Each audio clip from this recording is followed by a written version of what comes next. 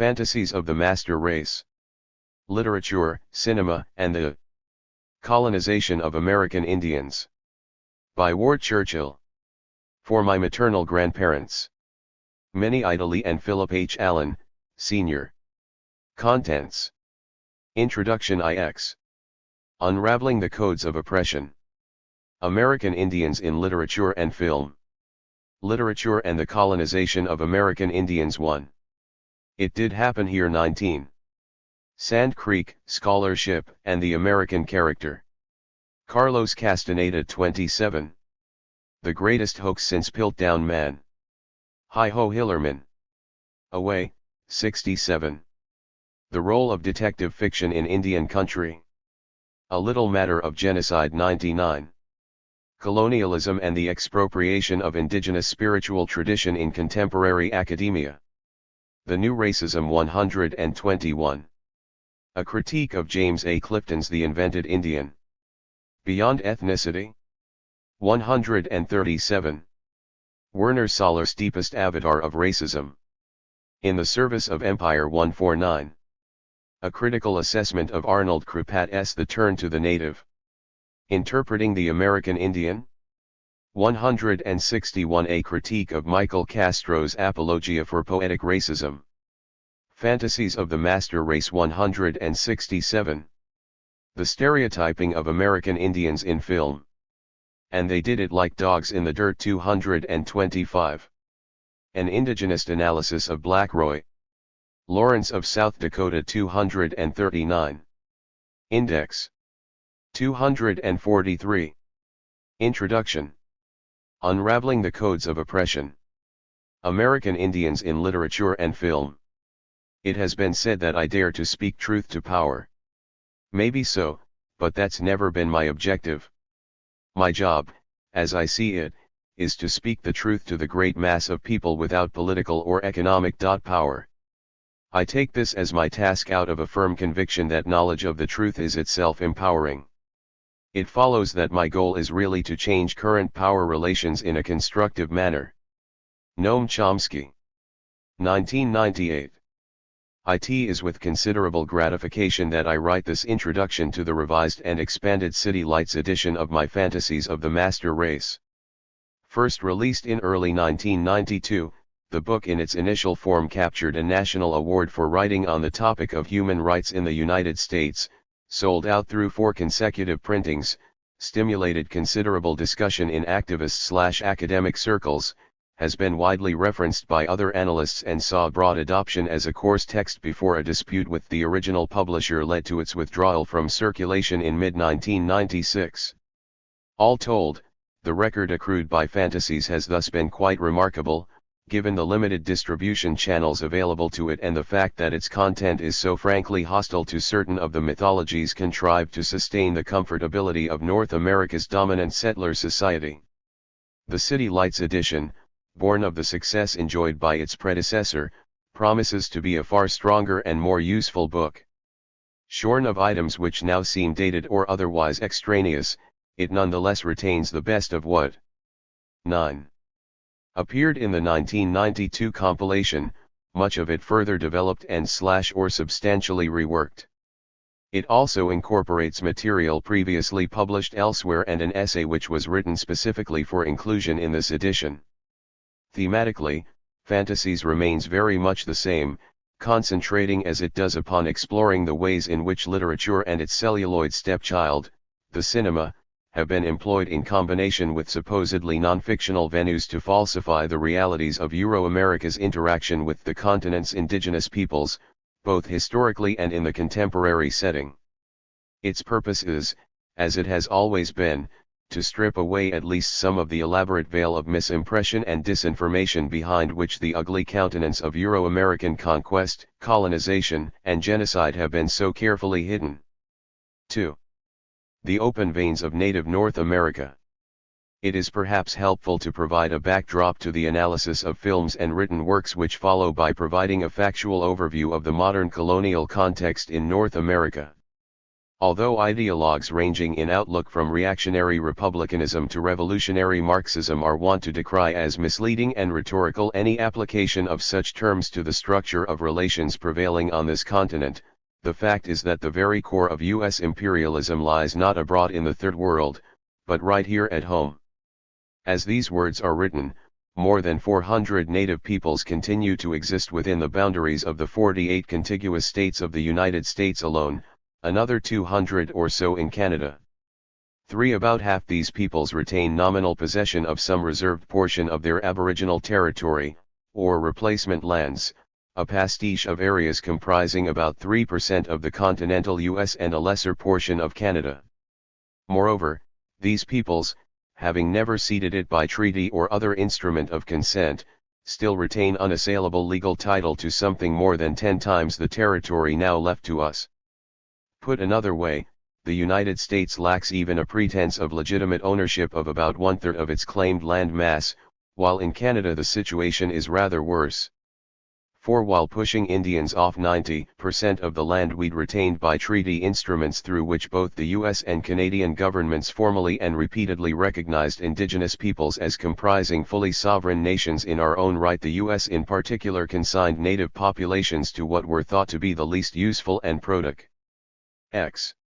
tip portions of the continent, mostly arid and semi-arid tracts deemed unfit for ranching or agriculture, and typically lacking in timber and other renewable resources.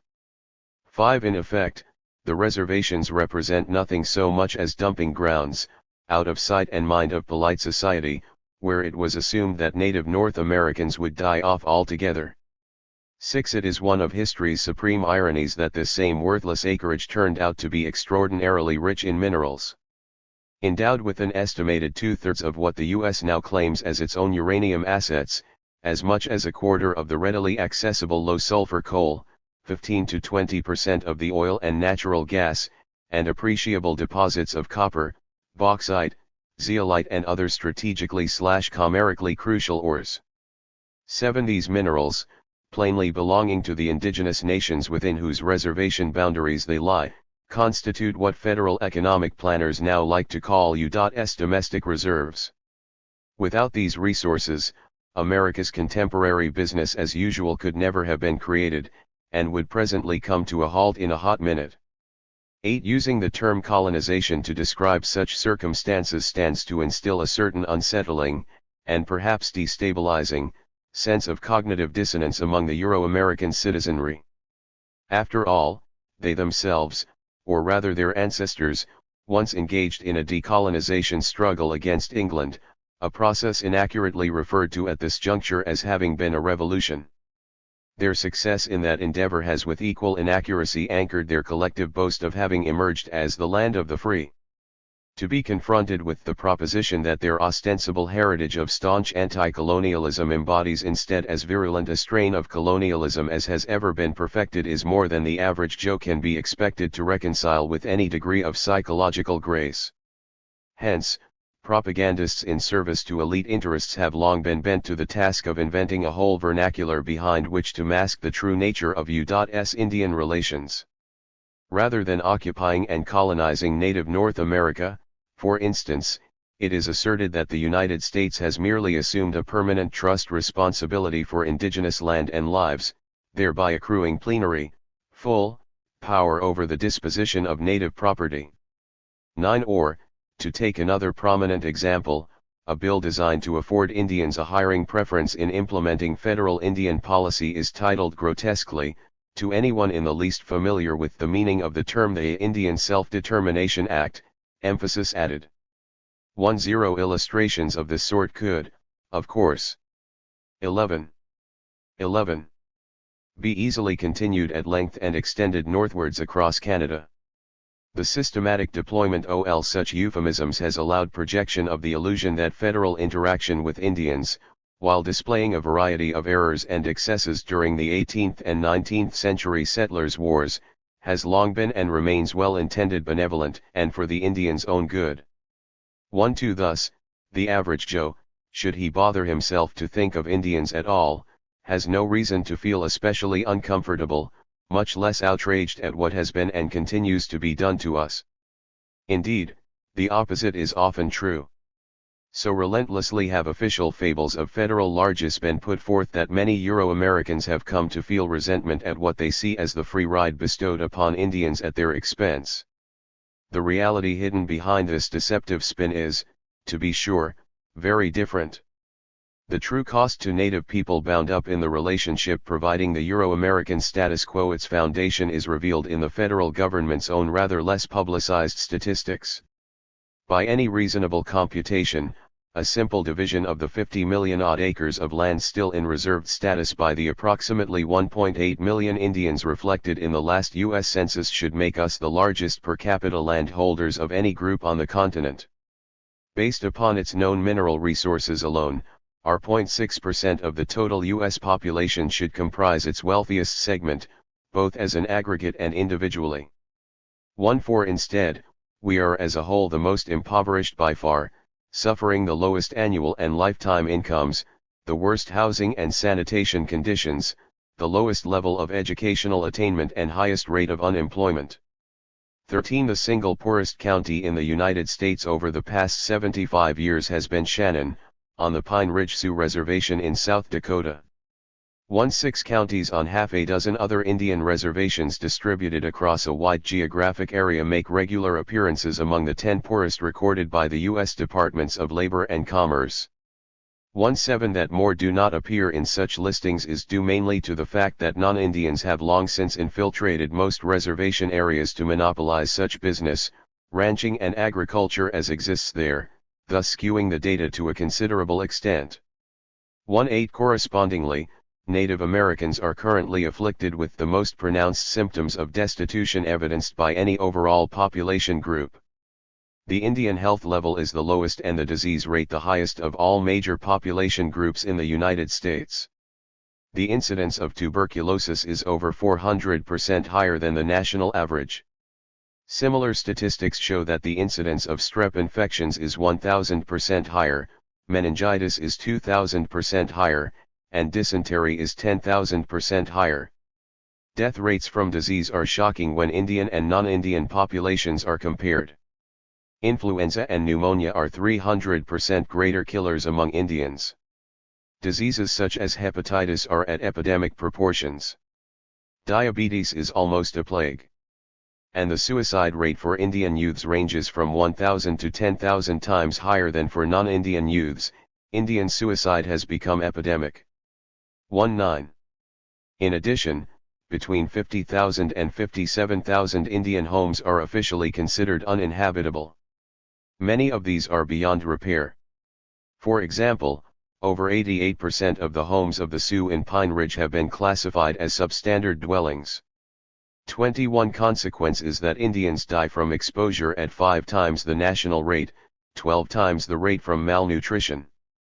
The bottom line is that modern life expectancy among reservation-based men is 44.6 years, reservation-based women can expect to live only a little more than 3 years longer. Indicative of the depths of despair induced among Native people by such conditions are the extreme rates of alcoholism, drug addiction, familial violence, and teen suicide prevailing in most indigenous communities. The governmental response has been to imprison 1 in every 4 Native men and to impose involuntary sterilization upon about 40% of all Native women of childbearing age. 2. In sum, the socio-physical environment of contemporary Native North America far more closely resembles the sort of third-world colonial settings described by Frantz Fanon than anything one expects to encounter in the midst of a country enjoying one of the world's best standards of living. 3. The situation of Canada's Indigenous peoples is a veritable carbon copy of that experienced by those in the United States. 4. The vast gulf separating the potential wealth of Native North America on the one hand, and its practical impoverishment on the other, rests squarely upon what writer Eduardo Galeano has in another context aptly termed the open veins of the colonized. 3. In effect, the governments of both the United States and Canada have utilized their unilaterally asserted positions of control over native property to pour the assets of indigenous nations directly into the U.S./Canadian economies rather than those of native peoples. A single illustration may suffice to tell the tale. Very near the disease-ridden and malnourished residents of Shannon County, on land permanently guaranteed to the Lakota Nation by the United States through the 1868 Fort Laramie Treaty. The Homestake Mining Company has extracted billions of dollars in gold over the past 50 years. 26. Multiplying the Homestake example by the hundreds of United States corporations doing business on Indian land barely begins to convey the dimension of the process.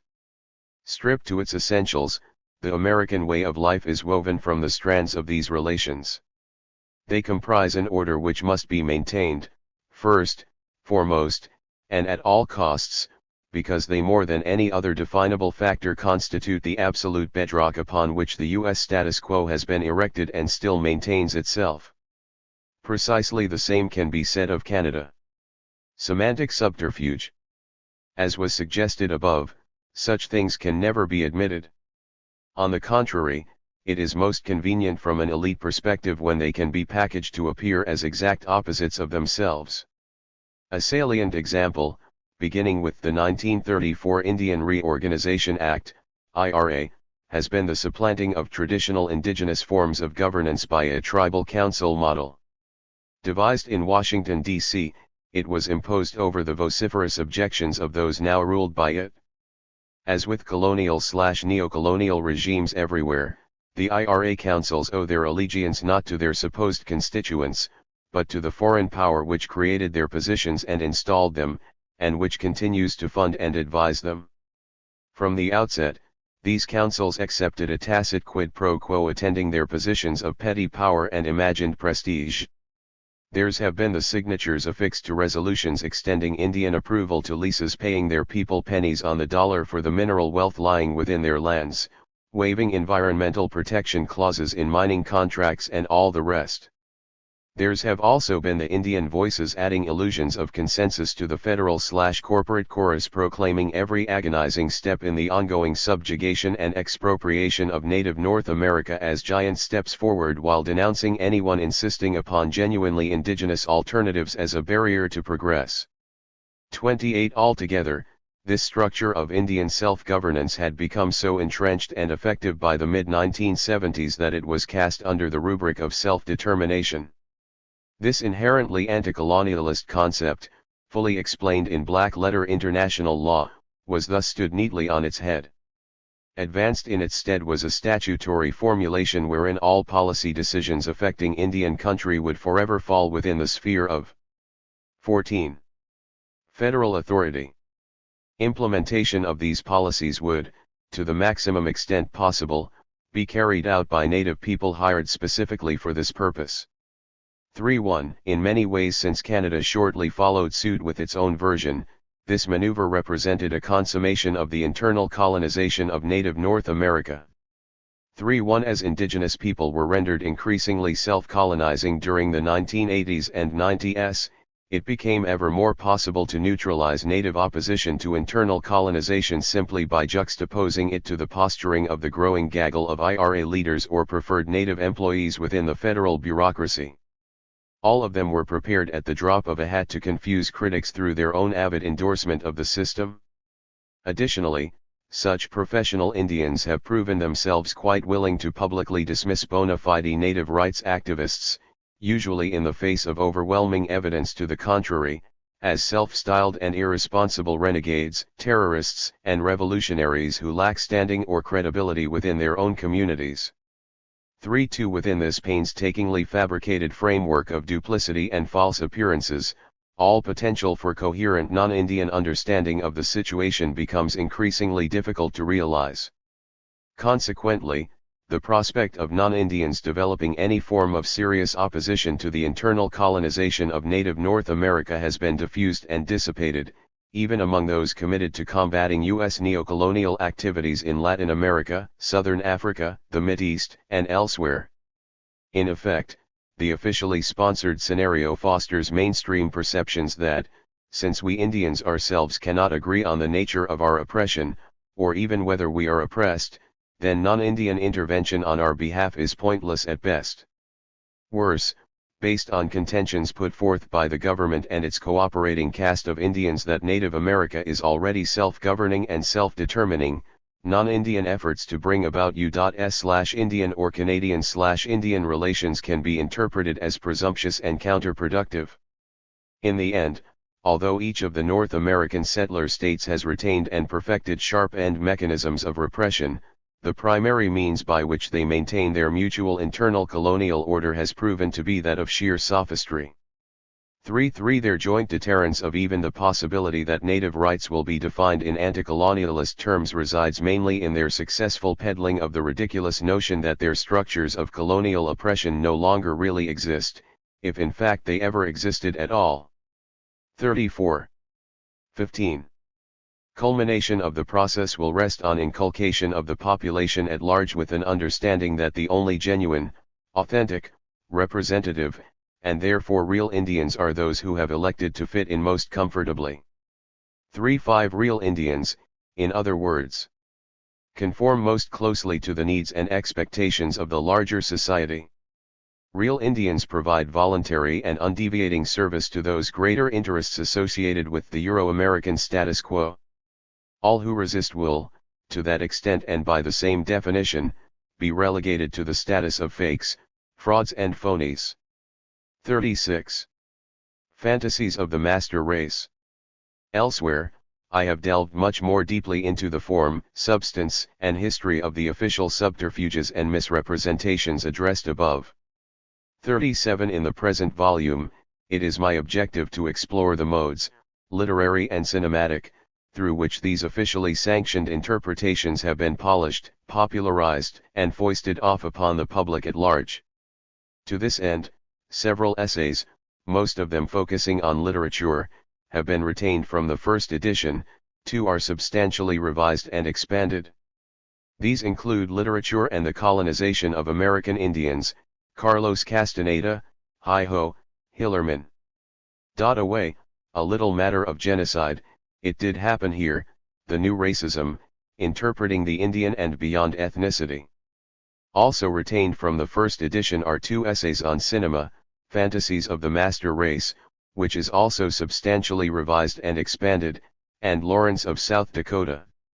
To these have been added a 3rd essay on cinema, And They Did It Like Dogs in the Dirt, and a new essay on literary criticism entitled In the Service of Empire. Taken in combination, although they for the most part consist of a sequence of case studies, the assembled essays are meant to provide an overview of how literature, whether fictional or ostensibly non-fictional, academic or poetic, has interacted with film to reinforce the hegemony by which the colonization of native North America has been simultaneously denied, rationalized and, implicitly at least, legitimate. Taken as a whole, the book's objective, to borrow from the quotation of Noam Chomsky offered at the outset of this introduction, is to speak the truth and thus to facilitate a constructive alteration of the circumstances described herein. Ward Churchill, Boulder, Colorado, May 1998. 16.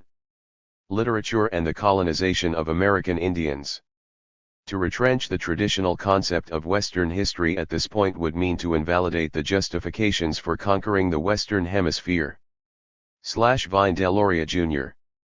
God is Red. D. During the late 1960s, American writers made inroads into advanced literary theory by announcing their intent to offer the journal as novel/the novel as journal. Norman Mailer embarked overtly upon such a course of action with his Armies of the Night in 1967, Tom Wolfe published his The Electric Kool-Aid Acid Test the same year. Such early efforts were soon followed by a proliferation of journalist/novelist works including Kurt Vonnegut's The Slaughterhouse-Five and the Great Synthetic Gonzo Excursions of Hunter S. Thompson. According to popular wisdom of the day, a new literary genre had been born, a writing process defining the emergent contours of American letters. One might be inclined to agree with the assessment that this intentionally eclectic stew of fact and fiction constitutes a representative image of what is characteristically American in American literature. One might also, with equal certainty, dispute the notion that such a posture is new to the scene, particularly since the deliberate presentation of fictionalized material as fact has marked the nature of American writing almost since the first English-speaking colonist touched pen to paper. A symbiotic relationship has been established in America between truly fictional writing on the one hand and ostensibly factual material on the other. Perhaps it is true that this principle prevails in any literate culture. America, however, seems demonstrably to have gone beyond any discernible critical differentiation between fiction and non-fiction, a condition which has led to an acute blurring of the line between truth and art. 1. In locating the roots of such a situation, it becomes necessary to examine the content of early archetypal works originating in the Atlantic coastal colonies.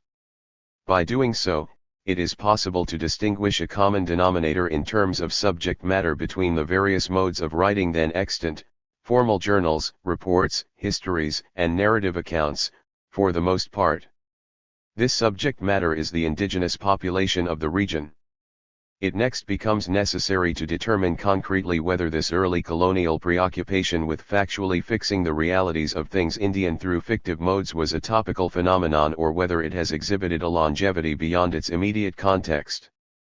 An examination of 19th-century American writing, including the emergence of the novel and epic poetry in North America, serves this purpose, albeit in cursory fashion. Interestingly, as fictional literature evolves in America, it is relatively easy to point both to its concern with the pronouncements of earlier non-fictive material as well as to the beginning of an active withdrawal of information from the factual treatments of the day. As American fiction developed during the 19th century, it provided a return of information, if only themes, to be pursued in non-fiction forums. Again, the American Indian emerges as the common denominator blending these two types of writing. Whether such literary trends are merely aspects of historical Americana or whether they retain a contemporary force and vitality is a question.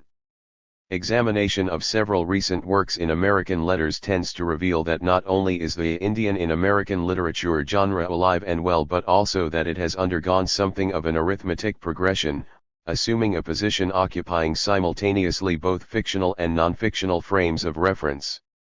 Works that are secretly composed of pure imagination and conjecture are presented as serious factual writing, works of acknowledged fictive content are presented as authentic. The journalist is and has always been novelist, the novelist has always pretended to journalistic truth in relation to the Native American, a condition which in this sense at least has served to define American literature itself. We are not thus confronted with customary understandings of the status and function of literature. When fact and fiction fuse into an intentionally homogeneous whole, mythology becomes the norm. However, those who read, write, and publish American literature are unused to and quite unwilling to acknowledge their truth as myth. It is insisted upon in most 2. quarters that which is presented as fact is fact.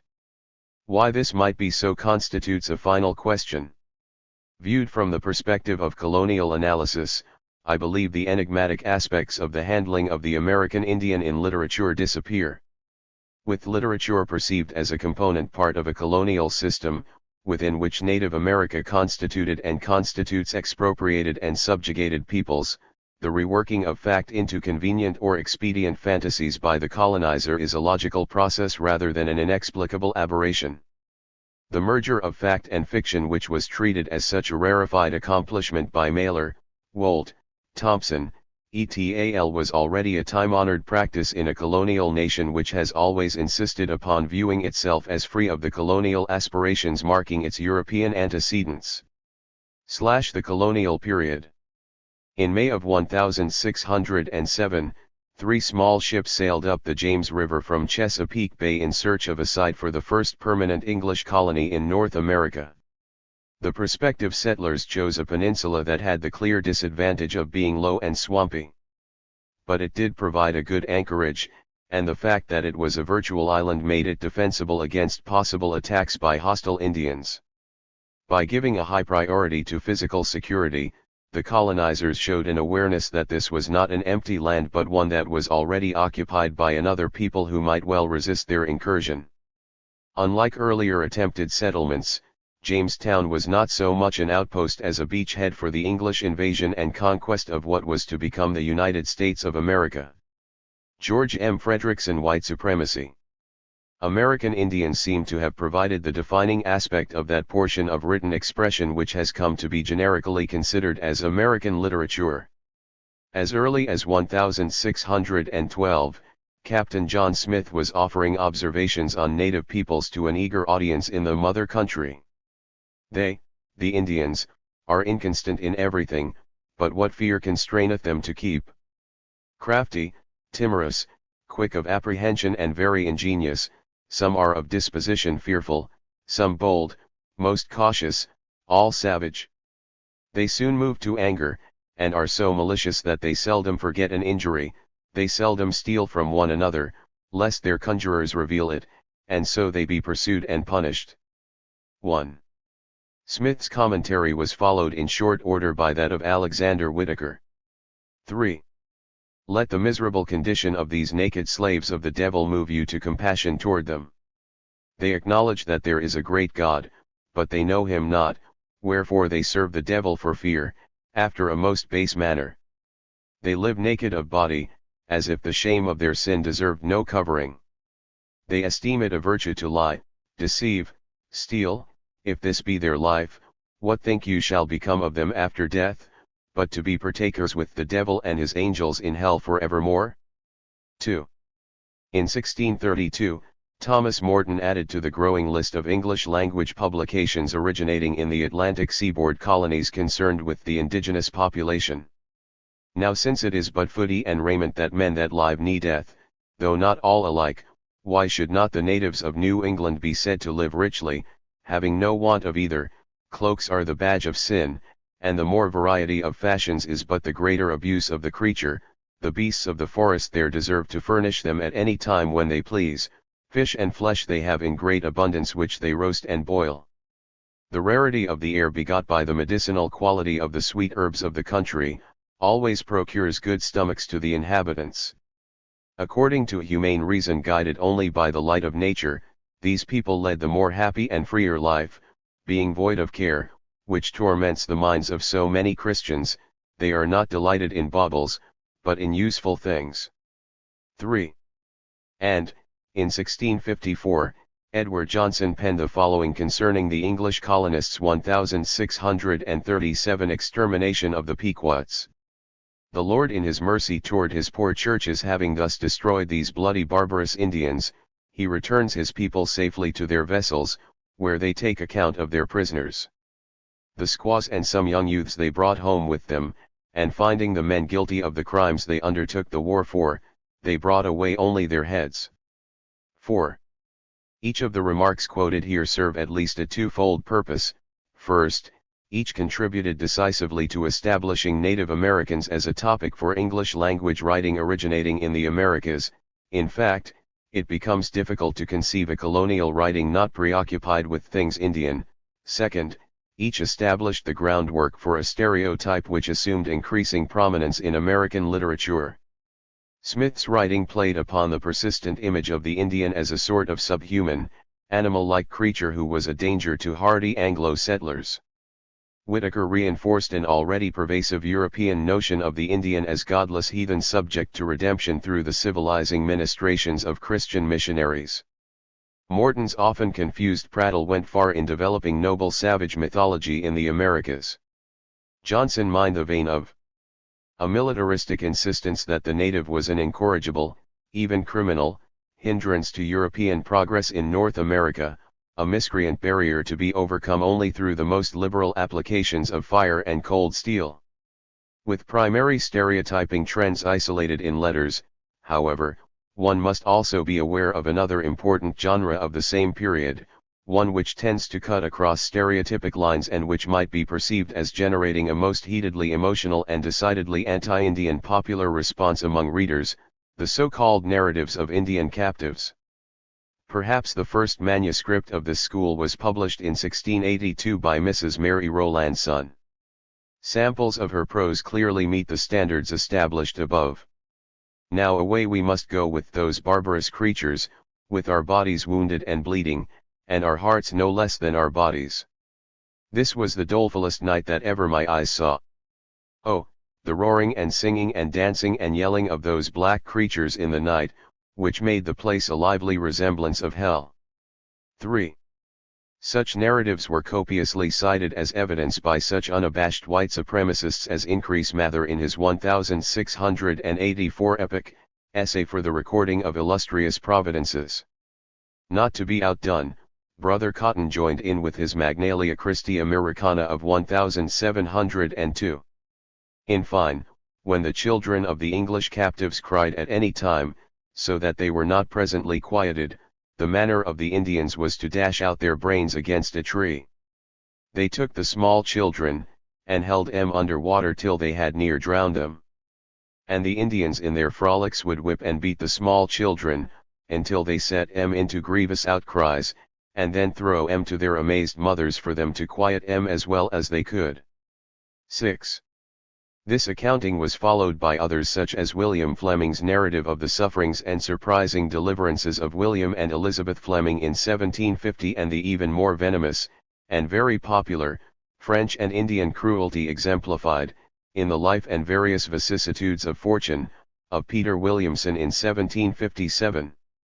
From these few instances of savage cruelty, the deplorable situation of these defenceless inhabitants, and what they hourly suffered in that part of the globe, must strike the utmost horror to a human soul, and cause in every breast the utmost detestation, not only against the authors of such tragic scenes, but against those who through inattentions, or pusillanimous and erroneous principles, suffered these savages at first, unrepelled, or even unmolested, to commit such outrages and incredible depredations and murders. In themselves, each of the works produced by the writers covered in this section ostensibly has more to do with the non-fictional strains which 5. Have developed over the years in America than with the generic or popular term literature. Still, the allegedly non-fiction writing of the early English colonists noted above has had a large impact by creating the very conditions of stereotype and emotionalism from which later literary efforts sprang. From the initial poorly informed reports on the Red Man emerged the bigoted and ethnocentric literary attitudes of pious but land-hungry Puritans.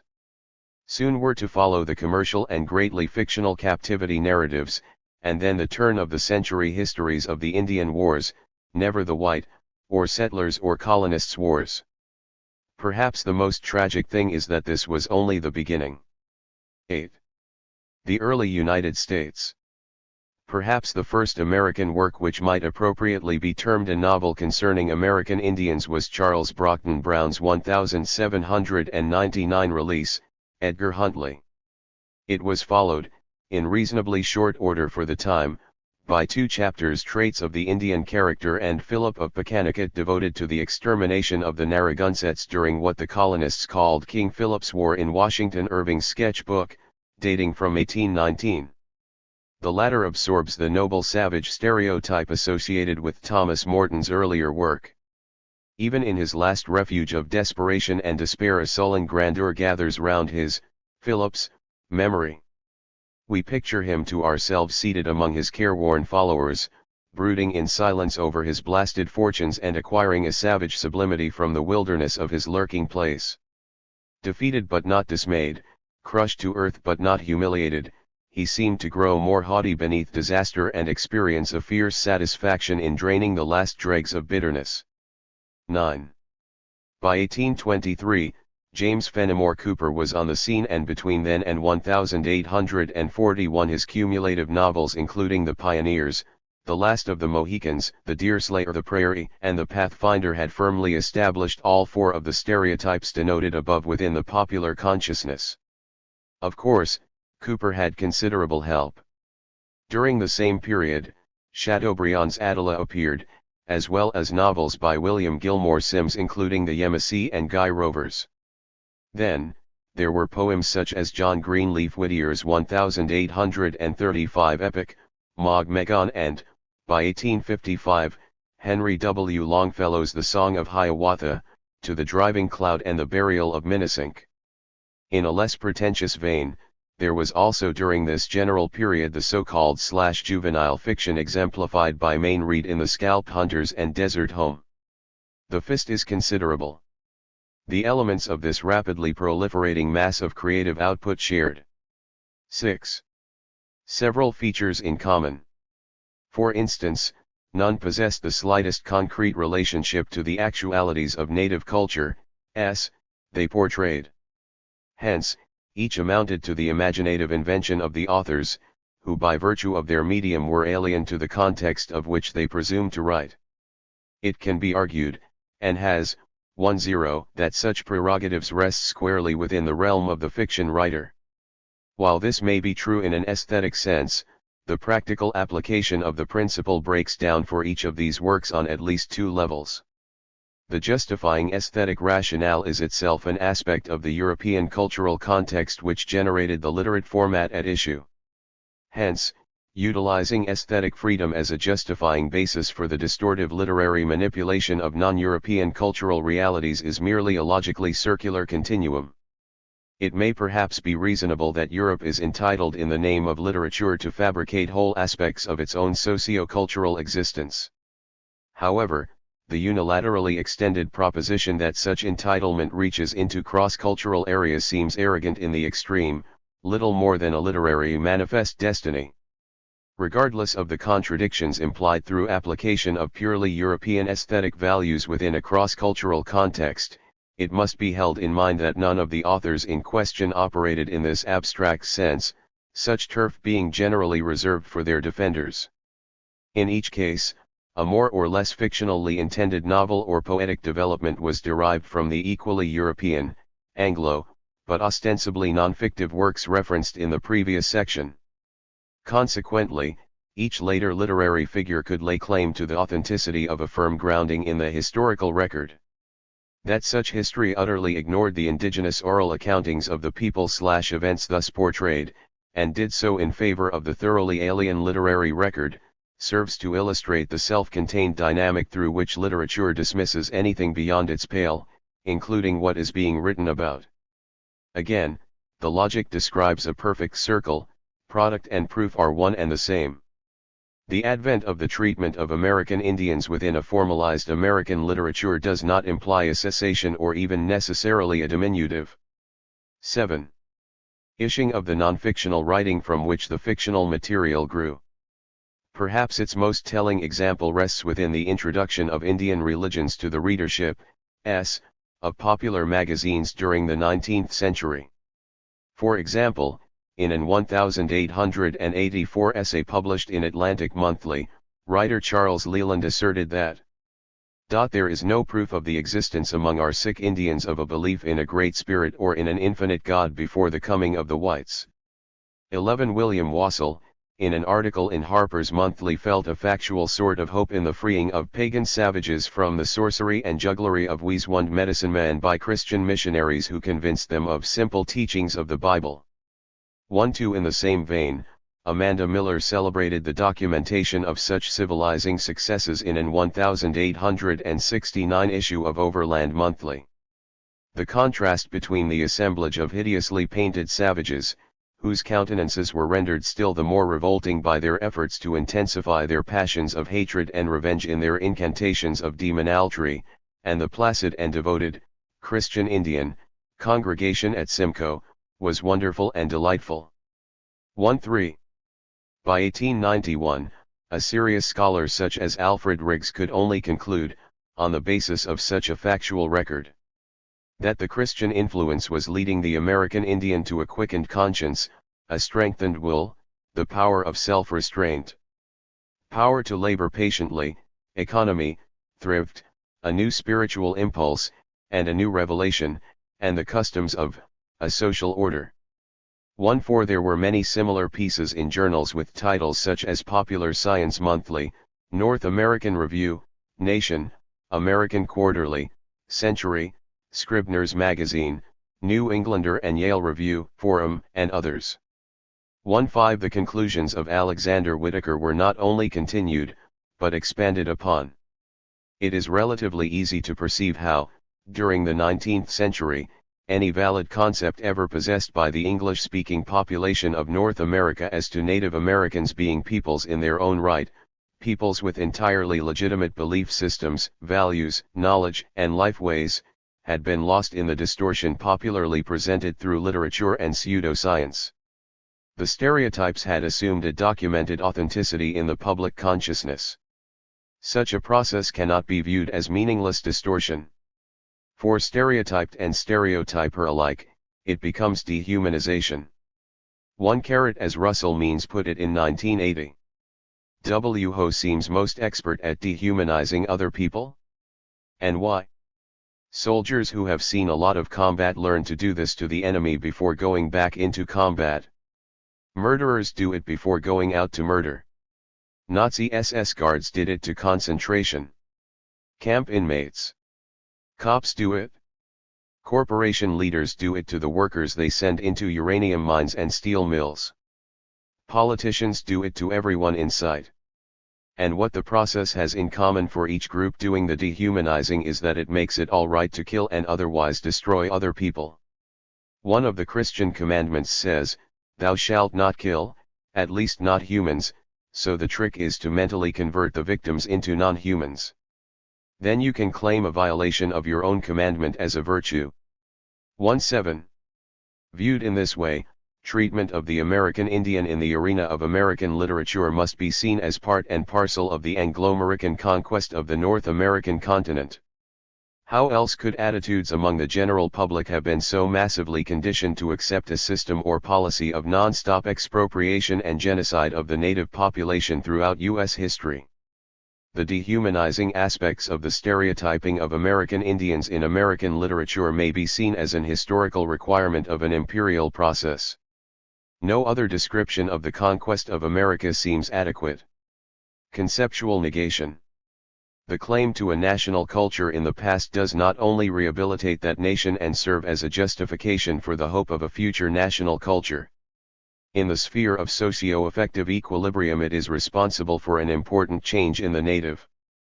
Perhaps we have not sufficiently demonstrated that colonialism is not simply content to impose its rule upon the present and future of a dominated country.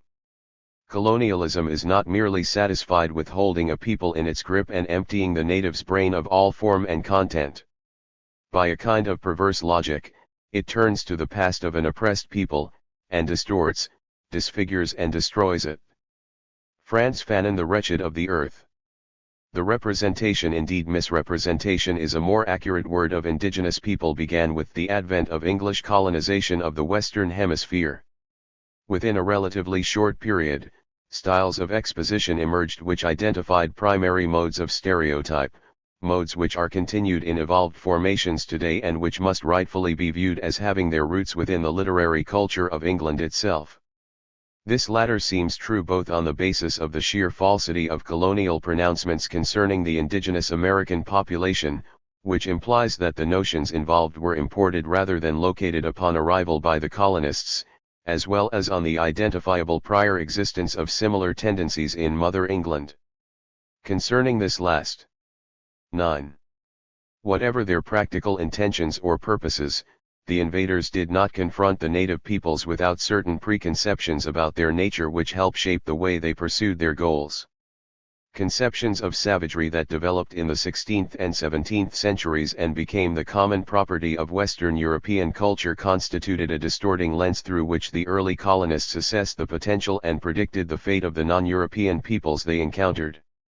The specific stereotypes of American Indians finally deployed in the New England colonies amount to elaboration and continuation of a stream of literary effort already sanctioned by the Crown and its subjects. In practical terms, the established contours of this writing may be assessed as following a roughly them versus us pathway. There were two crucial distinctions which allowed Europeans of the Renaissance and Reformation period to divide the human race into superior and inferior categories. One was between Christian and heathen and the other between civil and savage. 1-9. As we have seen, the primary stereotypes developed in the Americas did not vary from the established categories. Rather, they represent merely the application of the prescribed generalities within a given context, that is, application to the indigenous populations within the territory of the New England colonies. It is hardly an overstatement that the initial wave of any colonial invasion has been comprised of both the cutting edge and hardcore of empire. These are the shock troops, arrogant, indoctrinated with the ideology of conquest, prepared to undergo hardship and sacrifice in order to actualize the ideal of their own inherent superiority to all they encounter. Small wonder that such pioneers would be prepared to bear false witness against those inhabitants of alien lands who might presume to stand in the way. A twofold purpose is served thereby: first, in an immediate tactical sense, the overtly physical elimination and expropriation of indigenous peoples, which is the abrupt necessity of any preliminary colonization, is provided self-justification and even, the hands of able propagandists, righteousness. Second, a longer-term, strategic consideration applies in that a less brutally doctrinaire segment of the mother country population must ultimately be attracted to the task of settling that which the invaders have conquered. The latter cannot be emphasized too strongly. Mere conquest is never the course of empire. Colonial warriors tend to realize their limitations, their own mortality. The achievement of mission can only be attained through productive utilization of the captured ground, and this is the inevitable role. 10. Of farmers, miners, and merchants rather than soldiers. Hence, the literature of colonialism follows a course from the immediate self-glorifying accounts of first-wave assault troops such as John Smith and Alexander Whitaker, to the salesmanship of Thomas Morton, and on to the longer-term restructuring of the past to serve present and future needs at which Edward Johnson proved so adept. Things are never quite so clear-cut in practice as they might be posed in theory. Smith blended his efforts at self-justification into sales pitches concerning colonial real estate. Morton's advertisements of terrain contain similar residues of self-justification. Johnson reveals both aspects of concern within his historiography. But the emphases hold, in the main. It is at the point that historical recounting rather than more immediate polemics become feasible as an operant norm of literature that literary effort begins to proliferate within the colonial context. Understandably, this seems due to relaxation of initial tensions. The combat associated with the establishment of bridgeheads must end before significant writing can occur. In the Americas, this is evidenced through the work of the Mathers and others of the Puritan persuasion. Such material marks a shift from the need to establish that settlement was in fact both possible and justifiable, that the colonies were viable entities for occupation by farmers as well as assault troops, to emphasis upon the historical inevitability and moral correctness of colonial growth and perpetuation. In inhabited areas, growth by one population segment is generally accommodated at the expense of another. And so it was in the Americas.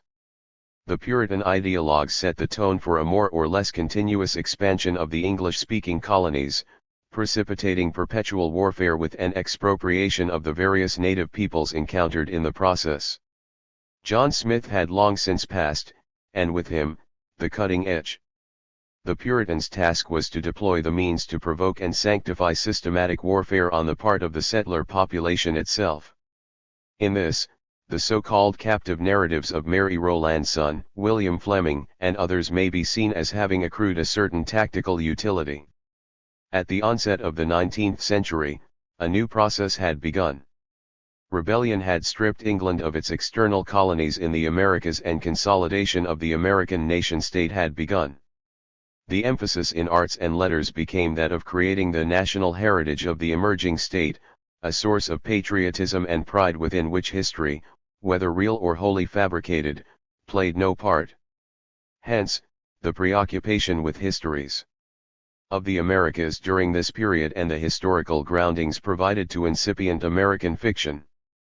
And there was never a way to avoid this. The course of the European presence in the hemisphere had always been intertwined with that of the original inhabitants to the most intimate degree. The construction of the U.S. national heritage in terms of history therefore necessarily entailed the reconstruction of American Indian history and reality to conform to the desired image. An obvious route along which to achieve this end was to incorporate preceding literature by English speakers, who constituted the preponderant population of the new American state, into the national heritage as the factual/perceptual basis for both current and future literature. The rupture of English colonization in North America really marked no change in the literary treatment accorded the American Indian. To the contrary, It marked both the continuation and intensification of practices initiated at the height of the colonial process. In both figurative and literal effect, the United States merely supplanted England as the new preeminent colonial power relative to Indians, with the alteration that where the colonies had been maintained as entities external to the British nation proper, they were ultimately to become internal to the territorial integrity of the United States. In Fanon's terms, what was happening was that the colonist who had metaphorically stripped the native of his/her present through creation of a surrogate literary reality defined to the convenience of the colonizer, was now turning the metaphoric/mythic siege guns fully onto the past. In this way, the present for the native could be perpetually precluded through the maintenance of this seamlessly constituted surrogate reality. Clearly too, any perpetual present must encompass the future as well as the moment. The indigenous reality, the national culture of Fanon's thesis, is thereby hopelessly trapped within the definitional power of the oppressor, drifting endlessly in lazy hermeneutic circles, stranded in a pastless/presentless/futureless vacuum. The national identity of the colonizer is created and maintained through the usurpation of the national identity of the colonized, a causal relationship. The final conquest of its continental landmass by the United States absorbed the whole of the 19th century, a period which coincided with the formal creation of American literature. Region by region, people by people, indigenous cultures were overwhelmed and consigned to the reservation status marking the physical characteristics of U.S. internal Colorado. 12. Nihilism. Throughout this era, an overarching theme in American writing, from the embryonic work of Charles Brockden Brown and Washington Irving to the late-century tracts of Charles Leland and Alfred Riggs, was the Indian.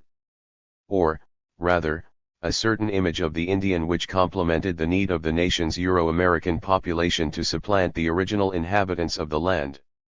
Here, another shift occurs.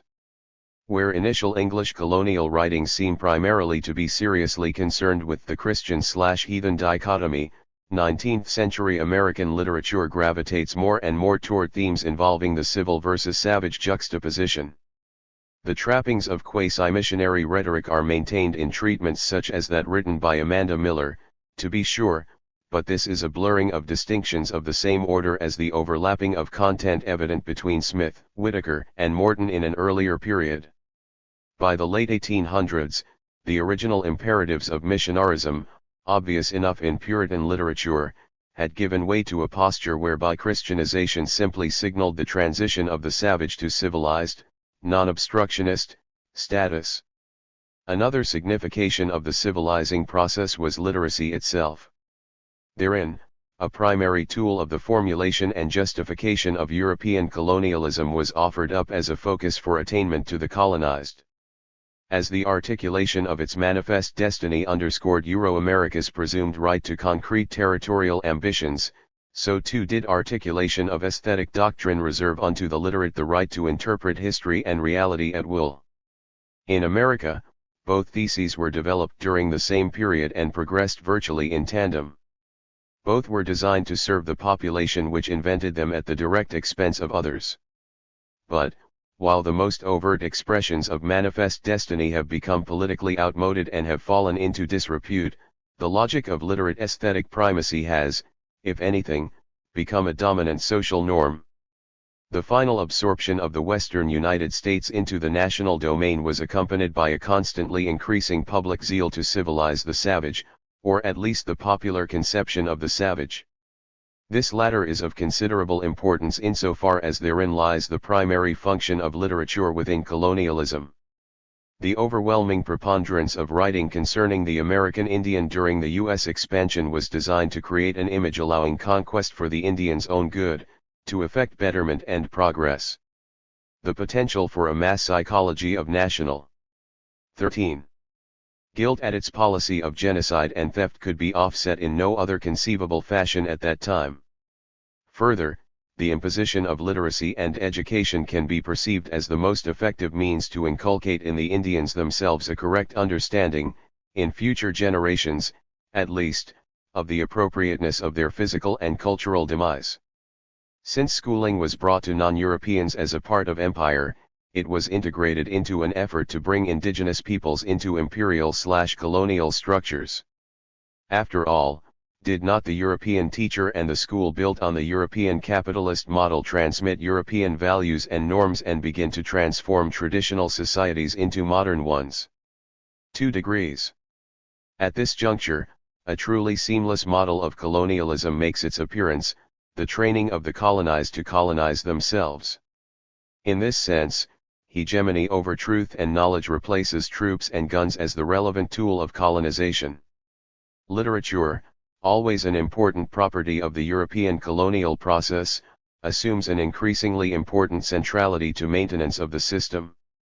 As Albert Memmi has observed, in order for the colonizer to be a complete master, it is not enough for him to be so in actual fact, but he must also believe in its, the colonial system's, legitimacy. In order for that legitimacy to be complete, it is not enough for the colonized to be a slave, he must also accept his role. The bond between the colonizer and the colonized is thus destructive and creative. It destroys and recreates the two partners in colonization into the colonizer and the colonized. One is disfigured into the oppressor, a partial, unpatriotic and treacherous being, worrying about his privileges and their defense, the other into an oppressed creature, whose development is broken and who compromises by his defeat. 21. Such a view goes far towards answering the obvious questions concerning why, nearly a century after the conclusion of the primary U.S. territorial expansion, American literature still treats the Indian within its own desired framework. In the same sense, it explains the nature of the support for the situation from publishers, a massive reading audience, and the academic community as a whole. Conclusion. That which is cannot be admitted. That which will be must be logically converted into that which cannot be. To this end, the publishers publish, the writers invent, the readers consume in as great a portion as may be provided, and the academics sanctify, over and over, the last word in true. 14. Explanation as to where we've been, come and are going. None, or at least few, seem to act from outright malice, most are moved compulsively by internalized forces of fear, of retribution, guilt, and greed. How then to best deploy the sophistry of literature within such a context? Certainly not in the crude polemical fashion of the Mathers and the Smiths. Those days passed with the need for blatant military suppression of tribal autonomy. No, direct attack is obsolete. In the post-Holocaust era there is no viable ability to justify Sand Creek, the Washita, and Wounded Knee. Rather, these are to be purged through a reconstitution of history as a series of tragic aberrations beginning and ending nowhere in time. The literal meaning of such events must at all costs be voided by sentiment and false nostalgia rather than treated as parts of an ongoing process. The literal is rendered tenuously figurative, and then dismissed altogether. From there, reality can be reconstructed at will. Witness the contemporary obsession with establishing authenticity. Ruth B.B. Hill requires the services of an aging Indian to verify her every word. Cash Asher requires another aging Indian to step forward and attest to his version of truth. Carlos Castaneda relies upon a truly massive and sustained support from both the publishing and professional academic communities to validate his efforts. Schneebaum, Waldo, Lamb, Storm, all within the recent years, receive considerable support from reputable publishers and from some of the most prestigious scholarly establishments in the country. It is not that they are ordered to say specific things about Indians, although the ancient stereotypes are maintained, albeit in mutated form. Rather, it seems that the current goal of literature concerning Indians is to create them, if not out of whole cloth then from only the bare minimum of fact needed to give the resulting fiction a ring of truth, to those Indians bound to colonialism as readily as to people of European heritage. At the dawn of English colonization of the New World, Sir Walter Raleigh was able to write that the natives of Guyana have their eyes in their shoulders, and their mouths in the middle of their breasts. He was believed then by the English reading public, although his words assume proportions of absurdity today, as, one assumes, they must have to those in a position to know better at the time. Things have come full circle on the literary front. Where, in the beginning, it was necessary to alter indigenous realities in order to assuage the invading colonial conscience, so it seems necessary today to alter these real. 15. It is to assure the maintenance of empire. It seems to matter little what American Indians are converted into, as long as it is into other than what they are, have been, and might become. Consigned to a mythical realm, we constitute no threat to the established order either figuratively, as matters of guilt and conscience, or literally, in terms of concrete opposition. That which is mythic in nature cannot be or has already been murdered, expropriated, and colonized in the real world. The potential problem is solved through intellectual sleight of hand, aesthetic gimmickry and polemical discourse with specters. The objective is not art but absolution. As Vine Deloria Jr. has observed, herein lies the meaning of the white's fantasy about Indians, the problem of the Indian image. Underneath all the conflicting images of the Indian, one fundamental truth emerges: the white man knows that he is alien, and he knows that North America is Indian, and he will never let go of the Indian image because he thinks that by some clever manipulation he can achieve an authenticity which can never be his. 2. In this sense at least, literature in America is and always has been part and parcel of the colonial process. In this sense, too, it has always been that American literature constituted a confused netherworld wherein fictionalized journals met journalized fiction in a jumble of verbiage requisite only to the masking of a disavowed and painful reality. It did happen here. Sand Creek, scholarship, and the American character. Nates make lies. Kill all, big and little. And damn any man who takes the side of the Indians. Colonel John M. Chivington, Commander, Colorado Volunteer Cavalry. 1864. A number of levels, the 1864 Sand Creek Massacre of Cheyenne and Arapaho Indians in what was then called Colorado Territory has come to symbolize the manner in which Euro-America settled the entirety of the western United States. More than the comparable slaughters which ensued along the Washita River, Sapa Creek, Bear River, Wounded Knee, and hundreds of other sites throughout the Plains and Great Basin regions. Sand Creek had everything necessary to commend it as an archetypal event. A white population, moved by gold fever, knowingly tramples upon legally binding treaty provisions with a massive invasion of Indian country. The federal government, rather than attempting to honor its own existing treaty obligations to protect the Indians' solemnly guaranteed national borders, engineers a second utterly fraudulent instrument purporting to legitimate its citizens' illegal occupation of the Cheyenne, Arapaho homeland. A conspiratorial circle of merchants and politicians among the invaders glimpses the potential for vast personal wealth and power in liquidation of the savages and the resultant Colorado statehood this might make possible. A propaganda campaign to whip up a public bloodlust against the Indians is therefore initiated, a mostly phony war is conjured up, and special dispensation is secured from Washington, D.C. to create bodies of soldiers devoted exclusively to Indian killing. The Indians, pushed to the wall, are divided as to whether they should fight back or simply surrender to the onrushing wave of national and cultural 19. Oblivion which threatens to engulf them. Either way, they are tremendously outgunned and beset by the murderous frenzy of an alien population bent upon their eradication as a species. A large number of the Cheyennes and a few Arapahoes attempt to remain at peace with their opponents, allowing themselves to be mostly disarmed and immobilized in exchange for official assurances that they will be safe from attack so long as they remain at a location selected for them at Sand Creek, in southeastern Colorado. They live there quietly, under protection of a white flag flown above the lodge of their leader, Black Kettle, until the very moment of the Prepland attack which decimates them. No sparkling hero arrives to save the day at the last moment, and the matter is never set right.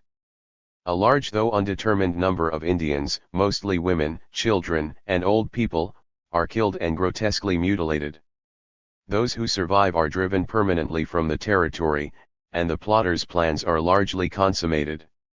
Colorado duly becomes a state. Many of the conspirators prosper. Evil wins out, pure and simple.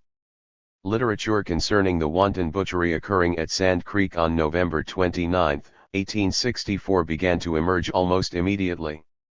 This was first the case in the pages of jingoist local tabloids like the Rocky Mountain News, where the massacre was heralded as a glorious event, and then in lengthy reports issued by 3 separate governmental commissions charged with investigating what exactly had happened.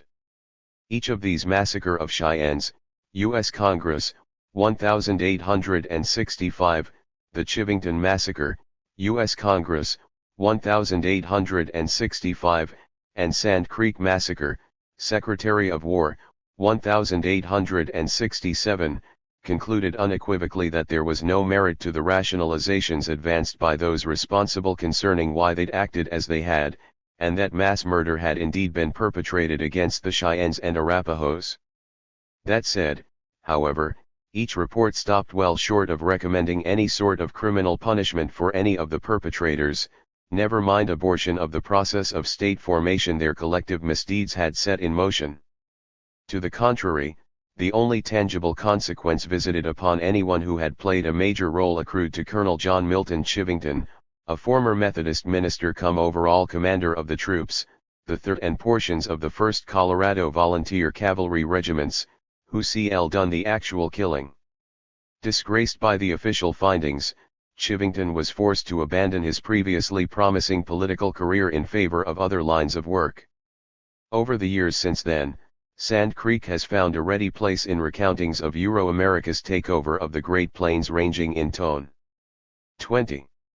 Tenor and intent from Frank Hall's 4-volume History of the State of Colorado, Blakely, 1899, through Frederick Jackson Turner's The Significance of the Frontier in American History, Holt, 1947, to S.L.A. Marshall's The Crimson Prairie, Scribner, 1972, and E.S.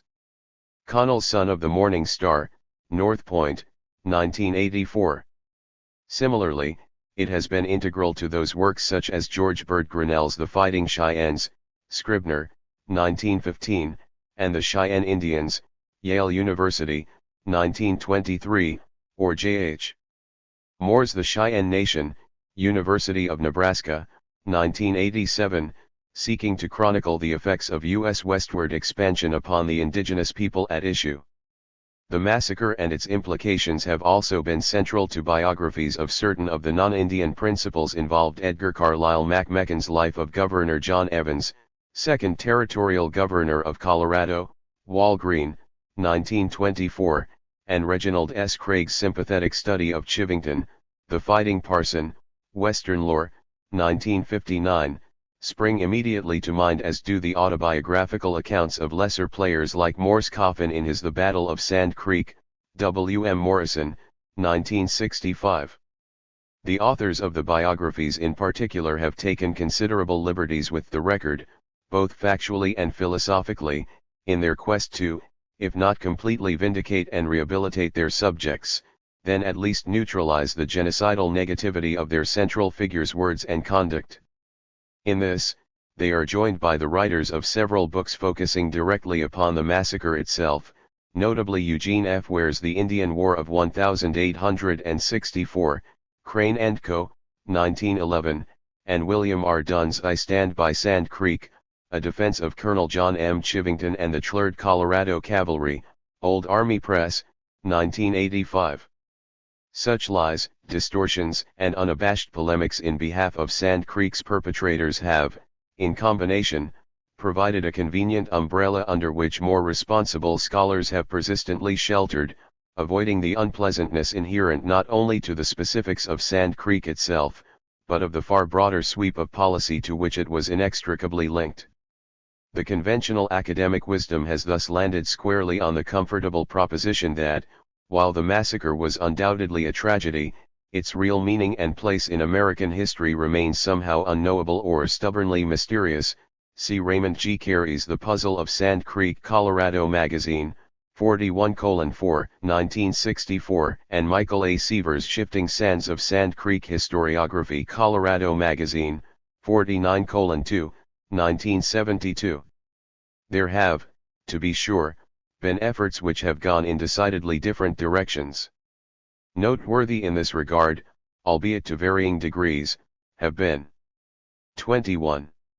William H. Lecky's The Military Conquest of the Southern Plains, University of Oklahoma, 1963, Ralph K. Anst's The Long Death, Collier, 1964, D. Brown's Bury My Heart at Wounded Knee, Holt, Reinhardt, and Winston, 1970, and John Selby's The Conquest of the American West, Roman and Littlefield, 1976, each of which treats the massacre for what it was and attempts to situate it within an accurate contextual rendering of overall policy and public sentiment. Paramount among this genre is Stan Hoig's The Sand Creek Massacre, University of Oklahoma, 1961, an honest and meticulously researched volume which has stood for nearly 30 years as the definitive study for those pursuing a genuine understanding of the whole affair. Aside from the obligatory inclusion of Sand Creek in Father Peter Powell's works on the Cheyenne, however, there has since the mid-70s been something of a hiatus on the generation of worthwhile material.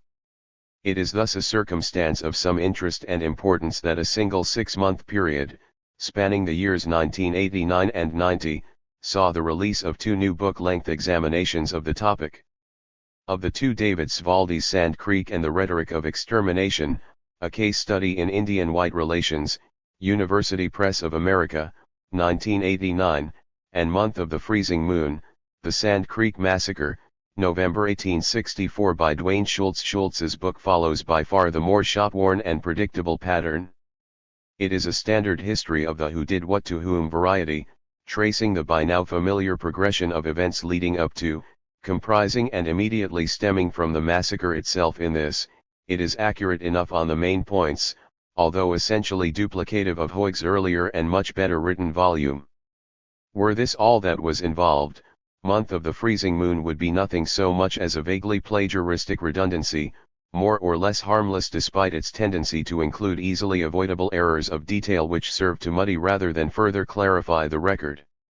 A good example of this comes at page 135, where Schultz places Left Hand, a primary Arapaho leader, among those slain at Sand Creek. This myth, created by the glory seekers of the Colorado Volunteers, has been debunked long since by Hoig, p. 154, and Margaret Coel in her exhaustive biography of the supposed victim, Chief Left Hand, Southern Arapaho, University of Oklahoma, 1981, among others. Schultz, however, goes much further, and this is where his work is transformed from being merely irrelevant into something truly malicious and objectionable.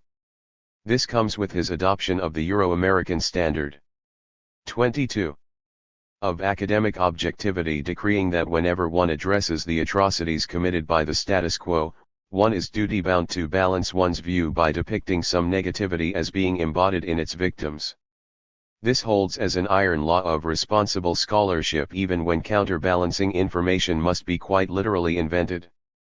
Hence, while Schultz follows Hoig's lead in dissecting and refuting assorted untruths about specific Cheyenne actions manufactured and disseminated by the perpetrators in the process of entering their own justification of the massacre, he simultaneously embraces those same sources or those like them, example Richan's Lacey Uncle Dick Wooten, as credible and valid when it comes to describing the broader dimensions of Indian character and behavior. Before there were whites to rob and plunder and steal from, the Indians robbed and stole from each other. Before there were white men in the country to kill, they killed each other. Before there were white women and children to scalp and mutilate and torture, the Indians scalped and mutilated and tortured the women and children of the enemies of their own race. They made slaves of each other when there were no pale faces to be captured and sold or held for ransom, and before they commenced lying in ambush along the trails of the white man to murder unwary travelers, the Indians of one tribe would set the same sort of death traps for the Indians of another tribe, p. 16.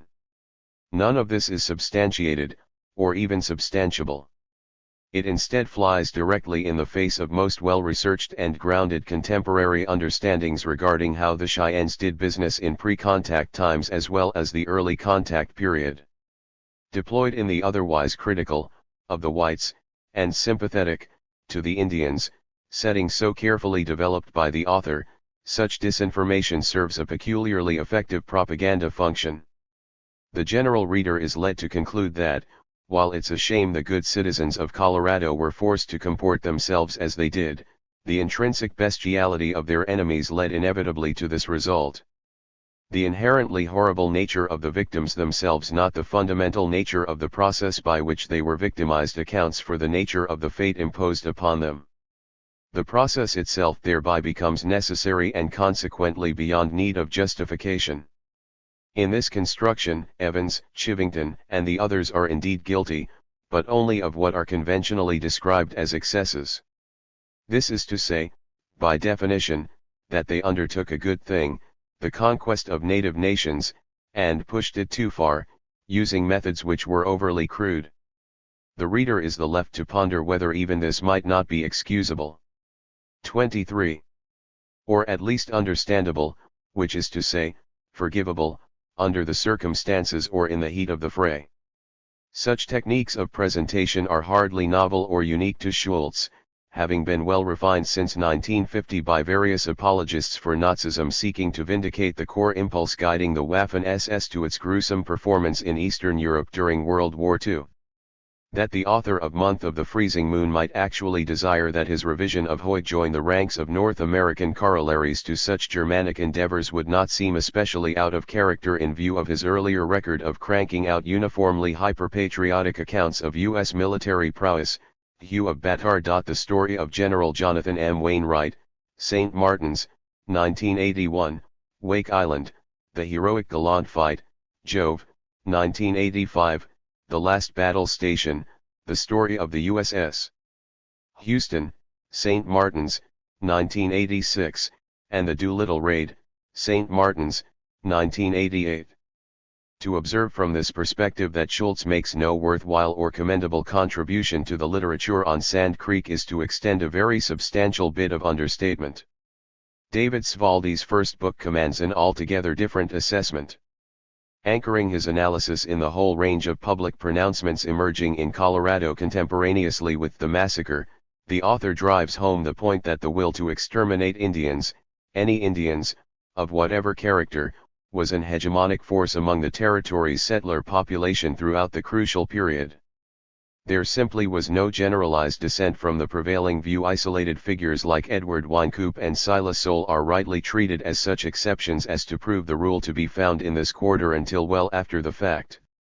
Meaning is assigned to this phenomenon through reliance upon already established theoretical structures elaborated in William Stanton's The Leopard's Spots, Attitudes Towards Race in America, 1815-1859, University of Chicago, 1960, Murray Edelman's Politics as Symbolic Action, Mass Arousal and Quiescence, Markham, 1971, Reginald Ellersman's Race and Manifest Destiny, Harvard University, 1981, and elsewhere. The broader insights gained from these latter connections entail extension of Svaldi's rhetorical examination comparatively and longitudinally from the moment of Sand Creek to a number of other instances occurring both earlier and later in U.S. history. Following the same sort of trajectory plotted by Richard Drennan in his superb Facing West, The Metaphysics of Indian Hating and Empire Building, University of Minnesota, 1980, the analysis offered in Sand Creek and the rhetoric of extermination therefore picks up the 24 thread of Euro-America's genocidal mentality in colonial New England during the mid-18th century, and carries it through to the My Lai massacre in Vietnam more than 200 years later. Under such scrutiny, any notion that Sand Creek was an aberration is rapidly dispelled. Although U.S. citizens residing east of the Mississippi River widely condemned the massacre at the time, such condemnation fell uniformly short of demanding either criminal prosecution for the perpetrators or redress for surviving victims. Why? Because the inhabitants of each state the Union were uncomfortably aware that their own antecedents had, in the not-so-distant past, done precisely the same thing to the indigenous people of their region. No area within what are now the 48 contiguous states of the United States is exempt from having produced its own historical variant of the Sand Creek phenomenon. The very existence of the U.S. in its modern territorial and demographic configuration is contingent upon this fact. Racially oriented invasion, conquest, genocide, and subsequent denial are all integral, constantly recurring and thus defining features of the Euro-American makeup from the instant the first boatload of self-ordained colonists set foot in the New World. At base, nothing has changed for the better in this regard up through the present moment. Nor will things be likely to improve until such time as denial is supplanted by a willingness to face such things squarely, without evasion or equivocation. Towards this positive objective, David Svaldi has performed sterling service, joining the still tiny group of Huygens and Drenans who strive to inject a measure of accuracy into the popular consciousness of what has transpired in North America since 1600. This is by no means to say that Sand Creek and the Rhetoric of Extermination is a perfect book. It suffers from being written in a dry, overly academic, almost dissertation-ish, manner. It passes over numerous examples from Lord Jeffrey Amherst's use of bacteriological warfare against Indians in 1763, to the slaughter of 1 million Moros by U.S. forces in the Philippines at the end of the 19th century, which were deserving of mention and would have provided further support to the author's thesis. Similarly, it would have been useful and instructive had Svaldi devoted time and attention, even transiently, to exploration of the rhetorical similarities, and dissimilarities, between exterminationists in the U.S. and those of the Third Reich. A sharper comprehension of that ugly relationship might well have emerged from such handling, strengthening our grasp of Svaldi's overall premises. It is nonetheless apparent that the book accomplishes much in improving. 25. Our posture of understanding about Sand Creek and its implications. It also lays a sound foundation for investigating the conceptual cross-currents between Nazism and Euro-American ideologies of exterminationism called for above. Perhaps this will be David Svaldi's next project. Be that as it may, Sand Creek and the Rhetoric of Extermination must be assessed as tangible proof that the whole truth of the American experience will eventually come out despite the best efforts of those who would seek to block or confuse it. There is reason enough in this for us to enter a certain hopeful applause. 26. Carlos Castaneda. The greatest hoax since Piltdown Man. Since the American public has already become accustomed to seeing Jerome Rothenberg translations, the poetry of white shamans such as Gary Snyder, Gene Fowler, Norman Moser, Barry Gifford, and David Cloutier, to name a few, and other neo-romantic writers posing as Indians and or Indian experts spokespersons, such as Carlos Castaneda, Chaim Oststorm, Tony Shearer, Doug Boyd, the Baha'i-influenced Indian works of Naturegraph publications. Contemporary Indian writers are often discounted or ignored since they are not following or conforming to the molds created by these experts. Geary Hobson, The Remembered Earth. In 1968, a book appeared on the American literary scene bearing the rather unlikely title, The Teachings of Don Juan, a Yaqui Way of Knowledge. Even less probable, on the surface at least, was that the publisher of this overnight bestseller was not a commercial publishing house, but the academically prestigious UCLA Press. In 1971, the successful author followed up with a sequel volume / Separate Reality, Further Conversations with Don Juan, and in 1972, Journey to Istlan, The Lessons of Don Juan. In contrast to the initial book, the second pair were published by a popular press, Simon & Schuster, perhaps because the author was simultaneously preparing to submit his third manuscript under the title Sorcery, A Description of the World to his UCLA doctoral committee. On the other hand, his motivation was perhaps more oriented towards Simon & Schuster's lucrative bid to package all three efforts as a Don Juan trilogy available to all those seeking initiation into the innermost secrets of American Indian spirituality. In any event, the transition from a scholarly press, with its inherent limitations on readership and sales, to the mass market of Madison Avenue Publishing seems to have presented the author with no discernible difficulty. Indeed, the product peddled was the same in each case. 27.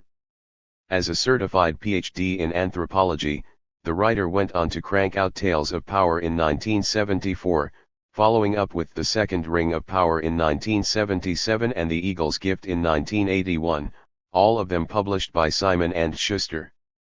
Along the way, he also found time to undergird his academic stature by publishing a ponderous short essay entitled The Didactic Uses of Hallucinogenic Plants, an examination of a system of teaching in abstracts of the 61th annual meeting of the American Anthropological Association, 1968, and to add luster to his place in the cash-rich cosmos of pop psychology with articles like The Art of Dreaming in Psychology Today, December 1977.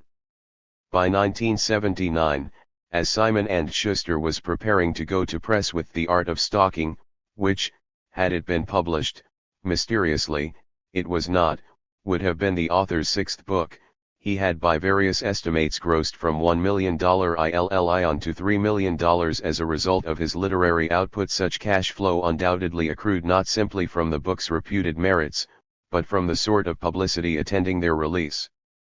As early as 1969, New York Times reviewer Charles Simmons, for example, was informing its millions of readers that Carlos Castaneda, at the time an obscure graduate student writing on what was ostensibly an equally obscure subject matter, was plainly destined for fame.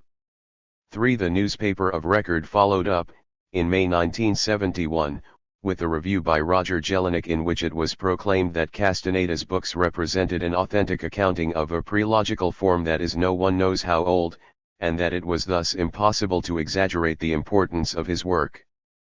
4. By February 1972, it was running pieces such as that by William Irving Thompson to the effect that Castaneda was the first scholar to effectively integrate science with the occult in an anthropologically valid sense. 5. At about the same time, Saturday Review published a review by Joseph Cannon saluting Castaneda as one of the few serious current anthropological experimenters in reality perception and psychic phenomenon. 6. Both books were described as being consistent, luminous, and profoundly exciting in Publishers Weekly the same year. 7. An avalanche of other highly favorable reviews also appeared in such widely circulated periodicals as Natural History, 1971, Esquire, 1971 and 1975, Harper's, 1973 and 1974, New Statesman, 1975, Sunday Times, 1975, Cultural Information Service, 1976, and Coevolution Quarterly, Booklist, and New Age, all in 1977, the tenor of which may best be exemplified by lengthy interviews published in Penthouse, 1972, and Playboy, 1975. 8. Popular reviewers and interviewers were by no means alone in bolster. 28. In Castaneda's burgeoning reputation, a matter readily evidenced by humanities professor Albert William Levy's 1971 tribute to both the teachings of Don Juan and a Separate Reality. Published in Saturday Review 9 in October 1972, respected Africanist Paul Rosenran used the New York Times as a podium from which to endorse all of the first three Don Juan books as milestones in the science of anthropology. 10. Noted anthropologist Stan Wilk chimed in the same year in The American Anthropologist, no less to assert that a separate reality might be beneficially viewed as a sacred text, and to personally thank Castaneda for writing it and thereby saving the discipline from the doldrums which had afflicted it for some time. 11. Of all the material recently published in its vein, Carl Rogers informed readers of American Psychologist, only Castaneda's rings true, a conclusion endorsed not only by a range of less eminent psychoanalysts and psychiatrists like Marie Coleman Nelson, Bruce Scotton, and William Stilwell, but such heavies as Robert E. Ornstein. 1. In 1973, anthropologist Mary Douglas, another prominent academic voice by any estimation, held forth in the Times Higher Educational Supplement, pronouncing Castaneda's work to be a substantial pedagogical breakthrough. 2 years later, she included a revised and expanded version of the same essay in one of her books, intended as a text for broad consumption by undergraduates. 4. In the interim, educational theorist Ronald Cohen proclaimed the Don Juan/Castaneda interaction to be an extraordinarily promising model for revamping prevailing notions of pedagogy across board. 13. There were literally scores of such reputable intellectual voices filling in the published chorus of applause. And, to be sure, countercultural theoreticians were quick to join the queue. From the outset, Theodore Roszak, to name one significant example, consistently championed Castaneda, opining that he had brought out as no one else the ritualistic precision and pedagogical discipline surrounding Don Juan's teachings which resound with generations of meditation and philosophical experiment. 1-6 Lucius Outlaw, Beatrice Brutia and others added amplification, asserting that, through Castaneda, Don Juan's Yaqui teachings radically challenge our present modes of understanding by opening our minds to the totality of the infinite intercommunicating universe. 1-7 Even into the 1990s, writers like Jerry Mander have persisted in offering Castaneda's material as an example of the indigenous alternative to Western thought. 1-8 In view of such hype, it is small wonder that as of the spring of 1977 Simon & Schuster was reporting aggregate sales of more than 4 million. 29. 19. Castaneda Books, UCLA Press an additional several hundred thousand. Today, after 20 years of shelf life, unlike many extremely important offerings, no Castaneda book has ever been taken out of print. Myriad course adoptions, translation into 24 languages and publication of a further 3 volumes. He Fire from Within, 1984, The Power of Silence, Further Teachings of Don Juan, 1991, and The Art of Dreaming, 1993, the total likely falls in the range of 15 to 20 million. 20 In sum, it is more than probable that Carlos Castaneda ranks as the most widely read or, in any event, best-selling author in the history of American anthropology. The sanctity of academic standards. All of this devolves upon the notion that Castaneda, at the time a beginning grad student in anthropology, set off at some point in 1960 into the wilds of the Sonora Desert for purposes of conducting field research. Once there, so the story goes, he encountered and was allowed to understudy an aging Yaqui sorcerer, Don Juan Matus. 2-1 For the next 8 years, according to Castaneda, Don Juan unraveled the deepest intricacies of a genuine indigenous belief system while his erstwhile protege scribbled notes in Spanish at what must have been a truly furious rate. At the end of this period, although still apprenticed to his master, the latter began to publish the fabulous results, albeit in edited and translated form. And the rest, as they say, is history. The tale is at least superficially plausible, of course, if just barely. Given even minimal critical scrutiny, however, it can be seen that major problems beset the entire proposition, starting with legitimate questions as to the very identity of the researcher/author involved. Carlos Cesar Salvadore Arana Castaneda has claimed to have been born in São Paulo, Brazil, in both 1931 and 1935. In actuality, he was born in Cajamarca, Peru, in 1925. He's claimed that his father was a professor of literature while, according to a 1973 Time magazine article, the man was actually a goldsmith. He's claimed to have served as a U.S. Army paratrooper during the Korean War and that he was badly wounded, both testicles shot away. During that period, however, he was actually in Brazil. There is no record of his ever serving in any unit or branch of the U.S. military before, during or after Korea, much less that he was wounded. 2 While spinning out this multiplicity of personal fables, Castaneda has also claimed, falsely, that the spelling of his father's family name is the 30. Portuguese Arana rather than the Spanish Arana. Castaneda is actually his mother's family name. This is interesting in terms of his literary/academic career in that, unlike its Spanish variant, the Portuguese word means trickster or deceiver, an altogether appropriate self-characterization, as we shall see. 2-3 One would think that such a startling willingness on the part of any candidate to twist facts or to lie outright about things this fundamental might have prompted Castaneda's doctoral committee to question their students' veracity in other respects as well. At the very least, it seems reasonable to expect that they might have scrutinized his data more closely than usual. This should have been especially true after anthropologist Ralph Beals, the sole member of the panel in any way conversant with Yaqui culture, resigned not only because he was suspicious of Castaneda's preliminary findings but also because of the students' refusal to verify them.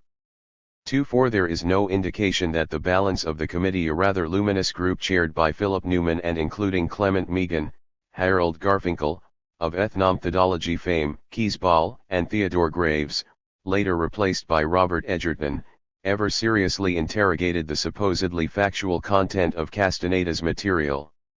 On the contrary, in 1967 four of them, Garfinkel, Ball, Meighen, and Graves, teamed up to recommend the teachings of Don Juan for publication as a reputable anthropological text. In this, they were joined by Walter R. Goldschmidt, chair of the anthropology department as well as the editorial committee presiding over manuscript review for UCLA Press. Not only did Goldschmidt shepherd the material through the process at a very rapid rate, it seems he was the sole in-house reader prior to its acceptance as a brilliant piece of ethnography. He provided a glowing foreword to the published version. 2-5 It also appears that he collaborated with sponsoring editor Robert Zachary, who lent the final copy an appropriately scholarly Florida Ave to arrange the book's promotional campaign, kicked off with a full-page ad on the back cover of American Anthropologist in which it was asserted that Teachings was nothing less than a revelation, an unprecedented living document to the spirit. -6 Given the strength of the support letters it received, and the direct involvement of Goldschmidt throughout the review and production processes, it may seem that UCLA Press was on firm ground in publishing and promoting Castaneda's first book as it did. Such an impression holds up only. 31. Until the press's own rules are considered, however. A basic requirement is that the merit of all submissions be assessed, not only by in-house personnel but by several outside individuals qualified as experts in the field addressed by the potential publication. 2-7 None of those involved in recommending or otherwise supporting Castaneda's manuscript were remotely qualified to serve as peer reviewers. In fact, while it was common knowledge around campus that the only person in the mix with the competence concerning Yaquis, Ralph Beals, had openly expressed suspicions that the whole thing might well be a 9/0 fabrication, his opinion was, emphatically, never solicited. Meanwhile, the doctoral committee was also quietly engaging in waivers of protocol and relaxations of conventional academic standards, first by failing to require any sort of tangible proof that Castaneda had actually done what he said he'd done or even that Don Juan existed, and then by allowing the earlier mentioned retitled version of Journey to Istlan to be submitted and defended as a dissertation without so much as a major revision. Newman, Meighen, and Graves administered the students' written exams. Garfinkel and Ball joined in for the orals. Being a bona fide doctoral candidate, of course, and ultimately receiving his degree anchored Castaneda's pretensions to scholarly legitimacy and integrity as nothing else could. Hence, as late as 1975, sociologist Louis Yablonsky was still insisting in the Los Angeles Times Book Review that, there is no question that Carlos Castaneda is an able anthropologist who has performed at a unique level of excellence in his field. 29. Projecting fantasy as fact. The question really at issue here, aside from the sanctimony and duplicity involved in the mechanics of career making in U.S. citadels of higher learning, is this: what sort of content were the preceding academic and commercial heavies opting to sell? What are they still selling, for that matter? What have a Yaqui way of knowledge, Don Juan and Carlos Castaneda, to do with Yaquis, either in reality or as one might anticipate seeing them reflected through the filters of genuine anthropological lensing? Or, to put it still another way, what has any of the above to do with factual circumstances of any sort? While the final answer, S, to such queries must go to the accuracy and validity of the manner in which Yaqui culture has been portrayed by Castaneda, there have always been a raft of clues embedded in the Don Juan writings, none of them requiring any particular expertise in things Yaqui to 32. Understand, which plainly prefigure the outcome of any honest investigation. Each of them is approximately as transparent as were the assorted falsehoods and prevarications with which Castaneda adorned his personal history. All of them should indeed, would have been detected by his committee and various publishers, had any of them displayed the least interest in assuring that what they were vouching for as being true bore even the slightest relationship to truth. 3. Take, for example, the physicalities Castaneda recounts in descriptions of his research activities and resulting experiences.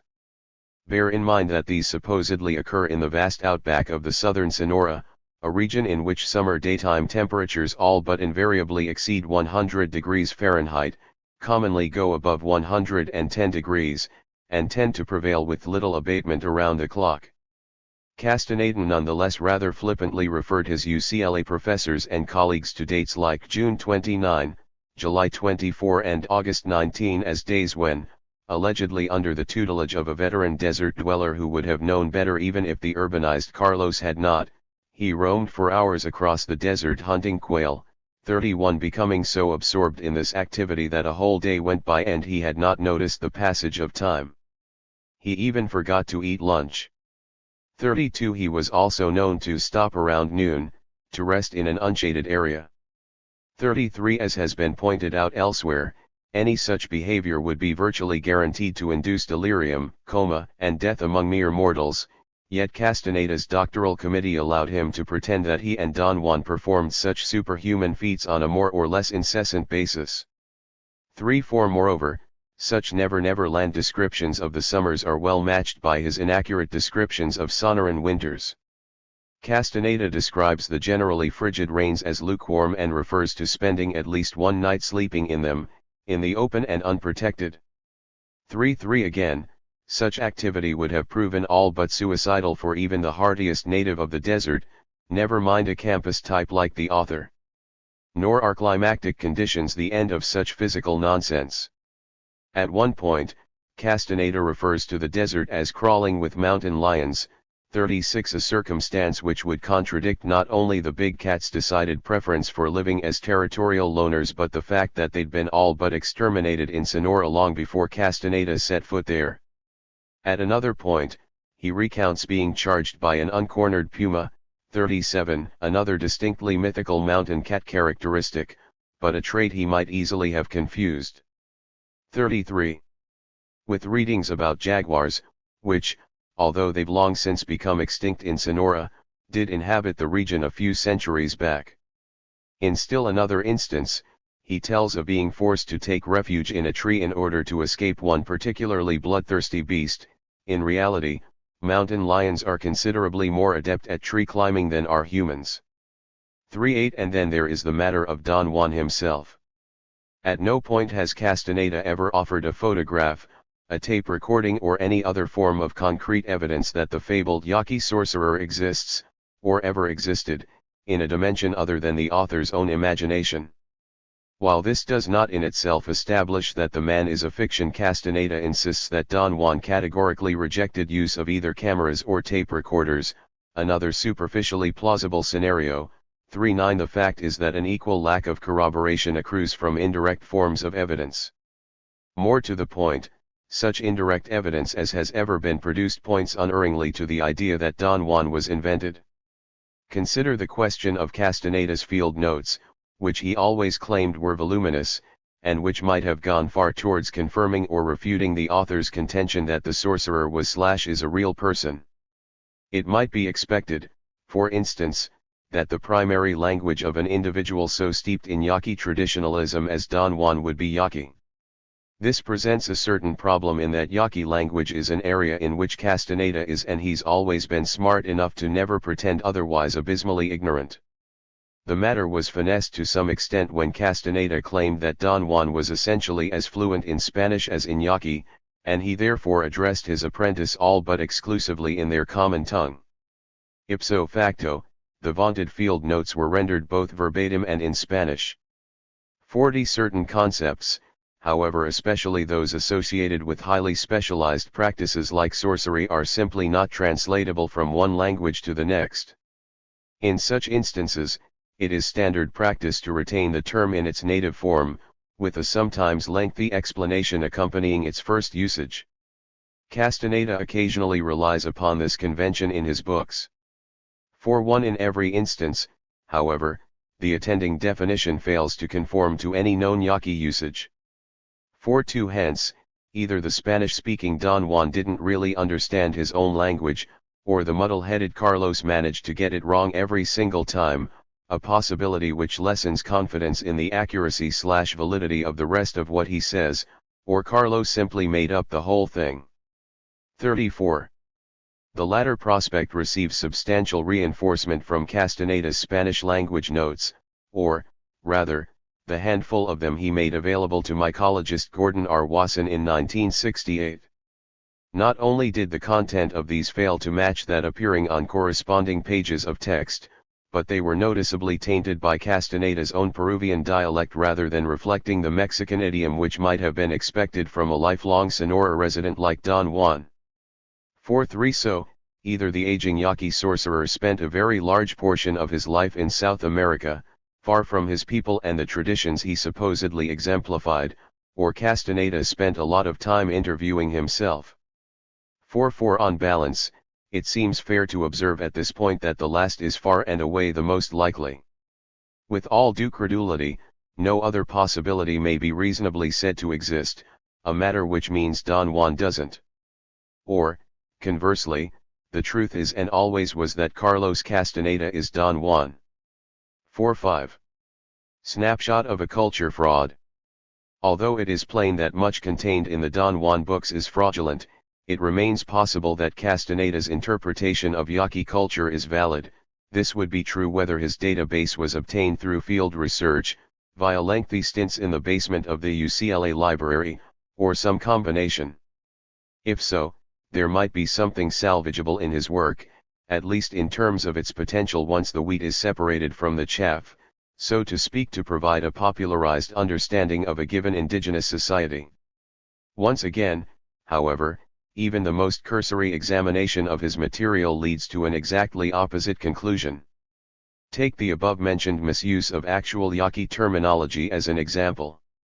Castaneda's deployment of the word tonal, encompassing as it does a specifically Yaqui spiritual concept, serves as a perfect illustration.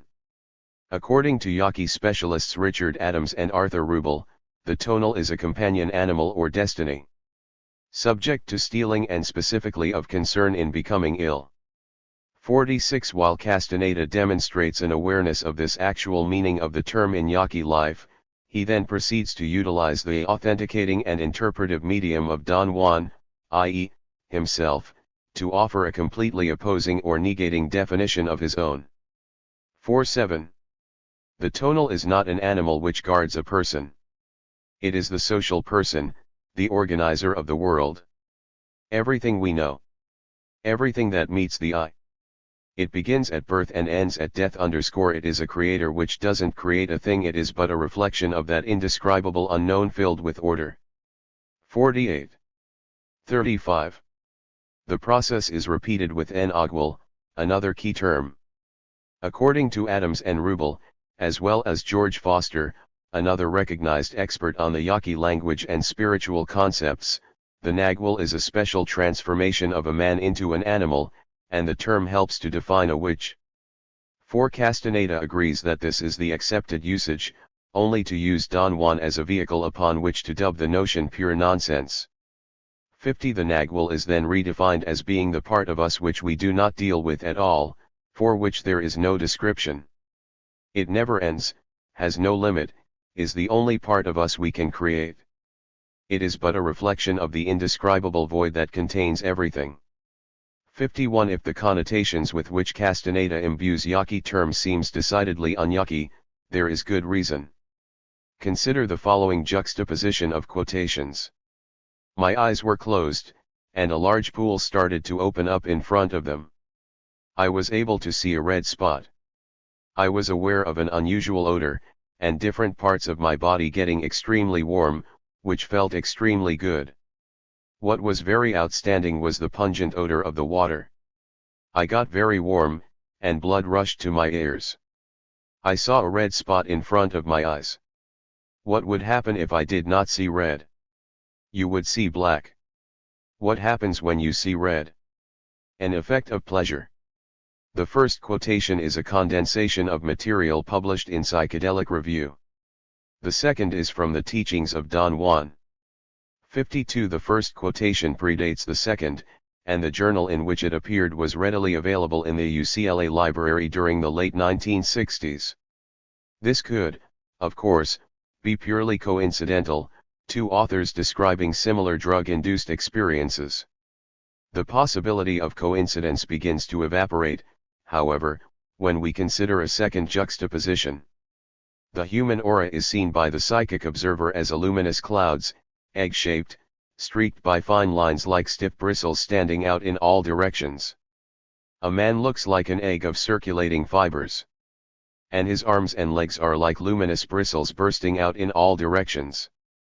This time, the first quotation originates with an obscure early 20th century text by a hack mystic called Yogi Ramacharaka, while the second is attributed by Castaneda to Don Juan.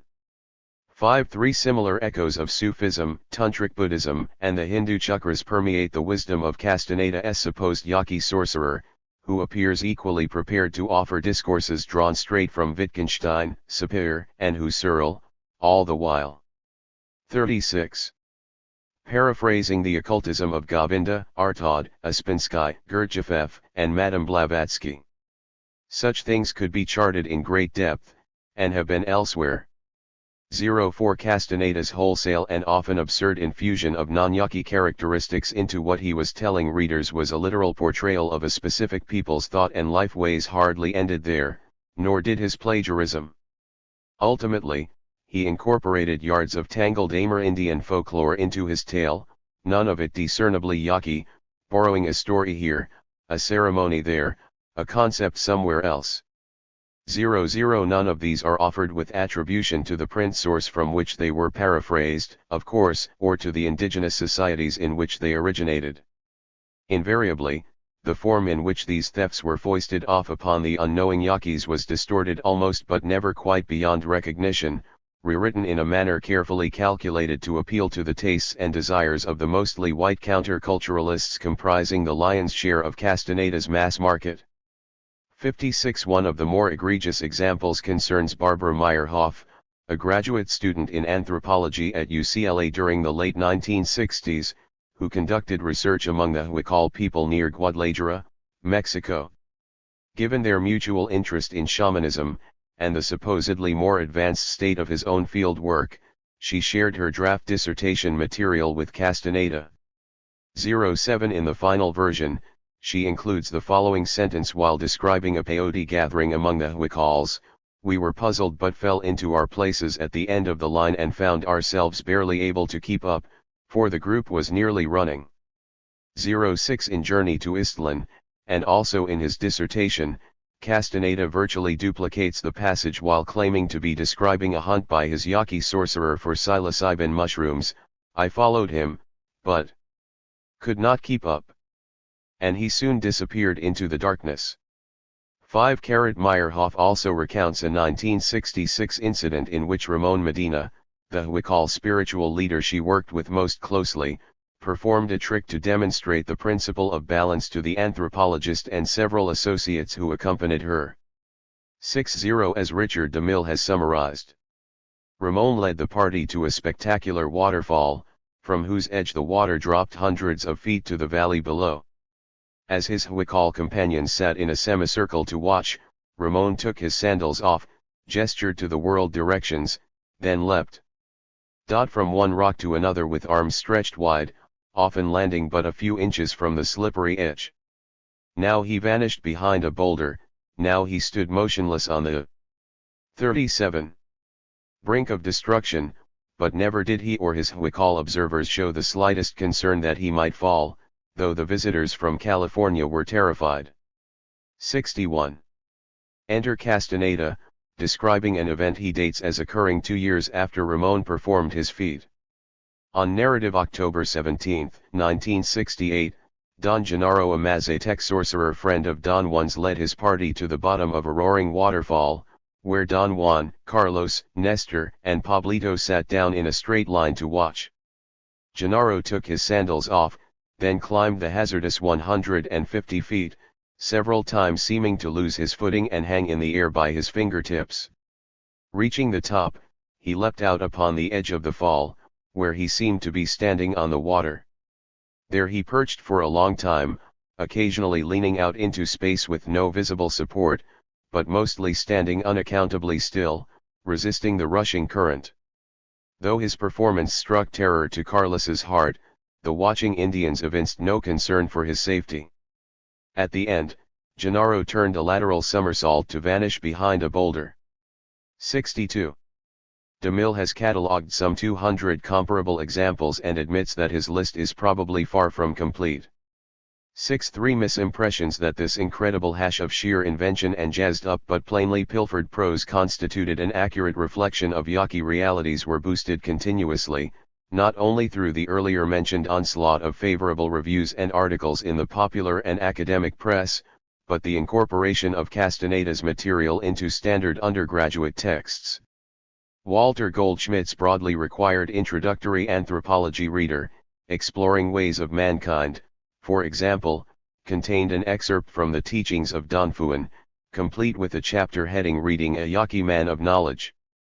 Following the standard he'd set for himself in writing the foreword to the teachings, Goldschmidt introduced this chapter as a bona fide account of how a Yaqui shaman led his apprentice down the road of knowledge of the Yaqui Indians. 64. The major competitor to Goldschmidt's book, L.L. Langnes' Other Fields, Other Grasshoppers, also included a substantial excerpt from the teachings. Captioned Listen to the Lizards, the segment was introduced to students as providing insight into how the Yaqui themselves understand knowledge. 65. By conservative estimate, and leaving aside course assignments of his own books, Castaneda's ersatz version of Yaquiness was incorporated into more than 130 anthologies required not just for anthropology majors but those pursuing disciplines as diverse as philosophy, education, psychology, literature, and sociology between 1970 and 1985. 66. The English Journal. 38. Even went so far as to prescribe Journey to Istlan as an antidote to fake Indian books. 6-7 While American anthropologists continued to run Simon & Schuster's ads describing the Don Juan trilogy as serious studies on the religious practices of Yaqui Indians as late as 1977. 6-8 Such systematic misrepresentation has been actively aided and abetted in official quarters. Whatever might be a proper classification for Castaneda's books and, here, one is hard-pressed to come up with a useful suggestion, it is certain that it bears no connection at all to Yaquis. Yet, all 3 volumes in the Don Juan trilogy remain classified within the Library of Congress cataloging system as 399.Y3 material. The 399 code number indicates Indians of North America, while Y3 indicates tribes, Yaqui.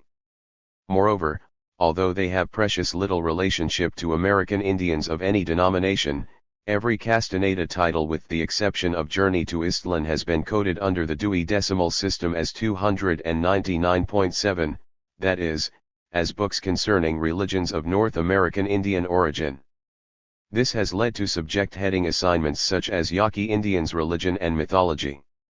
Attribution is also made, straight-facedly, to Juan Don, 1891-69 Small wonder, under the circumstances, that by the mid-70s Castaneda's had become the most popular readings in beginning anthropology and many other courses, or that graduate students were beginning to grind out theses and dissertations on him.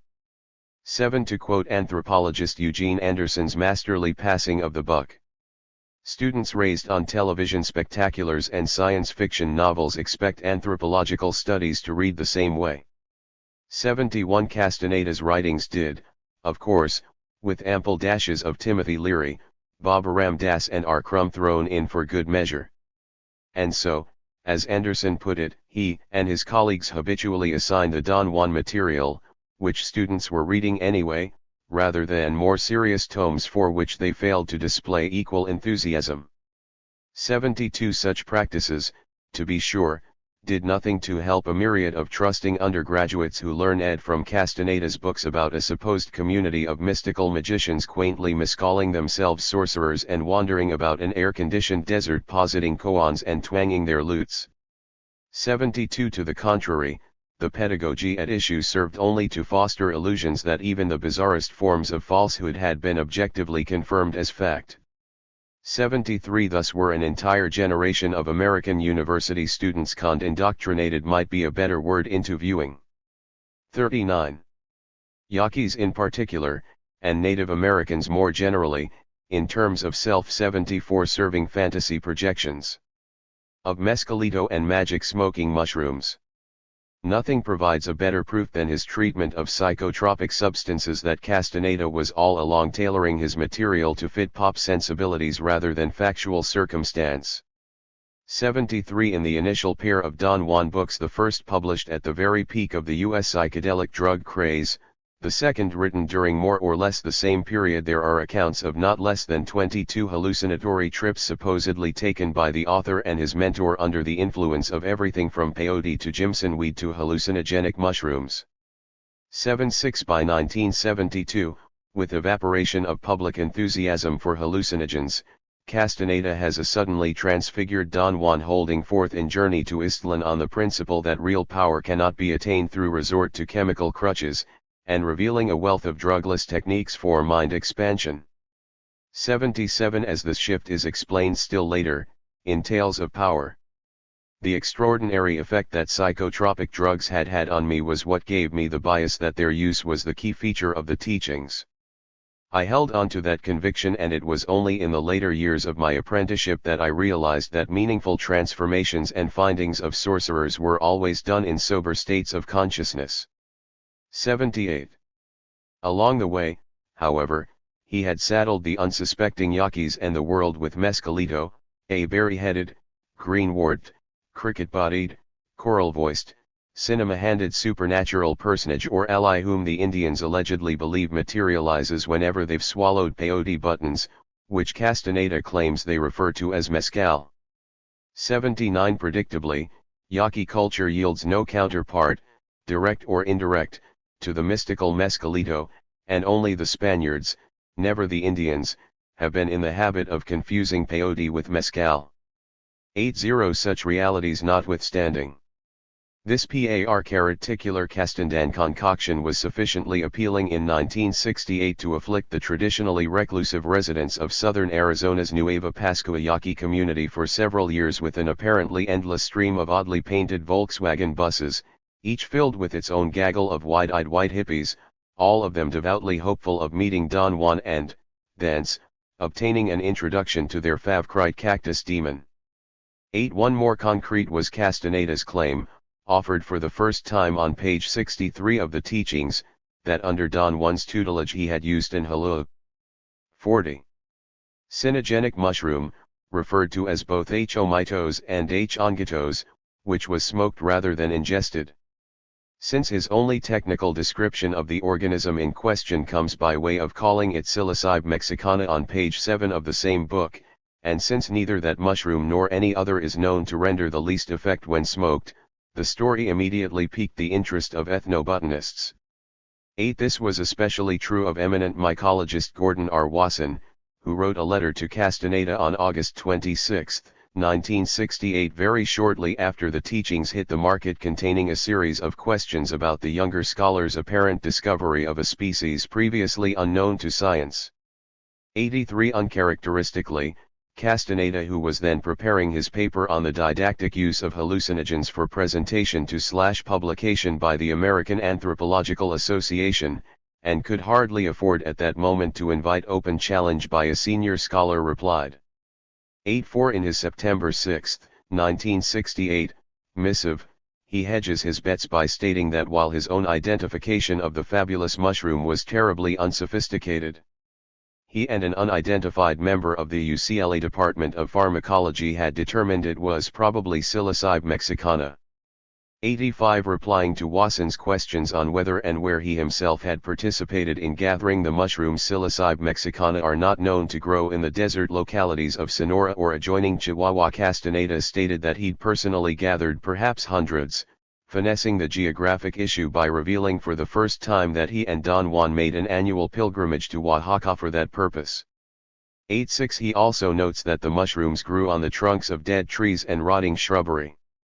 In response to Wasson's query as to whether he had obtained specimens, Castaneda said that he had not in Oaxaca, but in the Santa Monica Mountains, near Los Angeles, but that he'd conscientiously turned it over to the laboratory at UCLA for analysis. 87 There, it went the way of his field notes, which he would later claim were destroyed in a flood of his basement, having been carelessly lost by an unidentified lab technician. 88 Nonetheless, he promised, it was certain that he could bring back perhaps a dab from his next trip to see Don Juan, and would send it along for Wasson's inspection before the end of 1968. On October 4, Wasson sent another letter, thanking Castaneda for his expeditious reply to the first missive and encouraging him produce a whole specimen of the magic mushroom as rapidly as possible. His interest was even. 41. More highly aroused than before, Wasson noted, since Psilocybe mexicana never grows on trees. Perhaps, he suggested, Castaneda had encountered Psilocybe youngennis, a rarer but related type of fungus, or, reiterating his earlier suggestion, a previously undiscovered species.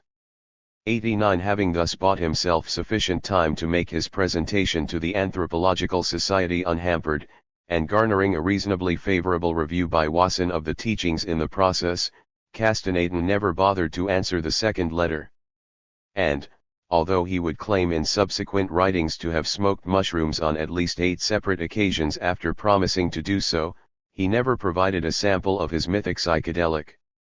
90 Once burned, twice wary, Wasson was one of a growing number of academics, many of whom had experienced comparable examples of such manipulative behavior firsthand, who by 1974 had begun to publicly question the factuality of Castaneda's increasingly implausible and self-contradictory material. 91 Over the next few years, their ranks continued to swell, and their database to grow, until, by 1978, the Don Juan books and their author were being openly characterized as fraudulent even in the formerly laudatory popular press. 92 Here, the reaction of an appreciable segment of the responsible academic community is illuminating. I think Castaneda's work is 110% valid, wrote anthropologist Michael Harner in 1978, without remarking on its authenticity and in the face of overwhelming evidence to the contrary. 93 I have no reason whatsoever to suspect a hoax, added anthropologist C. Scott Littleton. I have known Castaneda too long and too well to doubt his professional integrity. 94 The point should be to praise Carlos, not to bury Don Juan, anthropologist Philip Stanford asserted. 95 Jungian scholar Daniel Noel chimed in with the observation that Castaneda provides a valid lesson in lived hermeneutics, the actual experience of interpretation's role in interpreting experience so as to constitute what we know as the world, reality, meaning. His is a practical, existential exercise in hermeneutics, one which he himself lived. 96 It makes no difference whether the books derive from an actual encounter or whether Castaneda is the author of a clever fiction, philosophy professor Joseph Margolis summed up. If the system is valid, its source is rather irrelevant. 97 Such scholarly prattlings were indistinguishable, in substance if not always in rhetorical style, from the kind of mindless apologetics oozing from the huge and spreading pool of Castaneda groupies which had coagulated. 42. Outside the halls of Ivy by the late 1970s. A letter to Time, written by a reader greatly offended that the magazine's hired leeches had exposed Castaneda's assorted lies about his own identity, insisted that the facts encompassed in the Don Juan books were no less true or honest if they were entirely invented. 18 Castaneda may be lying, the editors of New Age followed up, but what he says is true. 99 Celebrated novelist cum independent naturalist Peter Matheson also got in his 2 cents worth, using the pages of his award-winning book, The Snow Leopard, to explain to his readers not only that American Indians or at least their ways of thinking and knowing come from Tibet, but that it was no matter if Don Juan were imaginary, whether borrowed or not, the teaching rings true. 100 Others were more militant. E.R.M. Matson, for example, opined in a letter to High Times that while Don Juan was certainly real enough, it was equally certain that Castaneda critics like Richard DeMille and Gordon Wasson were not. 101 Robert Holbrook, a resident of Warren, Ohio, upset that the editors of Fate had begun referring to Castaneda as a fraud, went Matson one better by observing that it didn't matter whether Don Juan was real because we are all merely hallucinatory projections of each other anyway. 102 He was, however, already contradicted by Ralph Ullman, who claimed in the pages of New Age not only to have met the fabled sorcerer a year earlier, but published Fo1R/O. TOS of 3 different old men to prove his point. Confronted with a crisis in credibility unprecedented in its history, the American Anthropological Association decided to conduct a special session at its 1978 annual meeting to clear the air.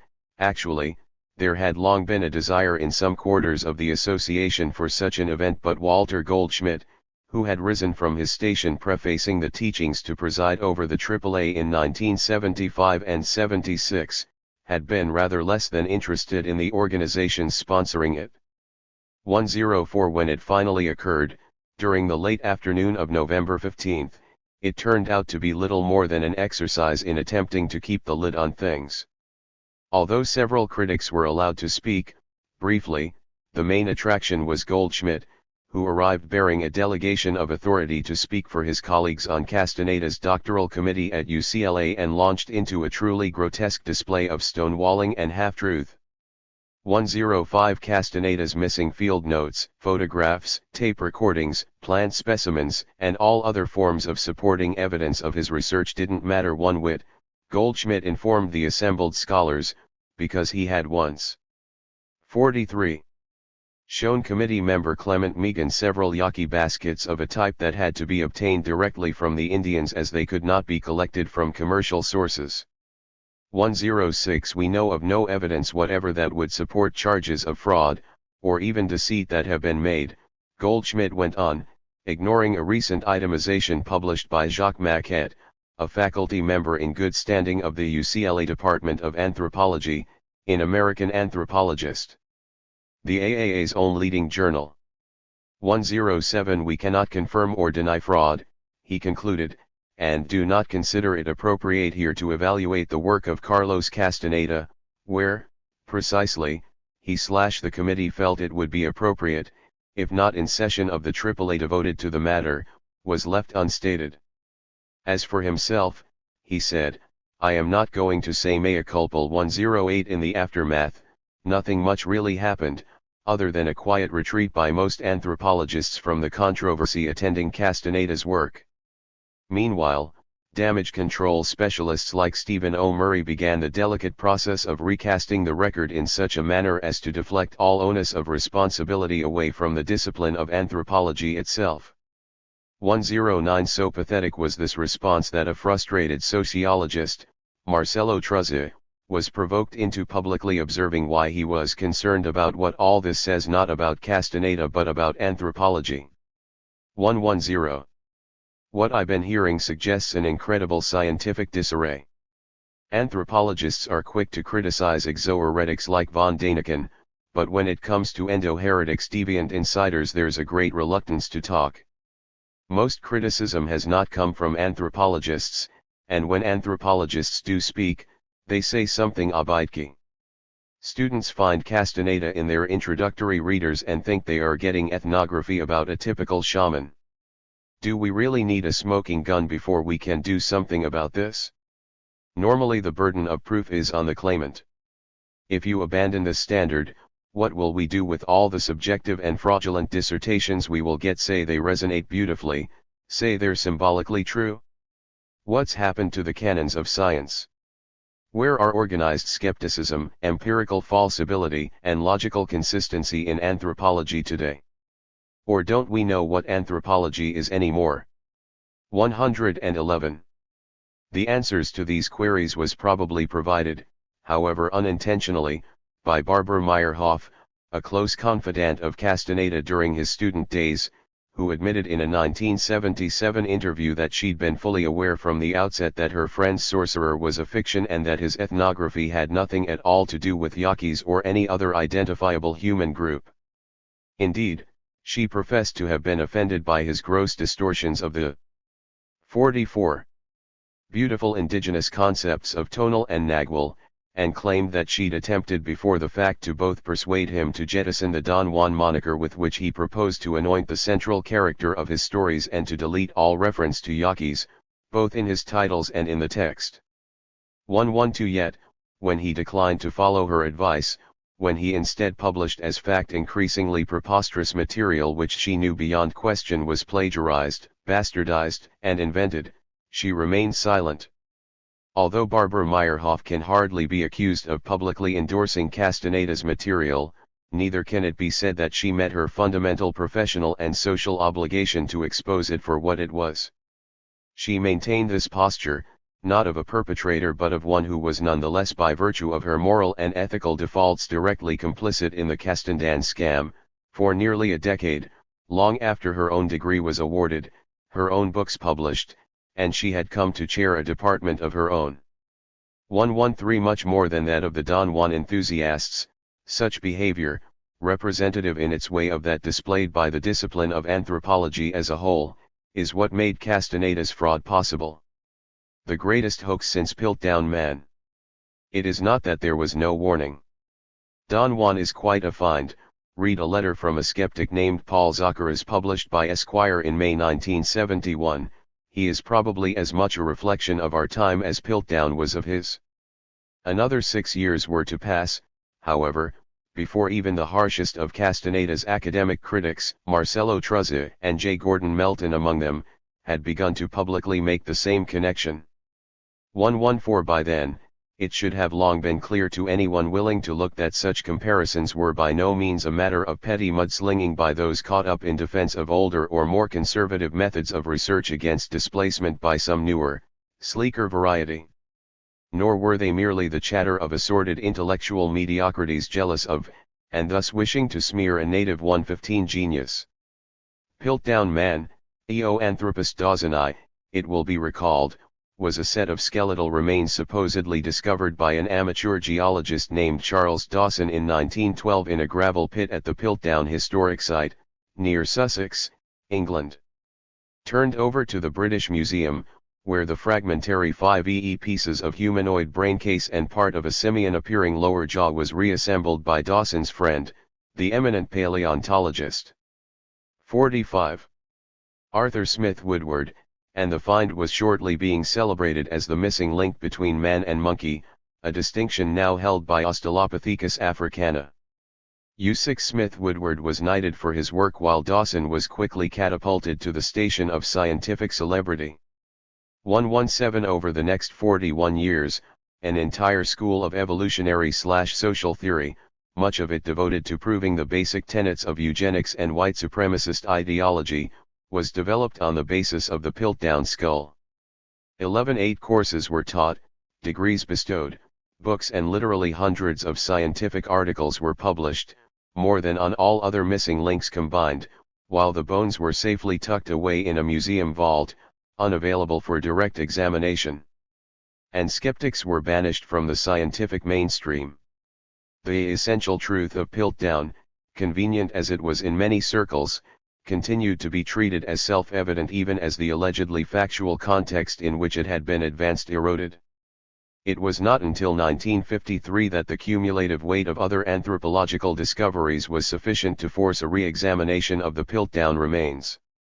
At that point, it turned out that the cranial fragments were of modern origin, chemically aged, and that the jawbone was actually that of an orangutan, cleverly broken off at just the point at which its real identity would have become unmistakable, its teeth carefully filed to further the misimpression. 119 Discovery of the forgery had the effect of instantly rearranging the posthumous image of Charles Dawson.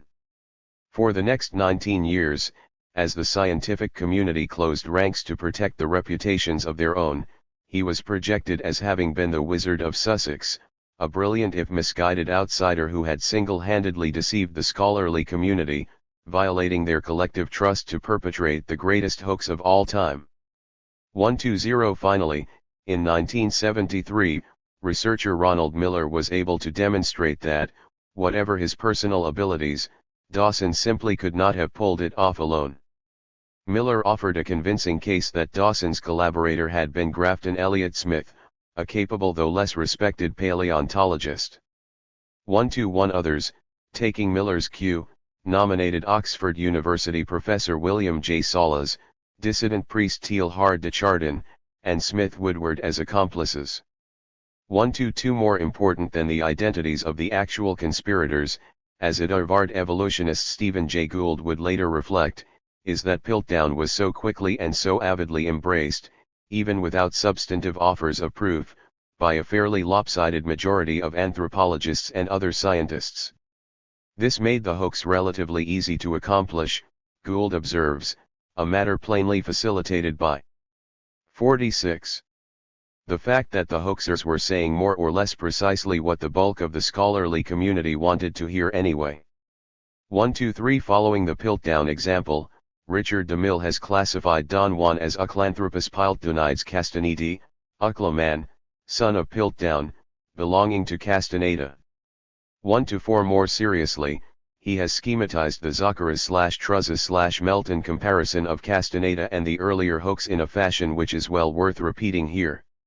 Each was hailed as a giant step in science but was doubted from the beginning by some. Each was the product of a clever deceiver who was very knowledgeable about the relevant scientific theory. Each combined disparate elements Piltdown bones of man and ape, Don Juan preliterate and modern conceptual systems. Each provided superficially plausible support for a particular theoretical tendency Piltdown for brain primacy, Don Juan for ethnomethodology. Each could have been exposed at once by a competent, skeptical inquiry into the shape of Piltdown's teeth, into the existence of Carlos's voluminous Spanish field notes, never offered for examination and now said to be destroyed by flooding of Castaneda's basement. Each wasted the time or made fools of trusting colleagues. Each implicated possible but uncertain accomplices Piltdown Teilhard de Chardin, William Salas, and Arthur Smith Woodward, Don Juan the professors who should have known they were dealing with an illusionist but claim they did not. Neither hoaxer confessed. Castaneda's flagrant fourth and outlandish fifth books, not to mention the even more ridiculous sixth and seventh, constitute a sort of implicit confession. Each was supported by a faction Piltdown by British paleoanthropologists, Don Juan by anyone who thought publishing the teachings or granting a doctorate to Castaneda would make merit for ethnomethodology or UCLA anthropology. Each was rendered more congenial by cultural bias Piltdown for favoring intelligence and white superiority, Don Juan for demonstrating that an anti-rationalist noble savage could reflect 1960s idealism back to dissident but regular consumers of electricity and Kool-Aid as though from an ancient culture. Each enjoyed the benefits of fallible recognition, as when one early observer thought he saw an orang's forehead on Piltdown's skull, as when academic readers consistentemente failed to notice how seriously the Don Juan books contradicted one another. 47. Each was protected by taboo and tact. Piltdown must not be challenged by mere suspicions. Carlos's Spanish field notes could not be demanded by scholars who deferred to colleagues on his committee, or by committee members unwilling for whatever reason to require Castaneda to bear the normal burden of proof. 125. This last bears amplification. As Kenneth Oakley has pointed out in a fine study of scientific attitudes attending the Piltdown hoax, while most researchers were precluded by museum policy from examining Eoanthropus directly, Louis Leakey, to name a prominent example, was consigned to working only with plaster replicas of the skull parts in 1933 because curators were unwilling to risk their priceless artifacts under the ravages of his scrutiny. 126 There were at least 3 exceptions. One of them, paleontologist Carlton Kuhn, believed as early as 1930 that he had detected certain markings, indicative of doctored evidence, on the Piltdown molars. Instead of disclosing his discovery and demanding further investigation, however, he, as Barbara Meyerhoff would do with respect to Castaneda, maintained a tactful silence, telling no one but his wife Ot his suspicions. At about the same time, zoologist Garrett Miller also concluded, although he, like Leakey, had been restricted to working with plaster replicas, that Piltdown's dentures had been fabricated. Colleagues convinced him not to publish his findings, arguing that his was too serious an accusation to make without absolute proof of the very sort denied by museum policy. Adopting a prudent stance, Miller too held his tongue. 128 How many more scientists may have pursued a similar course is unknown, but there were certainly others. Be that as it may, the defaults of Kuhn and Miller in themselves allowed the Piltdown hoax to be sustained for an additional quarter century. Cost and consequences. As DeMille observes, the period in which Castaneda's hoax reigned unchecked lasted nowhere near as long as Piltdown's 41-year lifespan. One is disinclined, however, to share his opinion that the scientific cost of Piltdown was therefore high, of Don Juan low. For one thing, the latter can hardly be said to have run its course. While exposure of the physical forgeries underpinning Piltdown instantly destroyed both its scientific credibility and popular influence, Castaneda's inherently more subjective fraud continues to thrive some 20 years after it was conclusively unmasked in DeMille's Castaneda's Journey and elsewhere. 130 Unlike those of the Piltdown proponents or DeMille's own, the books of Carlos Castaneda remain in print. 48. Sell very well, and are favorably cited in a wide range of scholarly and pseudo-scholarly literature. 131 Moreover, they are still assigned as readings in university courses as of 1997. 132 Hence, the true costs of Don Juan, scientific and otherwise, can as yet scarcely be calculated. There are nonetheless several sorts of indicators, all of which should give pause to anyone prepared to accept the notion that the continuing cost of Castaneda has been low. One of them, voiced by anthropologist Marvin Harris at the time, is that the perverted pathways to power presented as revealed truth in the trilogy, centering as they did/do in the purely personal, had done much to dissipate the potential for accomplishing constructive socio-political and economic change manifested by the youth movement of the 1960s. 133 With dissidents increasingly inclined not just to drop out of mainstream structures in the manner recommended by LSD guru Timothy Leary, but to follow Don Juan's lead in copping out on social obligation altogether, any possibility that the 60s radical impulse might gather sufficient mass and momentum in the 1970s to transform the status quo quickly disappeared. 134 Moreover, as Harris observed, the philosophical terms in which Castaneda's work was so consistently couched the idea that, to quote critic/novelist Ron Suknick, all versions of reality are of the nature of fiction.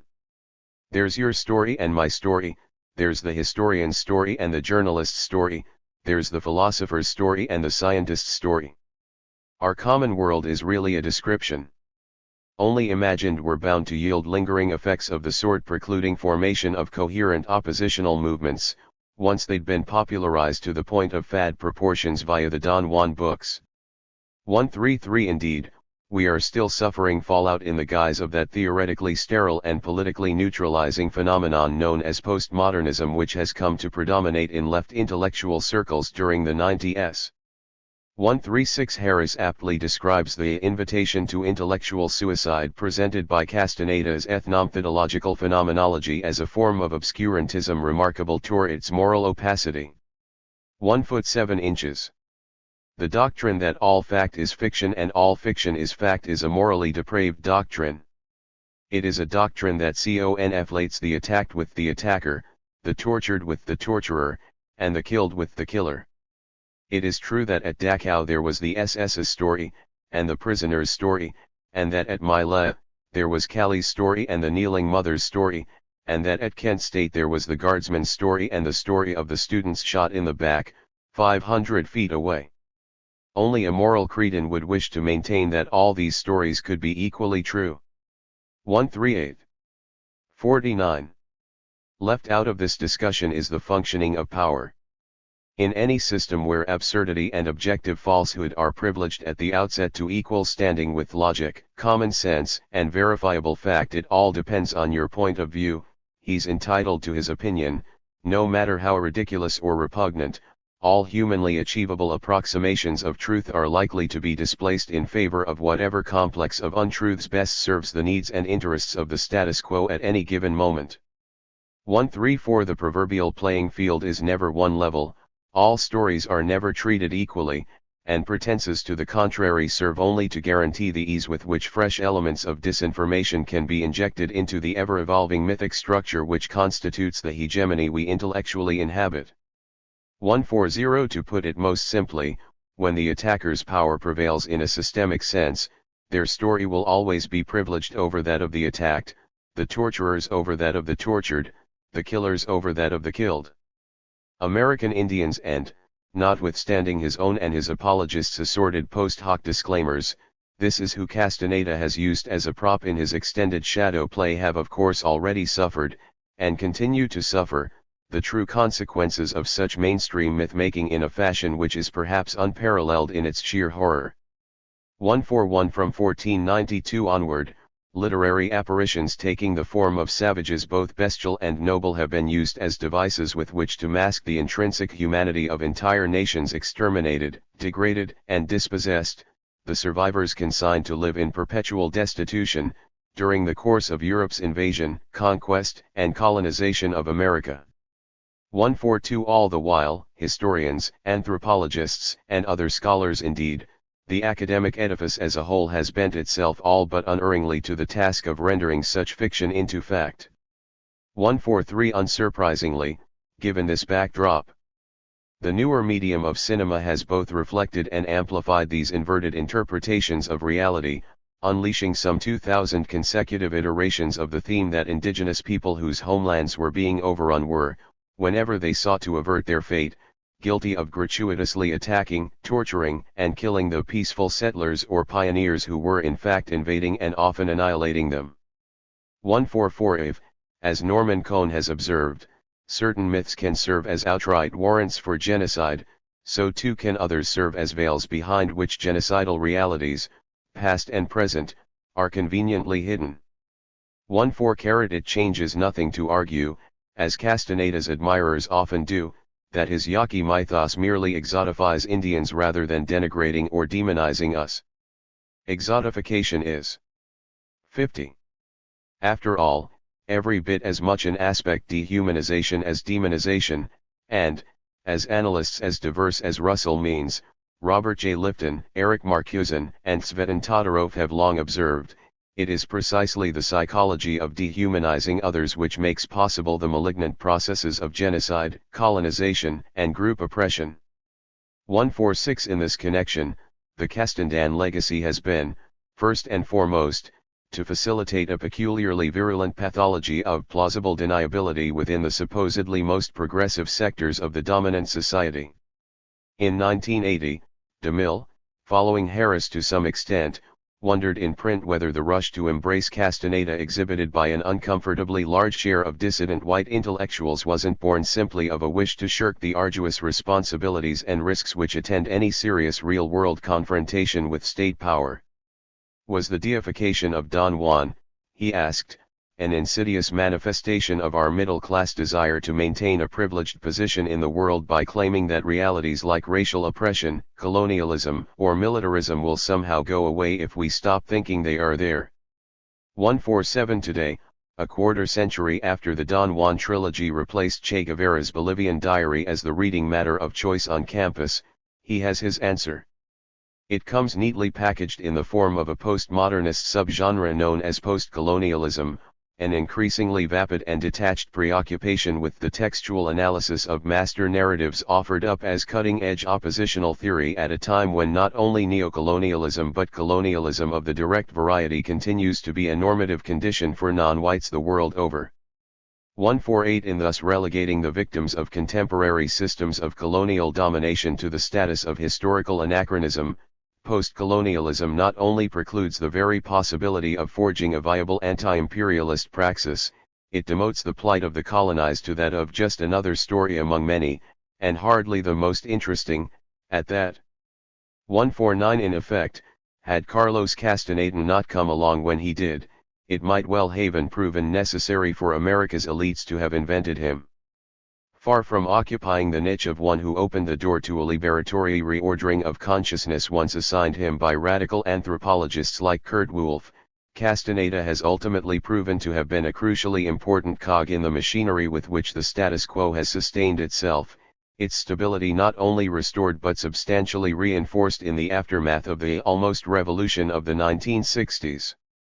150 His service in repairing what Paul Joseph termed the cracks in the empire, creating the space which allowed 51. A relatively unhampered reconstruction of imperial ideology, have been immense. 151 We are all paying and will continue to pay the price for this, whether we know it or not, third worlders and people of color most of all.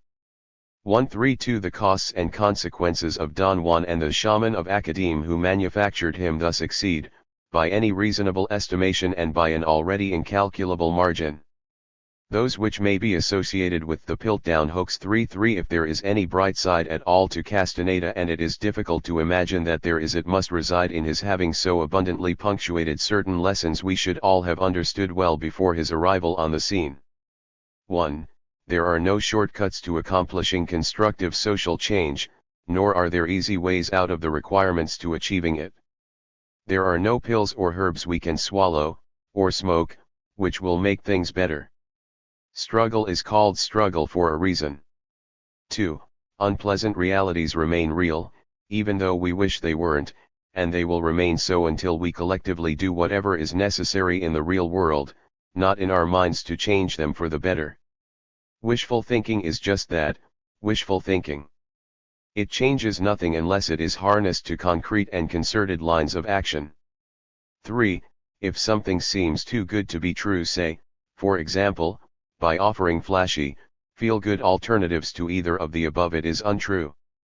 Those actually committed to attaining genuine social transformation need to discard it as just another pleasant fantasy designed and intended to get in the way of our changing the unpleasant realities we must otherwise escape through resort to drugs, occultism, fake mysticism and other fantasies. Lessons learned, again? All right then, perhaps now we can at last set aside our silly, self-serving subjectivities and get on with it. Much time has been wasted, much damage done, by pretending we have the option to do otherwise. Hi-ho, Hillerman. Away. The role of detective fiction in Indian country. My theory is that people who don't like mystery stories are anarchists. Rex Stout. Over the past 30 years, a string of novels: Teehee Blessing Way, 1970, Dance Hall of the Dead, 1973, Listening Woman, 1978, People of Darkness, 1980, TLTE Dark Wind, 1982, The Ghost Way, 1984, Skinwalkers, 1986, A Thief of Time, 1988, Talking God, 1989, Coyote Waits, 1990, and Sacred Clowns, 1993, have in some ways changed the face of detective fiction in the United States. Each of them is set against the backdrop of the Navajo Reservation in the Four Corners region, where the states of Arizona, New Mexico, Utah, and Colorado meet, a remote and thinly populated desert locale about as different from the usual scene of an American detective yarn as it is possible to conceive.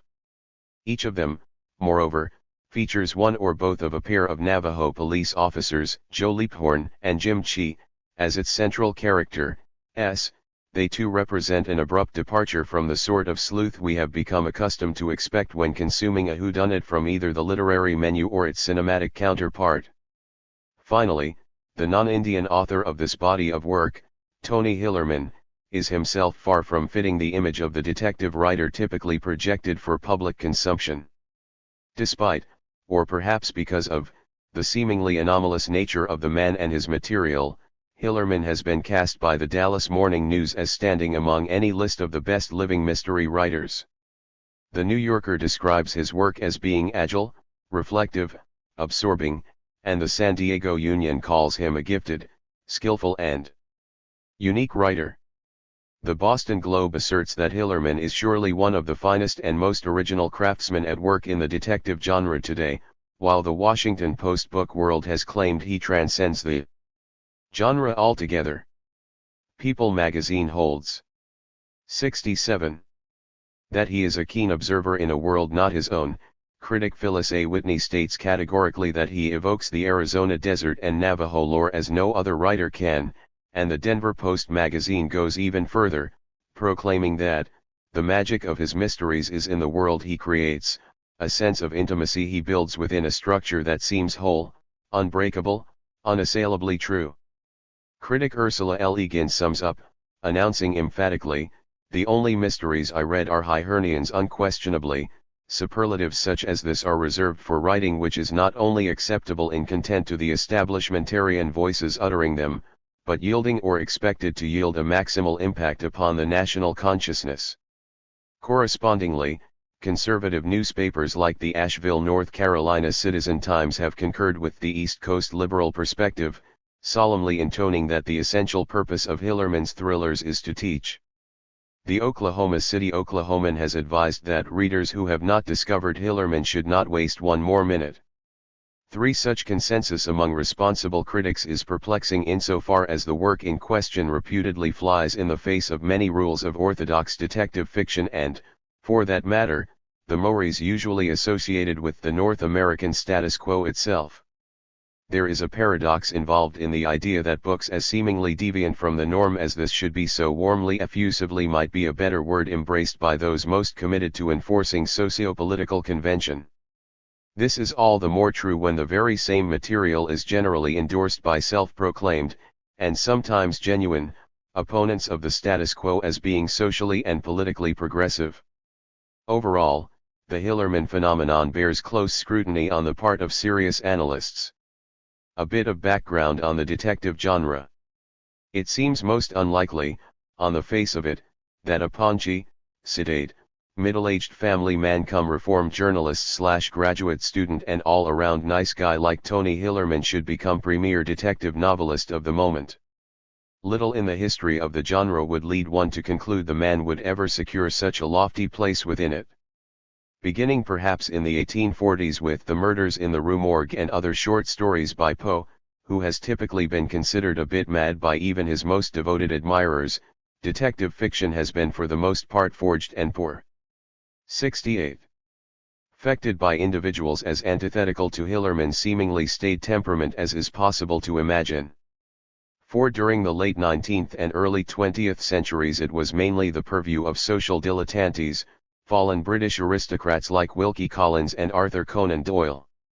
Theirs was the age when England was still the reigning world power, before the Great War and at the very beginnings of real U.S. international muscle flexing of the soft-boiled sleuth and manor house murders, as G.K. Chesterton once noted, cast in the impossibly sentimental tones of snobbish rural ambience derived from landed gentry and country estates. By the late 1920s, the detective venue had been largely taken over by commoners across the Atlantic, appropriated as the exemplary American literary enterprise, and redeployed in emblematic urban landscapes like San Francisco, Los Angeles, and New York. It was honed and polished by a school of writers perfecting their craft in the pages of pulp magazines like Black Mask, creating a style of exposition stretched so taut and descriptive as to sometimes make the sparse sentences of Hemingway seem flabby by comparison. It was riveting and exciting stuff, its pages literally crackling with tension, and it quickly attracted a mass audience. In short order, the idiom set the stage for a transcendence of itself, a translation into Humphrey Bogart's playing of Sam Spade in the Hollywood adaptation of Dashiell Hammett's The Maltese Falcon and Philip Marlowe in Raymond Chandler's The Big Sleep, movies which stamped notions of heroically bare-fisted, lead-slinging, hard drinking, chain-smoking, wisecracking, womanizing and, above all, virile and hard-boiled private eyes indelibly upon the American consciousness. The authors of the stories, books, and scripts making up the formative body of American detective fiction often, both as a matter of ego and as a calculated promotion of their work, associated themselves personally and directly with the characters they created. Chandler, Cornell Woolrich, Paul Kane, Jim Thompson, and many others were inveterate alcoholics and caro users who typically dressed in the manner attributed to their characters. Hammett, anchored by his real-life status as a former Pinkerton detective, was despite a severe lung disorder which eventually killed him a three-pack-a-day smoker and near-legendary consumer of straight Scotch. 11. In the end he was so possessed of the carefully nurtured image that he was actually the model upon which his Thin Man series was based, and at least one contemporary writer has produced a novel, and resulting movie, in which 69. Hammett himself appears as the chief protagonist, a seedy but somewhat sexy synthesis of pulp writer and private eye, which conforms quite well to the intricate web of misimpressions about the man so carefully spun by 1. Hollywood publicists more than 30 years earlier. Mickey Spillane, Frank Morrison, to take another prominent if somewhat later example, tied his own persona so closely with that of Mike Hammer, the central figure in his dozens of novels, that he tended to speak only in a close approximation of the character's salty vernacular during radio and television interviews, and refused for years to appear in public without the trenchcoat and snap-brimmed fedora which were Hammer's trademarks. Rumors, untrue but well cultivated, that Spillane was himself a hard case, packing a pistol in a shoulder holster and helping New York police detectives solve some of their really tough cases, were far-flung during the 1950s and on into the 60s, during the period when the first Mike Hammer TV series was a weekly event. By the end of that decade, the author himself had been transformed into something of a cult personality. For its part, the Hammer Show aired in the midst of what can only be fairly described as a saturation bombardment of programming devoted to comparable detective, and police, realism.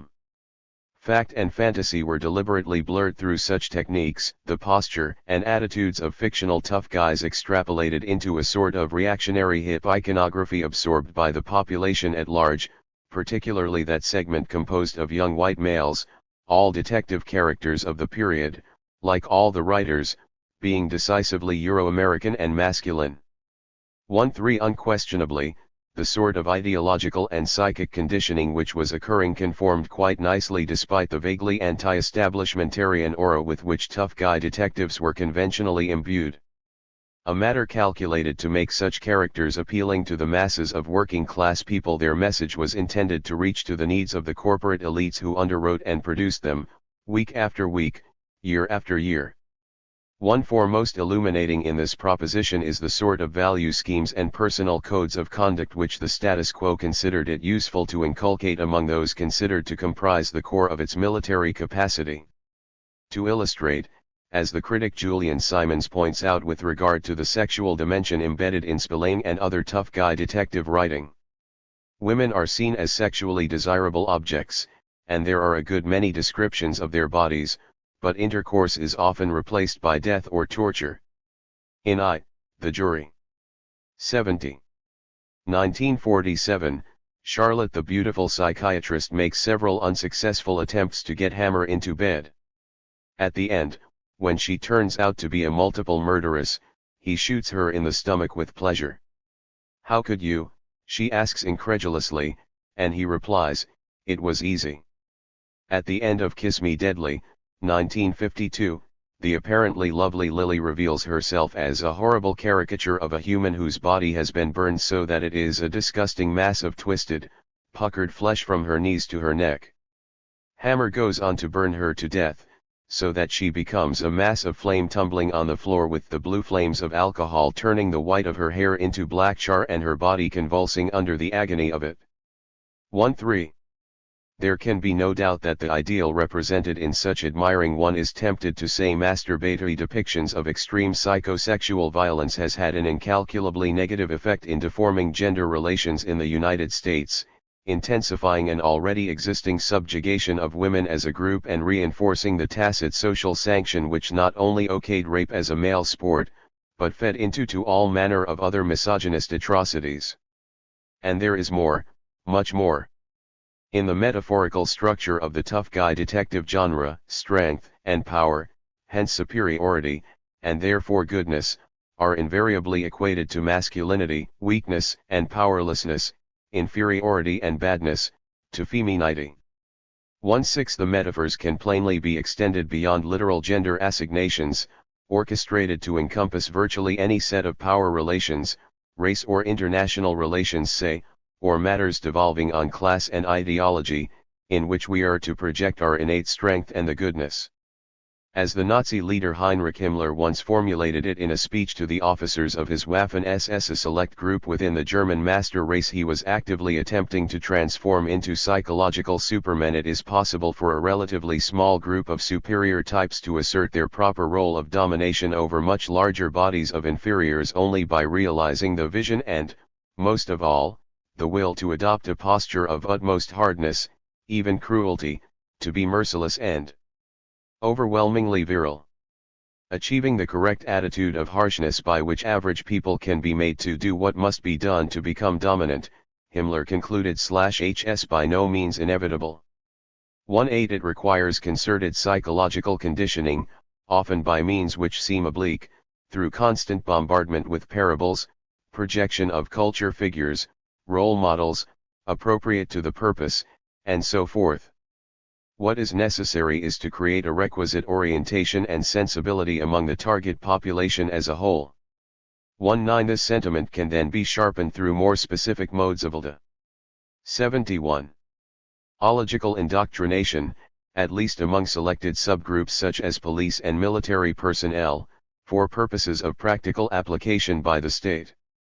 The Nazis used tales of the Teutonic Knights and other Germanic legends to accomplish their mission. 20 In the post-war United States, detective fiction and the deluge of films and television programs which attended it, served as a major component of the drive by socio-economic and political elites to inculcate the desired sense of toughness of perspective within the public at large. 2-1 In either case, the outlook insinuated into the collective consciousness was as logically perfect in its way as it was monstrous. Those who inflict torture and death are able to do so only because they possess and are willing to assert the power, and therefore the goodness, to do so. Those who suffer such things do so only because they are weaker and therefore unable to avoid it. They are therefore bad, evil, and thus deserve their fate. The latter postulation affords not only the essential justification necessary for torture and murder to be properly systemic, but a basis for satisfaction, pride, even glee, on the part of the torturer-murderers. Reflections of Spillane's burning women may thus be glimpsed in the flaming peasant huts and napalmed children of Southeast Asia barely a decade after Kiss Me Deadly hit the stands, or, for that matter, in the charred corpses of 250,000 fleeing Iraqis scattered along the highway of death in 1991.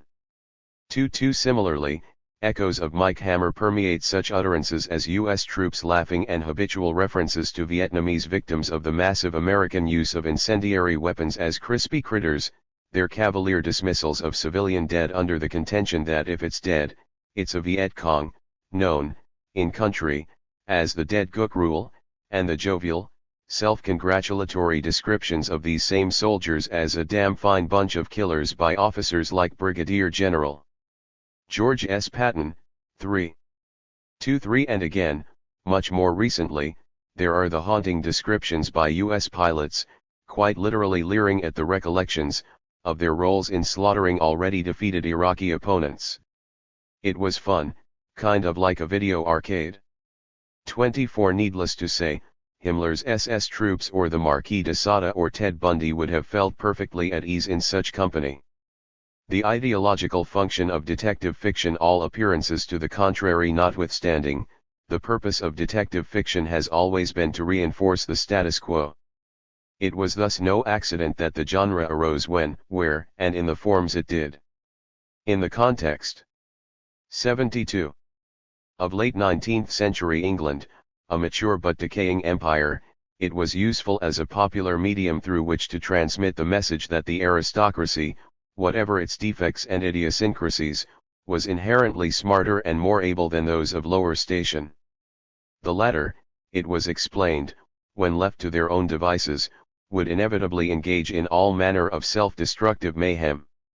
Hence, the function of the private detective in this venue, whether a semi-pro like Sherlock Holmes or a persistent amateur like Agatha Christie's Miss Marple, was and is to set an example of social responsibility, providing an additional, usually unsolicited and entirely voluntary dimension of investigative acumen to an often less competent body of state officials.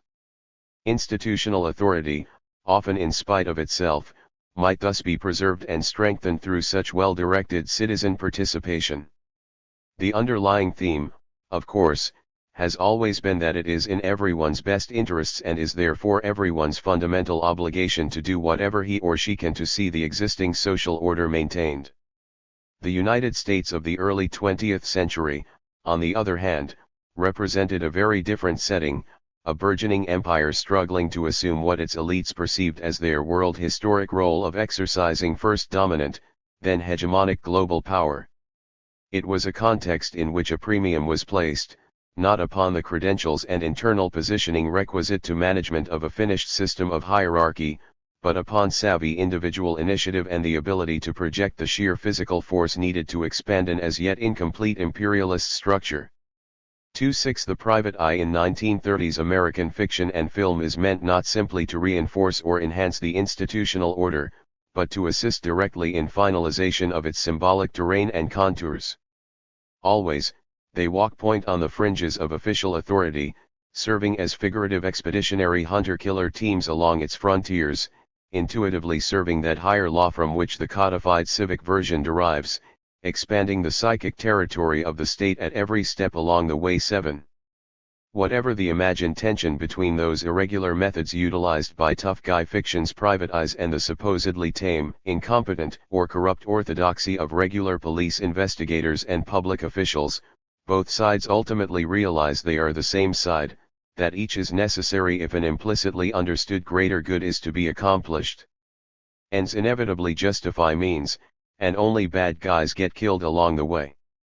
By the time Spillane came along in the aftermath of World War II, with America 73 standing supreme on the world stage, the pathology was thoroughly established.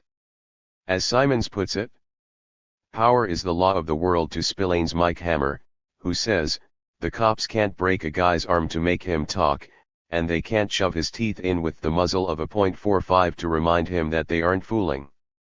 Hammer, however, can and often does do these things, and they are described with relish. When he breaks a man's fingers and then smashes an elbow into his mouth, the shattered teeth tore my arm and his mouth became a great hole of welling blood while his fingers were broken stubs sticking back at odd angles. At base, this is little different than the sort of characters and thematics developed much earlier by writers from James Fenimore Cooper's Natty Bumppo to Ned Buntlin's Wyatt Earp and Wild Bill Hickok of rugged individualists motivated by the narrow tedium of civilized life to repeatedly denounce its constrictions, escaping into one or another untamed wilderness in which they are free to conduct themselves with utmost barbarity. Inevitably, such antisocial behavior is necessary and commendable, providing sometimes inadvertent but always sterling service to the very order against which it is ostensibly posed, its consequences being an ultimate taming of the wilds and ushering in of civilization. 2.9 The fictive literature elaborating this adventurous dialectic of conquest for mass consumption served the systemic needs of its day, providing the popular rationalizations and motivations necessary to energize Euro-America's manifest destiny of inexorable expansion across the face of North America. 111 It is but a short step from conquest to consolidation.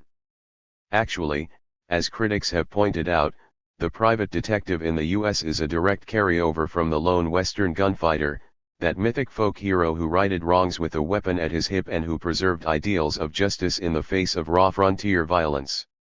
In later years, as Black Mask put its full emphasis on big city crime, the Old and New West blended into the figure of the mythic private eye who rode into the sunset at the will of a Ford and who packed a .45 in his armpit in place of a Colt at his hip. But, basically, he was the same man. 31. Where savage Indians, dirty Mexicans, greasy Latins, usually spies or Italian gangsters, and other such racially defined barriers to the orderly progression and functioning of American empire had been the typical targets of waspish heroes in previous Western and detective fiction, Spillane's work assumed an increasingly overt and reactionary political cant. I killed more people tonight than I have fingers on my hands, Mike. 74. Hammer recounts in One Lonely Night, 1951. I shot them in cold blood and enjoyed every minute of it. They were commies. Red sons off bitches who should have died long ago. 3. By such means as Western and detective novels, and the movies made from them, criminality had by then become identified primarily with un-American deviation from the values underlying presumptions of natural class, as well as racial and gender supremacy by North America's ruling elites, a matter amply reflected in the McCarthyite witch hunting of the same period. Whatever Senator Joe and the boys dished out to those guilty of thinking impure thoughts, it was okay, because subversives were deserving of far worse in the mass fantasizing inspired but Spillane's gritty phrasing. 3. The books sold by the millions. Whatever else might be said, such conditioning of public sensibilities could not help but play a significant role in shaping the mentality, and Middle America's tacit acceptance of it, that went into development of sophisticated, highly secretive, and virulently reactionary political repression components within most big city police departments during the 1960s. The same principle might be applied to the FBI-COINTELPROs, operations devoted explicitly to the extra-legal neutralization of politically objectionable citizens between 1955 and 1971. 3. It is further applicable with regard to the CIA's various programs during the same period to destabilize or destroy popular movements and governments abroad, often through the literal murder of selected organizers, leaders, and heads of state.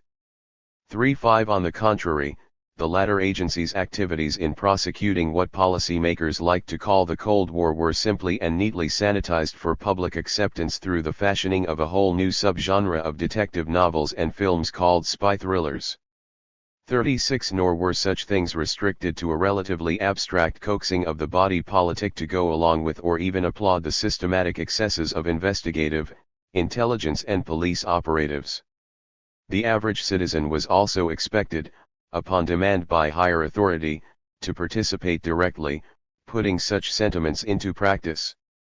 Domestically, this was manifested in such phenomena as the Legion of Justice in Chicago, an outright vigilante organization interlocked with police and intelligence agencies. 37. Another salient illustration was creation of the Secret Army Organization, a private paramilitary formation, controlled to a considerable extent by the FBI and devoted to assisting in the curtailment of political subversion via a campaign of terrorism, including assassination of key activists. 75.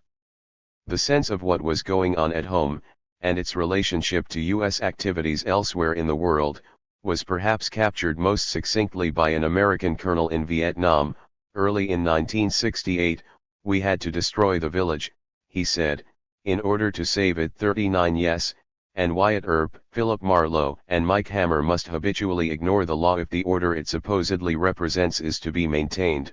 The government must destroy its political opposition if it is to guarantee our political liberty. And everyone must do what they're told, meekly taking their assigned places within the carefully crafted American socio-economic hierarchy so that we may all lie free. 40. Obviously, if detective fiction had never come to exist on its own, it would have been vitally necessary for the status quo to invent it. Why Hillerman? The question remains as to how any of this might apply to Tony Hillerman.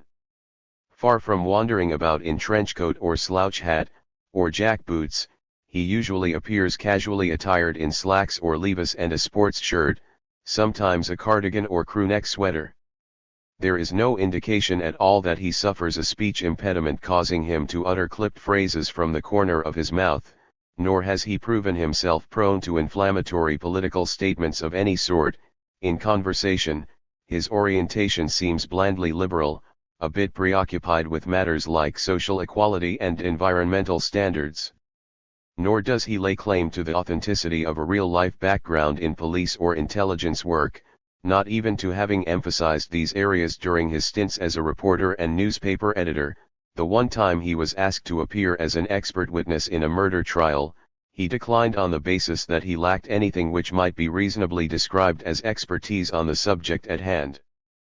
4. The overt celebrations of racism, misogynism, and sadism infesting so much earlier detective fiction are not only missing from, but seem entirely antithetical to both his personality and his manner of exposition.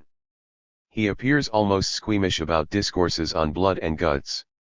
So, how is it he has attained such standing and credibility as a writer of modern American detective novels? Let it be said, first of all, that the man can write.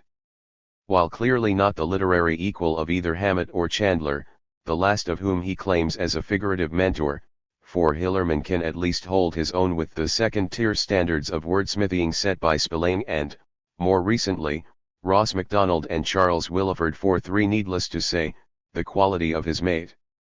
76. Real far surpasses that of assembly line hack writers like S.S. Van Dyne, Leslie Chart Iris, Earl Stanley Gardner, Rex Stout, and Ellery Queen. 4-4 The spare style of structure and exposition he acquired in his years as a journalist has plainly stood Hillerman in good stead during his shift to penning novels. His books are, technically speaking, always an abundantly good read. Yet, undeniably, there is no great shortage of equally talented writers out there. There is something much more, something of decisive utility to the status quo, involved in Hillerman's success than his ability to turn a crisp and tidy phrase. To find this something, we must look to certain critical factors which have come to alter the style with which power has been wielded in the U.S. since the 1960s. Salient in this regard is the U.S. defeat in Southeast Asia and the concomitant exposure of the sheer falsity bound up in the myth of white male invincibility this entailed. Certainly, the agony of losing in a major military adventure precipitated a crisis of confidence, and loss of consensus about how to proceed, even among U.S. elites.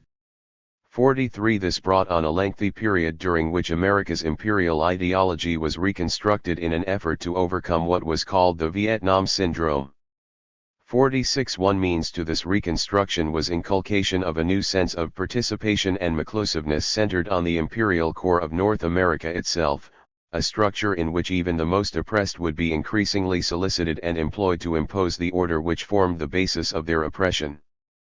Popular literature and electronic media, of course, played primary roles in bringing about this necessary transition in public sensibilities. As concerns the utilization of detective fiction as a medium by which to attain such results, the process was laid out rather clearly by Roger Simon, creator of the Moses Wine character portrayed by Richard Dreyfuss in the movie version of The Big Fix, during the 1988 International Crime Writers Conference, after the U.S. military loss in Indochina, Watergate, the rise of feminism, the Black Liberation Movement, the New Left, and gay rights activism. Those famous mean streets of Philip Marlowe and Mike Hammer have become at best passé.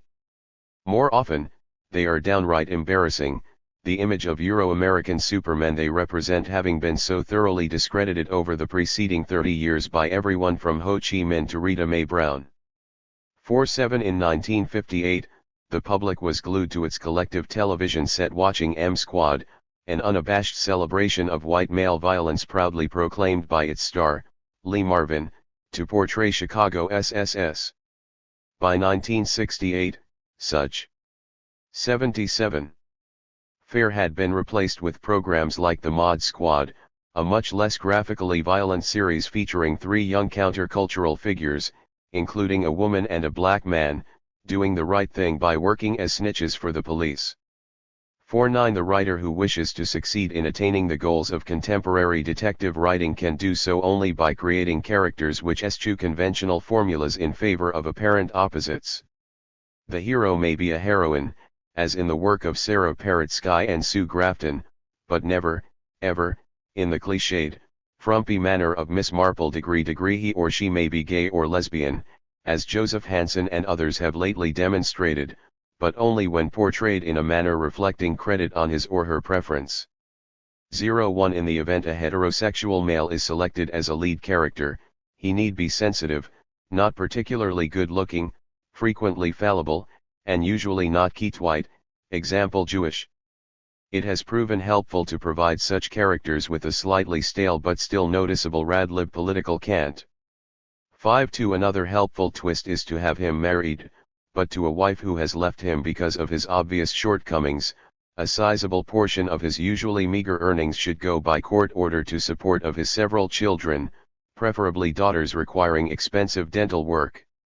03 Neat bourbon by the shot should whenever possible be replaced by Perrier water, or at least white wine. Appreciable time and emotional energy should be spent trying to kick a persistent smoking habit, and firearms should be treated as something to be fumbled with in moments of extreme peril, proving that violence in behalf of order is, however much we might wish it otherwise, is still an unfortunate necessity. 5. For the resulting stew is extremely and intentionally deceptive. While first appearances are carefully crafted to suggest a thoroughgoing deconstruction and disposal of everything Hammeresque in detective fiction, the reality is quite the reverse. In the manner of George Bush's speechwriters, the new stable of innovative detective novelists have simply offered up a kinder, gentler impression of business as usual. The central values defended by today's private sleuths, regardless of their race or ethnicity, gender, sexual proclivities, degree of addiction to health food, or inability to place a bullet in the center of the target, are exactly those held by earlier tough guys like Spade and Marlowe. Although they might never agree on the menu for lunch, yesterday's private eyes and today's more diverse roster share an inherent consensus about who are the bad guys and who are the good. 78. Whatever their stylistic differences, M Squad and Mod Squad remain equally committed to serving the same master, accepting precisely the same structure of order and hierarchy, and pursuing exactly the same goals and objectives. The key to the success of any endeavor of this sort lies squarely in fostering the delusion among the population at large that the emergence of such tendencies within various oppressed groups represent a dimension of good, while simultaneously reinforcing pre-existing notions that tendencies which go in other directions resisting or seeking dismantlement of the oppressing system represent bad. 50. In this way a broker or comprador class is drawn from among the oppressed themselves, participating in their own colonization through acceptance of managerial and or enforcement positions within the colonial system, thereby lending an impression, carefully orchestrated for general consumption by propagandists for the status quo, that a consensus on the legitimacy of the system has been reached between colonizer and colonized. 06. The new detective fiction, and the characters who inhabit it, are an integral component in this process of U.S. imperial maturation. And it is here that Tony Hillerman may be said to have truly come to the fore. Colonial structure in native North America. Unlike most empires, the heart of that manifested by the United States is its own homeland. Approximately one-third of the continental U.S. was never, by any definition, legally acquired from its native owners and is therefore illegally occupied at the present moment. 07. Within this utterly usurped land base lies a vast proliferation of mineral resources, cp 11 of this volume. 58. Maintenance of unrestricted internal colonial control over these assets belonging to the 400-odd indigenous nations resident to the lower 48 and Alaska is an absolute cornerstone to continuation of the U.S. as a world power. 59. The question, of course, is how best to accomplish this objective. As has been remarked elsewhere, colonialism, whether internal or external, evidences several distinct stages. First, there are processes of conquest, subordination, and direct rule by the colonizing power. Direct rule is then usually replaced by sectors of the colonized population subverted into serving the colonizer, both in terms of administration and in terms of muscle. This is a lesson the British learned long ago, when they discovered that, properly oriented, the Gurkha Rifles and Bengal Native Light Infantry 79 might serve as better, more efficient keepers of England's imperial order than could English troops themselves. 60. The French, too, arrived at such a realization, developing as a result the concepts of the Foreign Legion and the use of Algerians rather than Frenchmen as colonial police. 61. The same thrust in thinking is readily apparent in the U.S. public safety program of the 1960s, training Latin American police operatives to autonomously impose the order of North American interests on their own people. 62. With regard to native North America, the script needed for this purpose might be expected to follow a course lifted straight out of the legend of the Lone Ranger, that time-honored medium for explaining the proper roles of Indians and whites to children of both groups. In the new enlightened and adult version, Tonto, having long since aligned himself with the Rangers, Euro-America's, intrinsic goodness, superiority, by habitually, faithfully, licking his better's boots, finally reaches the point of realizing himself as a total human being. The route to this end will not be found in Tonto's original identity and autonomy as a non-Western being. No ending of his degradation will come through, say, a richly deserved slitting of his master's throat. 6.3 Instead, with the Hillerman mystery novel as his vehicle, Tonto demonstrates that his polished self-denigration and subservience has at last prepared him, the Indian, to assume the ranger's mantle, proving once and for all that he too can be just as good, civilized, as his master ever was. The latter can thus retire to enjoy the fruits of his labor, the long, lonely, and often brutal toil of imposing the hallowed virtues of rational order upon a world filled with the irrational evils of disorder. 6.4 Readers can thus relax, secure in the cunningly implanted knowledge that even the most obviously colonized segment of the North American population, the Indians, now agree that the system works for one and all. It took a while to figure it out, but we really do share the same essential values and beliefs when we get right down to it. At a gut level, we all want the same things, for the same reasons, and are prepared to do the same things to get them. 65 Exotic little differences in pigmentation aside, we are all black, white, yellow, red, brown, purple and polka dot, distinguishable primarily on the basis of mere cultural particularities, diversity around a common theme, the spice of life in a pluralistic society which is moving, or has moved, beyond substantial questions of race and ethnicity. 66 We can now all feel good about ourselves. Why worry? Be happy.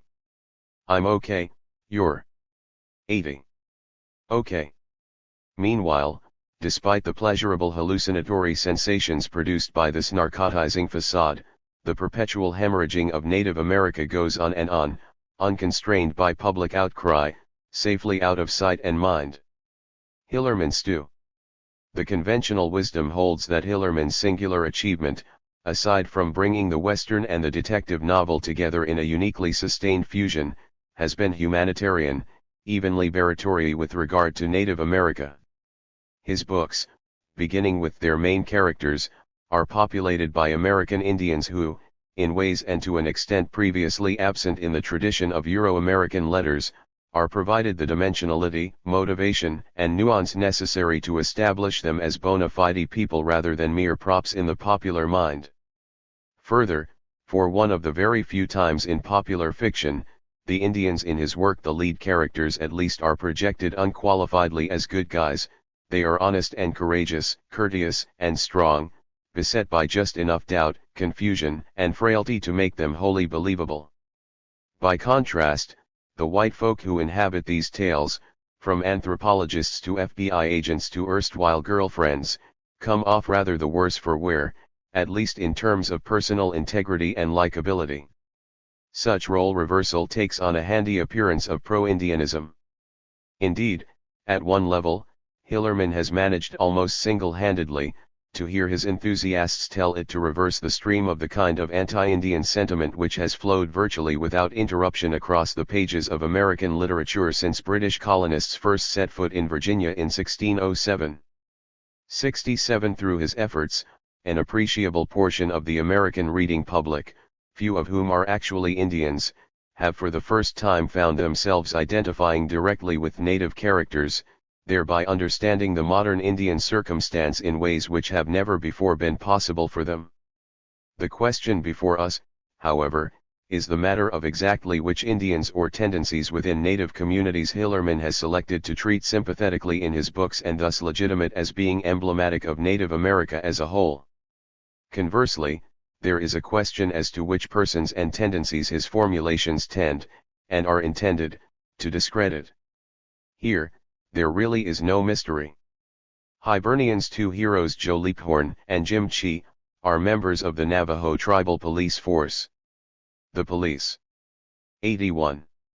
Units in question, at Navajo and everywhere else, were formed during the 19th century, not by the indigenous people they were designed to regulate, but by the U.S. Army in collaboration with an assortment of agents sent by the Departments of War and Interior.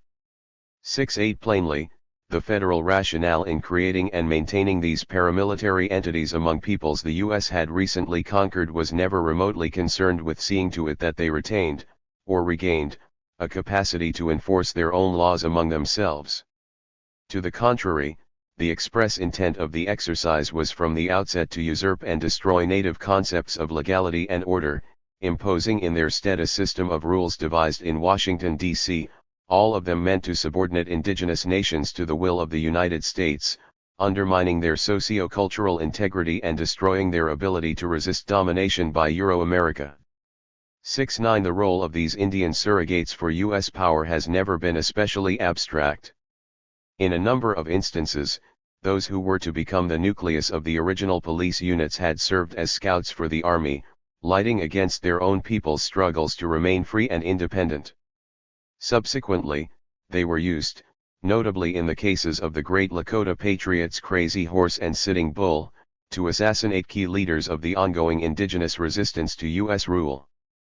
7-0 During the late 19th and first half of the 20th centuries, they also lent themselves consistently to putting teeth into programs meant to eradicate even deeper layers of internal cohesion within native cultures, targeting the traditional spiritual leadership by arresting and sometimes imprisoning those guilty of conducting such central religious ceremonies as the sun dance and potlatch. 7-1 Once federal authorities had installed outright puppet governments on most reservations pursuant to their 1934 Indian Reorganization Act, IRA, the Indian police were included as subparts. 7-2 As early as the mid-70s, they played a key role in repressing efforts by traditional Oglala Lakota people on the Pine Ridge Reservation to depose an exceptionally corrupt IRA regime. At least 69 Indians were murdered during this counterinsurgency campaign, mostly at the hands of Leaphorns and Chee's real-life counterparts. 73 In the context of other nations Norway, say, or France the word normally used to describe such outlooks and behaviors is treason. To clarify by analogy, if Hillerman were to write a novel set in occupied Norway during World War II, and remain consistent with the character formulations he has used throughout the Cheese/Leaphorn novels, he would have no alter. 82. Native but to script the notorious Nazi collaborator and puppet leader, Victor Quisling, as the book's most heroic figure. 7-4 Perhaps a better analogy would be if the hypothetical novel were set in Nazi-occupied France. Then the heroes would have to be the police of the Vichy puppet regime, working closely with the Gestapo while enforcing Hitler's new order upon their people. 73 In context, these are the only counterparts to Chee and Leaphorn. One might find interesting precedents to such unique and innovative storylines in the material produced by Joseph Goebbels' Nazi propaganda ministry during the period in which Germany occupied both countries. Certainly, there are more than ample antecedents to Hillerman's characterizations of American Indians in Gunga Din and others of Rudyard Kipling's literary apologetics for British colonialism in East India. 7-6 In a manner typical of imperial literature everywhere, the sympathetic portrait Hillerman draws of the most traitorous elements resident to North America's Indian country carries in it undeniable implications regarding how he must depict the remainder of the native societies with which he deals. Put simply, if his heroes are to be those most sold out to the colonizing order, then it stands to reason that the less sold out, more traditionally oriented a character, the greater the degree of silliness and or negativity which must be assigned to him or her. 7-7 Hence, a theme running like a river through the Leaphorn/Chee novels is that traditional Navajo and Hopi societies are predicated in an inexplicably irrational complex of beliefs infested by all manner of goblins and demons. These childlike outlooks give rise to a steady series of innately evil individuals, witches who adopt the personae of skinwalkers, bad Kachinas and the like. 7-8 Because of the inordinate power held by these witches within their own cultures, traditional folk are as a whole usually terrorized by them to the point of trauma. In Hillerman's stories they are often selected for manipulation by sinister non-Indians pursuing an assortment of nefarious ends. Since the traditionals are automatically incapacitated by the evil ones among them, and thus subject to endless victimization by a seemingly infinite array of villains, it falls to a nice, college-educated, Euro-oriented boy like Jim Chee or his older and crustier, but equally Euro-oriented police mentor, Joe Liephorn, to save them, protecting them from their own naive fallibilities over and over and over again. Listening Woman is a prime example of this emphasis developed to its lull potential. Small wonder that Liephorn professes a near-total disinterest in Navajo tradition. Chi, for his part, is cast 83 as being curious but perpetually baffled by the sheer and often perverse stupidity embedded in the culture of which he is supposedly a part. It is easy to understand why he might be given to endless deep contemplation of the meaning of it all, perched as he is upon the peak of superior knowledge provided him by the anthropology department at Arizona State University. He is bound up irretrievably in the world of Kipling's discourses on Wogs and white man's burdens. 79 Hillerman, as even his staunchest admirers have been sometimes willing to admit, has had to engage in considerable distortion of Navajo ethnography in order to make the good and evil dimensions of his heavily larded moral plays work out. 80 And there is much more to it than that. There are two absolutely unbreachable rules the author deploys when developing every one of his Indian novels, most emphatically in Skinwalkers, Talking God, and Dance Hall of the Dead. First, Euro-Americans are always the smart guys, manipulating Indians in criminal endeavors, never the other way around.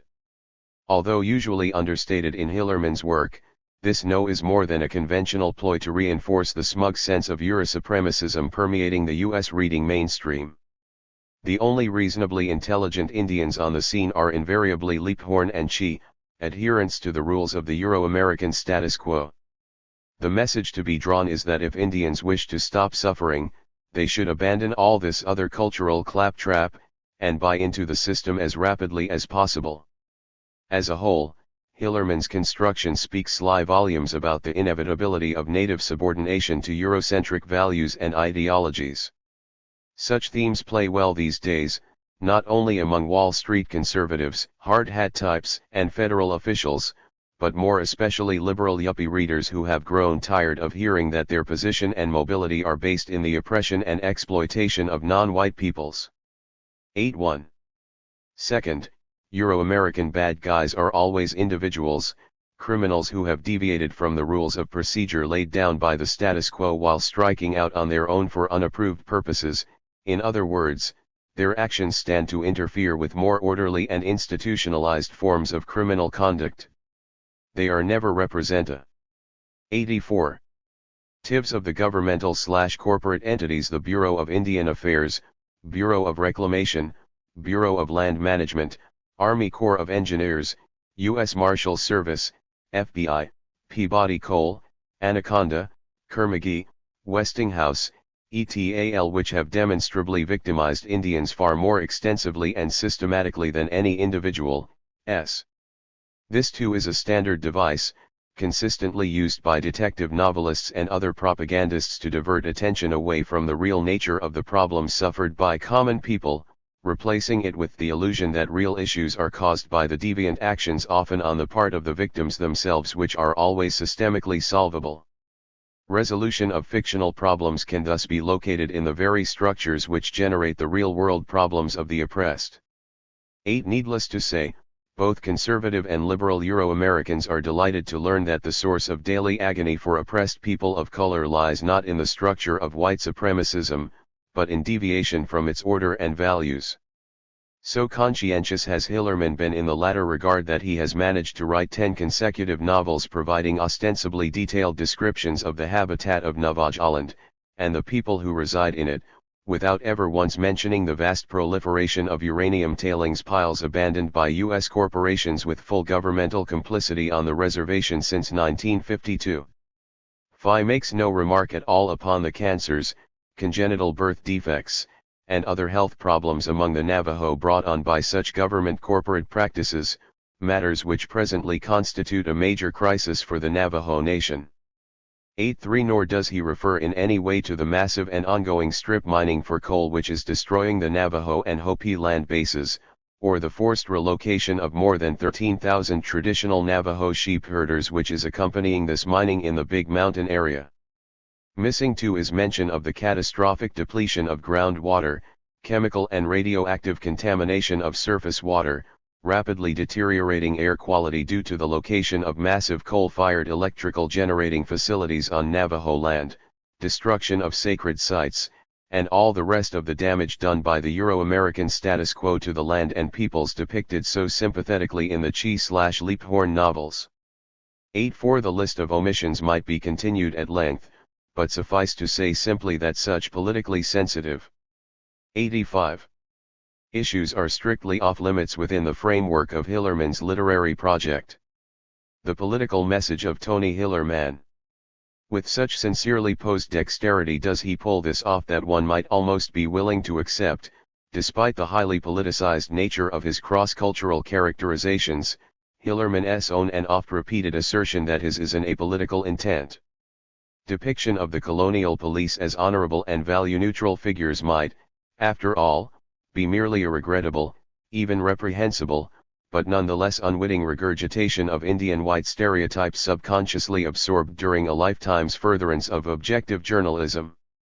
*3 It might also be plausible, just barely, that his decision to avoid completely the questions of government corporate impact upon the land and lives he purports to reveal has been born more by some weird sort of ignorance or unwillingness to face facts than by a politically motivated desire to obfuscate certain fundamental truths.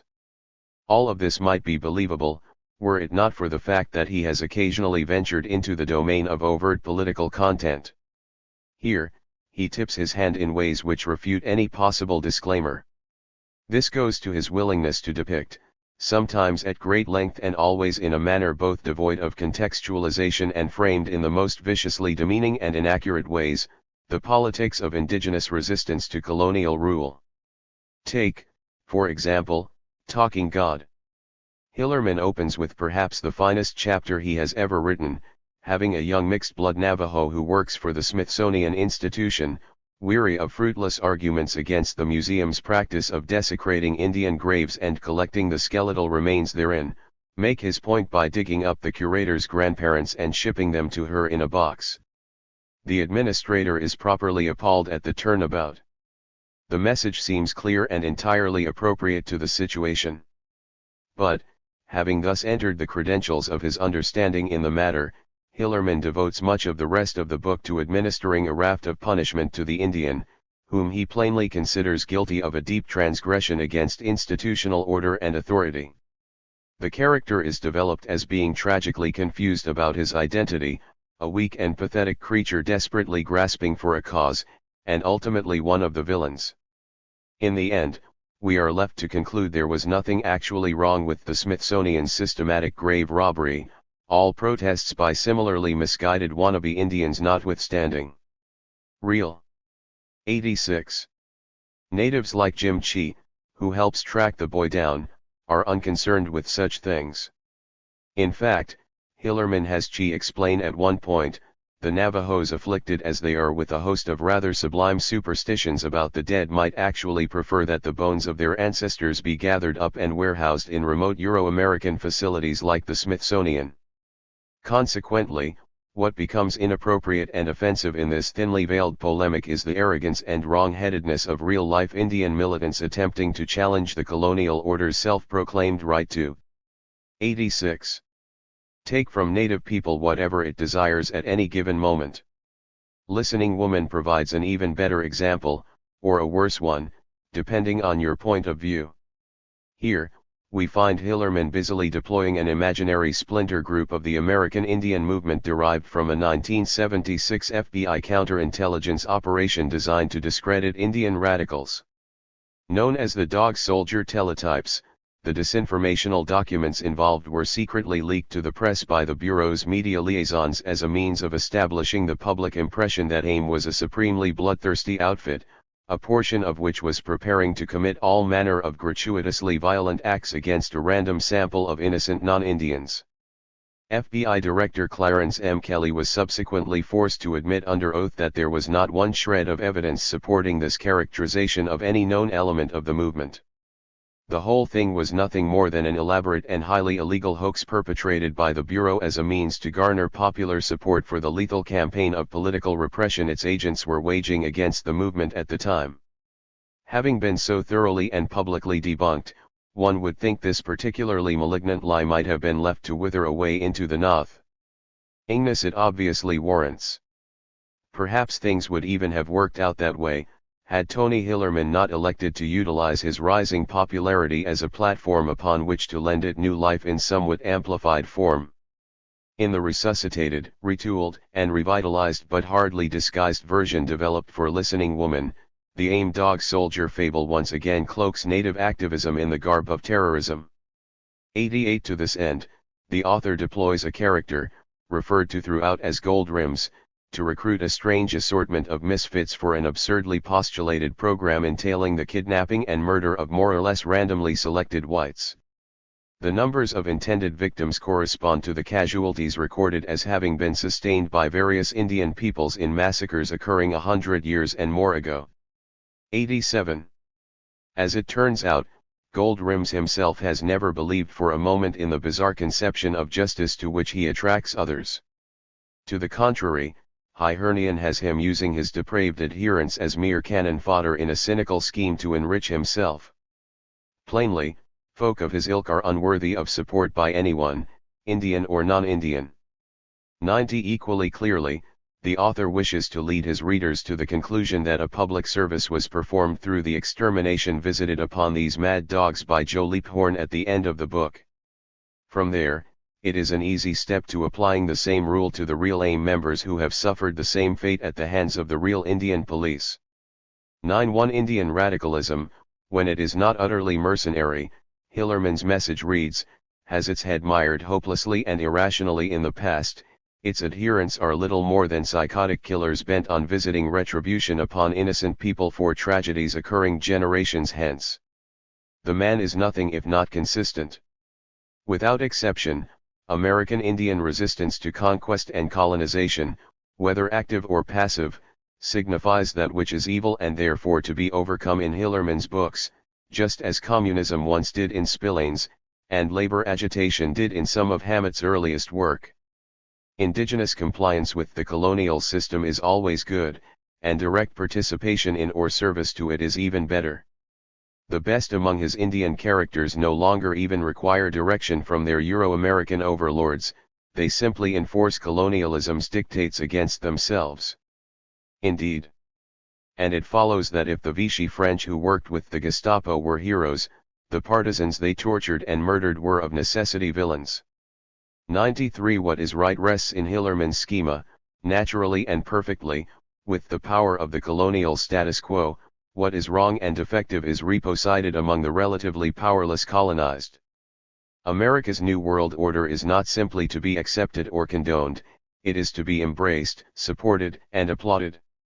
That which impairs the functioning of that order will be destroyed by any and all available means, not merely as a matter of grudging necessity, but unquestioningly, as a stimulus response, with the confidence and pleasure which comes with acting in accordance with some higher law. 94 It is all as inevitable as glaciation, and that fact alone serves to reconcile and justify whatever it is that must be done as a means to move things along. 95 Ultimately, despite all the superficial and misleading distinctions with which he has been so careful to imbue his image, there is no incongruous 88 ness in Tony Hillerman's presence among the peculiar roster of personalities making up detective fiction's list of noted authors. Fundamentally, there is no difference whatsoever, all superficialities of style and presentation aside, between the logic and meaning of a Hillerman and that of a Mickey Spillane. The end is the same, and for precisely the same reasons, no matter whether the main protagonist is an enthusiastically efficient practitioner of torture and homicide like Mike Hammer or a better-natured cop like Jim Chee who must always fumble for the gun locked in his glove compartment. And, if the way in which Spillane has Hammer impose order upon the disorderly oppressed can be properly termed reactionary and sadistic, how much more sadistic is it for Hillerman to dispense with Hammer altogether? The maneuver changes nothing other than to exonerate the colonizers of direct participation in the sheer ugliness of the colonial process by eliminating their figurative representative as a key player. Much crueler in its subtle way is Hillerman's tactic of imparting willing complicity, often even full responsibility, to the colonized for the fact, continuation, and perfection of their own colonization. Spillane at least was more or less open about who he was and why, as were Hammett and Chandler before him. Hillerman's charade of not only providing but being their opposite number, capturing as it does the loyalties of a much broader contemporary audience, is far less honest. It is also much more sophisticated, efficient, and dangerous, the logical next step in a popular literary progression reflecting the culminating phase of America's imperial pretensions. When all is said and done, one need not be a master detective to solve the mystery of why the Jim Chee/Joe Leaphorn novels have received such accolades from establishment reviewers. Both because the context of U.S. Indian relations he has been canny enough to address and rationalize is of such absolutely vital importance to maintenance of the status quo, and because he holds the requisite writerly proficiency to make the project work, Tony Hillerman has been anointed to a position at the very crest of his chosen genre. It follows that his books lack even the slightest connection to liberatory literature. They are instead the very quintessence of modern colonialist fiction in the United States. A Little Matter of Genocide. Colonialism and the Expropriation of Indigenous Spiritual Tradition in Contemporary Academia. They came for our land, for what grew or could be grown on it, for the resources in it, and for clean air and pure water. They stole these things from us, and in the taking they also stole our free ways and the best of our leaders, killed in battle or assassinated. And now, after all that, they've come for the very last of our possessions. Now they want our pride, our history, our spiritual traditions. They want to rewrite and remake these things, to claim them for themselves. The lies and thefts just never end. Margot Thunderbird. 1988. The exploitation and appropriation of Native American spiritual tradition is nothing new. In many ways the process began the moment the first of Columbus' wayward seamen washed up on a Caribbean beach, returning home with wondrous tales of Los Indios. And it has been functioning in increasingly concerted fashion, under rationales ranging from the crassly commercial to the purely academic, ever since. Over the past 2 decades, the ranks of those queuing up to cash in on the lucre and luster of American Indian religious studies have come to include a number of New Age luminaries reinforced by a significant portion of the university elite. The classic example of this has been Carlos Castaneda, whose well-stewed borrowings from Timothy Leary, the Yogi Ramacharaka, and Barbara Meyerhoff were blended with a liberal dose of his own turgid fantasies, packaged as a yucky way of knowledge, and resulted not only in a lengthy string of bestsellers but a PhD in anthropology from UCLA. So lacking was/is the base of real knowledge concerning things Indian within academia that it took nearly a decade for Castaneda to be apprehended as the greatest anthropological hoax since Piltdown Man, and one still encounters abundant instances of the teachings of Don Juan and Journey to Istlan Being. 99. Utilized in courses and cited, apparently in all seriousness, in ostensibly scholarly works as offering insight into American Indian thought and spiritual practice. Then there is Dr. Jamaica Highwater, an alleged Cherokee/Blackfeet from either Montana or Canada. The story varies from time to time, born by his own accounts in several different years. In an earlier incarnation, circa the late 60s, this same individual appeared as J. Marks, a non-Indian modern dance promoter in the San Francisco area whose main literary claim to fame was in having penned an authorized biography of rock star Mick Jagger. Small wonder that the many later texts of Dr. Highwater on Native American spirituality and the nature of the primal mind bear more than passing resemblance to both the lore of Grecian mythos and the insights of hip-hop idiom-a-la magazines like Rolling Stone. Still, Highwater's material consistently finds itself required reading in undergraduate courses and referenced in supposedly scholarly fora. The man has also received more than one hefty grant to translate his literary ramblings into educational PBS film productions. 3. Then again, there was Ruth Beebe Hill, whose epic potboiler novel, Hanta Yo, set certain sales records during the late 70s via the expedient of depicting the collectivist spirituality of the 19th century Lakota as nothing so much as a living prefiguration of her friend Ayn Rand's grossly individualistic crypto-fascism. In the face of near-universal howls of outrage from the contemporary Lakota community, Hill resorted to validating her postulations by retaining the services of a single aging and impoverished Sioux man, Alonzo Blacksmith, aka Chunksa Yuha, to attest to the book's authenticity. Before dropping once again into a well-deserved obscurity, Blacksmith intoned allegedly in a dialect unknown to Siouxian linguistics that what Hill had written was true because I, Chunksa Yuha, say so, say so. This ludicrous performance was sufficient to allow a range of professors to argue that the controversy was really just a matter of opinion because all Indians are not in agreement as to the inaccuracy of Hantayo. Such pronouncements virtually ensured that sales would remain brisk in supermarkets and college bookstores, and that producer David Wolper would convert it into a TV miniseries entitled Mystic Warrior during the mid-80s. And, as if all this were not enough, we are treated to the spectacle of Lynn Andrews, an airhead feminist yuppie who once wrangled herself a 100 weekend in the company of a pair of elderly Indian women of indistinct tribal origin. In her version of events, they had apparently been waiting their entire lives for just such an opportunity to unburden themselves of every innermost secret of their people's spiritual knowledge, immediately acquainted her with such previously unknown facts as the presence of Kachinas on the Arctic Circle and the power of jaguar women, charged her with serving as their messenger, and sent her forth to write a series of books so outlandish in their pretensions as to make Castaneda seem a model of propriety by comparison. Predictably, the Andrews books have begun to penetrate the popular literature curriculum of academe. 3. To round out the picture, beyond the roster of such heavy hitters circle a host of also-rans extending from Chief Red Fox and Nino Cochise, real names and ethnicities unknown, to Hyameost Storm, David Seals and scores of others, each of whom has made a significant recent contribution, for profit, to the misrepresentation and appropriation of indigenous spirituality, and most of whom have been tendered some measure of credibility by the certified scholars of American universities. 6. One result is that at this juncture, scarcely an Indian in the United States has not been confronted by some hippie-like apparition wishing to teach crystal healing methods to Navajo grandmothers, claiming to be a pipe carrier reincarnated from a 17th century Cheyenne warrior, and with an assumed Indian name such as Beautiful Painted Arrow or Chief Piercing Eyes.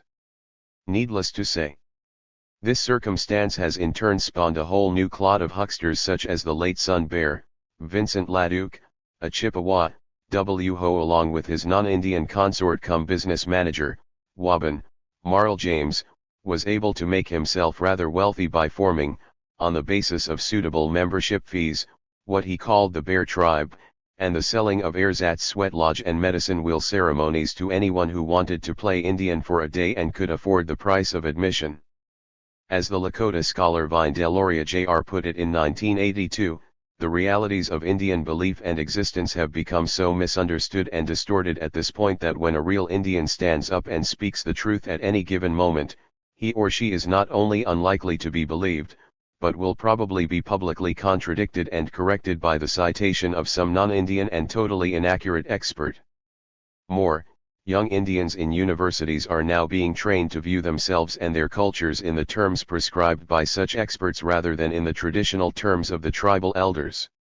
The process 101 automatically sets the members of Indian communities at odds with one another, while outsiders run around picking up the pieces for themselves. In this way, the experts are perfecting a system of self-validation in which all semblance of honesty and accuracy are lost.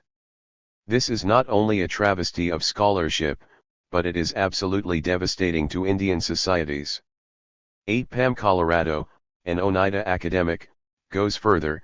The process is ultimately intended to supplant Indians, even in areas of their own customs and spirituality. In the end, non-Indians will have complete power to define what is and is not Indian, even for Indians. We are talking here about an absolute ideological/conceptual subordination of Indian people in addition to the total physical subordination they already experience. When this happens, the last vestiges of real Indian society and Indian rights will disappear. Non-Indians will then own our heritage and ideas as thoroughly as they now claim to own our land and resources. 9. A little matter of genocide. Those who engage in such activities usually claim to do so not for the fame and fortune, real or potential, involved, but for loftier motives. Many of Castaneda's defenders, for example, have argued that despite the blatant misrepresentation of Yaqui culture in which he has engaged, his books nonetheless articulate valid spiritual principles, the higher truth value of which simply transcends such petty criticism as demanding at least minimal adherence to facts. 10 Similar themes have been sounded with regard to Highwater, Andrews, and others. Within academia proper, such thinking has led to the emergence of a whole new pseudo-discipline termed ethnomethodology, in which inconvenient realities can be simply disregarded and allegorical truth is habitually substituted for conventional data. Harold Garfinkel, a founder of ethnomethodology at UCLA, has contended that such an approach represents the pursuit of knowledge in its purest form.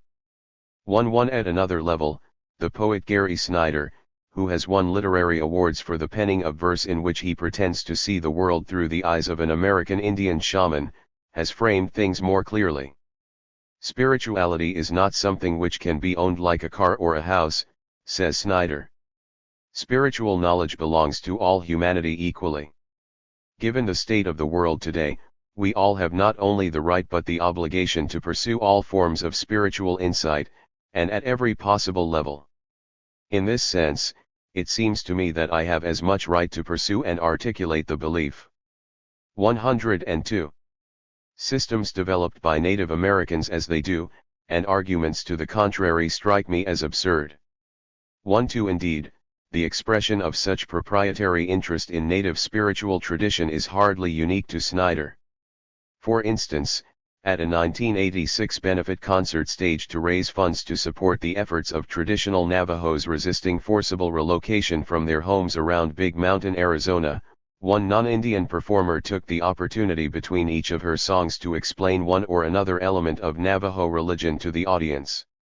Her presumption in this regard deeply offended several Navajos in attendance, and, during an intermission, she was quietly told to refrain from any further such commentary. She thereupon returned to the stage and announced that her performance was over and that she was withdrawing her support to the Big Mountain struggle because the people of that area were oppressing her through denial of her right to serve as a self-appointed spokesperson for their spirituality. I have, she said, just as much right to spiritual freedom as they do. 3 Those who hold positions of this sort often go beyond assertion of their supposed rights to contend that the arguments of their opponents are altogether lacking in substance. What does it hurt if a bunch of people want to believe they're the personification of Hiawatha? Asks the manager of a natural food store in Boulder, Colorado.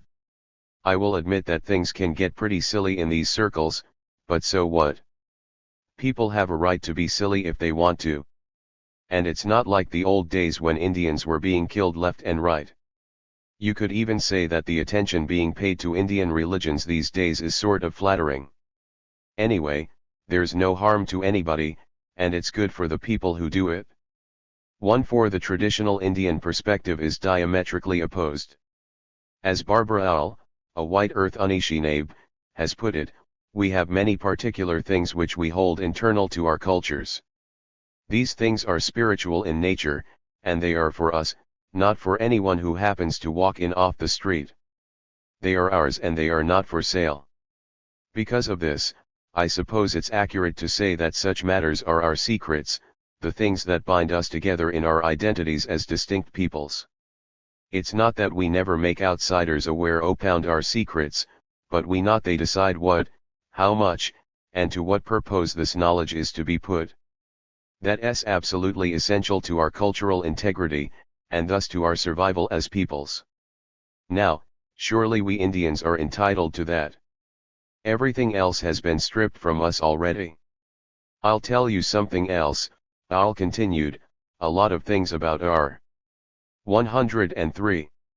Spiritual ways may be secret, but the core idea never has been. And you can sum up that idea in one word spelled RESPECT. Respect for and balance between all things, that's our most fundamental spiritual concept. Now, obviously, those who would violate the trust and confidence which is placed in them when we share some of our secrets, they don't have the slightest sense of the word. Even worse are those who take this information and misuse or abuse it for their own purposes, marketing it in some way or another, turning our spirituality into a commodity in books or movies or classes or ceremonials. And it doesn't really matter whether they are Indians or non-Indians when they do such things. The non-Indians who do it are thieves, and the Indians who do it are sellouts and traitors. 1-6 American Indian Movement, AIM, leader Russell Means not only concurs with Owl's assessment, but adds a touch of terminological clarity to her argument. What's at issue here is the same old question that Europeans have always posed with regard to American Indians, whether what's ours isn't somehow theirs. And, of course, they've always answered the question in the affirmative. When they wanted our land, they just announced that they had a right to it and therefore owned it. When we resisted their taking of our land, they claimed we were being unreasonable and committed physical genocide upon us in order to convince us to see things their way. Now, being spiritually bankrupt themselves, they want our spirituality as well. So they're making up rationalizations to explain why they're entitled to it. 1-7 We are resisting this, Means goes on, because spirituality is the basis of our culture. If it is stolen, our culture will be dissolved. If our culture is dissolved, Indian people as such will cease to exist. By definition, the causing of any culture to cease to exist is an act of genocide. That's a matter of international law, look it up in the 1948 Genocide Convention.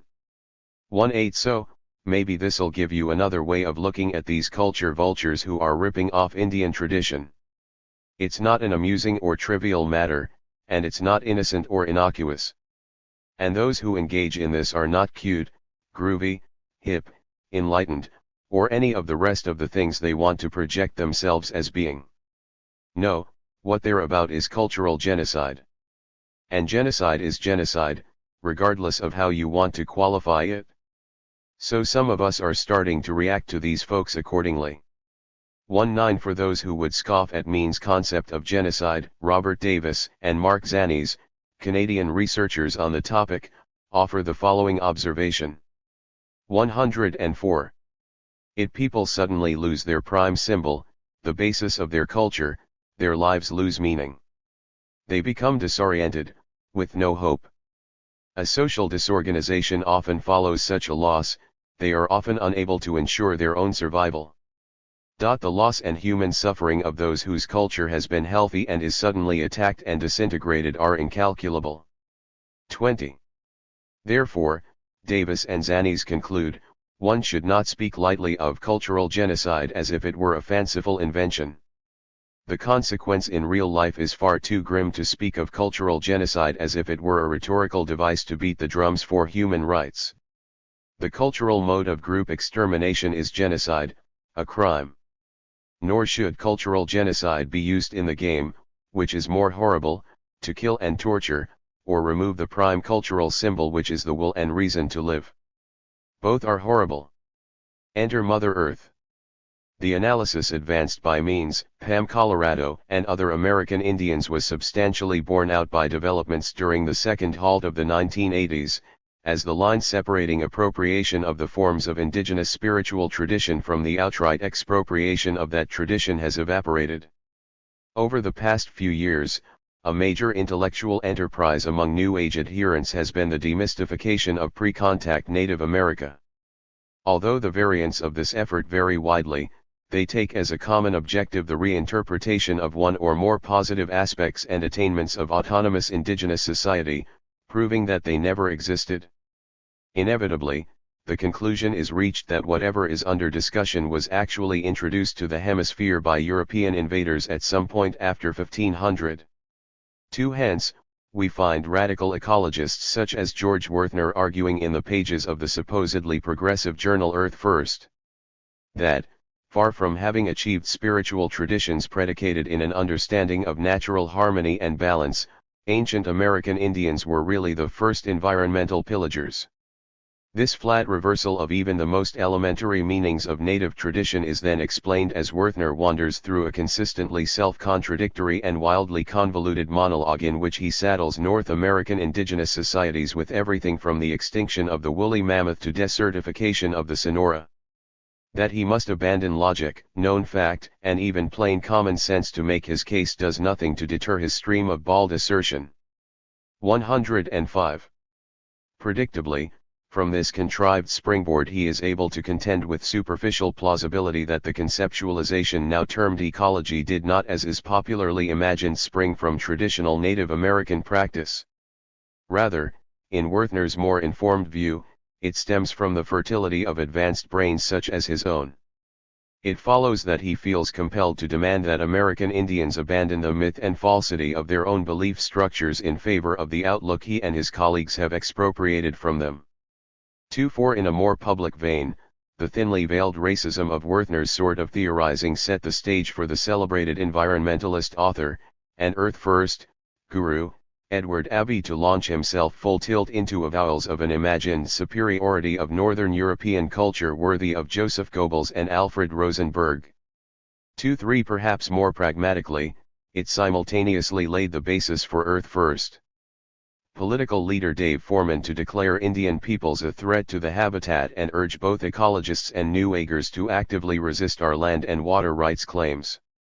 2-6 All of this might be to some extent dismissible as the ravings of an irrelevant lunatic fringe were it not for the fact that, as usual, such ideas are finding their way into the realm of mainstream academia where they are being sanctioned and codified as knowledge, truth, and scholarship. The interlock and continuity between the expropriation of the physical resources of Native America on the one hand, and the expropriation of its spiritual/conceptual traditions on the other, could not be more clearly revealed.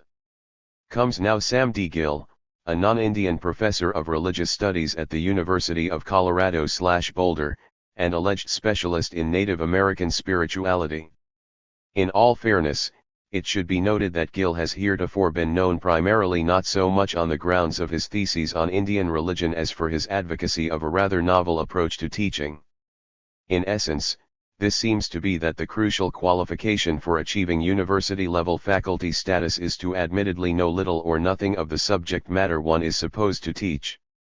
As he himself put it in an essay contained in On Teaching, a 1987 anthology of teaching excellence. In my classes on Native American religions I found I could not adequately describe the roles of women in Native American cultures and religions. To begin to resolve my ignorance about Native American women and to pursue research, I finally offered a senior-level course on Native American women and religions. This course formally initiated my long-term research on Mother Earth. Emphasis added. 2-7. 106. One might have been under the impression that filling a seat as a professor at a major institution of higher learning would imply not ignorance, but rather the having of some pre-existing body of knowledge about or from which one is prepared to profess. Similarly, it might be thought that the offering of an advanced course in a particular content area might imply some sort of relationship to the results of research rather than the initiation of it.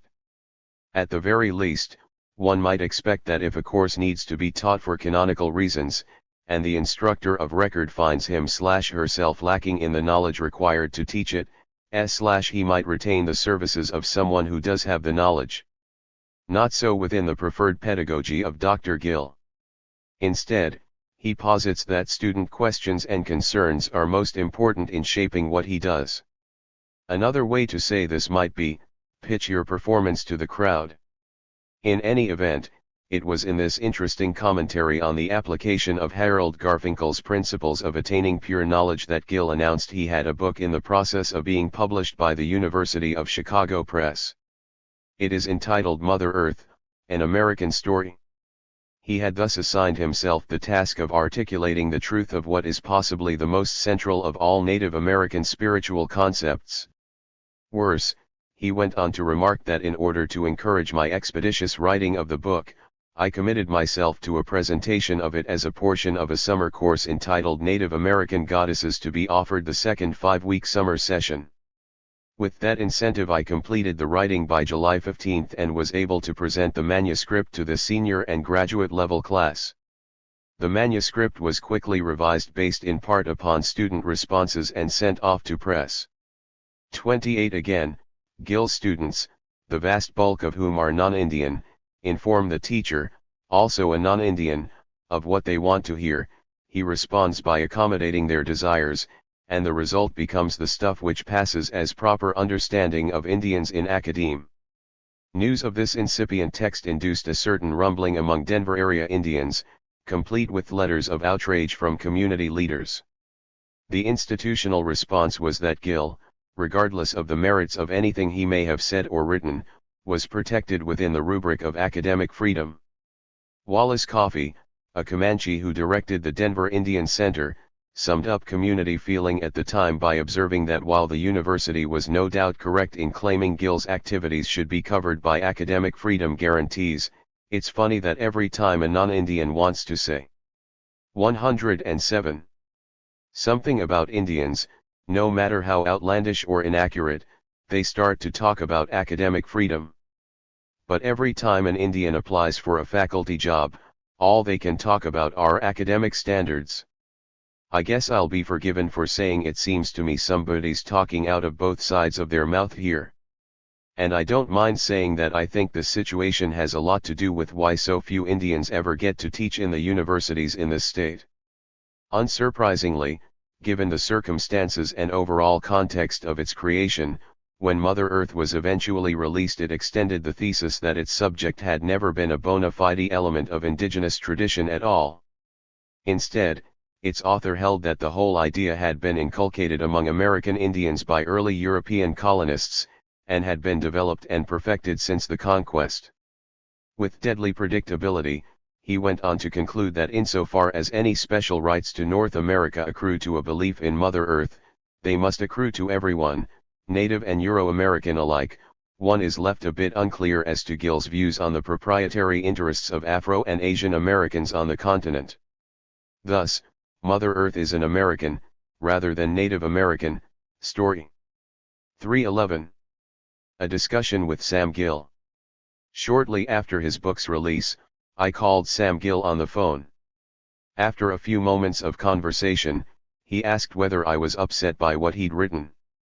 I replied that I was indeed quite upset and responded to his query as to why this might be with a long and somewhat disjointed discourse on the nature of cultural imperialism, the fact that he'd quoted material I'd ghost-written for others quite out of context, and my impression that he'd quite deliberately avoided including any American Indians directly in the research process by which he'd reached conclusions about them so profoundly antithetical to their own. "I think we had better meet in person," he said. To his credit, Gill kept the appointment, arriving as scheduled at my office. In response to his request to go deeper into some of the issues I'd raised on the phone, I explained that I felt there was probably validity to the idea he'd articulated in Mother Earth that the interpretation and reinterpretation of the Mother Earth concept by succeeding generations of Euro-Americans, such as Gill himself, had blocked any broad understanding of the original indigenous meaning of it. I also acknowledged that this additive phenomenon had, over the years, no doubt carried the popular notion of Mother Earth very far from any indigenous meaning. However, with that 108 said, I stressed that nothing in either postulation precluded there having already been a well-developed indigenous Mother Earth concept operant in North America before contact. Further, I emphasized he'd brought out nothing in his book which precluded an ongoing and autonomous Native American conceptualization of Mother Earth, divorced from popular misunderstandings, exactly like traditionalist Indians presently claim. "Well," he said, "this is interesting. I quite agree with you, and I think that's pretty much what I said in the book. Have you read it?" Taken by surprise, I reached across my desk for a copy and read an excerpt from page 6. As I have come to know it, the story of Mother Earth is a distinctively American story. Mother Earth, as she has existed in North America, cannot be adequately understood and appreciated apart from the complex history of the encounter between Native Americans and Americans of European ancestry, nor apart from comprehending that the scholarly enterprise that has sought to describe her has had a hand in bringing her into existence, a hand even in introducing her to Native American peoples, emphasis added. Without looking up, I skipped to page 7. Mother Earth has come into existence in America largely within the last 100 years. When her story is told, it becomes clear how all Americans, whatever their heritage, may proclaim Mother Earth to be the mother of us all. Emphasis added. And again, almost at random, from page 157, Mother Earth is also mother to the Indians. This study has shown that she has become so only recently, and then not without influence from Americans. Emphasis added. With the third quote, I indicated I could go on but figured the point had been made. At this juncture Gill suggested that perhaps he'd not been as clear in the writing of the book as he'd intended. I countered that while I agreed the text suffered certain difficulties in exposition, these particular passages seemed quite clear, in line with his overall treatise as I understood it, and lacking only in possible alternative interpretations. Oh well, he said with a small shrug, I never intended this as a book on religion anyway. I wrote it as a study in American history. Are you planning to review it? When I replied that, yes, I was, and as widely as possible, he said, then I'd very much appreciate it if you'd treat it as an historical work, not in the framework of religious studies. Fair enough. Surprised again, I agreed. Gill's historiography. There are a number of points of departure from which one might begin to assess Sam Gill's historical project, none of them as telling as the way. 109. In which he defines the object of his quest. On the very first page he declares that, Mother Earth is not only a Native American goddess but a goddess of people the world over. Emphasis added. Two things are striking here. First, Gill seems from the outset to simply disregard the obvious literal meanings of statements by three different American Indians: the 19th century Wanapum leader Smohala, contemporary Navajo politician Peterson Za, and AIM leader Russell Means, which he quotes on the same page. In each of these diverse utterances, the speaker refers to the earth herself as being the mother. All allegorical references to human anatomy, e.g., the soil as skin, rocks as bones, are clearly extended from this premise in an effort to allow the non-Indian listener to apprehend the concept at issue. No attempt is being made to utilize the earth as an allegory by which to explain some humanesque entity. Second, Gill immediately insists upon precisely this reversal of polarities, quoting Edward Taylor to the effect that, among the native races of America the Earth Mother is one of the great personages of mythology. Emphasis added.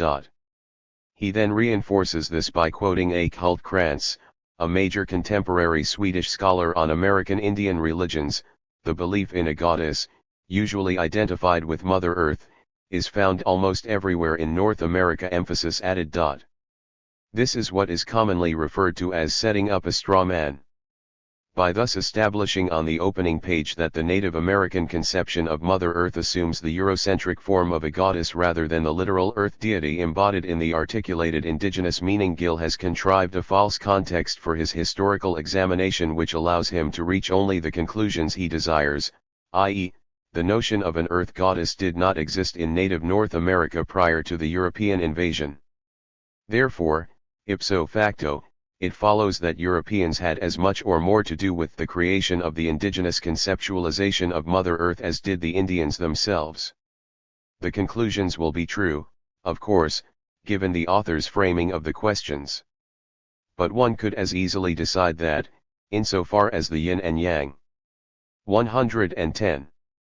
Principles of Taoism and Zen Buddhism embody female and male principles, they too must signify a god and goddess.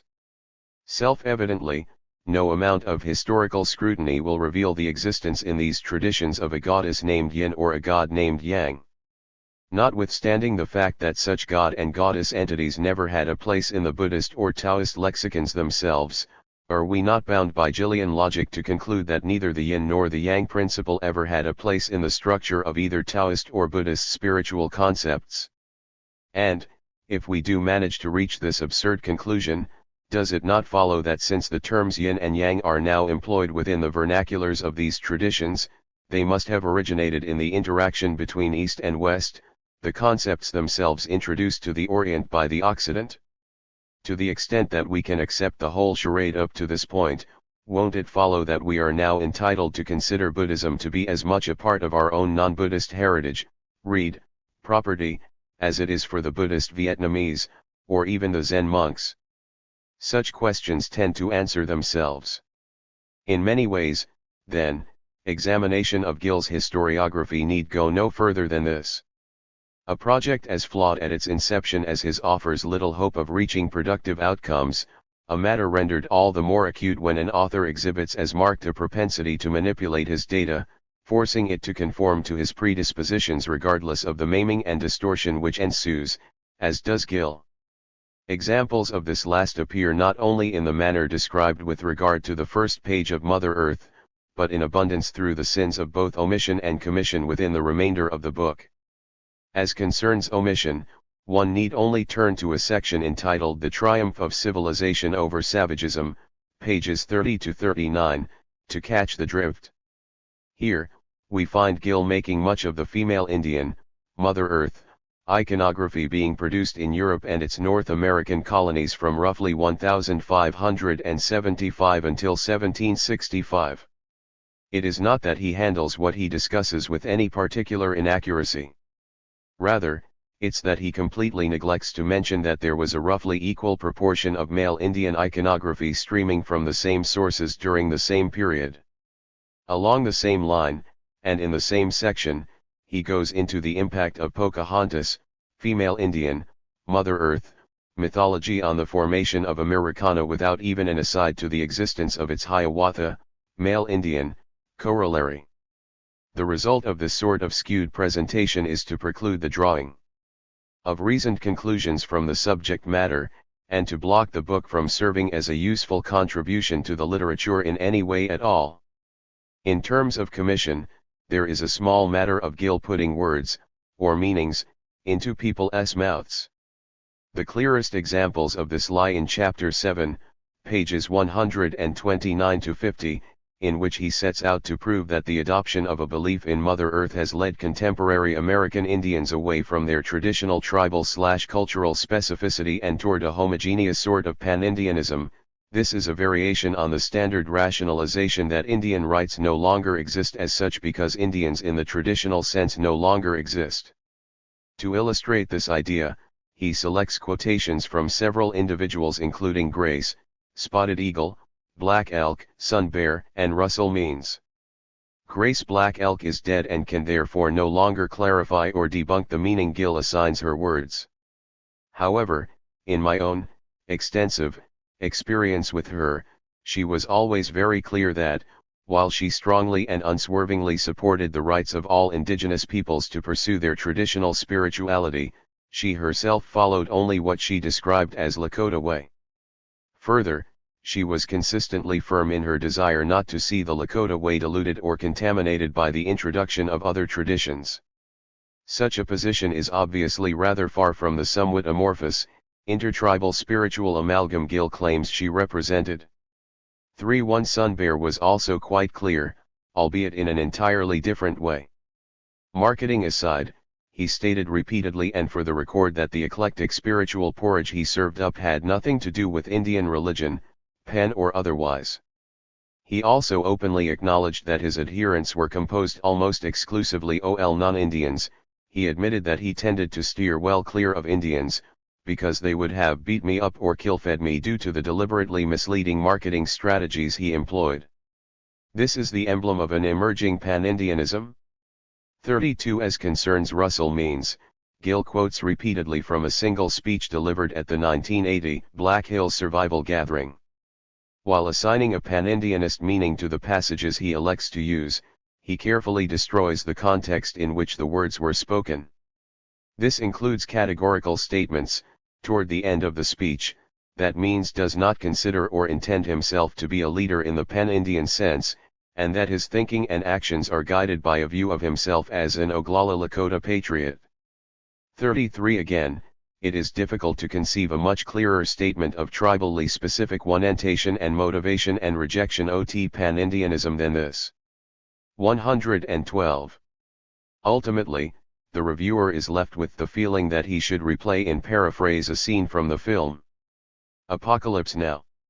Sam Gill, playing Colonel Kurtz, Marlon Brando, asks, "Do you find my methods to be unsound?"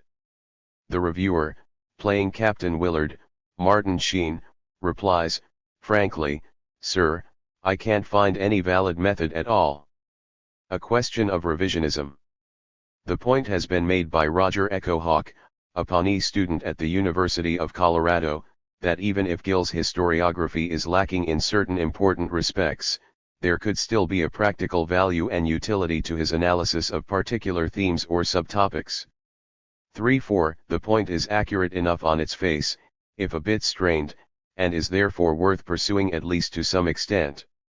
By way of example, we will concentrate on the first of the major historical occurrences dealt with in Mother Earth, Tecumseh's Mother Earth statement, negation of which serves as a linchpin for Gill's arguments throughout the rest of the book.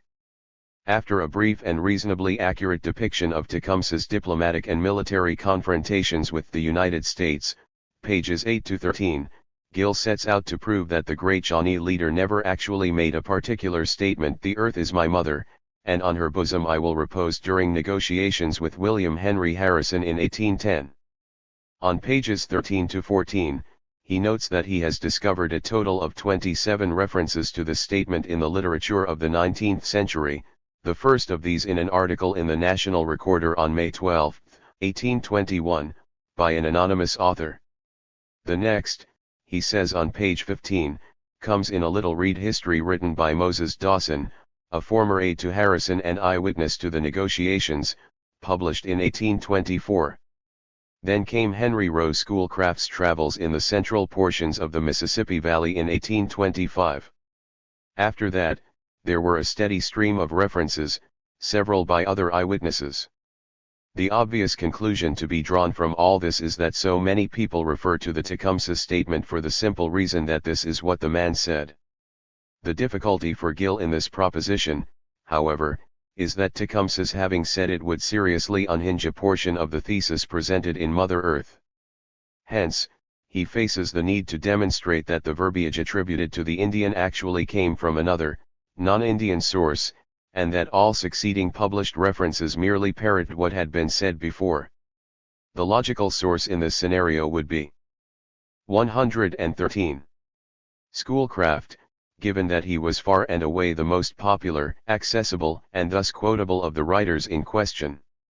This is problematic insofar as both the 1821 and 1824 references were published prior to Schoolcraft's book. Gill solves this difficulty on page 15 by suggesting that for unexplained reasons Schoolcraft, who is not at all known for a tendency to write anonymous tracts, and who was a name any editor would have gladly afforded a byline, authored the unattributed Recorder article in 1821, unaccountably fabricating the Tecumseh statement. An implication of this thoroughly unsubstantiated historical discovery, never brought out in Mother Earth, is that for some equally unexplained reason Dawson must next have opted to deliberately falsify his historical record of the negotiations by borrowing this fictional quotation from an obscure 3-year-old article which even Gill describes as filler in the back pages of a magazine. After the date of Schoolcraft's book, of course, Gill is much freer to write off other eyewitness accounts as fabrications, at least with regard to the Tecumseh statement.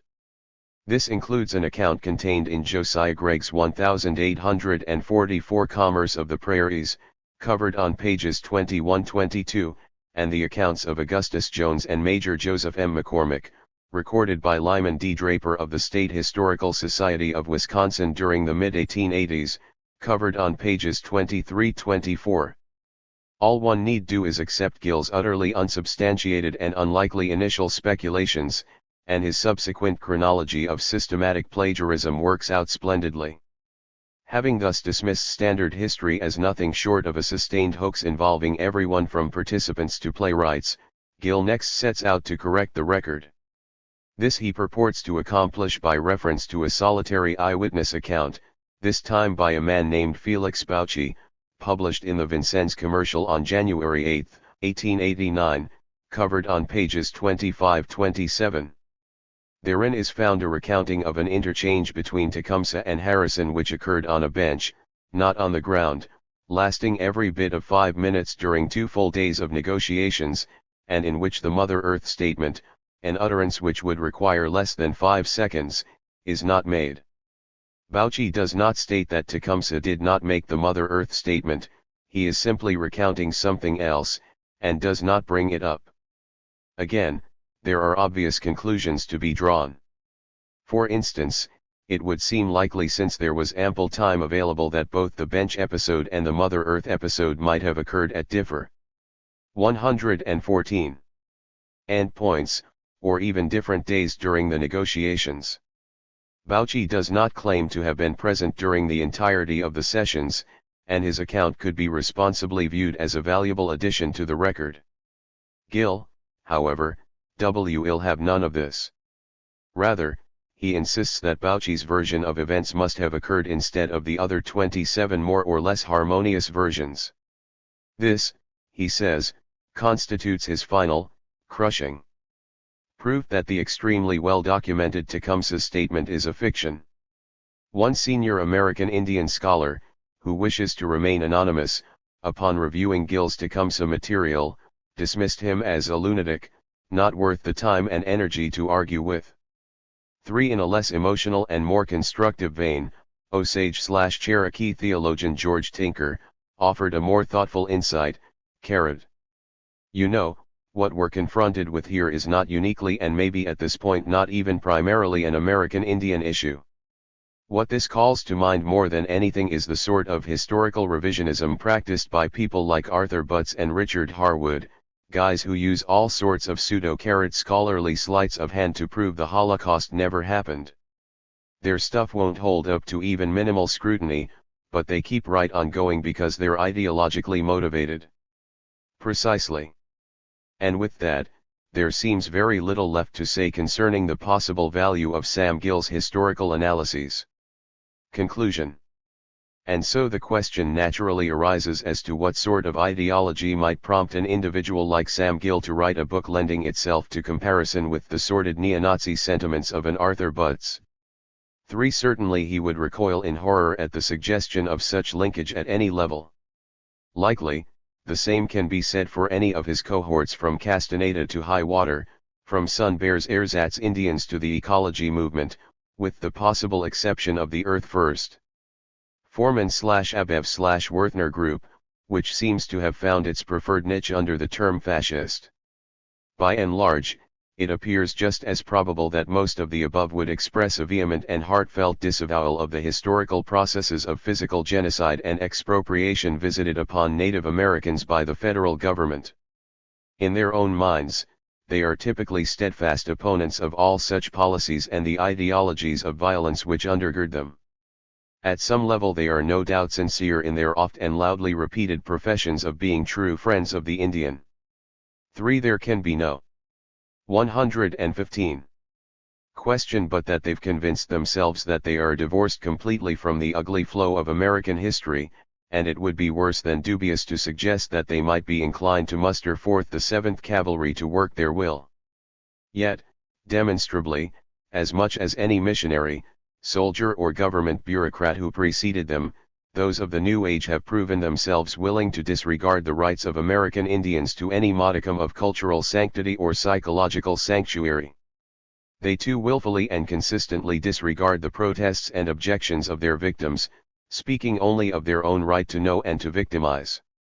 They too have exhibited an ability to pursue courses of conduct bearing arguably genocidal implications, to shrug off the danger, and to argue only that genocide couldn't be genocide if they are the perpetrators of it. 4. They too have persistently shown themselves willing to lie, distort, fabricate, cheat, and steal in order to accomplish their agenda. The salient queries may thus be reduced to why, and what are they after? The answers, in a real sense, are as simple as the facts that they are here and that they fully plan to stay. While the New Age can hardly be rationally accused of performing the conquest of the Americas, and its adherents go to great lengths in expressing their dismay at the methods used therein, they have clearly inherited what their ancestors gained thereby, both in terms of resources and in terms of relative power. The New Agers, for all their protestations to the contrary, aren't about to give up any of either. 41. Their task, then, is that of simultaneously hanging on to what has been stolen while separating themselves from the way in which it was stolen. It is a somewhat tricky psychological project of being able to feel good about themselves, that ultimate expression of the New Age, through legitimizing the maintenance of their own colonial privilege. The project is essentially ideological. As Martin Carnwaugh has explained it, the legitimation of the colonists' role requires the destruction of the colonized's sense of culture and history, so the colonized is removed or excluded from all social and cultural responsibility. 42. Albert Memmi adds, in oidifoi the legitimacy to be complete, it is not enough for the colonized to be a slave or thoroughly dispossessed and disenfranchised, he must also accept his role. The bond between colonizer and colonized is thus both destructive and creative. 43. 116.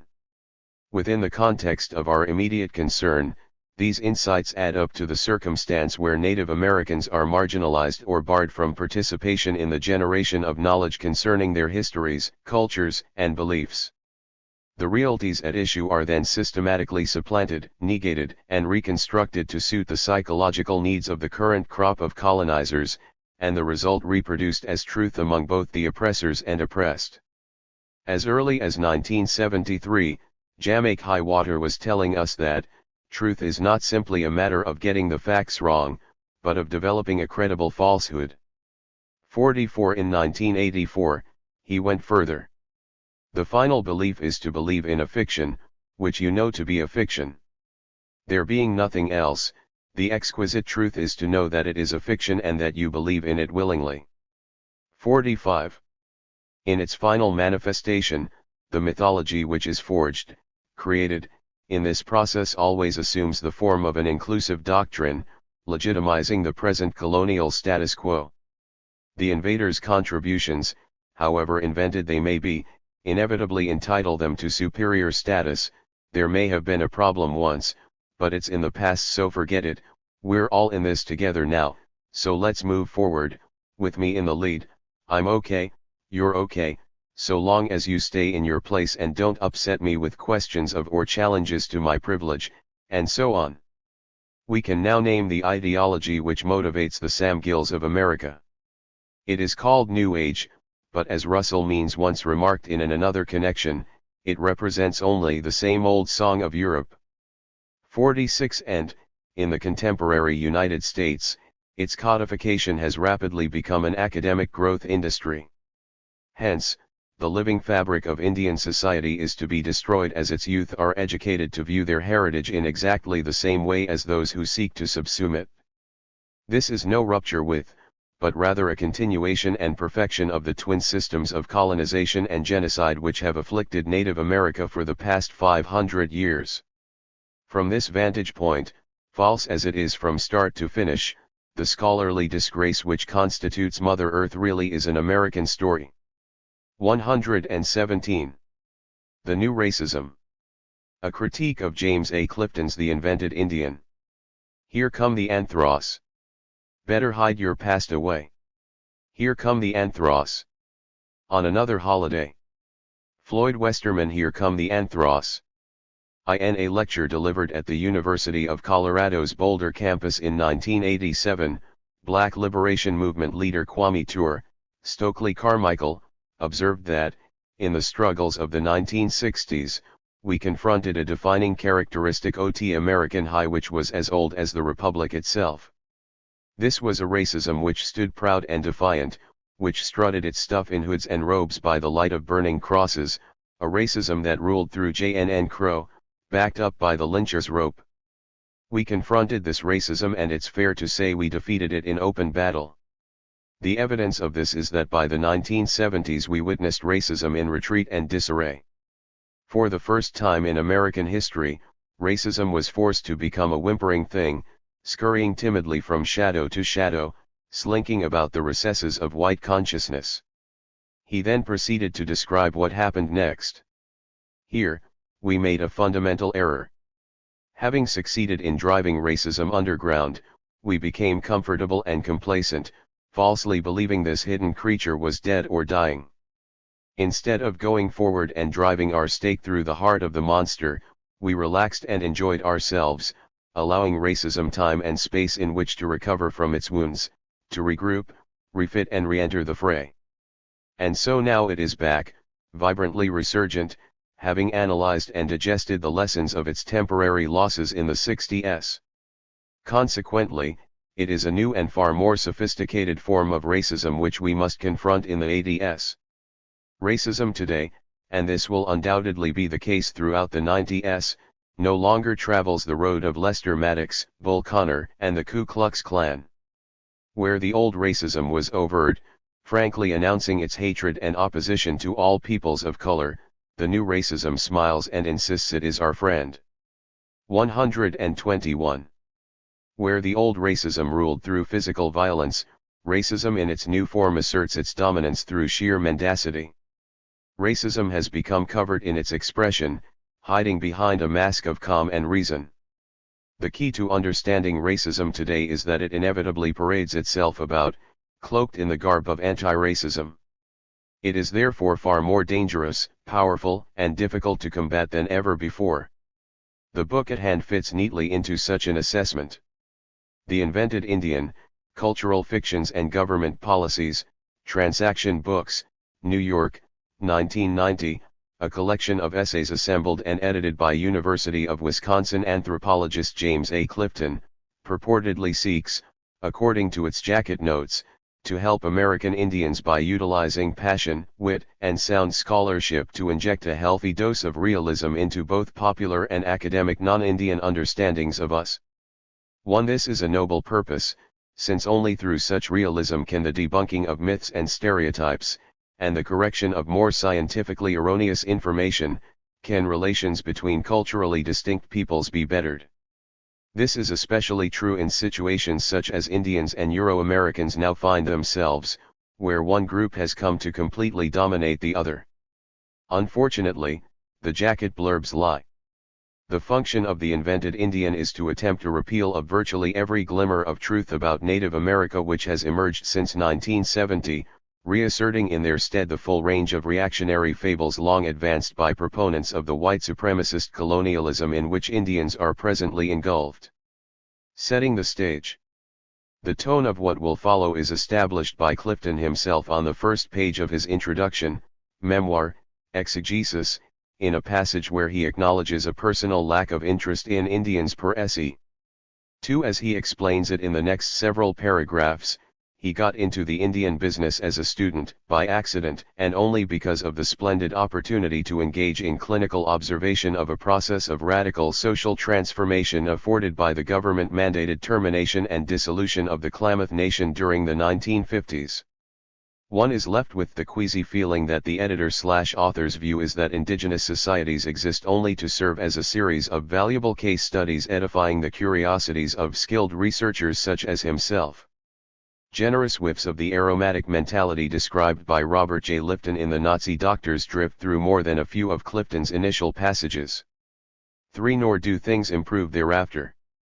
Throughout the introduction and in 122. The book's first chapter, The Indian Story, a cultural fiction, also written by the editor, it is argued in effect that acknowledging anything positive in the native past is an entirely wrong-headed proposition.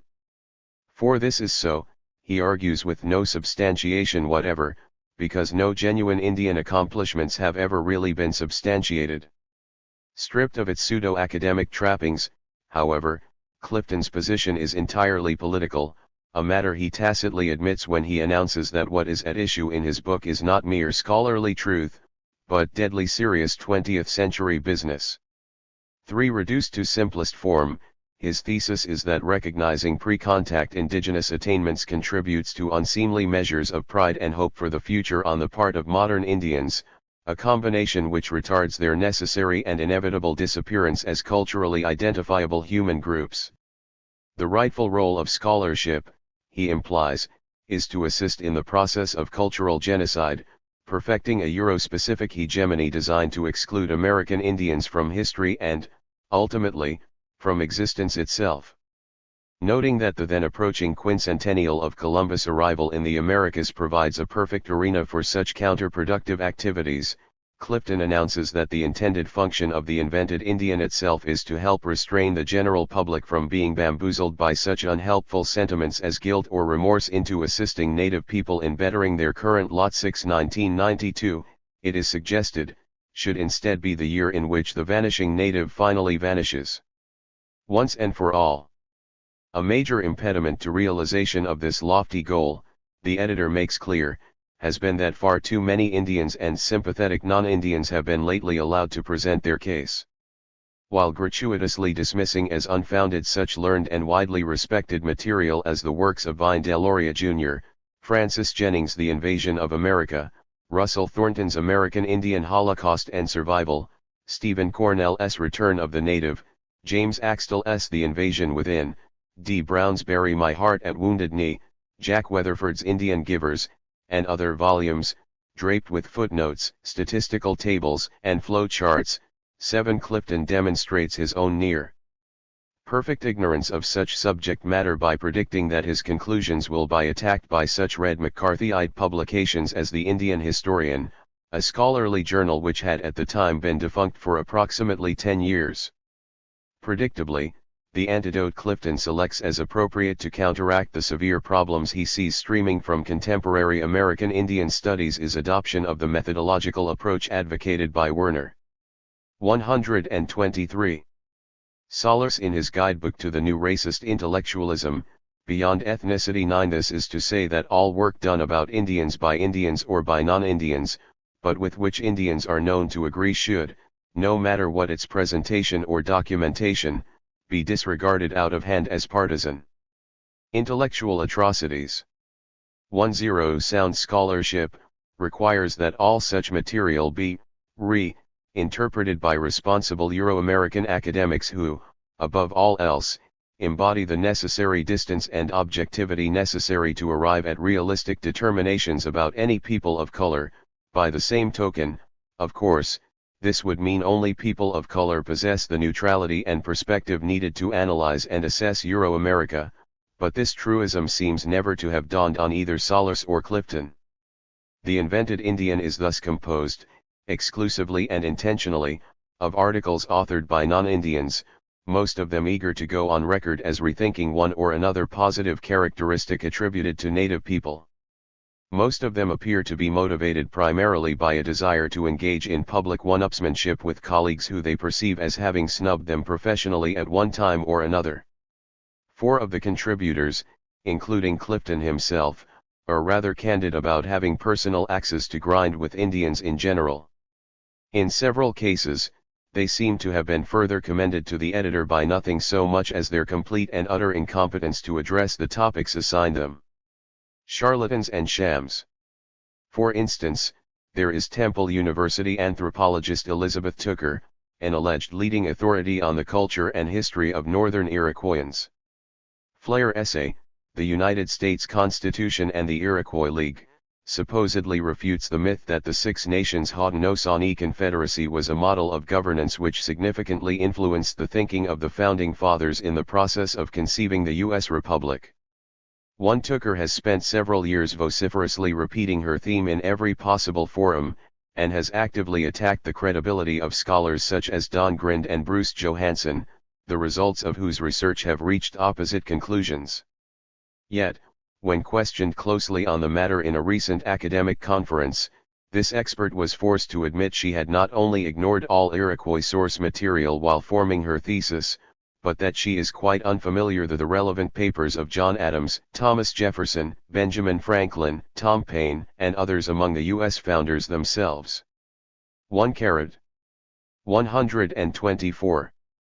Tooker is joined in her endeavor by Leland MacDonald, a University of Victoria anthropologist who confesses to spending much of his own research time refreshing his soul birdwatching or observing the fauna of Tidpo CLS. 13. This would, of course, be commendable for someone working in ornithology or marine biology, but MacDonald's project, elaborated in a piece titled Liberty, Justice, Fraternity, Was the Indian Really Egalitarian? Is to deny the generally recognized democratic content, not only of the Haudenosaunee, but of other indigenous North American societies as well. 16. In doing so, He not only rejects detailed information tendered by native people themselves, but by such notable non-Indian scholars as Lewis Henry Morgan and Franz Boas. Tellingly, he approaches the Herculean task of overturning a fundament of his discipline on the basis of a paucity of personal field work and a total of 21 endnotes, 9 of them lacking any citation whatsoever. Then there is University of Colorado Religious Studies professor Sam Gill, a self-anointed authority on native spirituality. In The Invented Indian, he brings forth the contention that a core concept of many indigenous traditions, the sense of earth as feminine entity, did not exist until Europeans came along to teach it. His essay, Mother Earth, An American Myth, is a capsized recycle of his earlier Mother Earth, An American Story, a book already exposed as one of the shoddier historiographical exercises in living memory. 17 At least one of Gill's supposed sources in preparing his Mother Earth thesis has gone on record calling him an out-and-out liar, while auth*18 ers have said as much in less public fashion. Next, we are treated to a pontification by David Henige, whose credentials in addressing an American Indian technical topic consist of being a bibliographer in African Studies at the University of Wisconsin. In his Their Numbers Become Thick, Native American Historical Demography as Expiation, Henige claims to refute the arithmetic of such researchers as Leslie B. Simpson, Sherburne F. Cook, Woodrow Borah, Carl O. Sauer and Henry Dobbins, whom he dubs collectively as being high counters. 1 Although he never quite gets around to saying what he thinks the pi-contact native population of North America actually was, one is left to conclude that he seeks to negate any estimates going beyond the initial conservative projections advanced by James Mooney and Allred L. Kroeber, whose own methodological abuses are by this point notorious, a matter about which Henige remains conspicuously silent during the first half of this century. 125. Reinforcement of suspicions that this is a goal of the invented Indian comes in the form of a smug assertion advanced without so much as a pretense of support by French sociologist Jean-Jacques Simmerer in his essay, Ghosts and Shadows, The Reduction of North American Natives, the less than 2 million people today enumerated as Indian and Inuit in the United States and Canada now total about the same as the estimated population of the 5 greater than 21 continent when Columbus arrived. Insights and obfuscations. The question of indigenous agriculture is also raised. In this connection, an essay by the late Lynn Cessy, an anthropologist whose undistinguished career seems to have consisted primarily of questioning whether Indians ever engaged in any sort of human enterprise, is deployed. In the course of her lengthy tenure at SUNY, the author developed into an able if tedious tactician, as her posthumous contribution to the present volume readily indicates. Unable to nullify the obvious altogether, Cessy's Squanto and the Pilgrims, on planting corn in the manner of the Indians instead belabors the weighty question of whether native planters along the eastern seaboard really used fish as fertilizer in the way described by early European colonists. The idea appears to be that if the author can establish that this bit of Americana is incorrect, at least in part, then the whole notion that many Indian peoples were essentially farmers rather than hunter-gatherers can be drawn into question. As with most things, the process of deconstructing reality proceeds one step at a time. Cessy's effort is accompanied by an even more trivial piece by Carol I. Mason, who, like Clifton, is a University of Wisconsin anthropologist. In A Small Sweet Something, Maple Sugaring in the New World, Mason fails even in her own terms to disprove that Indians utilized this substance, along with honey and other sweets, as an integral dietary component in pre-contact times, or that they passed along knowledge of it to the first European explorers. How can independent testing procedures verify or not verify the conclusions drawn from the documents? The promise of archaeological verification for problems of this kind is too often still but a promise. 2-3 Nonetheless, she goes on to conclude authoritatively that, the Indian as aboriginal sugar maker is a projection of the state of dietary affairs in 17th century England, a clearly ethnocentric interpretation of what constitutes an appropriate human diet. 24. 126. Another article mining the veins of banality, albeit with a non-agricultural focus, is Pride and Prejudice, The Pocahontas Myth and the Pamunkey by Christian F. Feist, a University of Vienna anthropologist who doubles as curator of North and Middle American collections at the Museum für Völkerkunde in the same city. 25 Feist's first essay. He has two, the second of which will be addressed below, is not so much offensive as it is irrelevant, showing as it does that a given indigenous people has undergone culture change over the past 3 centuries. And that the nature of this change has included incorporation of aspects of other cultures with which it has interacted. The intent may have been to demonstrate that the Pamunkey are no longer really Indian from a perspective which defines Indianness in terms of contemporary looking and acting exactly as they did in 1607, but all that is ultimately accomplished is to show that native North American cultures are neither static nor less adaptable than any other. Perhaps ironically, The Invented Indian does contain 3 relatively good articles, written by Alice B. Kehoe, Richard DeMille, and Feist, respectively. In Primal Gaia, Primitivists and Plastic Medicine Men, Kehoe, an anthropologist at Marquette University, does an excellent job of illuminating the fraudulent nature of New Age Indianists of both the genetically Indian, i.e., Vincent Sun Bear Leduc, Rolling Thunder, Thiani Iwahu, High Amaost Storm, and Wallace Black Elk, and of the non-Indian, i.e., Adolf Hungry Wolf Gutterline, J. Jamaica Highwater Marks, Gary Snyder, Hilda Nehard Petrie, John Redtail Free Soul, Lynn Andrews and Jose Argels, Varieties.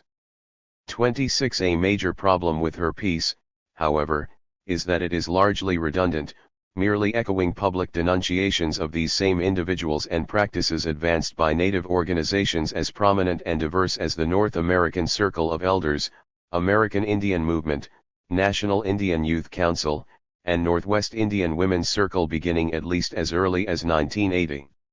27. The author not only fails to acknowledge or reference the positions already adopted by indigenous traditionalists. She attributes the term plastic medicine man to an Austrian Friends of the Indian group when it actually originated in the Colorado AIM chapter. 28. The resulting impression conveyed is that Indians typically support ersatz shamanism, while it is left to smart white folks like herself to save the day by seeing through it. Far and away the most honest and accurate item included in The Invented Indian is validity is not authenticity, distinguishing two. 127. Components of Truth, a reprint of an essay written by Richard DeMille for his earlier The Don Juan Papers. 29. The author vigorously disassembles the various lies about the Yaqui and other indigenous peoples injected into both the scholarly and popular arenas by Carlos Aranja, aka Carlos Castaneda, whom DeMille accurately describes elsewhere as being the greatest anthropological hoax since Piltdown Man. 30. To his great credit, DeMille makes it absolutely clear that the Castaneda problem is a specifically Eurocentric rather than Native American phenomenon, and spends the bulk of his time analyzing the ways in which the discipline of anthropology churns out what might be best described as disinformation specialists. Taken most broadly, his is a message many of the contributors to the present volume would do well to heed in the context of their own misbegotten twistings of reality. Feist, too, does an adequate job in his second essay, Europe's Indians, in which he unmasks the spurious foundations of Old World conceptions of Indianness elaborated by hack writers such as Karl May. 3. Taken together, these last 3 pieces might have formed the basis for a useful and informative book. Unfortunately, given the setting in which their authors have allowed them to be published, they serve now more as a brush with which to tar genuine indigenous spiritual traditions than as a mechanism by which the assorted phonies preying upon these traditions might be exposed for who and what they are. They are simply insufficient in themselves to offset the thrust of the rest of the collection. The real agenda. This is all the more true when one considers the cluster of essays which comprise the core of The Invented Indian, laying bare the sort of bedrock issues which prompted editor Clifton to collect and publish it. Put bluntly, this central material devolves on themes intended to preclude any public perception of legitimacy in Indian land claims, or reserved land rights, for that matter, efforts to assert control over their own affairs, or attempts to speak the truth of what is being done to them. The package is presented as being of benefit to Indians insofar as their acceptance of it might foster improved interracial relations.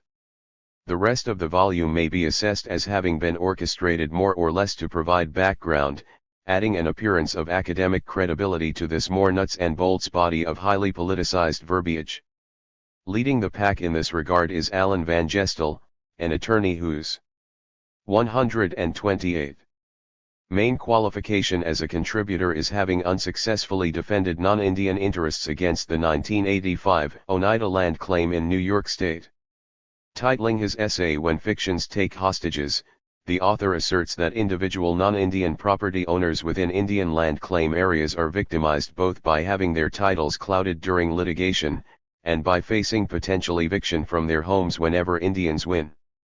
3. The individuals at risk, he declares, accurately enough, are largely innocent of personal wrongdoing, and should thus not be made to bear the burden of redressing native grievances. Indians' persistence in filing suits to recover lands taken from them in contravention of both U.S. and international law is, he contends, tantamount to their taking these bystanders hostage as an expedient to forcing state or federal governments into land restoration actions they would likely not otherwise undertake. 3. It is incumbent upon Indians, he argues, to cease such provocative endeavors lest the rage of the hostages eventually vent itself upon their captors. 3. No mention is made of the possibility that the Euro-American governments might bear a certain responsibility to resolve the problem by ending their blanket refusal to return territory they demonstrably and often admittedly took from indigenous people through other than legal means. Although he claims juridical expertise, Van Gestel inverts the entire tradition of English common law, in which U.S. codes are anchored, by suggesting that non-Indians holding deeds within Indian treaty areas are somehow inherently entitled to keep the property, no matter if it can be shown to be stolen, merely by virtue of having acted in good faith in acquiring it. He is plainly playing to a crowd of non-Indians who seek peace of mind in their property investments rather than following legal logic. The latter holds clearly and as a matter of fundamental principle that stolen property must be returned to its rightful owners wherever these can be found. Those who receive stolen property are never entitled to keep it, even though they may have had no participation in or knowledge of the theft, and may even have honestly purchased the property from the thief or thieves. Such persons are entitled to be compensated for their losses by the thieves, in this case the government, not the Indians. Were he truly concerned with promoting interracial harmony based in sound legal posture, Van Gestel might advocate that Indians and the non-Indians unite in a common effort to bring government in line with its own laws. Instead, he strives to affix blame where it isn't, set one group of victims 129 against the other, and allow the only guilty parties in the whole mix to walk away unblemished. Apparently aware of the intrinsic irrationality of the stance he's assumed, the author hurriedly scuttles to the task of amending it. This is done by asserting that Indians possess no legitimate standing from which to press claims that anything, including land, was ever stolen from them. Native peoples were never, he says, distinct, independent, political communities qualified to exercise powers of self-governance and having other prerogatives by virtue of their sovereignty. In fact, they weren't even tribes, in his view.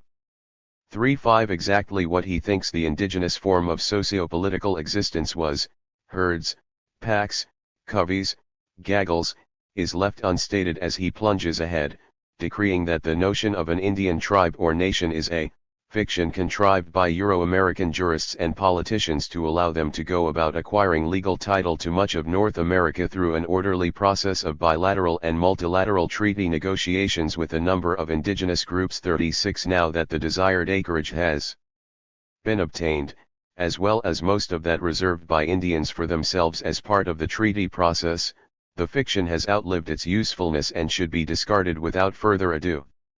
Indians would thus become what Van Gestel insists they always were: nonentities, and nonentities, to be sure, have no legal standing. Hence, no thieves, no stolen property, and no problem. Leaving aside the peculiar readings of history with which he accompanies his theoretics, the author has deliberately avoided several other major issues.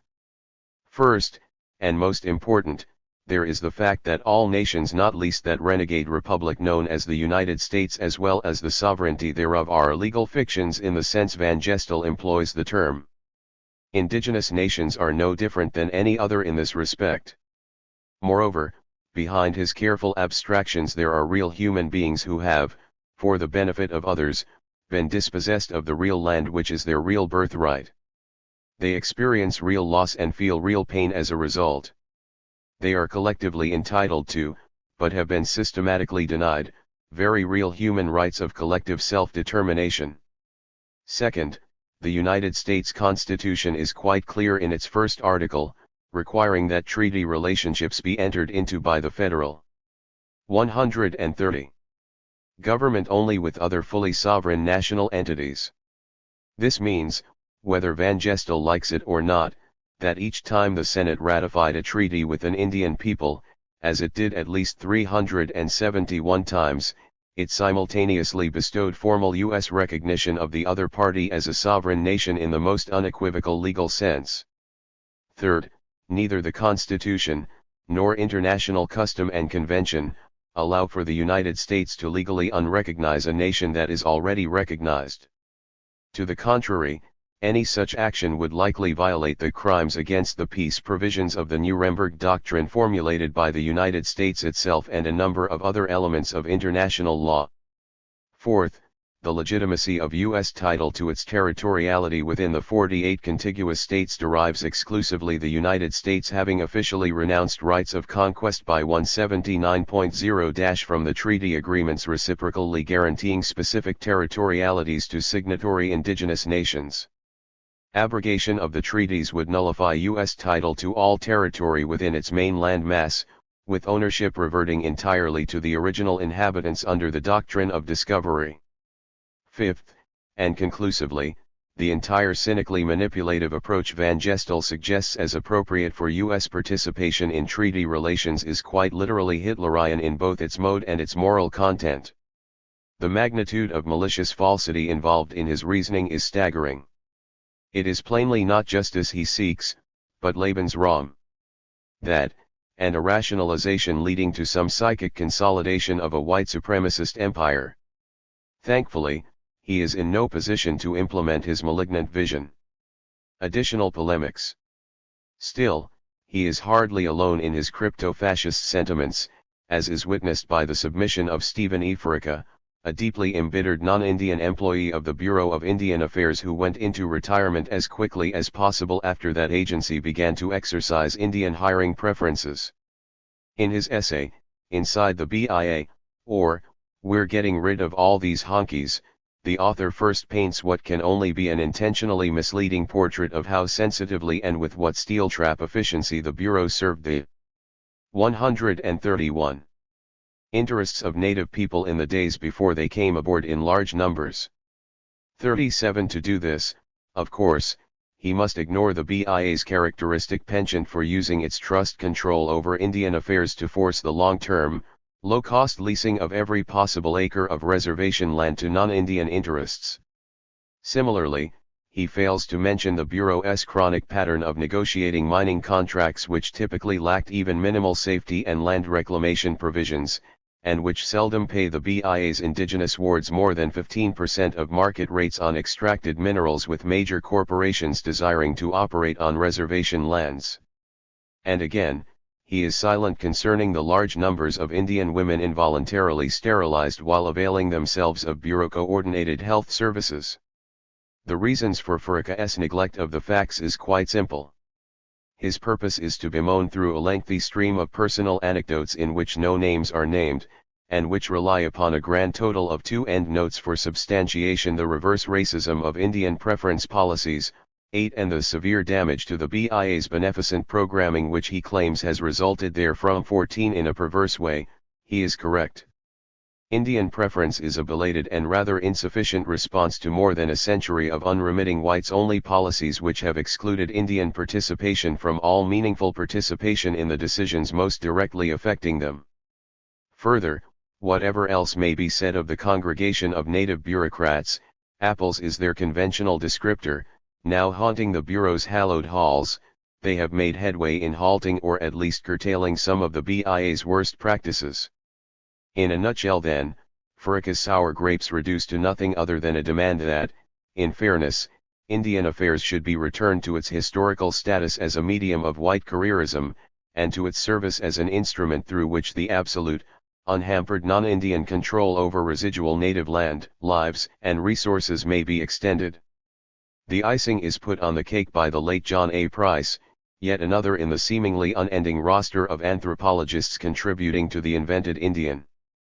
Described as an authority on the native peoples of Canada, and on advocacy groups and development programs concerning them, the author devotes much of his article entitled Ethnic Advocacy Groups versus Propaganda, Canada's Indian Support Groups, to explaining how preferentially Indigenous people are treated under Canadian law.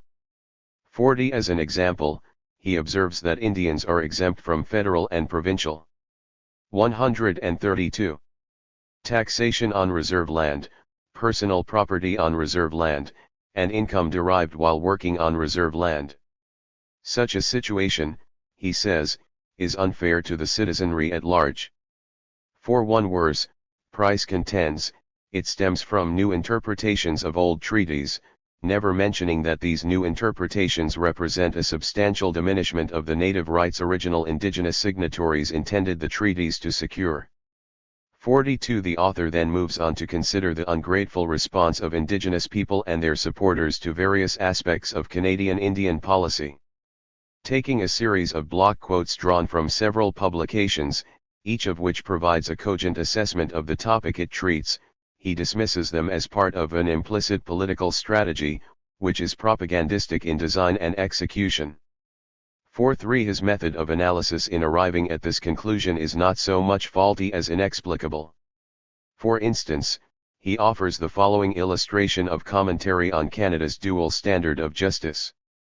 In one highly publicized case, Donald Marshall, a Micmac, wrongly served 11 years in prison for murder before the white man, Roy Essens, who committed the crime, confessed, and Marshall was released. In contrast to Marshall's life sentence for second-degree murder, Essens got 1 year for manslaughter. 44. Price makes no claim that this is untrue. To the contrary, he seems to accept the veracity of what is said.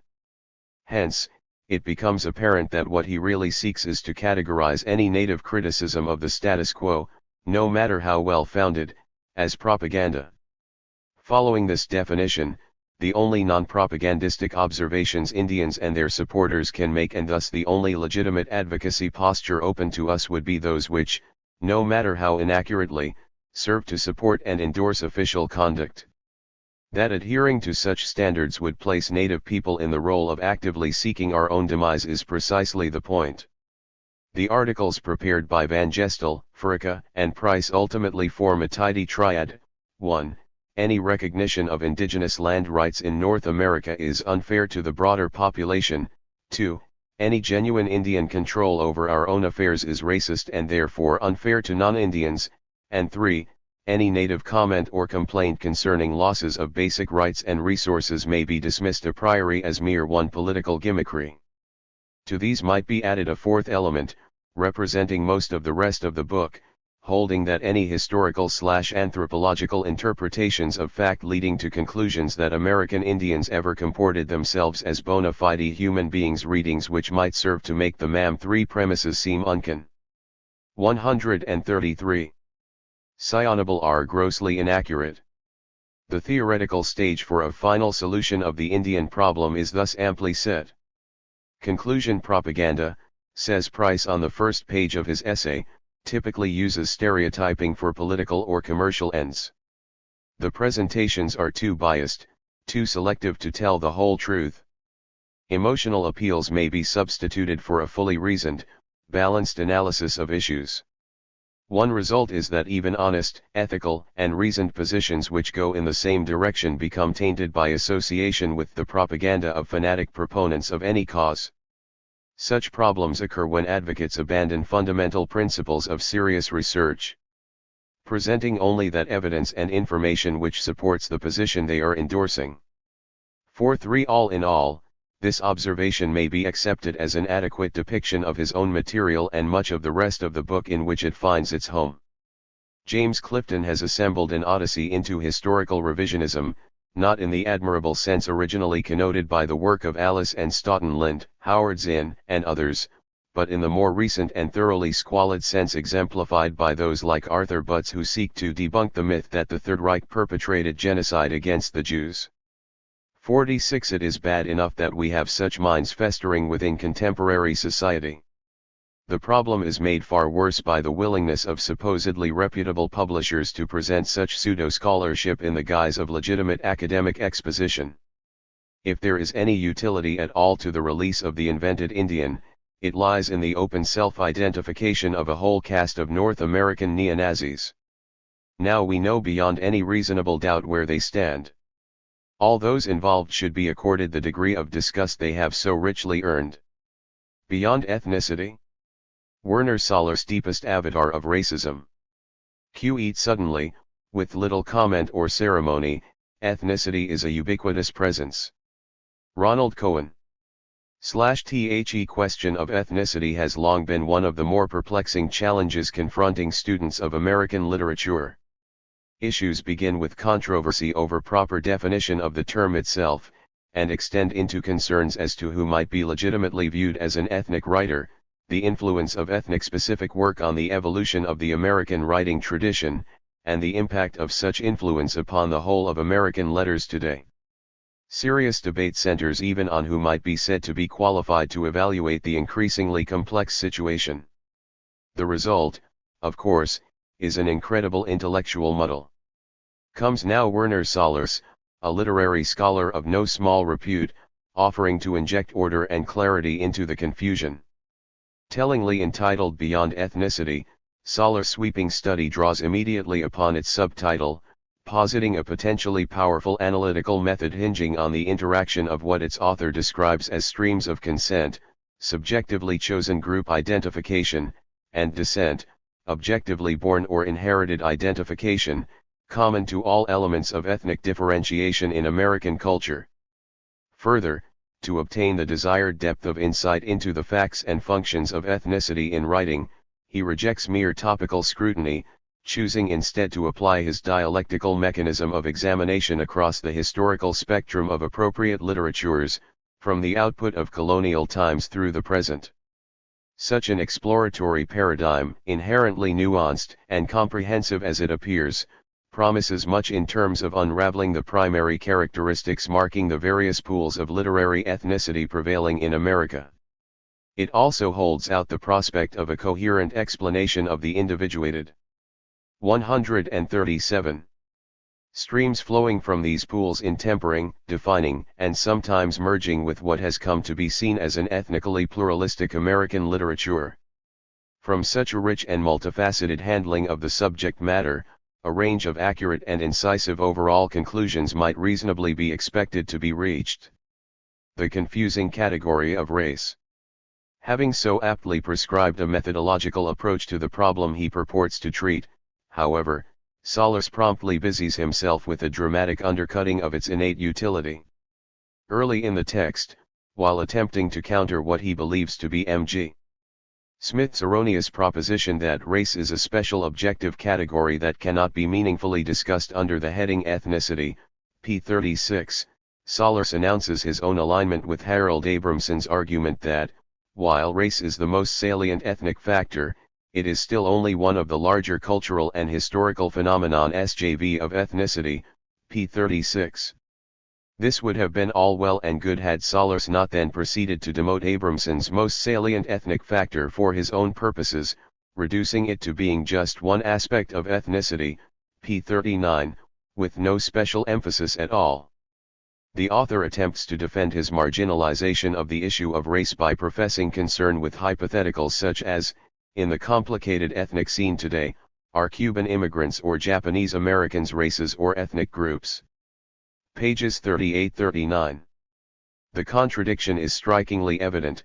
Such either/or dichotomies are precisely in line with the very Smithian postulation Sallers had already categorically rejected, rather than Abramson's both at once, with emphasis on race formulation, which he clearly claims to have sided with, p. 36.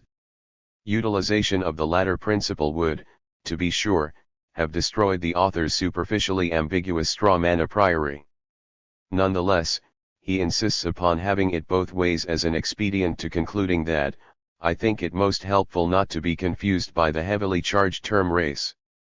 p. 39, and thereupon drops the entire concept of racial differentiation as a factor of ethnicity. At this point, both the theses and content of Beyond Ethnicity have been forced drastically out of sync with its auspicious beginnings. Still, the situation might have been salvaged, at least to some extent. At one level, all of this abstract playing of both ends against the middle could be considered as no more than a somewhat deceptive and exceedingly 138 sloppy way of circumscribing the scope of what Solers had determined to be an overly ambitious project. This would be true if he followed up by matching his self-imposed methodological constraints by restricting subsequent practical considerations to the play of ethnical factors within a given racial group. And, indeed, in some ways it seems he sets out to follow such a course of post hoc consistency by erecting a typology of ethnicity for the New World based entirely upon tenets of biblical interpretation, with reference to the European migration, likened, of course, to the Jewish exodus from Egypt.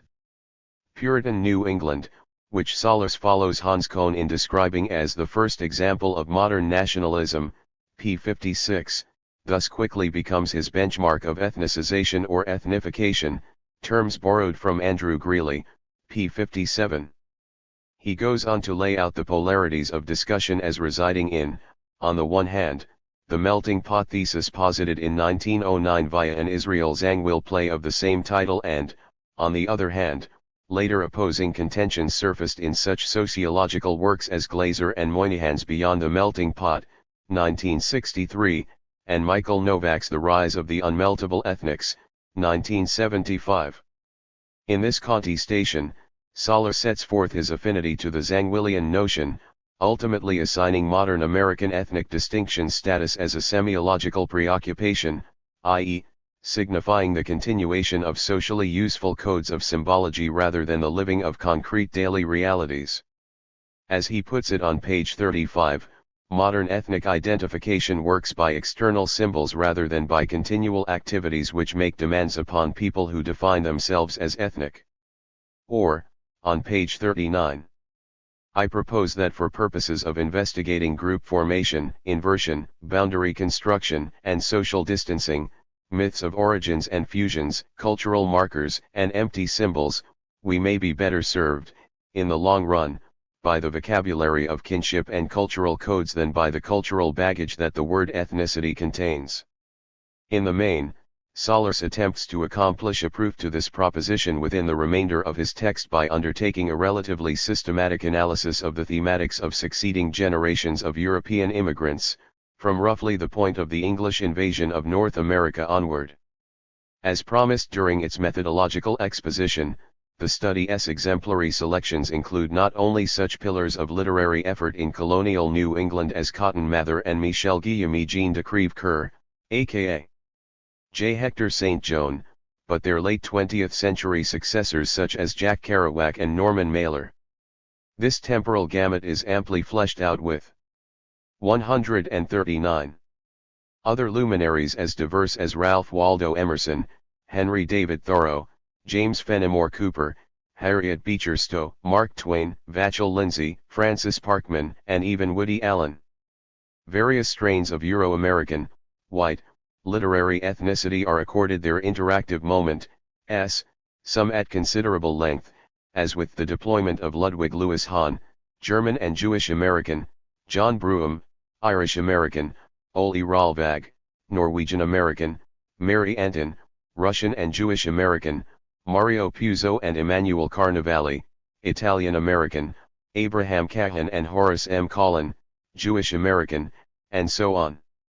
Attention is also paid to argumentation as to whether writers such as Carl Sandburg, Eugene O'Neill, Nelson Algren, Nathaniel West, and Vladimir Nabokov should rightly be considered figures of ethnic literature at all.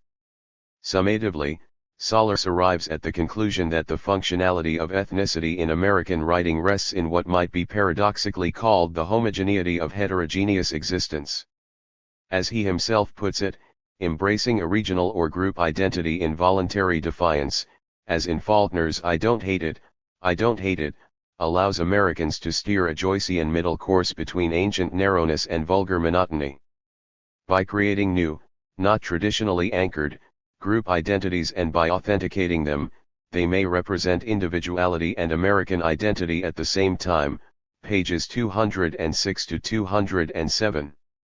Further, popular contrasts with the ethnically homogeneous and hierarchically structured old worlds are often melodramatically overdrawn, p. 260. In other words, according to Solers, the melting pot has science its work to the point where America, the land of ethnic diversity, has become as ethnically homogeneous as the Old World, at least at the practical level.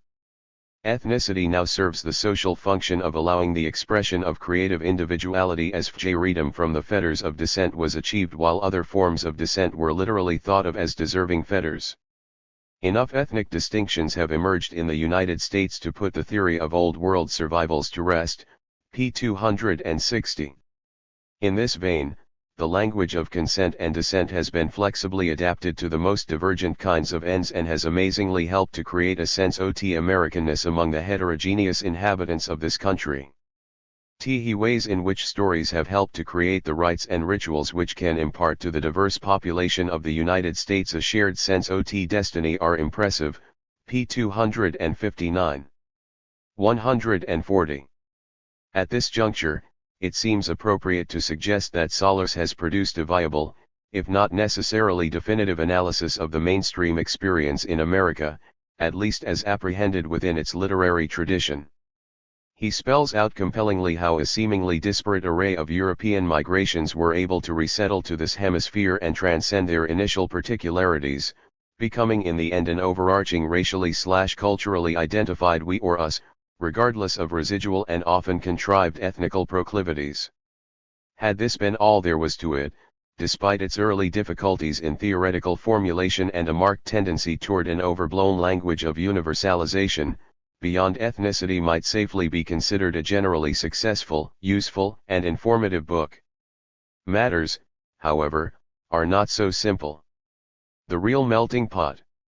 The problem which prevents such a positive assessment begins when, on page 11, Solers notes that there are certain recalcitrants abroad in the land who have seldom fully appreciated their texts in the context of the newer theories of ethnicity, example the author's own conception of consent-dominated ethnic identification. On the same page, he goes on to observe that, rather than understanding their texts as semiotic codes for a socialization into ethnic groups and into America, readers have overemphasized and exaggerated the, frequently exoticized, ethnic particularities of the works of non-whites.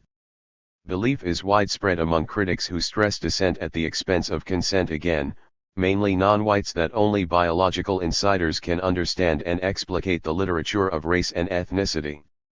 One can almost feel the author recoiling in horror as he concludes this passage by recounting how Richard Gilman has even suggested a general moratorium on white critics such as Solers reviewing black writers. He sets out to counter, and there follows the long and convoluted polemical ending in his determination that it is most helpful to utterly eliminate the confusing category of race from the analytical lexicon. This decision to ignore questions of the functionality of racial designations in America was not, however, coupled to a corresponding restraint in dealing with multiracial authors and literatures. To the contrary, Ha/ing smugly vaulted away the essential force and motivation of many, or most, non-white writers. Solers consistently engages himself throughout the remainder of his book in trotting out carefully selected references to and quotations of them, severed intentionally and completely from the sociocule. 141. Tural consciousness which generated them. These quotations/citations are interwoven at will by the author with the overwhelmingly more extensive material he has gleaned from Euro-American sources. In each instance, the non-white selections are used in such a way as to appear directly subordinate to the broader Euro-American literary context Solers is describing and, in this way, are utilized as mere tokens, props by which the author reinforces his major goal of establishing the primacy of consent in contemporary ethnic identification. He is rather astute in his choices of those he abuses in this way, deploying as he does representatives from each non-white racial group and including at least mention of writers typically considered as radicals on the issue of race. Those descended from the various Asian ethnicities will find passing references to Frank Shin, Chinese American, and Hisei Yamamoto, Japanese American, as well as a brief quotation from the verse of Diana Chang, Chinese American. Chicanos are included by virtue of mention accorded Gaspar Perez de Villagra, Luis Valdez, and Richard Rodriguez, while a brief synopsis is provided concerning the work of José García Villa. Native Americans will find the names, no more, of N. Scott Momaday, Kiowa, Leslie Marmon Silko, Laguna, and Jaime Oststorm, Ersatz Cheyenne, on page 254. Blacks on whose literature and circumstances Sollers, head of the Afro-American Studies Department at Harvard University, apparently considers himself an expert receive relatively heavy exposure in the form of mention or quotation from Frederick Douglass, Booker T. Washington, Gene Toomer, Richard Wright, James Weldon Johnson, Phyllis Wheatley, Amory Baraka/Leroy Jones, Nat Turner, Malcolm X, Elijah Muhammad, Martin Robeson Delaney, Marcus Garvey, Lincoln Steffens, and Ishmael Reed, among others. Nevertheless, it must be said that, among blacks, only the work of W.E.B. Du Bois is afforded even a pretense of examination in depth. The object of this somewhat elaborate exercise in orchestration is to manipulate into apparent existence a circumstance wherein everyone white and non-white alike fits into what Sollers wishes to project as a single, holistic American socio-cultural matrix based upon a mutuality of consent among all concerned. Hence, there can be no attempt in Beyond Ethnicity to come to grips with even the most fundamentally obvious multiracial questions, such as how an American black, or any other non-white, is supposed to transcend his/her inherited, genetic, racial darkness, i.e., the 142. Determinate factor of his/her descent, in order to consent to join the racially exclusivist white ethnic mainstream of the United States. Such concerns are the purview of archaic theories of ethnicity, Sollers implies. He is occupied with meatier issues such as how an Italian-American academic picks up an Afro-American militant gesture and uses it for his own purposes, p. 14. Besides, serious address of such matters would tend to disturb the teleological tidiness of the author's purposeful extrapolation of Euro-American realities to cover everybody else, and so he blocks with one of his yanked from context quotations, this one a tired banality from Nathan Huggins. Contrary to what one might suspect, an Afro-American and the grandson of a Polish immigrant will be able to take more for granted among themselves than the former could with a Nigerian or the latter with a Warsaw worker, pages 13 to 14. Interpretations perhaps as telling as the misappropriation of non-white literature in which Sollers engages, is that which he excludes while developing subject matter entirely relevant to it.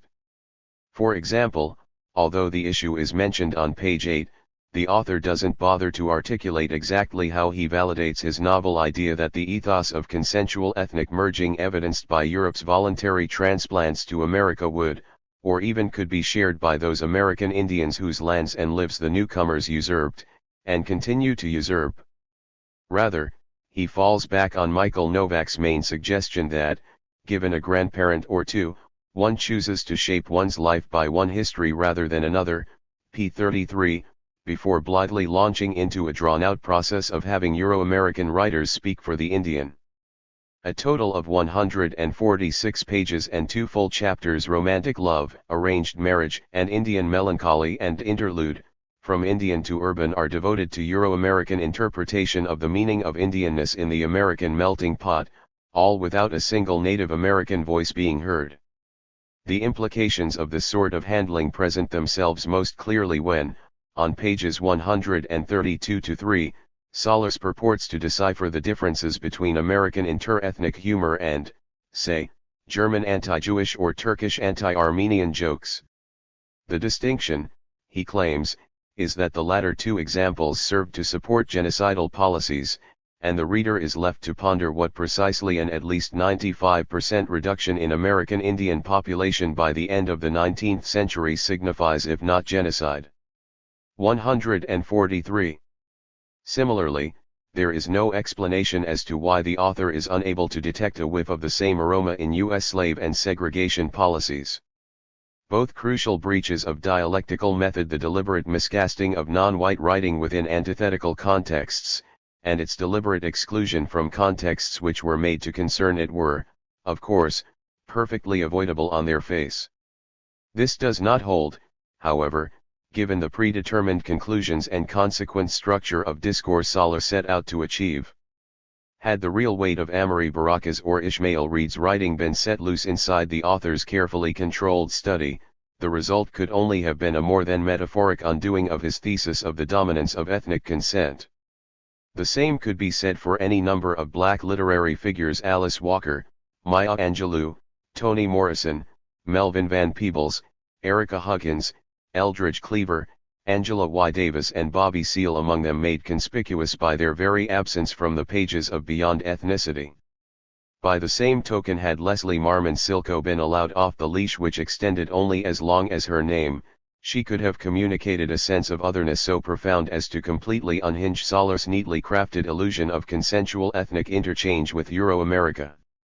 Inclusion of Vine Deloria, Jr.'s God is Red, 1973, or even his subsequent Metaphysics of Modem Existence, 1979, would have broken beyond all repair the idea of an hegemonic Judeo-Christian ideal, i.e., Puritanism, governing the evolution of American ethnicity along cross-racial lines. Allowing other prominent Indian literary voices such as those of James Welch, Simon J. Ortiz, Wendy Rose, John Trudell, and Joy Harjo to be heard would simply have completed the overall job of demolition. Ultimately, then, the author had no real alternative but to play his hand as he did. Because of this, Beyond Ethnicity must stand as far worse than a failed promise. Its underlying premises were never tenable, its real trajectory never so much explanatory as deliberately obfuscatory and fringing on fantasy. Whatever real utility it might have yielded in terms of a better understanding of ethnic interplay in Euro-America is lost in its devious insistence upon having that particular cultural milieu exercise a domination which even Soller describes as being expressed in the power to define, p. 193, everyone else's reality. At bottom, then, this is an extremely deceitful book and dangerous, not so much for the wildly Eurocentric perspective it exhibits, as for the gloss of rationality, balance, and academic objectivity under which it was written. 144. The deepest avatar of racism. In the end, we are left to speculate as to why a scholar of Werner Soller's undeniable abilities should have reduced himself to such a level, maiming beyond all redemption what might otherwise have stood as a solid and respectable little study. For what purpose does he go to such lengths in attempting to deny descent differentiations which even his own lustrational material often tacitly conjures up? To what end does he persist in a peculiar form of intellectual masochism, pretending to miss points which even academic amateurs will find easy and all but self-evident? Why does he insist upon repeatedly trying to slam round pegs into square holes? The answers, perhaps, rest in the tenderness with which he reacted to Richard Gilman's suggested critical moratorium, and Soller's subsequent observation that this attitude is quite common in ethnic studies today.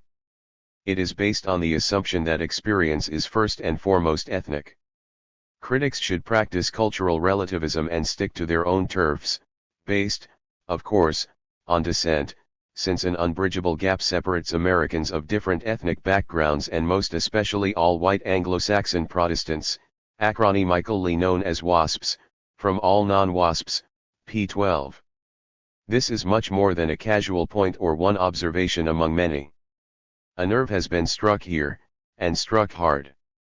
Soller is himself a WASP, i.e., of Germanic Anglo-Saxon Protestant descent, who has fashioned himself an academic career upon the enterprise of purporting to define and explain non-WASPs, most especially non-whites, to themselves.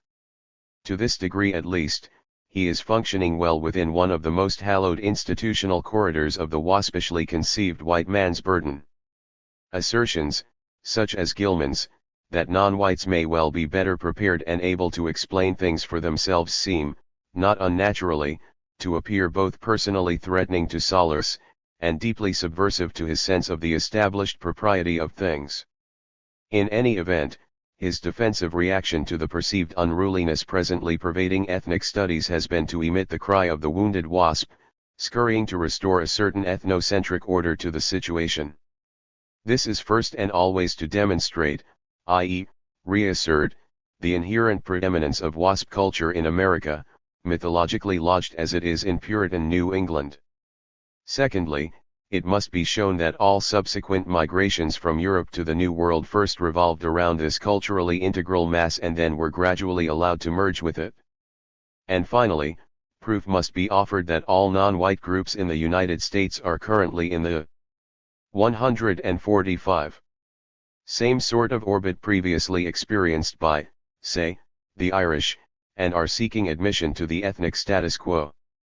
Once this scenario for intercultural/interracial historiography and aesthetics has been rendered viable by any means necessary, to use a quotation from Malcolm X in the manner Solers might have, had he bothered, the situation is saved.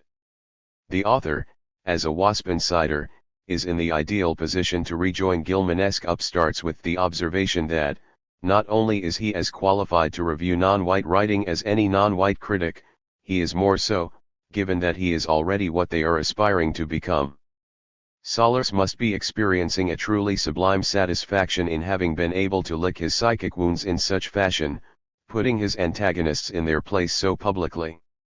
This is no doubt all the more true, given that the publisher of his atavistic excursion is no less than Oxford University Press, that citadel of academic excellence into whose pages so few dissident thinkers of color have managed to find their way.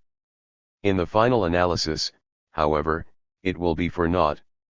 It is difficult to conceive a book which could have done more to reinforce the basis for the attitudes Solers decries within ethnic studies than his own. He has greatly strengthened rather than diminished the credibility of those he sees as opponents. The ultimate irony, moreover, is not to be found at this level, but rather in the observation of the French philosopher Jean Baudrillard that the deepest avatar of racism is to think that an error about other societies is politically or theoretically less serious than a misinterpretation of our own world. Just as a people who oppresses another cannot be free, so a culture that is mistaken about another must be mistaken about itself. The bottom line is that Werner Solers misunderstood nothing so much as he misunderstood the WASP and himself. In the Service of Empire. A critical assessment of Arnold Krupatz. The turn to the native. Accepting the role of being a colonizer means agreeing to be a non-legitimate person, that is, a usurper. To be sure, a usurper claims his place and, if need be, will defend it with every means at his disposal. He endeavors to falsify history, he rewrites laws, he would extinguish memories, anything to succeed in transforming his usurpation into legitimacy. Albert Memmi, The Colonizer and the Colonized. In the final essay of his most recent book, 77 i.e. Turn to the Native, Studies in Criticism and Culture, self-styled ethnocritic Arnold Krupatz wonders aloud whether, through his interpretive activities, he hasn't become a leftist colonizer of the very sort critiqued so scathingly by Tunisian revolutionary theorist Albert Memmi more than 3 decades hence, p. 126. 1. This worthy query, which seems to have been posed mainly as a rhetorical device allowing its author to absolve himself of the charge, he shortly concludes that, simply by being someone who reads and writes about Native American literatures, he has made himself useful without vanity, and that he is therefore merely a nice Jewish boy among the Indians, p. 130, is plainly deserving of a rather deeper and less self-interested interrogation.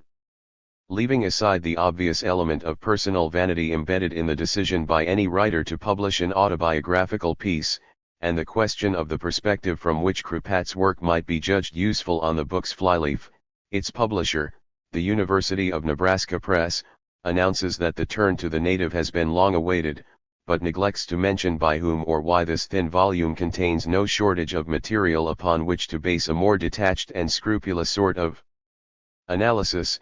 Indeed, one might fairly describe it as a kind of treasure trove in this respect.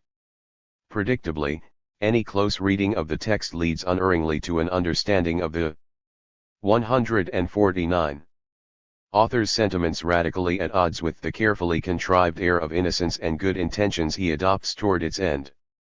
Actually, one need venture no further than the opening pages of the first essay, a smug little ditty entitled Criticism and Native American Literature, to gain an appreciation of both the magnitude of Kripat's anti-Indian bias and the lengths to which he is prepared to go in alternately defending and denying it.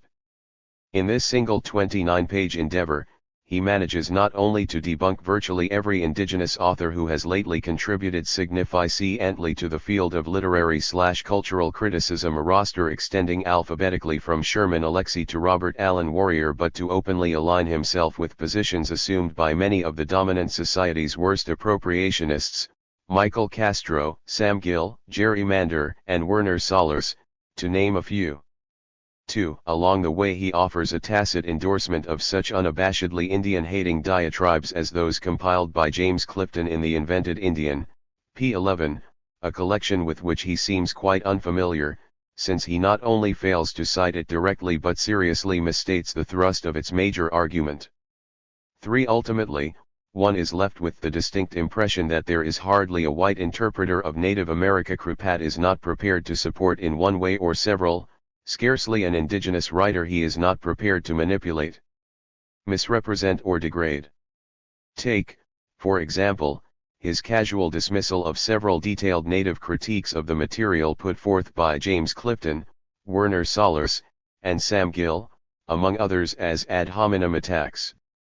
This altogether cavalier and misleading depiction is offered on the very same page where he himself opines, after barely a sentence of analysis and no quotations at all, that remarks critical of a prominent non-native scholar, made in 1992 by Lakota poet/essayist Elizabeth Cooklan, were racist, p. 2. 4. The turn to the native is littered from start to finish with similarly transparent polemical distortions. The motives underlying this squalid performance, which on its surface resembles nothing so much as a genteel intellectual recasting of the script for the recent movie Falling Down, with Kripat assuming the role played by Michael Douglas in the film, are not especially mysterious. His own preferred station in life, the work that now names me, as he puts it with typical mock-eloquent self-flattery, p. 127, is to serve as one of Euro-America's leading practitioners of Native American studies, flyleaf. By this, it is meant that he excels at reconnoitering the terrain of indigenous reality and 150. Then explaining it, not least to the natives themselves, in a manner which affirms the propriety, or at least the inevitability, of their collective place in the prevailing politico-economic structure.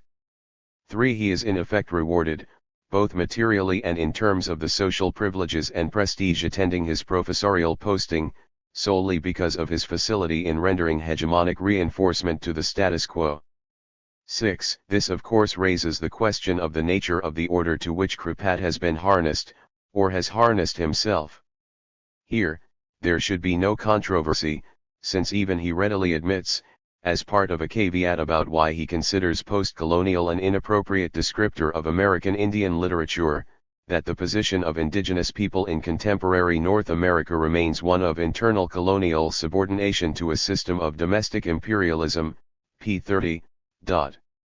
It follows that the function of his role as a settler culture translator and teacher of things native is best illuminated with an insight offered by Martin Carnoy. There are two very important points here. First, the colonizer needs the poverty and degradation of the colonized to justify his own place in the society. After all, where would he be without the colonized? He would not be able to do as well economically, since the colonial system exploits the colonized to the profit of the colonizer. He would also lose much of his self-importance if he were simply one of many among his own kind. Second, the colonial situation manufactures colonists, just as it manufactures the colonized. It is not just the predisposition to become a colonizer or colonized that produces these roles.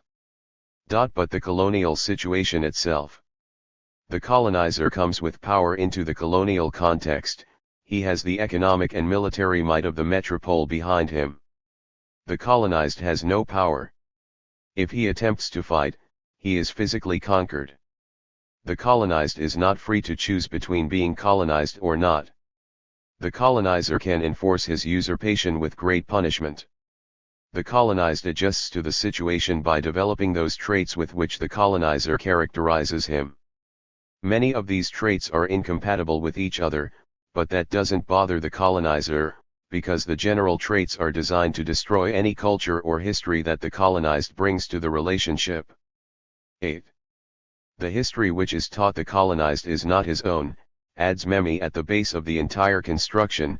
One finds a common motive, the colonizer's economic and basic needs, which he substitutes for logic, and which shapes and explains each of the traits he assigns to the colonized. 9. In order for the colonizer to be a complete master, it is not enough for him to be so in actual fact, but he must also believe in its legitimacy. In order for that legitimacy to be complete, it is not enough for the colonized to be a slave, he must also accept his role. The bond between colonizer and colonized is thus destructive and creative. It 151. Destroys and recreates the two partners of colonization into colonizer and colonized. One is disfigured into an oppressor, a partial, unpatriotic and treacherous being, worrying only about his privileges and their defense, the other into an oppressed creature, whose development is broken and who compromises by his defeat. 10. Is such an assessment too harsh, an ad hominem attack, as it were? Do Krupat's main positions really conform to the specification that they shore up the material/cultural/psychological structure of U.S. internal colonial domination in the manner described by Carnwath, Memi, and others? Whatever else may be said of colonialism, and there is much, it devolves only initially upon a forcible preemption of the sovereign standing of the colonized nation/people.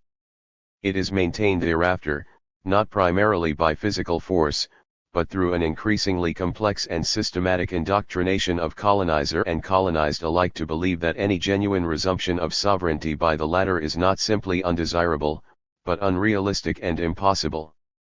1. The critical lens through which any work emanating within a colonial context must be examined, if its true utility is to be apprehended, can be located with precision in the stance of its author concerning the rights of the colonized to political and economic self-determination.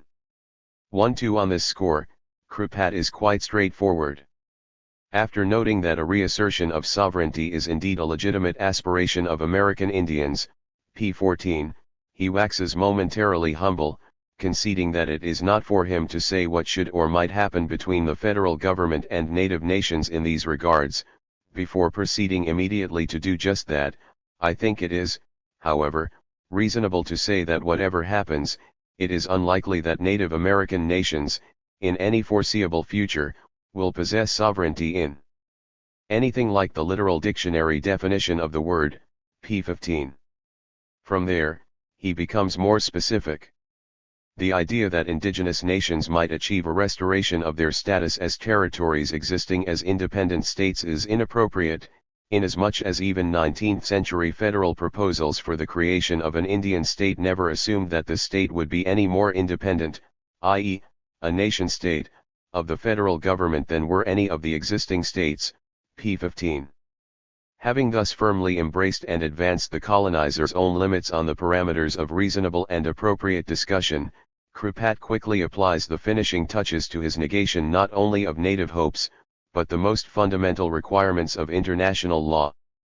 1-3 In the end, any tangible form of genuine native sovereignty he lists the possibility. 152. Ties, only to reject them, each in turn are sloughed off as hardly realistic likelihoods, p. 15. With that said, he next presumes to describe, ostensibly on the basis of the vast expertise he's obtained through a reading of a single book, the proper standing of indigenous nations vis-a-vis the United States. 1 For this, essentially, is as an aggregate third level of the federal government itself, pages 15-16.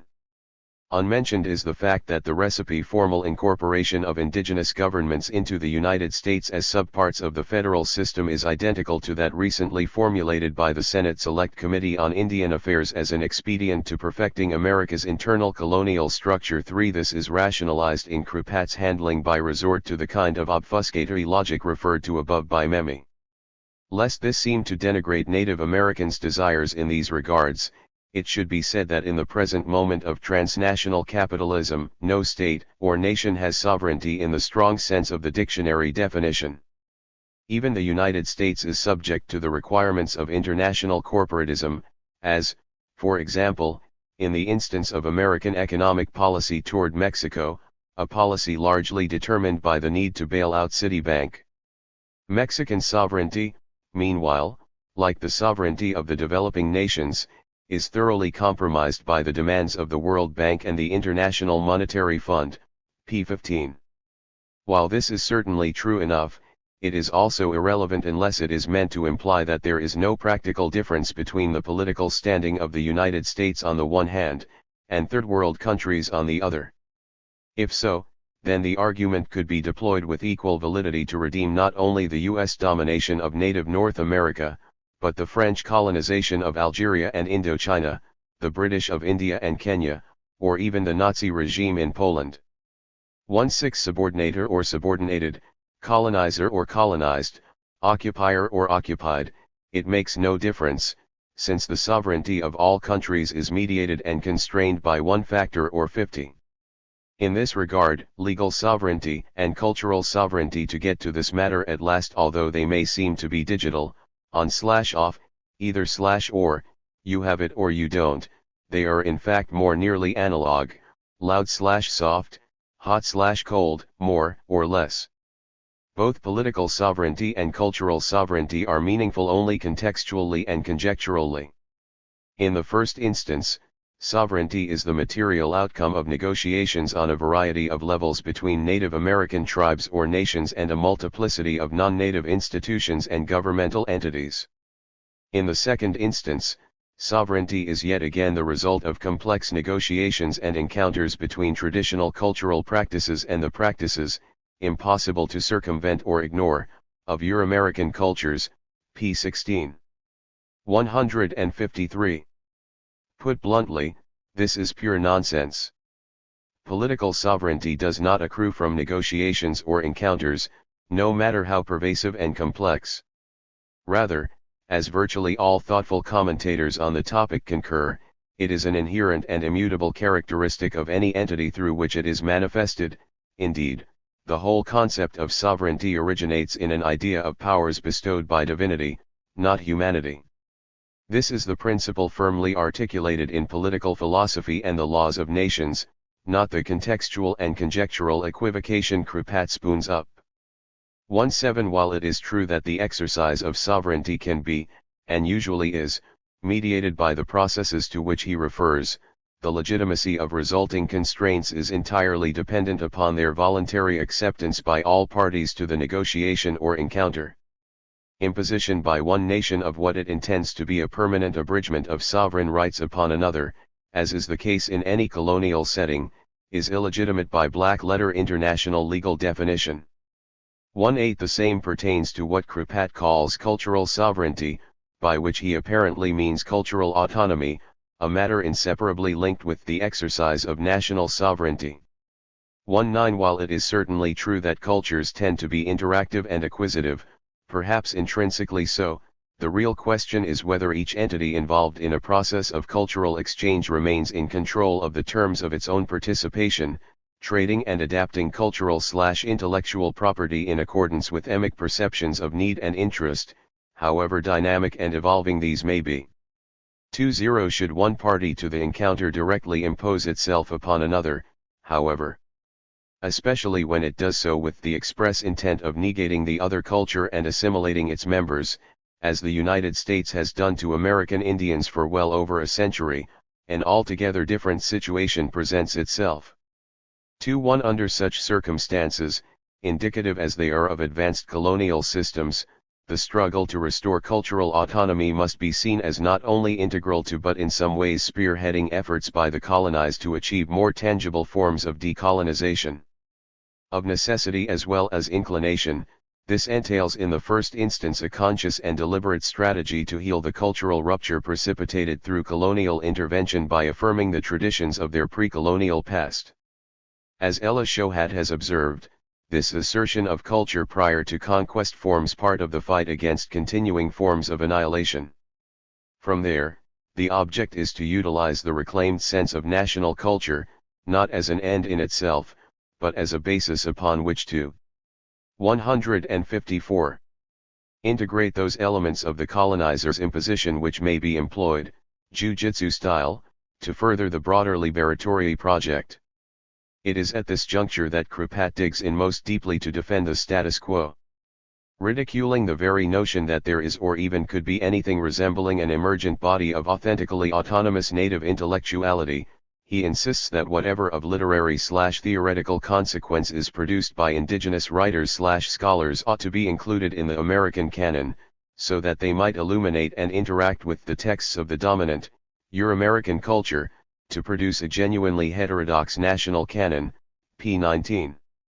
At base, this is the equivalent of arguing that material produced by Vietnamese and Algerian resistance figures during the 1950s should be categorized as French literature in order that France might reflect a proper heterodoxy in its national canon. 2-3 It also dovetails nicely, at the cultural level, with the government's current plan to finalize its absorption of Native America into the U.S. politico-economic/territorial corpus.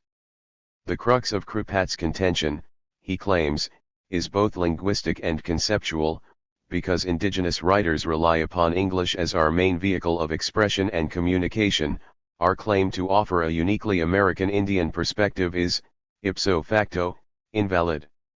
If, on the other hand, we generate material in our own languages, we are invalidated because our work is textually rendered. Krupat erroneously believes print to be a Euro-specific or exclusively Euro-derivative presentational format, p. 17, and because it is self-consciously offered as a literature corresponding to Western classifications of content. 2-4. Native American philosophy is a Western category, and so is Native American literature. So too Native American religion and Native American art are Western categories. Traditional cultures abound in philosophical thought, powerful verbal and visual expression, and deeply felt relations to the divine or supernatural. But traditional cultures neither conceptualize or articulate the generalized abstract categories of philosophy, literature, and religion, p. 17. Hence, to consider native thinkers as autonomous, unique, self-sufficient, or intellectually sovereign as comprehensible apart from Western intellectualism is simply not possible, p. 18. By the same definition, of course, Italian cuisine cannot be considered Italian, since the idea of pasta, noodles, was brought back by Marco Polo from East Asia, while both tomatoes and peppers originated in the Americas. May we assume, therefore, that Krupat expects to order spaghetti in a Chinese restaurant or to find a 155 good recipe for marinara sauce in a guidebook to American Indian cookery? For that matter, given the nature of the logic he applies so gratuitously to Indians, one is entitled to wonder wherein he finds a basis for the existence of Western culture itself. Surely he is aware that many of its essential ingredients were acquired elsewhere. Gunpowder, that fundament of European weapons technologies, came from China, although the English sought to attribute its invention to Roger Bacon, as did many Western astronomical/geographical/cartographical methodologies. The West's mathematics, engineering, and architectural principles, its medical practices, even its understanding of Greek philosophy were borrowed, without anything approaching proper attribution, from Islam, i.e., the East. Most of the vegetal foodstuffs that laid the foundation for modern Western agriculture came from the New World, along with pharmacology and much else. 5 Such an itemization could be extended to great length. This makes it quite possible, nay, inevitable for anyone willing to adopt Kripat's brand of reasoning to arrive at the diametrical opposite of his own preferred conclusion. Nothing at all is really comprehensible in conjunction with Western intellectualism because that tradition is in itself merely a mirage-like composite of elements, none of which can be understood apart from some other intellectual tradition. But, then, none of these other traditions have meaning apart from. Eventually, like the proverbial college sophomore, we are left with little but a vacuum of incomprehensibility. Before wandering off into this absurd realm, it might be well to inquire as to whether there haven't been more constructive interpretations of the linguistic/conceptual/cultural phenomena Kripat purports to address. Consider, for instance, Memmi's observation that an imposed colonial language can, if approached correctly, be used in juxtaposition with native language to afford the colonized a second tool of liberation. 2.6 Or take the remarks of Kenyan novelist Ngugi wa Thiong'o, partially quoted by Kripat, p. 19, to the effect that all weapons linguistic, cultural, and otherwise are appropriately deployed in the struggle to decolonize the minds of oppressed and oppressor alike. Perhaps most germane are the reflections of Frantz Fanon, French-speaking and educated black Martinique theorist of the Algerian Revolution. We believe that the conscious and organized undertaking by a colonized people to re-establish the sovereignty of that nation constitutes the most complete and obvious cultural manifestation that exists. It is not alone the success of the struggle which afterward 156 gives validity and vigor to culture. Culture is not put into cold storage during the conflict. The struggle itself in its development and in its internal progression sends culture along different paths and traces out entirely new ones for it. The struggle for freedom does not give back to national culture its former value and shapes. The struggle which aims at a fundamentally different set of relations between men cannot leave intact either the form or the content of the people's culture. After the conflict there is not only the disappearance of colonialism but also the disappearance of colonized man. This, it seems to me, sums up the understandings and objectives of the American Indian intelligentsia rather admirably. None of us seek the circumscribed, static and reified cultural constructs to which Kripat would consign us in the name of our identities, nor do we accept that to be anything other than what he defines as legitimately native is to become synonymous with our colonization. Rather, as Shohat has noted, we are obliged by circumstances to assert, for our very survival, a lost and even irretrievable past in order to attain a new synthesis between what was and what is, creating thereby what can be. The resurrection of our cultures, and thus our nations, as vibrant, living entities, evolving and participating fully in the real world. 2.8 This is true, whatever our differences, whether one's point of reference is to me or to Robert Allen Warrior, to Elizabeth Cooklan or to Vine Deloria, to Jimmy Durham or to Wendy Rose, Terry Wilson, John Mohawk, Leslie Marmon Silko, Sherman Alexie, or any of the scores of others, named and unnamed, who are discounted in the turn to the native. All of us, each in his or her own way, has cast off the lot of compromise and oppression described by Memmi. We are not creatures broken by our defeat. On the contrary, we will speak our own history, create our own realisms and possibilities, define for ourselves the nature of our relations to others, forge the future of our generations in our own terms. As to Arnold Kripat, he answers, by virtue of the various sophistries he employs in seeking to deny us our autonomy and our integrity, and in trying to retain his imagined position of primacy over us, the question he is quoted as posing at the outset of this critique. Far from being nice, he is indeed a colonizer, a usurper, a partial, unpatriotic and treacherous being, worrying only about his privileges and their defense. Kripat and the colleagues to whom he refers so often and approvingly, not only those already mentioned, but others like Brian Swan, Alan Velli, Marvin Harris, Jerome Rothenberg, Gary Snyder, and Armand Schwerner, are useful only to the colonial order, never to the colonized they profess to serve. Interpreting the American Indian? A critique of Michael Castro's Apologia for Poetic Racism. Repression works like a shadow, clouding memory, and sometimes even to blind, and when it is on a national scale, it is just not good. It was a national quest, dictated by economic motives. Europe was hungry for raw material, and America vast abundant forest, rivers, land. Simon J. Ortiz from Sand Creek.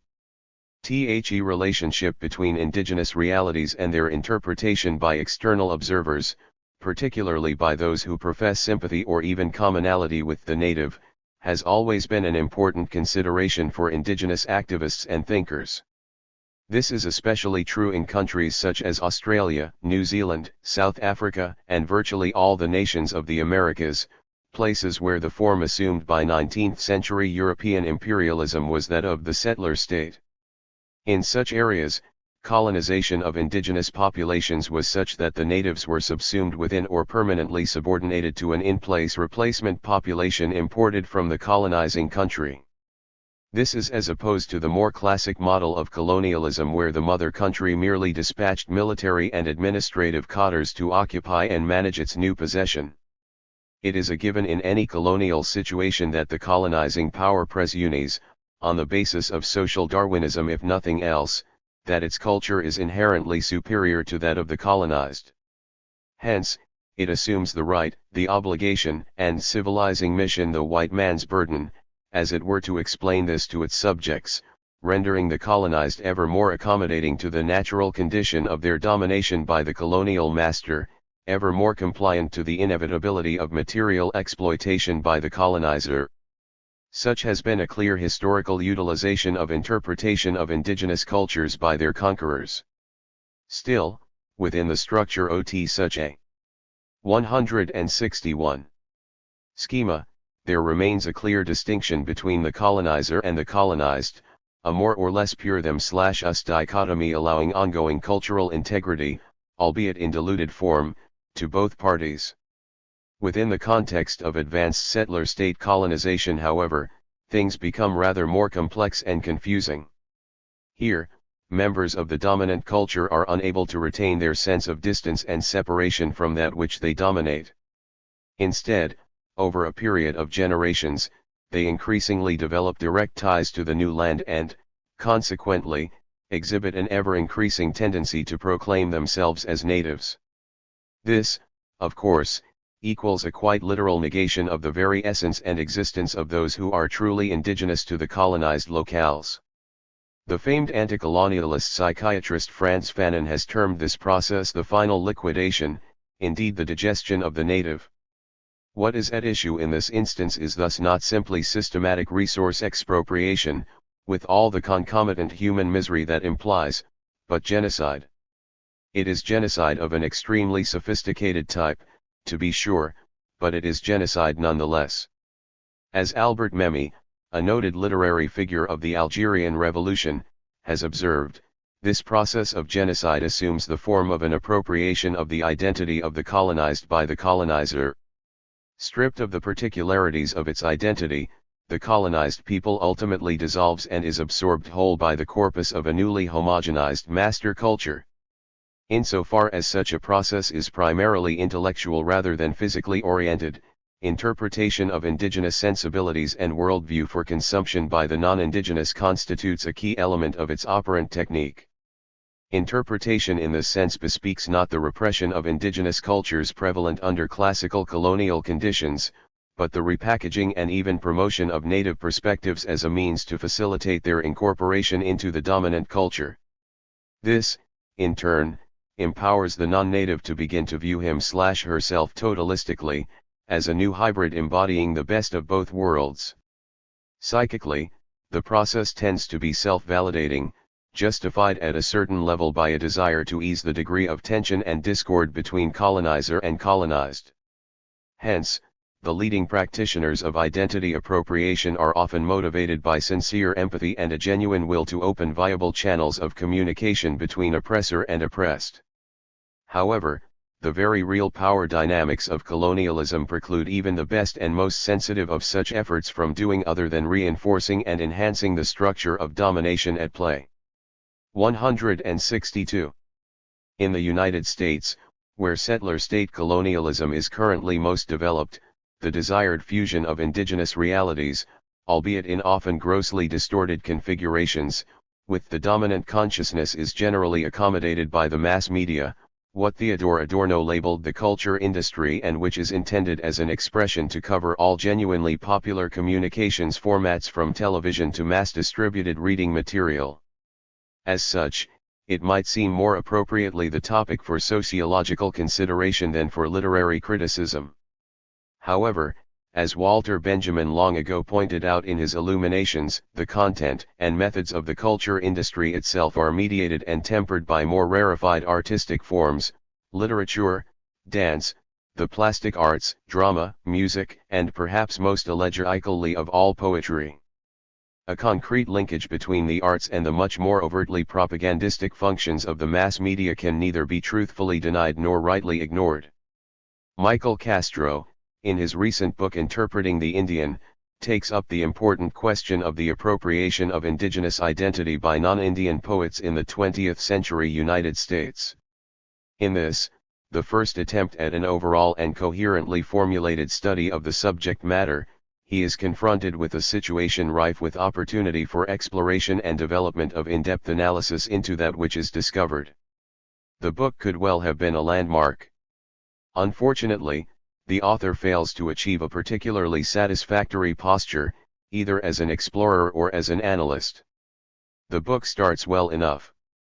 In his all-too-brief introductory section, Castro offers an overview of the evolution of Indian thematics in American literature, taking pains in the limited space he allows himself to bring out the relationship between the literary examples he employs and the phases of colonial development with which they correspond.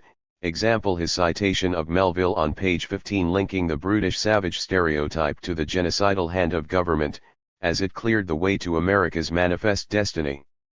A similar sort of promise is extended in the quotation with which he opts to lead his first chapter, a passage from Mary Austin's American Rhythm, in which the poet neatly encapsulates the pathos of identity appropriation by stating, "When I say that I am not, have never been, nor offered myself, as an authority on things Amerindian, I do not wish to have it understood that I may not, at times, have succeeded in being an Indian," emphasis added. As if to demonstrate completely that Austin's arrogance was not a peculiar or isolated phenomenon within the context of his study, but rather represents 163 sentiments integral to an accelerating pattern of appropriative progression. Castro leads his second chapter with the observation from William Carlos Williams in The American Grain that, "I do believe the average American to be an Indian." Between these astutely selected of telling quotations, however, the author falls flat. Rather than following his own lead in examining the meaning of such postulations within the broader historical socio-economic context, which, after all, has been reasonably well chronicled, he chooses to treat each, biographically and aesthetically, as the manifestation of the individuated consciousness of its author.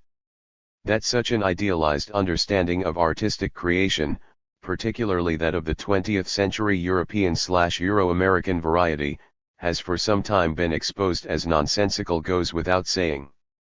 One need not demand emulation of Arnold Hauser to expect art to be situated in social circumstance by any serious historian or critic. Castro at least tacitly acknowledges such problems, and the necessity of locating his subjects somewhere beyond the immediate confines of their individual consciousness, when he goes to the trouble of attempting to define them in terms of emergent trends in American literature. Such a method holds the possibility of providing a plausible, if superficial, closure while avoiding the obvious political volatility of coming to grips with broader contextual matters. But even at this level Castro sidesteps substance and meaning. Rather than building a nuanced examination of the range of poets topically mining the veins of Indianness during the periods he purports to investigate, the author resorts to compiling representative lists of materials published during various decades. Hence, he often reduces himself from the level of aesthetic criticism to that of vulgar journalism. Simultaneously, he opens up legitimate questions as to whether he was in fact even conversant enough with his topic to presume writing a book on it. Throughout the reading of Interpreting the Indian, one is struck by the paucity of mention afforded secondary or tertiary poets within the genre at hand, as well as of reference to contemporaneous criticism. Nowhere is this thin treatment more in evidence than the single, final, chapter Castro devotes to consideration of Native American poetry. Very important voices, such as those of Peter Blue Cloud, Wendy Rose, and Joy Harjo are included only by virtue of their mention in a list. Others, such as Mary Tall Mountain, William Owendason, and Linda Hogan do not appear at all. Nor is there so much as a reference given to critical efforts such as Karl Kroeber's studies in 164. American Indian Literature Project at Columbia University, an effort which is rather influential and relatively well known. While such a listing of defects might be extended at length, the examples should speak for themselves. To the extent that Castro's handling yields any explanatory power at all, it is of a clearly evasive and apologetic sort. While ignoring the more significant implications of the positions and utterances of his various protagonists, it is as if the 19th century Indian policies he brings out in his introduction mysteriously disappear in the 20th, he seems forever in search of ways and means to mitigate them, to render them sympathetically and to tidy up the ugliness of the colonial ramifications of their poetics. The result is an I'm okay, you're okay sort of sentimentality. Thus, to pick but one example, the author is able to indicate in his chapter on Gary Snyder that the poet has fashioned a career on the basis of excursions into other people's cultures, always to return as a primary medium of expression for that culture.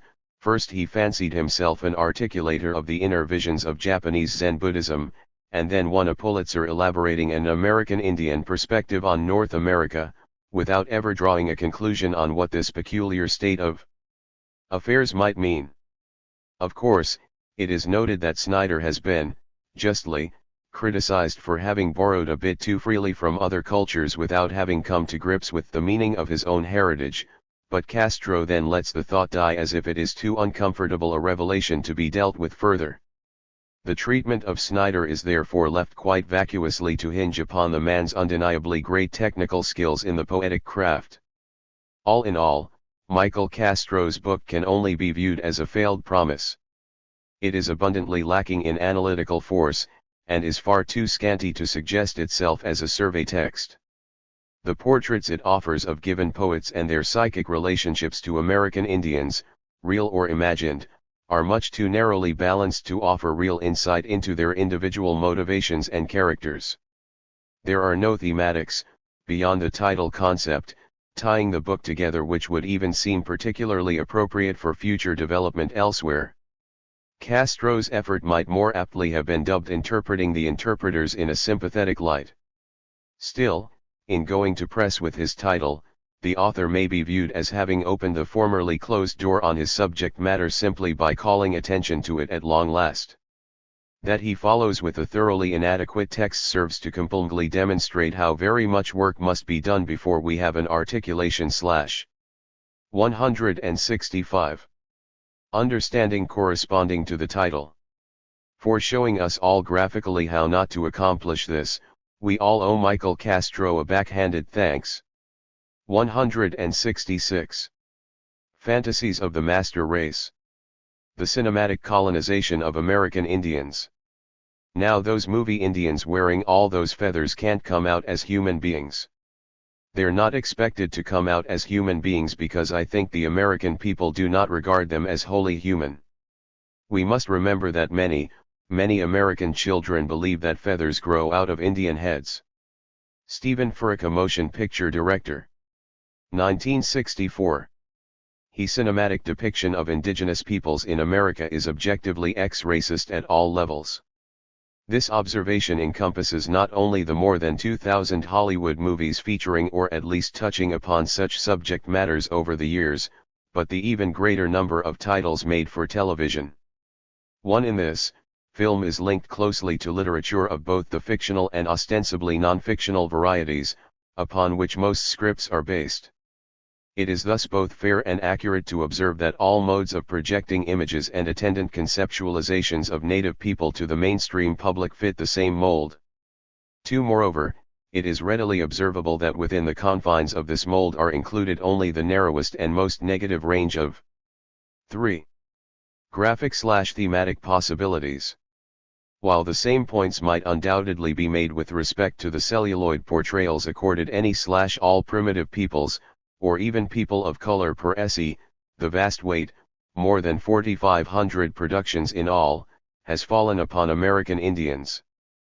For on balance, it seems no overstatement to suggest that throughout the 20th century audiences have been quite literally saturated with very specific and repetitive dramatic characterizations of Indians. It follows, as with anything pursued with such intensity, that these characterizations themselves have been carefully contrived to serve certain ends. 3. 167. It would be well, then, to come to grips with the manner in which Indians have been displayed on both tube and silver screen, as well as the motivations underlying it. And, since the former may be easily divided into several distinct but related categories of stereotyping, indeed, it virtually divides itself in this way, it seems appropriate to talk each in turn, using the whole as a basis upon which to explore the question of motive. Indians as creatures of a particular time.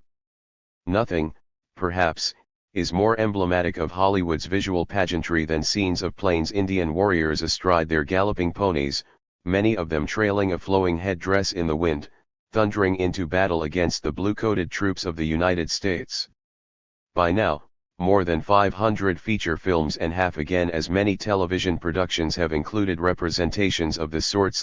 We have been served such fare along with the teepee and the buffalo hunt, the attack upon the wagon train and the ambush of the stagecoach, until they have become so indelibly imprinted upon the American consciousness as to be synonymous with Indians as a whole, to non-Indians at any rate, and, unfortunately, to many native people as well.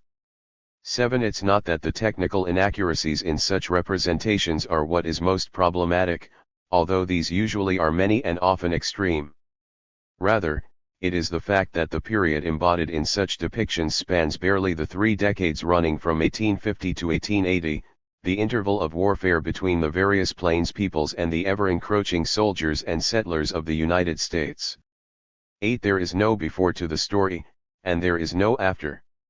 Cinematic Indians have no history before Euro-Americans come along, and then, mysteriously, they seem to pass out of existence altogether. 9. So it has been since the earliest experimental flickers like Buck Dancer and serving rations to the Indians in 1898. Never, with the exception of the sublimely ridiculous Windwalker, 1980, has an effort been made to produce a movie based on the life of native North Americans 1,000 years or more before Columbus, a time frame corresponding rather favorably to that portrayed in such Eurocentric epics as Robert Wise's Helen of Troy, 1955, or Cecil B. DeMille's extravagant remake of The Ten Commandments, 1924, 1956. Nowhere will one find a Native American counterpart to Quo Vadis. 1912, 1951, The Robe, 1953, Ben-Hur, 1907, 1926, 1959, Spartacus, 1960, Cleopatra, 1917, 1934, 1963, or any of scores of less noteworthy releases set deep in what Euro-America takes to be its own heritage. 168. Much the same vacuum pertains to depictions of things Indian after conclusion of the so-called Indian Wars. They were actually settlers' wars throughout. While a relative few films have been devoted to, or at least McKelday, 20th century Native Americans, they have largely served to trivialize and degrade us through humor. These include such classics as Busby Berkeley's Whoopee. 1930, The Marx Brothers Go West, 1940, and the W.C. Field/Mae West Hit My Little Chickadee, 1940, as well as Abbott and Costello's Ride 'Em Cowboy, 1942. 1-2 other heavy hitters include the Bowery Boys' Bowery Buckaroo, 1947, Bob Hope's Paleface, 1948, Son of Paleface, 1952, and Cancel My Reservation, 1972, not to mention Lewis and Martin's Hollywood or Bust, 1956. 1-3 As Daniel Francis comments, Euro-Americans did not expect Indians to adapt to the modern world. Their only hope was to assimilate, to become white, to cease to be Indians. In this view, a modern Indian is a contradiction in terms. Whites could not imagine such a thing. Any Indian was by definition a traditional Indian, a relic of the past. 14 For real or serious Indians, then, it was necessary to look back upon the vanishing species of the 19th century, a theme diligently pursued in early documentaries like Edward S. Kittis's perversely titled In the Land of the Headhunters, 1913-14, and Robert Flaherty's Nanook of the North, 1922, and subsequently picked up in commercial movies like The Vanishing American, 1925, Eskimo, 1930, The Last of the Red Man, 1947, Last of the Comanches, 1953, The Last Frontier, 1955. The Last Hunt, 1956, The Apache's Last Battle, 1966, and, most recently, the Academy Award-winning Dances with Wolves, 1990, The Last of the Mohicans, 1992, and Last of His Tribe, 1995. 1-3 All the while, untold thousands of doomed savages have been marched off to the oblivion of their reservations at the end of literally hundreds of lesser films. In its most virulent form, Hollywood's famous disappearing Indian trick was backdated onto the 19th century's Crimson Prairie itself, rendering native people invisible even there. One will look in vain for any sign of an indigenous presence, even as backdrop, in such noteworthy westerns as High Noon, 1952, Shane, 1953, Gunfeet at the OK Corral, 1957, Warlock, 1959, Pat Garrett and Billy the Kid, 1973, Heaven's Gate, 1981, and Tombstone, 1994. It's as if, observes Cherokee artist/esthetician/cultural theorist Jimmy Durham, at some point late at night, by the campfire, presumably, the Lone Ranger ate Tonto. By the time Alan Ladd becomes the Lone Ranger in Chittai, his Indian companion has been consumed. 169. When not being depicted as drunken buffoons, as in Flap, 1970, or simply as buffoons, as in the 1989 road movie Pow Wow Highway, modern Indians have been mostly portrayed in a manner deriving directly from the straitjacket of temporal stereotype. 17. The ways in which this has been accomplished are somewhat varied, ranging from 195 QS war stories like Battle Cry and Never So Few to monster flicks like Predator, 1988, and Deep Rising, 1998, and they have sometimes been relatively subtle, as in One Flew Over the Cuckoo's Nest, 1975, but the rule nonetheless applies. Creatures of a particular place. Constricting the window of Native America's celluloid existence to the mid-19th century has, because it was then the locus of Indian/white warfare, had the collateral effect of confining natives to the geographic region known generically as the West. In truth, the area is itself subdivided into several distinct bi-original locales, of which Hollywood selected two, the Plains and the Upper Sonoran Desert region of New Mexico and Arizona, often referred to as the Southwest, as being representative. It follows that the bulk of Tinseltown's film stock would be expended in setting forth images of the peoples indigenous to its chosen domain, s. 1-8 The plains of filmdom are inhabited primarily by Sioux, Lakotas, to the north, Cheyennes in the center and Comanches to the south. Not infrequently, smaller peoples like the Arapahoes and Kiowas make appearances, and, every now and again, Pawnees and Crows as well, usually as scouts for the army. 7 Leaving aside a host of glaring inaccuracies otherwise conveyed by filmmakers about each of these cultures, it can be said that they at least managed, or bothered, to get the demographic distribution right. Not so the Southwest. Although the empty desert was/is filled with a host of peoples running the gamut from the Hopi, Zuni, and other Pueblones to the Pima, Maricopa, Cacopa, Yuma, Yaqui and Navajo, anyone taking their ethnographic cues from the movies would be led rapidly to the conclusion that there was but one, the Apaches. 20 In fact, more films have been dedicated to supposedly depicting Apacheria than the domain of any other native people, the mighty Sioux included. 21 The roster began with silent movies like Apache Gold, 1910, remade in 1965, The Curse of the Red Man, 1911, On the Warpath, 1912, and A Prisoner of the Apaches, 1913, was continued with talkies like Badlands and Stagecoach in the 1930s, and has most recently included Cherokee actor Wes Studi play. 170. In the title role in the third remake of Geronimo, 1990, earlier versions appeared in 1939 and 1962.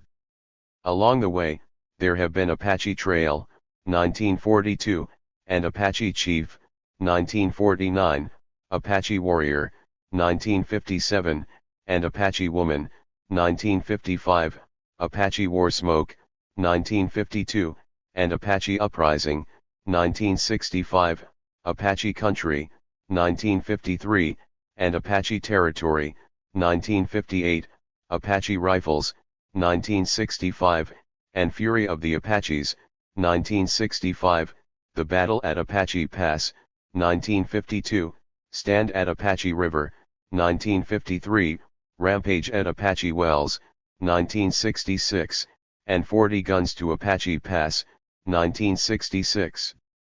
On and on and on. The count at this point is nearly 600 titles and rising, plus an untold number of skits made for TV. 2. The reasoning here is true to form. The people of Victorio and Geronimo, Mangus, and Cochise sustained their resistance to Euro-American invasion longer, and in a proportionately more effective fashion, than any group other than the Seminoles, who, fortunately or unfortunately for them, depending on one's point of view, did their fighting in the wrong place/time to fall much within the bounds of proper cinematography. 23 Give the duration and intensity of their martial interaction with whites, Apaches could be seen as consequential, and therefore worthy of an equal intensity of cinematic attention. There is a certain consistency to this prioritization, albeit a patently objectionable one. Things really become confusing, however, when one considers the approach taken by John Ford, perhaps the most esteemed director of the entire Western movie genre. Simultaneously fixated on the beadwork, buckskins, and feather heraldry of Plains Indians and the breathtaking desert geography of the Southwest's Monument Valley, both for what he described as aesthetic reasons, Ford exercised his artistic license by simply combining the two. Still, he and his publicists proudly, loudly, and persistently proclaimed his unparalleled achievement in capturing an authentic flavor in visually evoking the Old West. 2. Ford won Academy Award nominations for 2 of the 7 pictures he shot in Monument Valley between 1939 and 1964, all of which received substantial critical acclaim. 23 Meanwhile, in Stagecoach, 1939, The Searchers, 1956, and Cheyenne Autumn, 1964, 2 generations of American moviegoers were brought to understand that Western Arkansas looks just like northern Arizona, and, consequently, the environments of the Comanches and Cheyennes were indistinguishable from that of the Apaches. As Lakota scholar Vine DeLaurier explains, it's the same as if Hollywood were claiming to have made the most realistic movie ever about the Cossacks, and it 171 turned out to have been filmed in fishing villages along the Irish coast, or with the Matterhorn as a backdrop. It makes a difference, because culture and environment are pretty intimately connected. 26 The situation was even more muddled by the fact that before 1965, an era in which location shooting was beyond the budgets of all but the most prestigious directors, the very same plains topography was represented in literally hundreds of B-movies and TV segments via the Span Movie Ranch and similar sets scattered across Southern California-7 by the 70s, when increasing attention began to be paid to the idea that films might be validated by way of the technical accuracy of their physical details. The damage had long since been done. American Indians, already denied any sort of genuinely autochthonous history in the movies, had been thoroughly divorced from material reality as well. Scene 1 Indian, Scene M all. The space/time compression imposed by Hollywood upon Native America has generated other effects, to be sure. You would think, writes Cherokee law professor Renard Strickland, if you relied on the Indian films, that there were no peoples east of the Mississippi, none but the Plains Indians and Apaches, except possibly the Mohawks, and that the country was unoccupied throughout the entire Great Lakes and Central region except for an occasional savage remnant, perhaps a stray Yaqui or two who wandered in from the southwest. We almost never have a Chippewa or a Winnebago or a Hopi or even a Navajo on the screen. 28 In the few instances filmmakers decided, for whatever reason, to make a movie about native people in the East, the results have usually been bizarre. A prime example used by Strickland is that of Seminole Uprising, 1955, in which we see Florida Everglades-dwelling Seminoles wearing plains feathered bonnets and battling bluecoat cavalry on desert buttes. 29 The same principle pertains in somewhat less blatant form to the attire displayed in 4 other films: Distant Drums, 1951, Seminole, 1953, War Arrow, 1954, and Yellow Mech, 1957, made about the Seminoles during the same period. 30 Nor is the displacement of Plains Indian attributes onto other peoples the end of it. The Plains cultures themselves have become distorted in the popular conception, often wildly so, by virtue of a succession of cinematographers' obsessions with conjuring up great images out of whatever strikes their fancy. Perhaps the best, or worst, example will be found in A Man. 172. Called Horse, 1970, a movie prefaced with a scrolled testimonial from the Smithsonian Institution's chief ethno-historian, Wilcom Washburn, that it was the most authentic description of American Indian life ever filmed.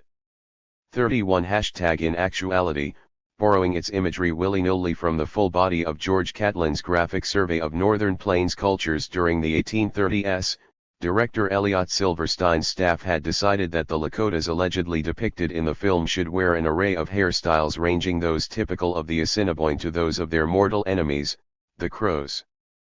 Their teepee design and decoration is also of a sort unique to Crows. About the only thing genuinely Sioux about these supposed Sioux is the name, and even then there is absolutely no indication as to which Sioux they are supposed to be.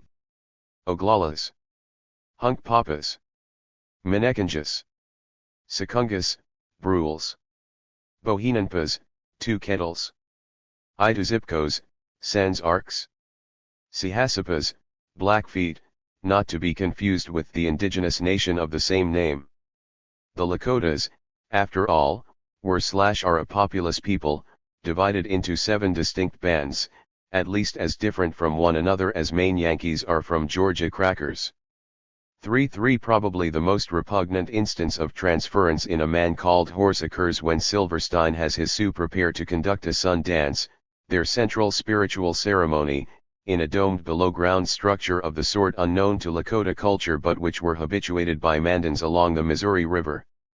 The ritual itself is then performed in a manner more or less corresponding to Catlin's description of the Mandan, not the Lakota practice of it. 4 Finally, the meaning of the ceremony, sublimely reverential for both peoples, is explained as being something akin to medieval Europe's macho tests of courage, thence manhood, by the ability to unflinchingly absorb pain.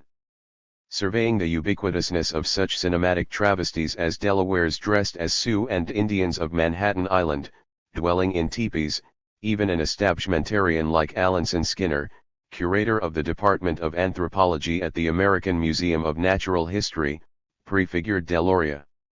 Condemning such things as ethnographically grotesque farces in the pages of the New York Times, he posed the obvious question: if Indians should stage a white man's play, and dress the characters in Romanian, Swiss, Turkish, English, Norwegian, and Russian costumes, and place the setting in Ireland, would there please that they thought all Indians alike save them from arousing our ridicule? 35 Skinner might also have inquired as to the likely response had Indians 1/3 portrayed High Mass as a Protestant communion, interpreted the wine and wafers as symbolic cannibalism, and then implied that the whole affair was synonymous with Satanism. It matters little, however, since until very recently no Indians with the momentary exception during the 1930s of Will Rogers, a Cherokee have ever been in a position to make either plays or films in which they could personify themselves accurately, much less Parnes. Odi their white tormentors. A major reason the Scene 1 Indian, Scene M all attitude had become quite firmly entrenched among the public by the end of the 50s was that the public was literally seeing no Indians at all in Hollywood's endless renderings of things native. Aside from Molly Spotted Elk, a Penobscot cast as the lead in Silent Enemy, 1930, and Rogers, who filled the same bill in several comedies during the 30s, no Indian appeared in a substantial film role prior to 1970. 37 The same can be said with respect to directors and script writers. 38 Instead, pleading that it just couldn't find Indians capable of playing themselves on screen convincingly, Hollywood consistently hired whites to impersonate native people in a more believable manner. As a consequence, the history of American cinema is replete with such gems as the 6'4" blonde, blue-eyed former professional baseball pitcher, Chuck Connors, being cast as the swarthy, 5'3", obsidian-eyed title character in Geronimo, 1962. And, if this makes about as much sense as casting Wilt Chamberlain to play J. Edgar Hoover, as one native actor lately put it, there are plenty of equally egregious. 39. Just examples. Take Victor Mature being cast as the great Lakota leader in Chief Crazy Horse, 1955. Or Gilbert Roland and Ricardo Montalban as the no less illustrious Dull Knife and Little Wolf in Cheyenne Autumn, 1946. Or Jeff Chandler cast as Cochise, an Apache of comparable stature, in Broken Arrow, 1950. Or Rock Hudson cast in the title role of Taza, son of Cochise, 1954. Or Burt Lancaster as the Sack and Fox superathlete in Jim Thorpe All-American, 1951. 40 Or J. Carroll Naish as Sitting Bull, 1954. Or Tony Curtis cast as Pima war hero Ira Hayes in The Outsider, 1961. Or Robert Blake in the title role of Tell Them Willie Boy Is Here, 1969. Or how about Robbie Benson playing Lakota Olympic gold medalist Billy Mills in Running Brave, 1983. The list could obviously be extended to include thousands of such illustrations. 41 Women? Try Deborah Paget as Cochise's daughter in Broken Arrow. How about Mary Pickford as the little Indian maiden who paid her debt of 174 gratitude to the white man with sex in Iola's Promise, 1912. Or Dolores Del Rio in the title role of Ramona, 1928. Or Linda Darnell as the Indian female lead in Buffalo Bill, 1944. Or Jennifer Jones as the sultry half-breed in Duel in the Sun, 1946. May Wynn as a nameless Indian maiden in They Rode West, 1954. Donna Reed as Sacagawea in The Far Horizons, 1955. And then there's Julie Newmar, complete with a pair of designer slacks, as the indigenous sex symbol in McKenna's Gold, 1969. Again, the list might go on for pages. For two, we should perhaps be grateful that John Wayne was never selected to play Red Cloud, or Madonna as Pocahontas, but given Hollywood's overall record, Wayne was cast as the Mongol leader Genghis Khan in a 1956 release entitled The Conqueror. Such things seem more a matter of oversight than of design. 4-3 Even when Indians were deployed on screen, usually as extras, a job Oneida actor/comedian Charlie Hill likens to serving as a prop or, more accurately, a pop-up target to be shot full of holes by cowboys and cavalrymen. 44 Little concern was ever given to accuracy. John Ford, for instance, habitually hired Navajos to impersonate the peoples of the plains with no apparent qualms about the groups being as physically dissimilar as Swedes and Sicilians. 4-5 Cumulatively, Hill describes the results of Hollywood's and the television industry's imaging as the creation of a weird sort of Indian stew rather than anything resembling a valid apprehension of indigenous realities. 4-6 Peoples without culture. The emulsification of native cultural content by Hollywood amounted, in essence, to its negation. As Renard Strickland points out, in the thousands of individual films and the millions of frames in those films, we have few, if any, real Indians who have individuality or humanity. We see little, if any, of home or village life, of the day-to-day world of Native Americans or their families. 47 Creation of this vacuum has, in turn, allowed filmmakers to figuratively reconstruct native culture, in accordance with their own biases, preconceptions or sense of expediency and convenience. Mostly, they elected to follow the quasi-official script traditionally advanced by the Smithsonian Institution, that Native North Americans were, until Euro-Americans came along to civilize us, typically brutish Stone Age savages, maybe a million primitives wandering nomadically about the landscape, perpetually hunting and gathering our way along the bare margins. OL 175. Subsistence, devoid of all that might be called true culture. 4.8 An astonishing example of such perceptions at play will be found in the 1954 film Apache, in which the sullen Southwesterners are taught to cultivate corn by a group of displaced Southeasterners, Cherokees, who supposedly picked up the art from their benevolent white neighbors in Georgia. 4.9 Never mind that it is an established fact that corn was hybridized from grass by indigenous Americans centuries before an Italian seaman, now revered as a great navigator, washed up on a Caribbean beach half a world away from where he thought he was. Never mind that, like corn, 2/3 of the vegetal foodstuffs now commonly consumed by humanity were undeniably under cultivation in the Americas and nowhere else at the time of the Columbian landfall. 50 Never mind that, as a matter of record, American military commanders from John Sullivan to Anthony Wayne, even Kit Carson, had to burn off miles of native croplands in order to starve Indians onto reservations where we could be taught to farm. 3 Agriculture is indicative of civilization, not savagery, and so, ipso facto, Indians could not have engaged in it, no matter how self-evident the fact that we did, or how extensively so. 3.2 In its stead, the Smithsonian, and therefore Hollywood, bestowed upon us an all-consuming and wholly imaginary warrior mystique, that is to say, a certain propensity to use force in stealing from others that which, in their telling, we had never learned to do or make for ourselves. Thus were the relational roles of Indian and white in American history quite neatly and completely reversed so that those who stole a continent might be consistently portrayed as the victims of their victims' wanton and relentless aggression. 53 Such themes have always been exceedingly difficult to apply to the East, where it had taken Europe fully 2 centuries of armed conflict with masses of native people to win the day. How to explain that we who were supposedly so few had managed, generation after generation, to field so many in the course of our resistance? And how, once our real numbers were to some extent admitted, to explain either where we went, or how we'd been able to sustain ourselves for all those thousands of years before the coming of the white man supposedly endowed us with the miracle of growing our own food. 54 To be fair, Hollywood has tried to incorporate such matters into its master narrative, especially during its formative years. From 1908 to 1920, not less than 28 feature films and perhaps 101 real shorts purported to deal with Indian/white relations during the 16th, 176, 17th and 18th centuries. 50 The task proved impossible, however, or nearly so, and thereafter the number of such pictures declined steadily, centering mainly in the above-mentioned Seminole movies and periodic remakes of James Fenimore Cooper's Leather-Stocking Fables.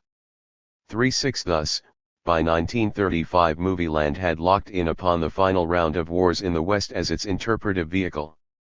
The choice carried obvious advantages in that it placed Indians within a geography remote from, and thus alien to, the vast majority of non-Indians residing east of the Mississippi, and, later, along the West Coast. It seemed reasonable to expect that the people inhabiting the area might seem equally alien and remote.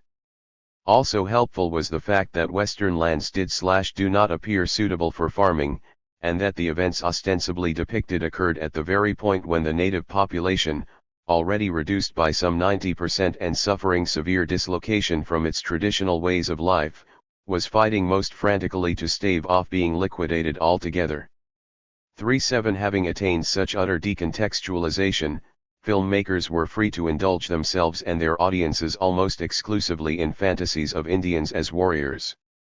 Not just any warriors, mind you, but those of a most hideously bestial variety.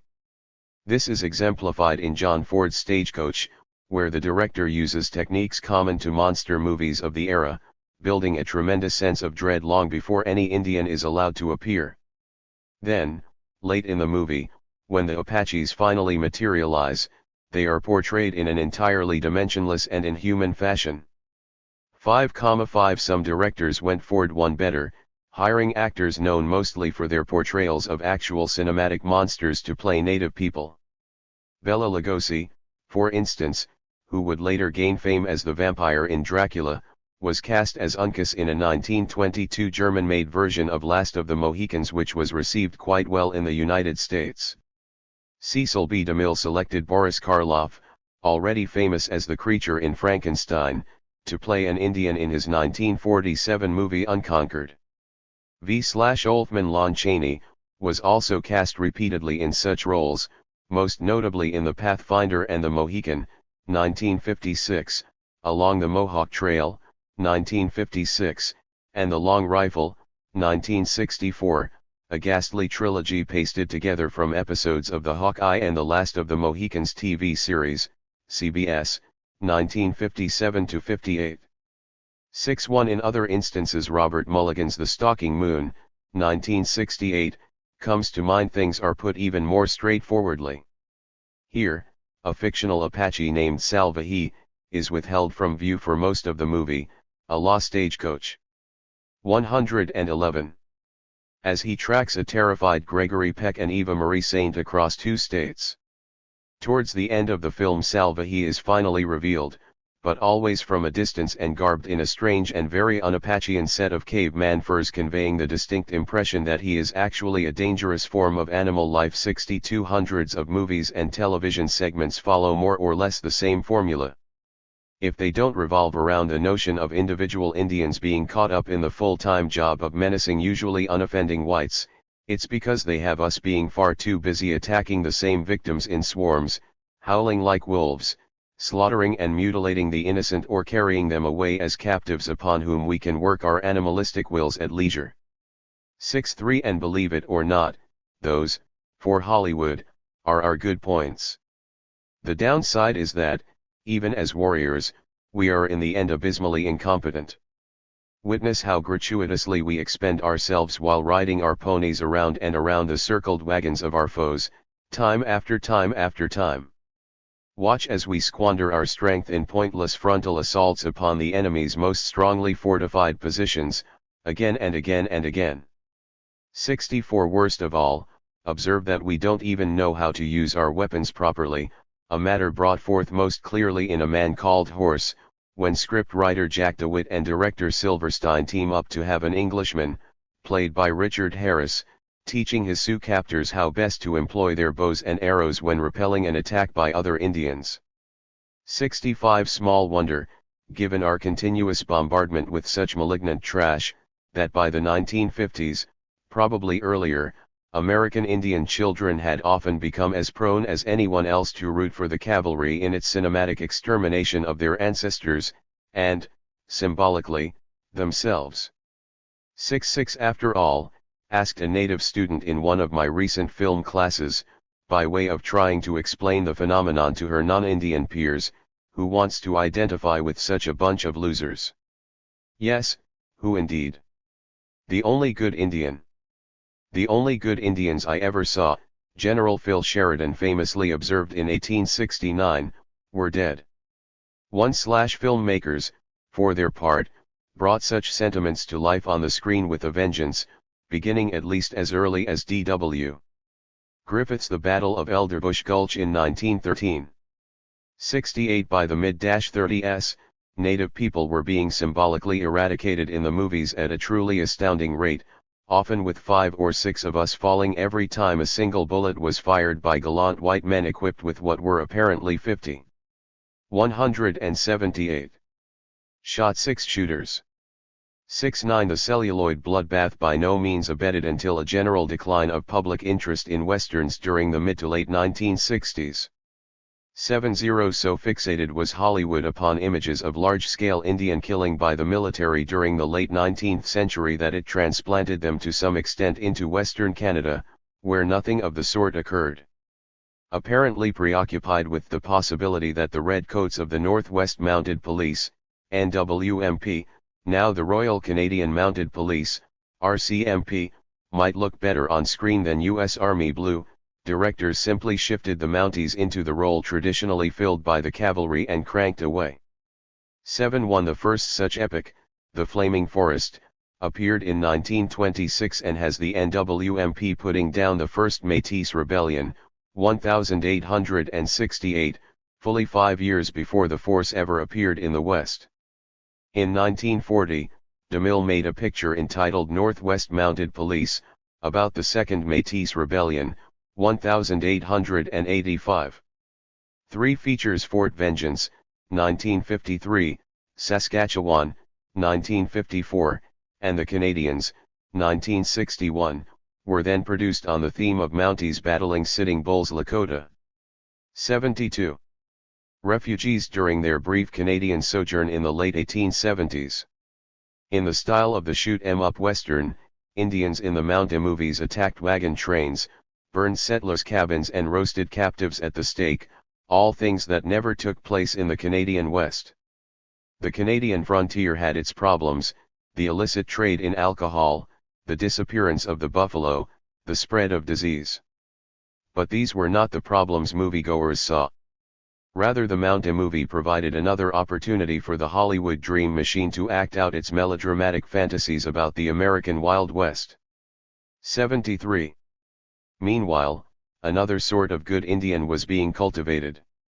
Based archetypally on Fenimore Cooper's Chingachgook and / or Daniel Defoe's Friday in Robinson Crusoe, the character is exemplified by Tonto. The word literally means fool, dunce, or dolt in Spanish. Faithful Indian companion of the Lone Ranger radio program's masked white hero from 1933 onward. 7-4 By the 1938, the formula had proven so popular that it was serialized by movie makers as Saturday Matinee Fare. The serial was condensed into a 1940 feature entitled Hi-Ho Silver before mutating into a long-running ABC TV series in 1948.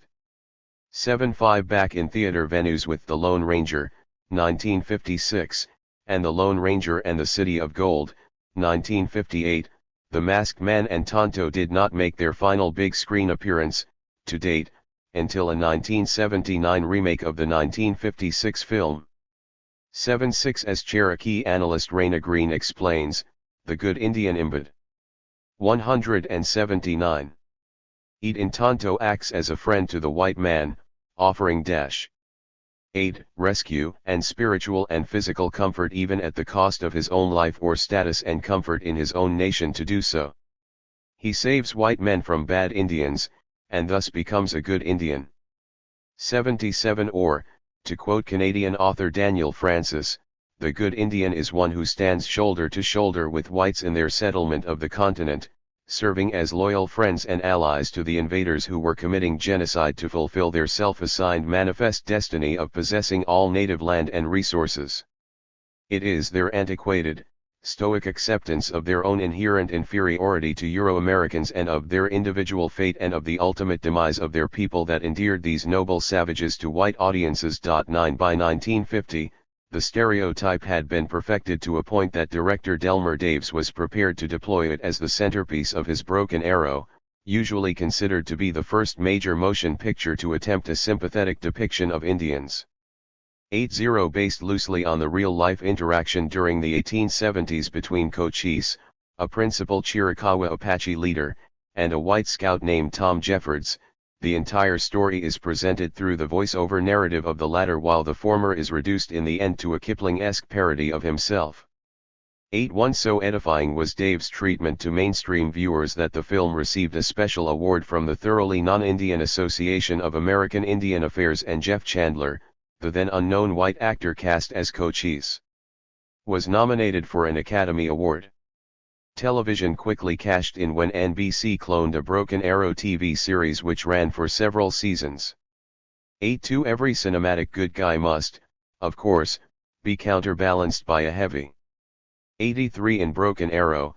The requirement is met by the film's handling of Geronimo, another important Chiricahua leader, where Cochise's virtue is manifested in the lengths to which he is prepared to go in achieving not just peace but cordiality with whites. At one point Dave's even has him executing another Apache to ensure the safety of his friend Jeffords. Geronimo's badness is embodied in the adamance of his refusal to do the same.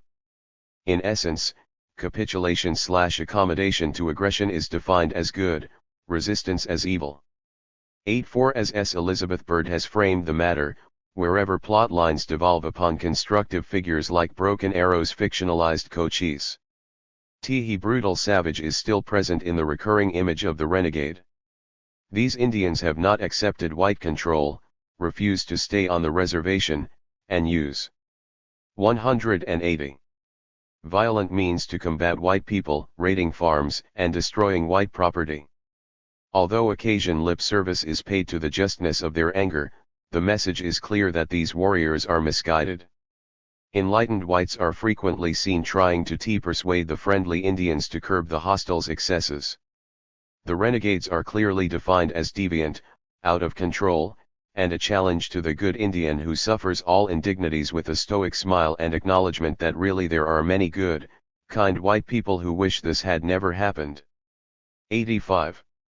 The dichotomy of indigenous good and evil thus concretized in Dave's historically distortive juxtaposing of Cochise and Geronimo was almost immediately hammered home in Taza, Son of Cochise, another vaguely historical film in which one of the long-suffering Apache's two sons, Taze, who followed his father onto the San Carlos reservation and ultimately succeeded him as principal Chiricahua leader, is employed as the vehicle for depicting native virtue. He is framed in harsh contrast to his brother, Nach, a recalcitrant who was a noted figure in Geronimo's protracted resistance struggle. 86 From there, such scenarios became something of an industry standard. As early as 1951, in Across the Wide Missouri, MGM cast Clark Gable in a role quite similar to James Stewart's portrayal of Tom Jeffords in Broken Arrow. 87 In 1952, the same studio had a youthful Charlton Heston playing an oddly Cochise-like Sioux in The Savage. In Drumbeat, 1954, it was Alan Ladd's turn to emulate Stewart's performance, although no suitable counterpart to Cochise materialized.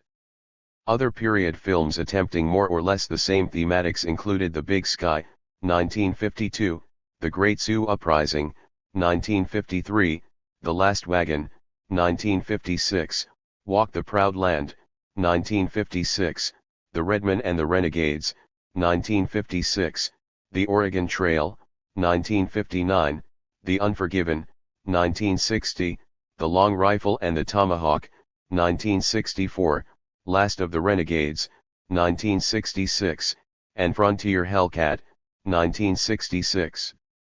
88 Although the drop in the number of westerns produced after 1966 has resulted in a corresponding diminishment in the number of such statements by Hollywood, there is ample evidence that the good Indian genre remains alive, well and firmly entrenched. Prime examples will be found in the parts assigned Squamish actor Dan George in such acclaimed films as Little Big Man, 1970, and The Outlaw Josie Wales, 1976, Lakota AIM leader cum actor Russell Means in the latest version of Last of the Mohicans, Graham Greene, and Oneida, in Thunderheart, 1991, Eric Schweig as Squanto, 1994, and, most recently, the character portrayed by Cree actor Gordon Tutusis in Legends of the Fall, 1996. 89. 181. Television also followed up on the early success enjoyed by ABC's Broken Arrow with a CBS effort, Brave Eagle, 1955-56, and NBC's dismal Hawkeye series. In 1957, ABC weighed in again with Cheyenne, starring Yellowstone Kelly's Clint Walker as a part Indian cowboy/scout obviously inclined towards his better genetics. The series was highly popular and ran until 1963. NBC finally scored in 1959 with Law of the Plainsman, an utterly incongruous saga in which a 14-year-old Apache boy about to scalp a wounded Army captain, inexplicably relents and nurses the soldier back to health. The captain adopts the supposedly nameless boy, christening him Sam Buckhart. Sam eventually goes to Harvard, then becomes a lawman in New Mexico serving the larger society in trying to calm angry natives. 9/11 Southwell was the latter theme received that ABC countered in 1966 with Hawk, a series starring part Seminole actor Burt Reynolds as a contemporary New York police lieutenant of mixed ancestry. There being no Indian uprisings to quell in the Big Apple, the program folded after only 3 months, only to be replaced in 1974 with Nakia, a series focused on a Navajo, played by stock Indian stand-in Robert Forster, who hires on as a rural New Mexico deputy sheriff in furtherance of his struggle to bridge himself from the anachronism of his own society to the modern world of Euro-America. 9/1 The latest in television's seemingly endless variations on the Good Indian theme came with CBS's Dr. Quinn, Medicine Woman in 1992. A transparent genuflection to the postmodern mainstream sensibilities of the 90s, the series' predominantly white cast is peopled by several strong, independent women, a male population of bigots and weaklings, who receive their comeuppance from Dr. Quinn on a weekly basis, and one African-American couple, who provide opportunities for Dr. Quinn to display her progressive fervor. 92 An interesting setting is provided by a nearby Cheyenne village whose mostly anonymous inhabitants, although the show is set in Colorado during the very period when the territorial government was waging what it itself called an outright campaign of extermination against them, engage themselves for the most part in looking perfectly serene and natural. 93 The main Indian character is Cloud Dancing, a supposed traditional healer played by Larry Sellers who spends most of his time alternately passing his secrets to and trying to learn from the real medicine woman who is of course a white MD. All the while looking sad and, most of all, being 182 friendly. He is a calm, noble person who never fights back and is grateful for the attentions of heroic white individuals. 94 As the series progresses, Cloud Dancing loses an unborn child because of his wife's malnutrition, caused by white buffalo hunters killing off the Cheyenne's main food supply. His adult son is killed while saving Dr. Quinn's life. 45 members of his village die hideous deaths due to the whites' distribution of typhus-infested blankets. Finally, he suffers the butchery of the remainder of his people, including his wife, first during the 3rd Colorado Volunteers' infamous Sand Creek Massacre of 1864 and then at the hands of Custer's cavalry during the 1868 Washita Massacre. The handling of the last incident is indicative of the rest. While Sand Creek has received only passing mention, the Washita was finally addressed in an episode broadcast late in the 1994 to 1995 season. The episode was revealing in the characteristic way in which it showed the massacre not as a catastrophe for the Cheyenne, but as a trauma for Michaela Quinn. She fails to talk Custer out of attacking and she and Sully her boyfriend, along with Cloud Dancing, come upon the village, completely wiped out, with everyone dead. Cloud Dancing's wife, Snowbird, dies in his arms.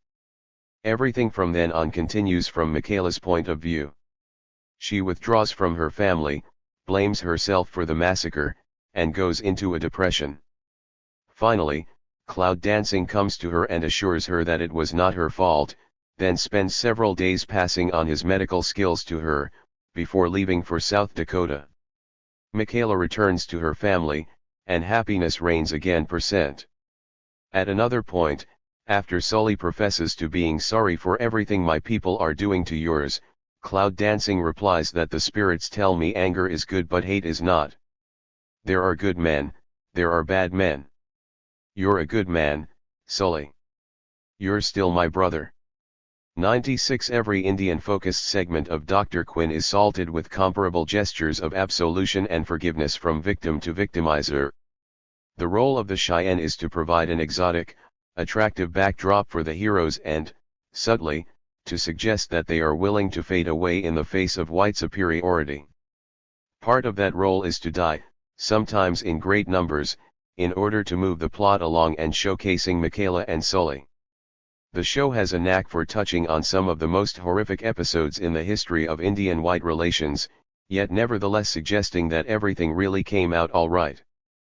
For what a wonderful tonic for a body politic beset during the great Columbus quincentennial controversy of the early 90s by flickerings of doubt about the honor and even the legitimacy of the American heritage. 98 Small wonder, all things considered, that Dr. Quinn became the 183 most popular new TV series of the 1992-93 season. Someone out there has clearly found it expedient to ignore the response of a character played by Creek actor Will Sampson after being made the butt of Tonto jokes one too many times by his white partner in the 1977 CBS television movie Relentless. Hey, Buck, sighs Sampson. That's enough. No more. 100. Voices of the voiceless. All of this is, to be sure, pure nonsense. Real Indians, as opposed to real Indians even of the Tonto variety, would never actually have said/done what Hollywood has needed us to say and do. Occasional snatches of autonomous dialogue such as that of Sampson's quoted just above make this abundantly clear. Hence, it has been necessary to render us either literally voiceless, as with the Chief Broom character Sampson played in One Flew Over the Cuckoo's Nest, or effectively so. A standard means to the latter end ties directly to the more general nullification of indigenous culture addressed earlier. This takes the form of a pretense that native tongues, despite their typically being just as intellectually refined and expressive as European languages, often more so, Micmac, for instance, evidences much more semantic precision and contains 5 times as many words as English 101, are extraordinarily crude or primitive. A classic example of how this is accomplished will be found in The Way West, 1967, where director Andrew McLaglen has a Sioux chief wearing a mohawk haircut and a woman's shawl address a group of whites with a string of Lakota terms selected seemingly at random. Translated, they make up a meaningless word salad. 1021 director went further, presenting his audiences with English language recordings played in reverse to signify the exotic sounds of spoken Indian. Most often, however, filmmakers have simply followed historian Francis Parkman's notoriously ignorant comment that the word how constitutes a monosyllable by which an Indian contrives to express half the emotions of which he is susceptible. 103 Or, in fairness, they have elected to enrich Parkman's vocabulary by adding ugh, ho, and a smattering of guttural grunts. To this has been added a weird sort of pidgin English best described by Raymond Stedman as comprising a Tonto school of communication. 104 Consider as sufficient illustration the following 4 consecutive lines delivered by the faithful Indian companion during a Lone Ranger program aired on June 30, 1939. 184. Who you? Ugh. You see him. Me want him. 15. With Indians thus rendered functionally mute in our own right, however, it remained nonetheless necessary that audiences often be informed as to exactly how they should understand many of the celluloid savages' otherwise inexplicable on-screen actions.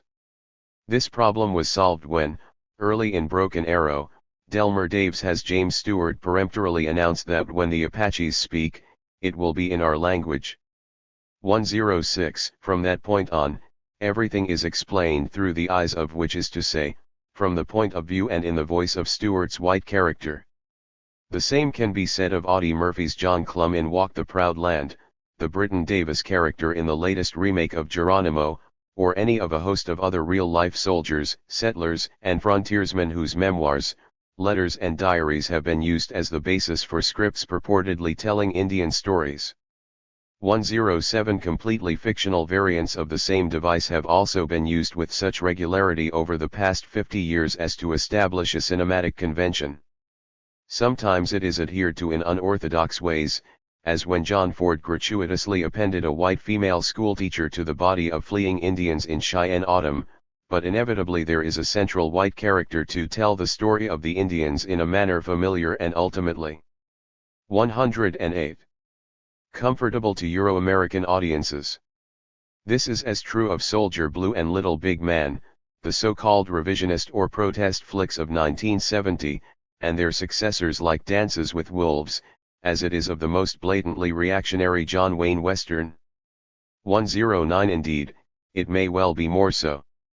John Wayne movies, after all, don't pretend to be about Indians, or even sympathetic to us.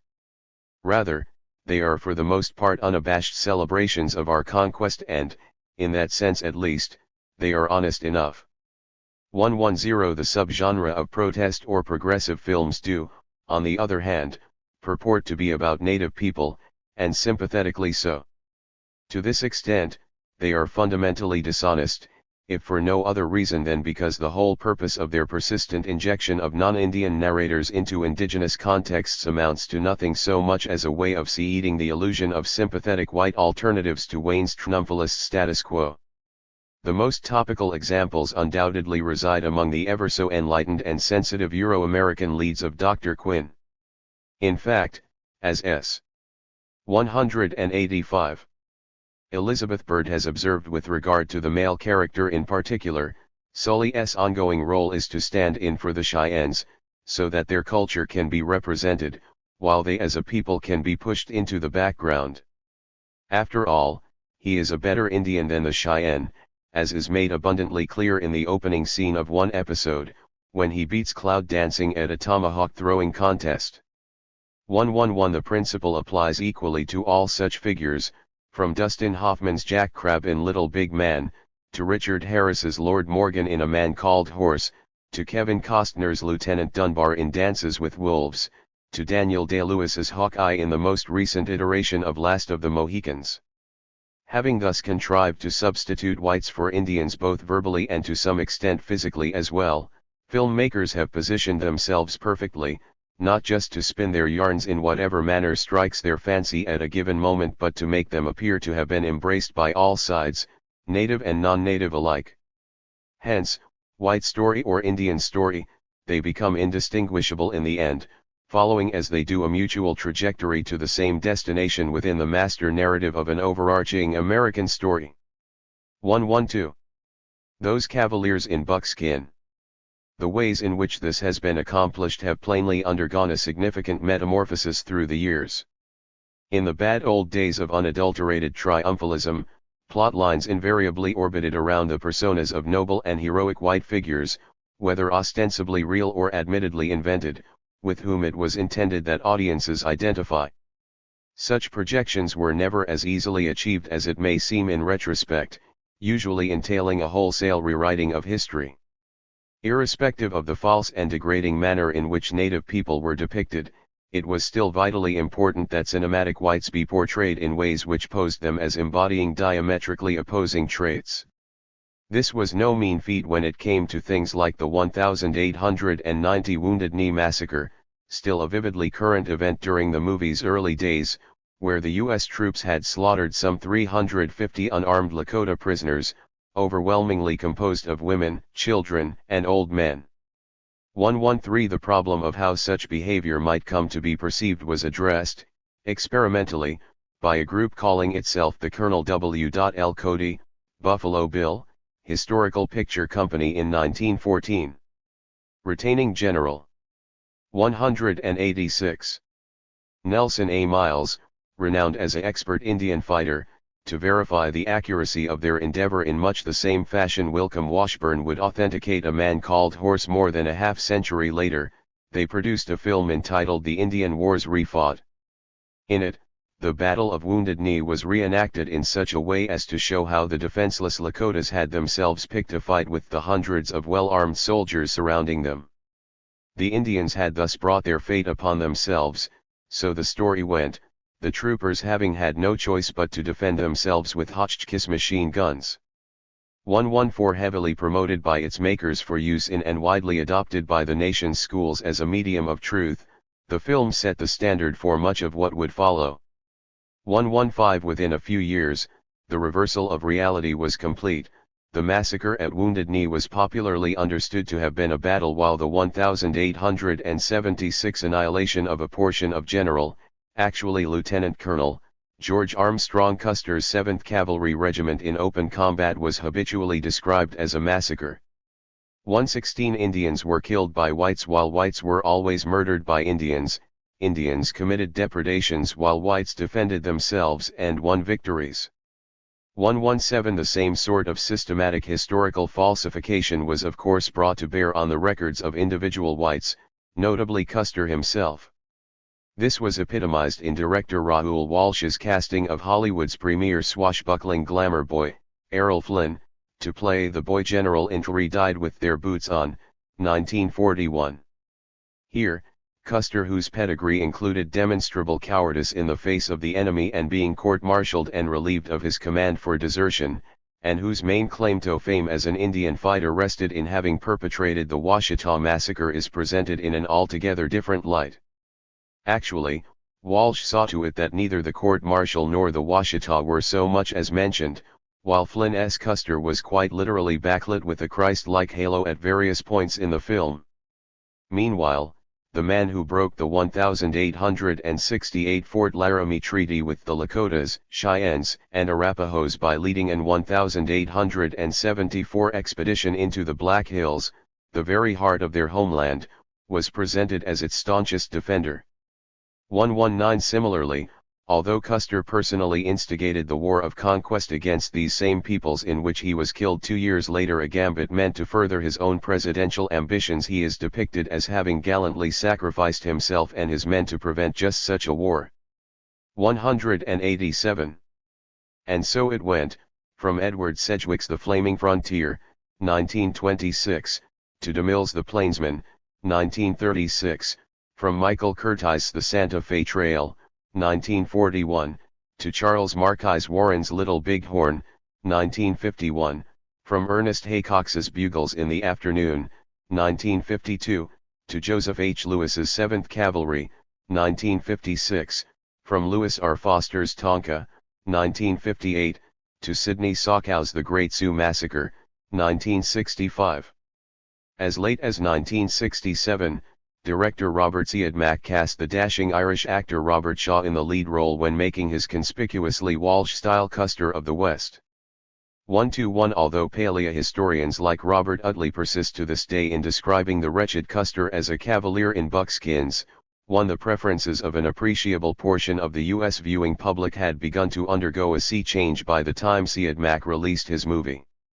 Horrified at the prospect of being conscripted to serve as fodder in Vietnam, and taking their cue from the military's own references to enemy-held territory there as being Indian country, millions of young whites began, increasingly, as a part of their own resistance, to compare the ongoing carnage in Southeast Asia to that of the Indian Wars and to revile the leaders presiding over both processes. 123 Sensing that the potential for a vast audience was bound up in the desire of America's baby boomers to emotionally/figuratively distance themselves from the status quo, hip directors like Arthur Penn and Ralph Nelson were quick to cash in. In catering to the new countercultural sensibility, Penn opted to display the Custer of They Died with Their Boots On in virtual reverse image. Where the Walsh/Flynn approach decreed Custer's intrinsic nobility, hence that of the tradition he was mustered to represent, the characterization offered in Little Big Man was that of a vulgarly egotistical psychopath. 124 Nelson followed suit in Soldier Blue, albeit using a somewhat amorphous representation of Colonel John Chivington, the infamous commander at Sand Creek, to make his point. 125 Chivington had previously received such cinematic packaging under the name Colonel Templeton in a slightly pioneering Arthur Hiller movie, Massacre at Sand Creek, 1956, and he would again, as Colonel Schemerhorn, in a TV miniseries made from James Michener's Centennial during the late 70s. As for Custer, he has continued to be portrayed primarily in accordance with the negative model established by Penn, most recently in 1995, in the earlier discussed episode of Dr. Quinn. While Little Big Man and Soldier Blue certainly punched large holes in the triumphalist stereotype, as critics Ralph and Natasha Fryer observed. 188. Shortly after the films were released, this merely signified that Hollywood had shifted from glorifying the extermination of native people to excusing genocide by attributing it to the whims of a few unbalanced people, i.e., General Custer. 1-6 More precisely, by making such attribution, filmmakers were both acknowledging the obvious, admitting that genocidal events had occurred in the course of American history and that they were wrong, and presenting them as something abnormal and therefore exceptional. When this was combined with sympathetic white characters like Hoffman's Jack Crabb in Little Big Man, those played by Candice Bergen's Krista Lee and Peter Strauss's Honey's Gant in Soldier Blue, Costner's Dunbar in Dances with Wolves, or Michaela Quinn and Sully in Dr. Quinn, the appearance of a fundamental polarity within Euro-American society itself is created. This serves a very useful purpose, especially when stirred in with the good Indian, friendly, / bad Indian, hostile, stereotypes already discussed. As Elizabeth Bird explains, while Dr. Quinn goes along with notions of white guilt, it equally clearly allows white audiences to see the destruction of Indian culture as both inevitable and as somehow accidental. The show holds on to the renegade image, for example, because it helps assuage guilt. After all, some of the Indians drove us to it, helping to bring about their own destruction. Thus there were good and bad guys on both sides, and the bad things happened because of bad guys like Custer and the renegades, but good guys like Michaela and Sully are who we are. Emphasis added. 1-7. Thus, psychologically at least, genuinely sympathetic white figures, who did exist but who were historically anomalous in the extreme, are rendered normative in terms of audience identification. 1-8. Conversely, men like Custer and Chivington, who were in fact normatively expressive of public sentiment, virtually the entire citizenry of Denver did turn out to cheer when the Bloody Third returned from Sand Creek, parading its scalps, genitalia and other anatomical trophies. Custer was an extraordinarily popular public figure after the Washita. Bounties on Indian scalps were proclaimed in every state and territory of the continental United States at one time, or 1T129 another. Become the anomalies. The result is in no sense a transformation, but instead a much more potent reconfiguring of the Euro-American status quo. What Penn, Nelson, and their colleagues accomplished was to find a means to let the protest generation of the 1960s off the hook of its own professed dissidence. What they provided was and is a convenient surrogate reality, allowing whites to 189. Symbolically disassociate themselves from the intolerable ugliness of Custerism, whether in the Wild West or Vietnam, thereby feeling good about themselves even while continuing to participate in and benefit from the very socio-economic order Custerism has produced.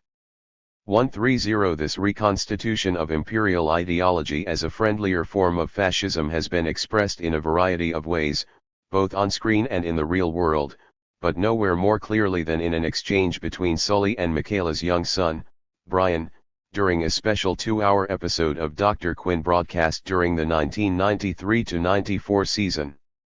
131. Toward the end, having just listened to a thoroughly triumphalist explanation of why the Cheyennes were being exterminated, the boy asks whether these weren't lies. Sully, the white Indian, responds, "I'm afraid so, Brian, they lie to themselves. But this is still the best country in the world." 132. Although the style of delivery is obviously different, such lines might easily have been uttered by John Wayne at the conclusion of any John Ford Western.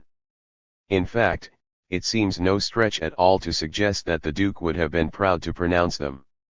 So much for the alleged critical distinctions between films like Little Big Man or Dances with Wolves on the one hand, and They Died with Their Boots On or Custer of the West on the other. Meet the new boss, as Pete Townsend of The Who once put it with admirable succinctness, same as the old boss. 133. Ravages by Savages. As Eldridge Cleaver brilliantly explained in Soul on Ice, the structure of sexual relations imposed by Euro-America upon African Americans can be understood as a metaphor for the broader relational matrix of domination and subjugation defining the social positions of whites and blacks respectively. In this formulation, white men are accorded a self-assigned status as omnipotent administrators, primarily cerebral beings who, by presuming to monopolize the realm of thought itself, have assigned black men the subordinate status of mindless ultramasculine menials. 134 To complete the figurative disempowerment of the latter, and thus to signify their own station of unimpeachable supremacy, the administrators proceed first to constrain and then to preempt the menials in that most crucial of all physical arenas, their sexuality. Black men are, by white male ordination, categorically denied sexual access to white women while, concomitantly, white men grant themselves unrestricted rights to the black. 190. Female booty deriving from their posture of domination. Black men are thereby reduced to a degraded status as social eunuchs while black women, transformed into sexual commodities, are dehumanized altogether, and white women, consigned to serve as desexualized objects adorning the omnipotence of their men, fare little better. 135 The great fear for the administrators, according to Cleaver, is that the menials might somehow discover a means of breaking the psychic bounds of their oppression, that is, of liberating themselves from their state of emasculated debasement by allegorically turning the tables and violating the purity of white womanhood. 136 So deep-seated was this dread that it assumed the form of an outright cultural psychosis leading, among other things, to the ubiquitousness of a myth that black men are imbued, innately and insatiably, with a need to rape white women. Several thousand lynchings were carried out in the United States between 1889 and 1930, mainly to deter black men from acting upon this supposed compulsion. With only minor transpositions, the paradigm can be as readily applied to Euro-America's perception of its relationship to native people as to imported African chattel. Indeed, the evidence strongly suggests that the transposition occurred in reverse order. The model was developed with respect to Indians, then modified to some extent for application to blacks. In any event, preoccupation with the idea that native men were animated by the darkest desires vis-a-vis white women can be traced back to the earliest writings of the New England Puritans. 138 By the end of the 19th century, the theme had long been a staple of American literature and drama. 139. Both highbrow and low. Once movies became a factor, the situation was exacerbated substantially.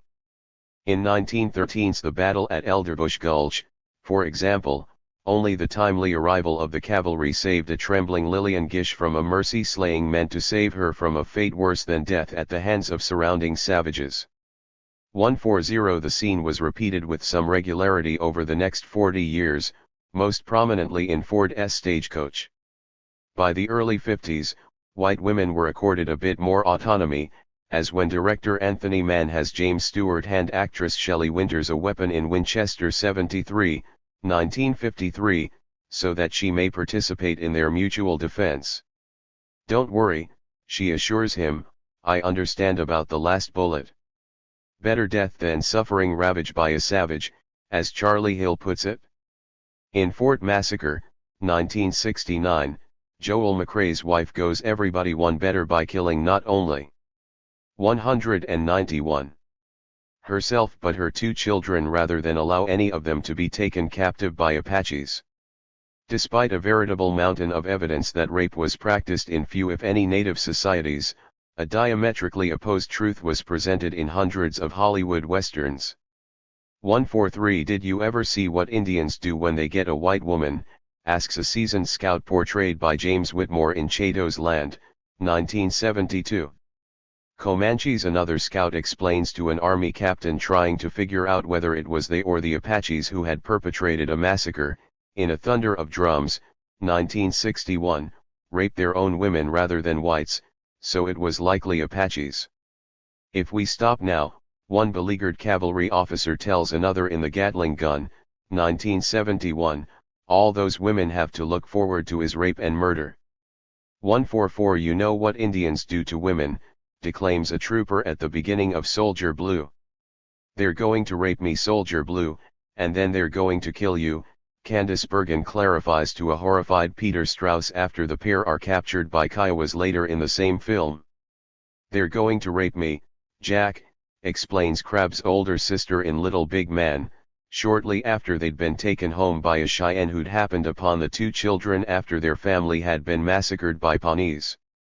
143. Most recently, in a 1994 episode of Drive Quinn, Cloud Dancing's son proves that he, like his father, is a good Indian by sacrificing himself to save the white heroine from being raped and murdered by dog soldier renegades.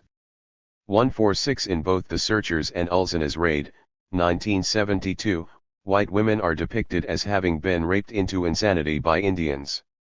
14. In Land Raiders, 1969, Apaches attack a town and, despite the ferocity of the fighting and the severity of their casualties, still find time to rape white women.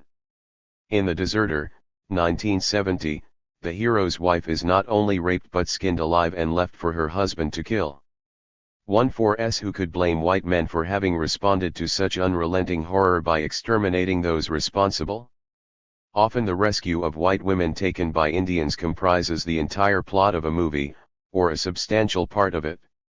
Such is the case with Iona, the White Squaw, 1909, The Peril of the Plains, 1911, Die Paleface Squaw and Die White Squaw, both 1913, Winning of the West, 1922, Northwest Passage, 1940, Ambush, 1950, Flaming Feather, 1951, Fort Ti, 1953, Die Charge at Feather River, 1953, Comanche, 1956, Comanche Station, 1960, Die Last Tomahawk, 1965, and Duel at Diablo, 1966, among scores of others.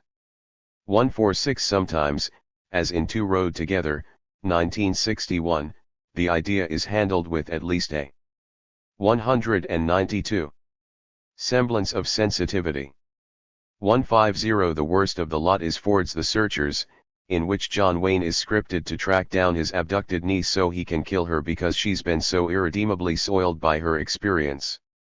151. Even where the intended fate of the rescued is not so grim, it is often made plain that the purpose of their recovery is not so much to save them as it is to deny Indians the spoils they represent.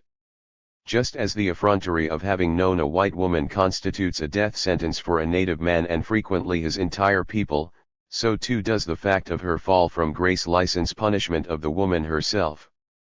The scorn of townspeople visited upon the former Indians woman portrayed by Barbara Stanwyck in Trooper Hook, 1957, for example, forces her to live outside any society, white or native. Much the same principle applies to Linda Crystal's character in Two Rode Together, that of Eva Marie Saint in The Stalking Moon, and many others. 152. The only occasion prior to 1975's Winterhawk in which the American cinema had a native male actually marrying a white female was in the 1909 short, An Indian's Bride. The reasons for this glaring bias were none too subtle. Zane Grey originally published his novel, The Vanishing American, 1925, as a magazine serial in 1922 in the Ladies' Home Journal, a Curtis publication. At the conclusion, Grey had his heroine, a blonde-haired, blue-eyed schoolteacher, marry his full-blood Navajo hero. This set off such an outraged reaction among the magazine's readers that, henceforth, Curtis Publications made it a stipulation that Indian characters were never again to be characterized, and Harper's refused to publish the novel until Grey agreed to have the Navajo die at the end. 153. The second ending, of course, was the one used in the movie.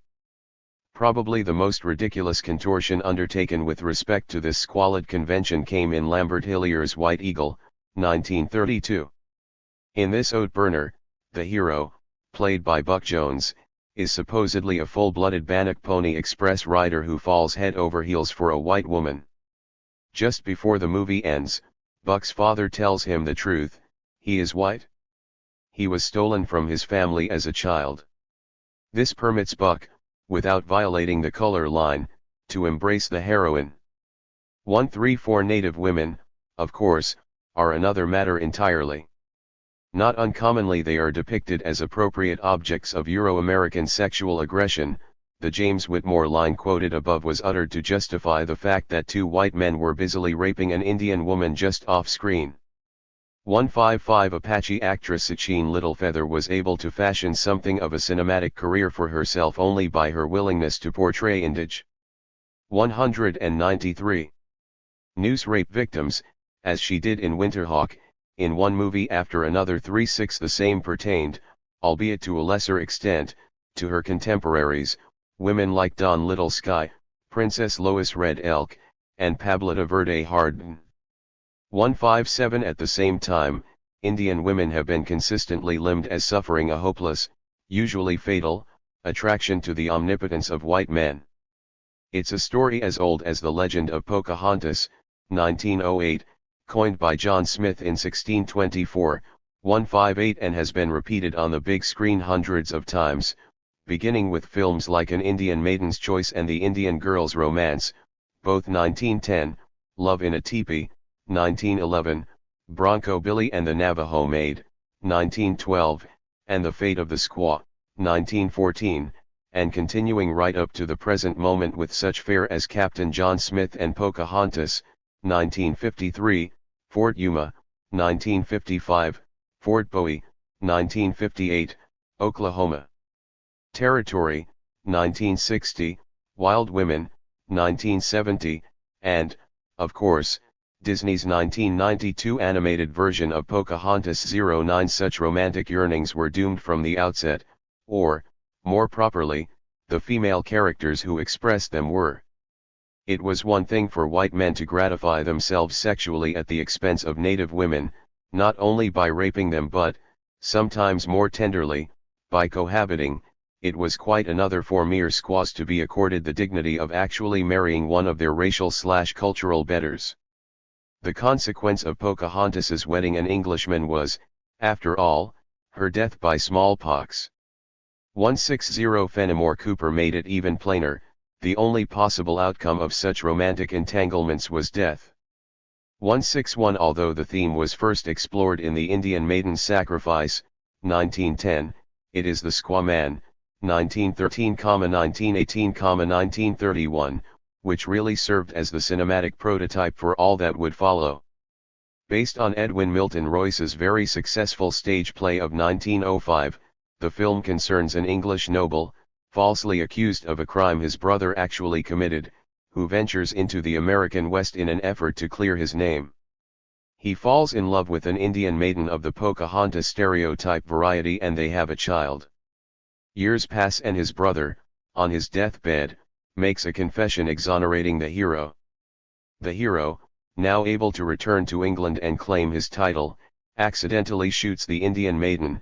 In the play she is a suicide, she dies in his arms, happy, because, as she tells him, she knows white culture to be superior and their child need not be held back because of her primitive ways. 162. And so it went. Deborah Paget, as James Stewart's Apache bride in Broken Arrow, dies tragically, the victim of an ambush by bad whites. In Drum Bedf, Marissa Pavon, among the noble savages, has a crush on the white hero, Alan Ladd. Ladd sets her straight, she must marry within her own people. 194. Then he pays court to the white heroine while Pavon, apparently in despair, loses her life trying to save his. 163 Linda Darnell does herself in when she can't ride off into the sunset with Buffalo Bill. Maria Elena Marcus does pretty much the same in Across the Wide Missouri. Even Donna Reed Sacagawea considers it when she realizes she'll never fit into the world of Charlton Heston's William Clark in The Far Horizon. 164 All told, then, the panorama of Indian/white sexuality presented in movies has always been far more akin to what one might have expected from the Marquis de Sade than from anything socially constructive or redeemable. 163 Foundationally, there is little to distinguish even the best of Hollywood's productions from Jungle Blue, 1978, Sweet Savage, 1979, Kate and the Indians, 1979, Deep Roots, 1980, and other such X-rated, Indian-themed filth spewing from America's thriving porn video industry. 166. Lust in the dust. Carnality, whether packaged as rape or love, true or unrequited, inevitably results in offspring. When the progenitors are of different races, such progeny will obviously be endowed with an interracial admixture of blood and thence, presumably, of culture as well. Hollywood, as much as the dominant society of which it is a part, has from the first exhibited an abiding confusion as to how it should respond to the existence of such creatures, especially since their numbers have tended to swell at rates much greater than those of any purer breeding stock throughout the course of American history. 167. At one level, it might be argued, as it has been by American thinkers like Thomas Jefferson and Henry Louis Morgan, that a touch of Indian in the country's then preponderantly Caucasian makeup might serve create a hybrid superior to the original strain, even as it diluted native gene stocks to the point of extinction and beyond. 168. On another level, it has been argued, and vociferously, that any such process of mongrelization results only in a dilution and consequent degradation of the white race itself. The best of both worlds or the worst? That is the question, never resolved. Typically, filmmakers have followed the lead set by D.W. Griffith in Birth of a Nation, 1914, his aesthetically groundbreaking cinematic celebration of the Ku Klux Klan. 170. By and large, children of mixed parentage have been consigned either to their mother's society rather than their father's, movies figuring upon the spawn of unions between native men and white. 195. Women having for reasons discussed above been exceedingly rare or to drift in anguish through an existential netherworld located somewhere between. Such has been the case, certainly, with films like The Half-Breed, first released in 1916, and then remade as The Half-Breed in 1922 and The Half-Breed in 1952. And so it has been with The Dumb Half-Breed's Defense, 1910, The Half-Breed's Atonement, 1911, Breed of the North and Bred in the Bone, both 1913, Indian Blood, 1914, The Ancient Blood and the Quarter Breed, 1916, The Great Alone and 1/8 Apache, both 1922, Call Her Savage, 1932, Wagon Wheels, 1934, Daughter of the West and Colorado Territory, both 1949, The Hawk of Wild River, 1952, The Proud and the Profane, 1956. 171. Nevada Smith, 1966, and well over 100 others. Most frequently, those of mixed heritage have been depicted as a sort of anti-misogynist's incarnation of evil, as in The Half-Breed, Tire Half-Breed and The Half-Breed. Films produced using this motif have included Half-Breed's Treachery, 1909, 1912, The Half-Breed's Way, 1912, Bring Him In, 1921, The Heritage of the Desert, 1924, The Verdict of the Desert, 1925, Hawk of the Hills, 1927, Pony Soldier, 1952, Reprisal, 1956, War Drums, 1957, and Last Train from Gun Hill, 1959. Sometimes the breeds turn out wrong because of the influences of dubious white men, as in Broken Lance, 1954. On other occasions, our Molly Goodnighty is even explained as having been precipitated by white atrocities, as in the Centennial miniseries, Miss, representation of Charlie Bent and his brothers. 172. But the resulting impression is essentially the same. Breeds are bad, as is explained in Tire Barrier of Blood, 1913, and The Apache Way, 1914, because we naturally incline towards our Indian side. Nowhere is this brought out more clearly than in the wholesome family entertainment provided by cinematic adaptations of Mark Twain's Tom Sawyer and The Adventures of Huckleberry Linn, books in which the most malevolent character, a half-breed called Injun Joe, readily explains that his evil deeds are due to the fact that his Injun blood ain't in me for nothing. 173. The Unforgiven, a film that remains arguably the most venomously racist of all Hollywood's treatments of native people, was anchored by exactly this premise. A few lines from the 1957 Alan LeMay novel upon which it was based should prove sufficient to carry the point. This is one thing I know. The red niggers are no human men. Nor are they beasts, nor any kind of earthly varmint, for all natural critters act like God made them to do. Devil. 196. Spirits, demons out of red kill, these be, that somehow, on some evil day, found a way to clothe themselves in flesh. I say to you, they must be cleansed from the face of this earth. Wherever one drop of their blood is found, it must be destroyed. For that is man's most sacred trust, before Almighty God. 174. This transparently Hitlerian statement is made to a young woman played by Audrey Hepburn, presumably a child captive brought up by the Kiowas and then recovered by whites, who is mortally afraid that she might in fact be of mixed ancestry. Her self-protective response is to try and sound even worse. At one point, when queried by her adoptive white mother about the people in the village where she was raised, she replies, "There weren't any people there, Mama. Those were Indians." 173. Ironically, it is this very same DNA structure, deemed so dangerous by Griffith and his ilk, which has been seized upon by more progressive filmmakers to project mixed bloods as being good, or at least better than native full-bloods, simply by way of inclining us towards our white side. 17F. This countering interpretation was manifested in all four versions of Ramona, 1910, 1914 reissue, 1916, 1928, 1936, as well as such early releases as Red Wings Constancy and Red Wings Loyalty, both 1910, An Indian Hero, 1911, The Half-Breed Sacrifice, 1912, The Half-Breed Parson and The Half-Breed Sheriff, both 1913. 177. By the 1960s, Hollywood was even prepared to cast actual mixed bloods like Elvis Presley in such roles, once in The Passable Flaming Star, 1960, and again in Stay Away Joe, 1968, a movie so bad that one is tempted to shout, "John Wayne, where are you now that we need you?"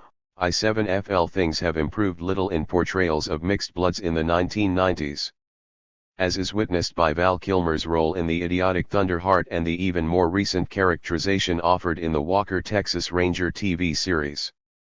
Regardless of whether they've been oriented towards the notion of breeds as good, or convinced that we're inherently bad, however, one thing most directors seem to have been able to agree upon is that, as the fruit of illicit matings, we're somehow sexy.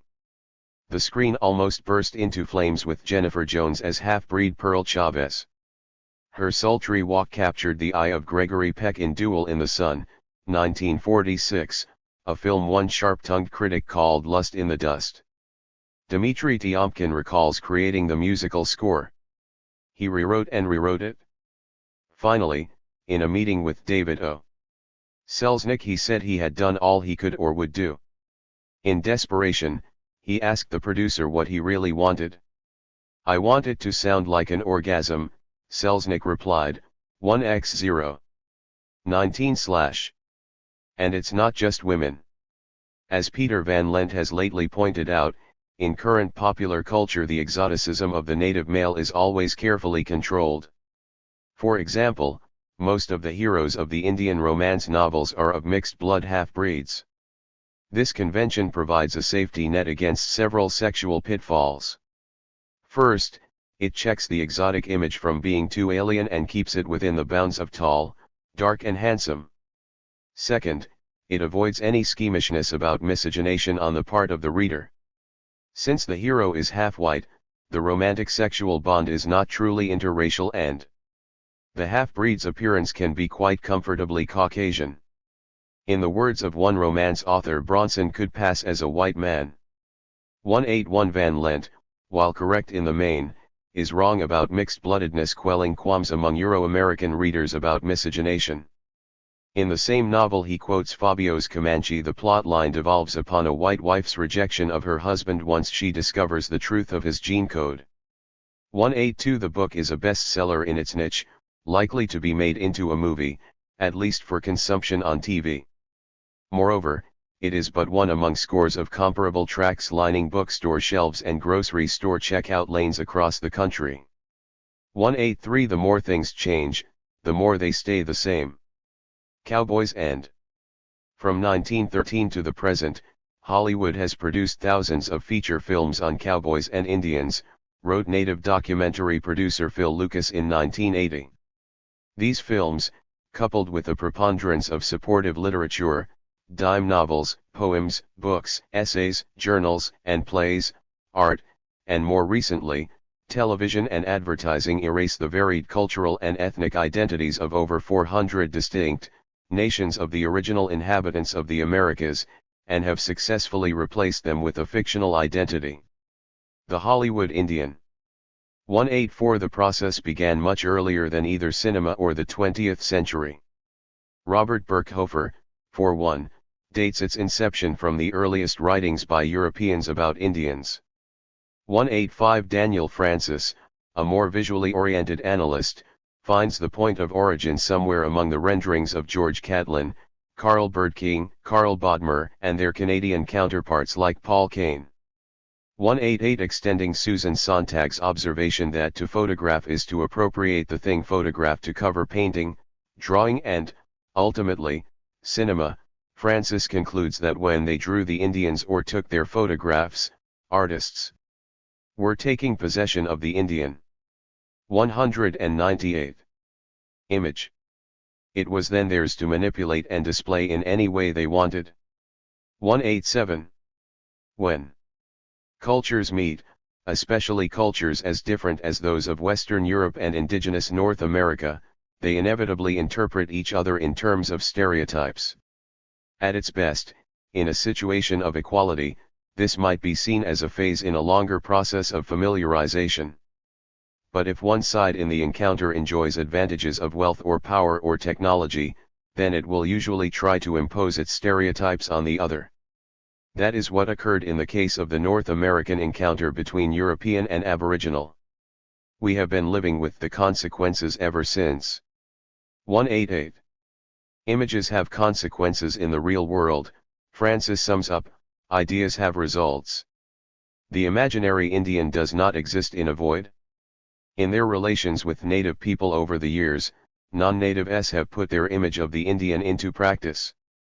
189 This is true, whether the image is that of Cassidy Adams famously howling hordes in Budweiser's Custer's Last Stand poster, or the nobly vanishing savage of James Fraser's equally famed 1914 sculpture, The End of the Trail. 190 Both are false, and have the effect of dehumanizing those thus depicted, one no less than the other. One consequence has been that, while native North Americans have today been consigned to a degree of material destitution and attendant physical degradation comparable to that evident in most areas of the Third World, hardly a glimmer of concern emanates from the vast settler population benefiting from both our historical decimation and dispossession and the current regime of impoverishment imposed upon us. Why, after all, should those conditioned to see us as less or other than human, or even at 191. Some level to believe us non-existent, care what happens to us? Euro-American cinema's defending aesthetic eons have typically sought to skirt such issues by asserting, as Robin Wood did in 1971, that however erroneous and unpleasant the dominant society's portrayals of Indians, they are nonetheless defensible in mythic terms.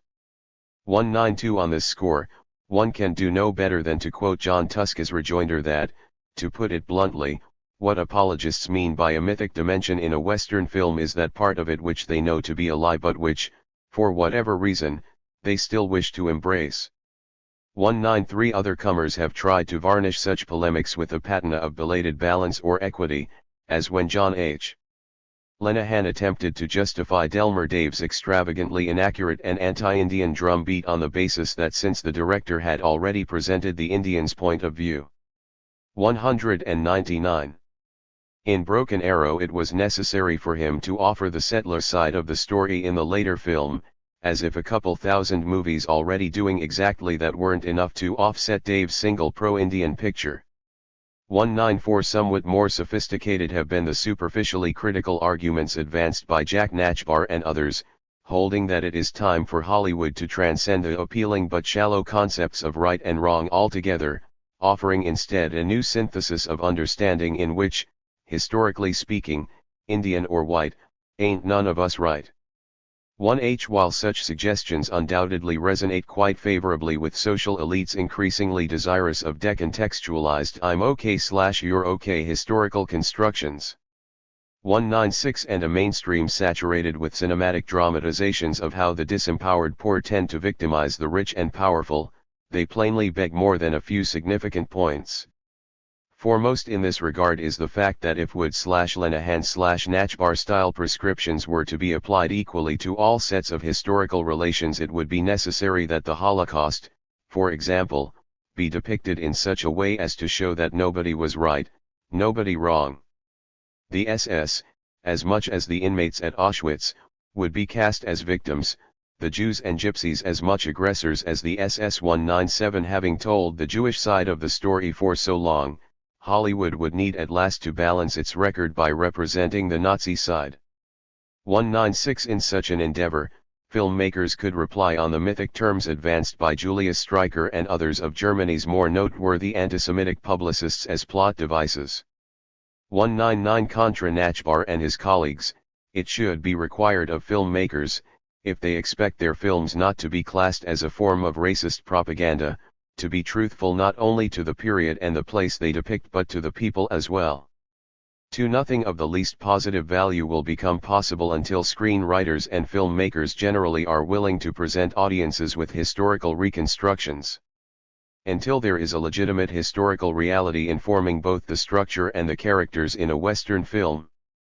201 If Indians are not to be considered as victims of colonial aggression, Jimmy Durham once queried, how are we to be considered at all?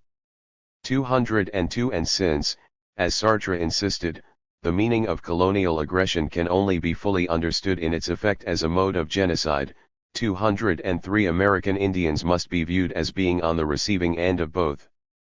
There are to be sure clear-cut dimensions of right and wrong in any realistic appraisal of both historical and 200 topical circumstance, dimensions that are not ultimately reducible to the superficialities of good guys and bad. As more than one native analyst has commented in this connection, I can look at somebody like Custer as an evil person, but the fact is that it was a deliberate policy. These things were and remain institutional. 204 As Indians have heretofore been portrayed by Hollywood, and as we would continue to be portrayed in Nachbar's new synthesis, we serve as both the simulacra and the simulacrum by which Euro-America has been best able to hide the truth of itself from itself in order that it can continue to do what it does in all good conscience. 200. The song remains the same. One of the very few genuinely poignant and meaningful non-Indian movies ever made about modern native life is Geronimo Jones, 1970, the story of a youngster agonizing over whether to keep an old Indian medal, his only inheritance from his grandfather, or to trade it for a new TV. Decision made, he lugs the tube home, gathers his family, and turns it on. The first image appearing on the screen is that of a savage redskin in an old Hollywood Western. There have been a few other such efforts, as with the superbly well-intentioned Journey Through Rosebud, 1972, and The Canadian Fish Hawk, 1980, but, overwhelmingly, non-Indian filmmakers have opted to pursue the formula advanced in Indian in the Cupboard, 1995, a children's movie implying that to be an Indian man even in the contemporary era is still naturally to be a warrior. This is the case, obviously, with the fictional native characters, invariably dubbed chief, routinely included in the World War II all-American platoons of films like Battle Cry, 1955, and Never So Few, 1959, and with Tony Kiddis's supposedly more factual Ira Hayes in The Outsider, 207. Figuratively, the rule might also be applied to Burt Lancaster's Jim Tryorp and Jack Palance's Boxer in Requiem for a Heavyweight, 1962. Most assuredly, it registers as well on the mixed-blood former Green Beret karate expert turned ersatz native traditionalist / friend of flower power character in Billy Jack, 1971, The Trial of Billy Jack, 1974, and Billy Jack Goes to Washington, 1977. 208. The same can be said of the Indians cast more recently as members of elite military units, Sonny Lanham's Billy in Predator, 1987, being a case in point. Wes Studi's character in Deep Rising, 1998, although technically a civilian, fits into very much the same mold. 201. Probably the clearest, and most asinine, example of such thematics will be found in director Frank Rodham's War Party, 1989, in which three young Blackfeet get themselves killed in the best John Ford manner while trying to degree 209 become their 19th century ancestors. Other non-Indian pictures have gone in the already discussed direction embodied in 1990s releases like Dances with Wolves, Last of the Mohicans, Geronimo, and TV's Dr. Quinn. These include Turner Network television productions like Son of the Morning Star, 1991, The Broken Chain, 1993, Lakota Woman, 1994, and Crazy Horse, 1996. 210. Somewhat more sensitive and marginally more accurate, but aesthetically very flimsy, as well as such quincentennial epics as Christopher Columbus TLTE Discovery and 1492, The Conquest of Paradise, both 1992. 211. Television did much better than most big screen filmmakers with its Northern Exposure series, 1990-97, the ensemble cast of which included two native actors, Elaine Miles and Darren E. Burroughs, who portrayed contemporary indigenous Alaskans as fully dimensional human beings. Nonetheless, the show was a disaster in terms of its cultural characterizations. Despite the variances among real Alaskan natives, Northern Exposure dilutes native identity to one generic form. Marilyn Miles comes simply from Marilyn's tribe, and Ed Burroughs comes from Ed's tribe, which for 4 years remained anonymous. Although refusing to name the cultural base for Sicily, the town in which it is set, Northern Exposure has nevertheless progressively appropriated a Tlingit culture. Since the premiere episode, the town has featured totem poles, which are found only among the Tlingits and the Haidas, and various artwork and artifacts in the Tlingit black, formline style. However, all geographic references since the premiere have put Sicily north of Anchorage, in the Alaskan interior, home primarily to Athabascans in real life. By the 1994-1995 season, Sicily had shifted west and seemed very close to being in an Inupiat Eskimo area. Creating a Tlingit identity for an Alaska interior village is akin to fabricating a Canadian town in Mexico or identifying New Yorkers as the majority population of Louisiana. It is ridiculous. 212. Hence, while it can be said that Geronimo Jones might do somewhat better in the late 90s than he did during the early 70s, tuning his new TV to Northern Exposure or its superior Canadian counterpart, north of 60, rather than watching endless reruns of The Searchers and The Stalking Moon, the improvement is hardly sufficient to warrant the metaphorical exchange of his heritage for the device his swap implied. 202. From Reel to Reel. Probably the only white constructed cinema to date which represents a genuine break with convention in its handling of Indian themes have been the films of such offbeat writers/directors as Sam Shepard, whose independently produced Silent Tongue, 1994, is at points too surreal to allow coherent analysis. Somewhat better was Frank Perry's Rancho Deluxe, 1975, which features Sam Waterston as a young mixed blood prone to parodying Hollywood stereotypes with sardonic suggestions that he and his cattle rustler partner go out to rape and pillage during moments of boredom. Television has also had its avant-garde moments in this connection during the 1980s, each time Michael Horse put in an appearance as the enigmatic Deputy Hawk in David Lynch's eccentric series, Twin Peaks. 213. The most promising efforts have come from Canada, as with Richard Boguyski's Clearcut, 1991, a deliberately ambiguous tale tracing the desublimation of guilt-ridden understandings in a white liberal lawyer presuming to help his native clients obtain a modicum of justice in modern Euro-American society. 214. Best of all is undoubtedly Jim Jarmusch's Dead Man, 1997, featuring Gary Farmer and Johnny Depp in a well-crafted and accessibly surrealistic black and white travelogue across late 19th century North America, replete with biting literary metaphors and analogies to contempo 215 rari circumstance. While such films demonstrate that at least some Euro-Americans are capable of producing worthwhile films on the theme of Indian/white relations, a greater potential would seem to reside in a still embryonic native filmmaking scene, pioneered by actors like Will Sampson and Chief Dan George, which has been slowly gathering steam since 1970.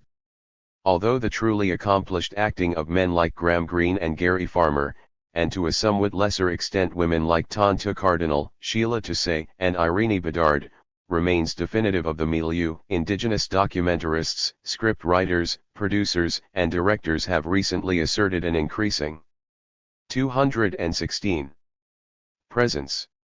Evidence of this came as early as 1969 with Duke Redbird's Charlie Squash Goes to Town, a breakthrough followed by George Bordeaux's Buffalo, Blood, Salmon, and Roots, 1976. In 1982, Creek director Bob Hicks came out with Return of the Country, a film produced through American Film Institute in Los Angeles which hoists Hollywood on its own petard by satirizing almost every cliché of the Indian in film, from the overheated love 203 sequence by wig-bedecked white actors to the elaborate musical dance sequences and the late-night talk show promotion. A brilliant, ironic perspective dominates the sequences, done as if in a dream.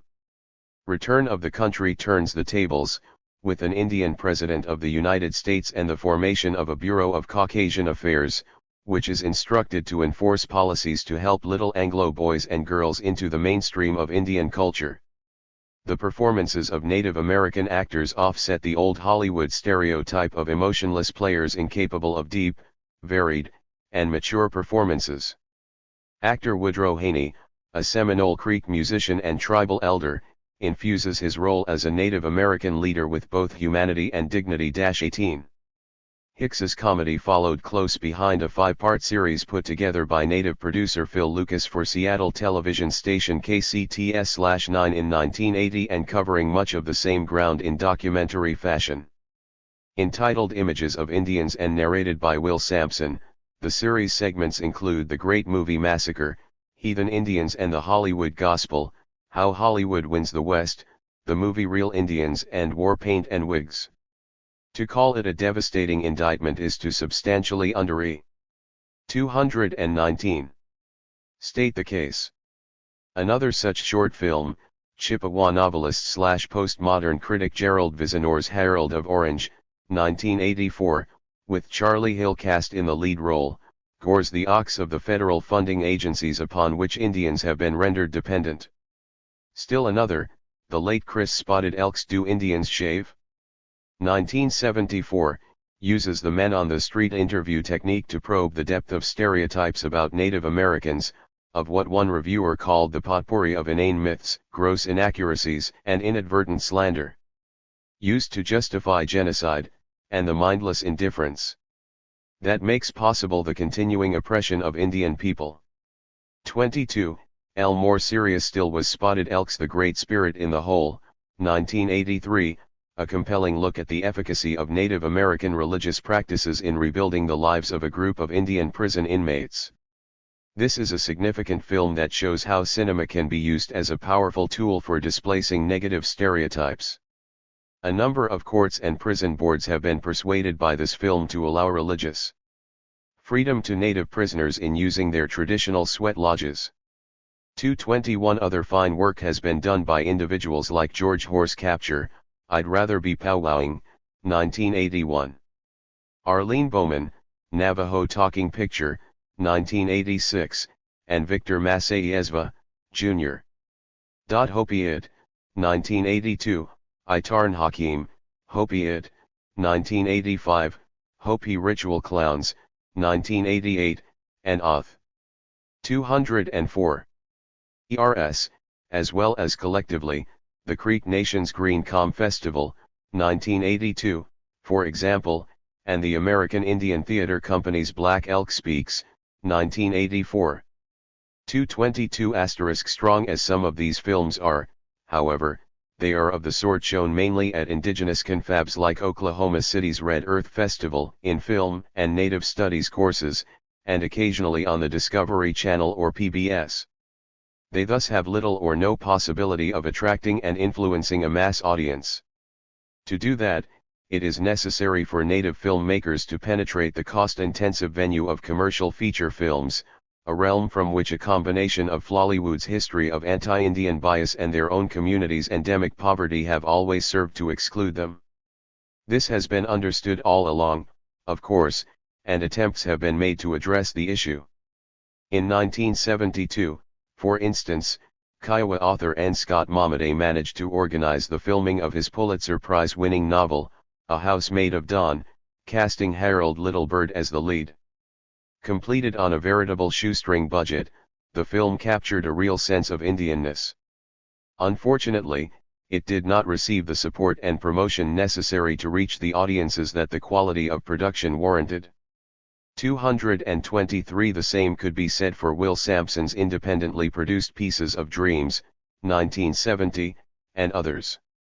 It was not until 1996 that Indians finally got on the commercial feature map, albeit through the side door, when the home box office, HBO, cable channel came out with Grand Avenue, a beautifully constructed picture, the screenplay for which was adapted by Pomo/Miwok writer/UCLA professor Greg Saris from a volume of his own short stories bearing the same title. 224 co-produced by Saris along with Paul Aaron of the Sundance Institute. Robert Redford served as executive producer. Grand Avenue featured uniformly excellent performances by native actors like Sheila Tusay and Irene Bedard, received the highest viewer ratings of any HBO program for the season, and was described in the New York Times as a giant step toward offering a gritty and unsparing depiction of urban Indian life. 2 In 1998, this auspicious beginning was followed by Chris Ayres' Smoke Signals, released by Miramax, the first major motion picture directed by an American Indian. Ayres, an Arapaho, also co-produced the film with Spokane author Sherman Alexie, who developed the screenplay from the short stories contained in his The Lone Ranger and Tonto Fistfight in Heaven. 2-6 Although hardly as challenging as Grand Avenue, Smoke Signals is nonetheless a well 205 crafted film, highlighted by the solid lead acting of Adam Beach and Evan Adams, both slotted in such roles for the first time, as well as fine support work by Tonto Cardinal, Irene Bedard, and Gary Farmer.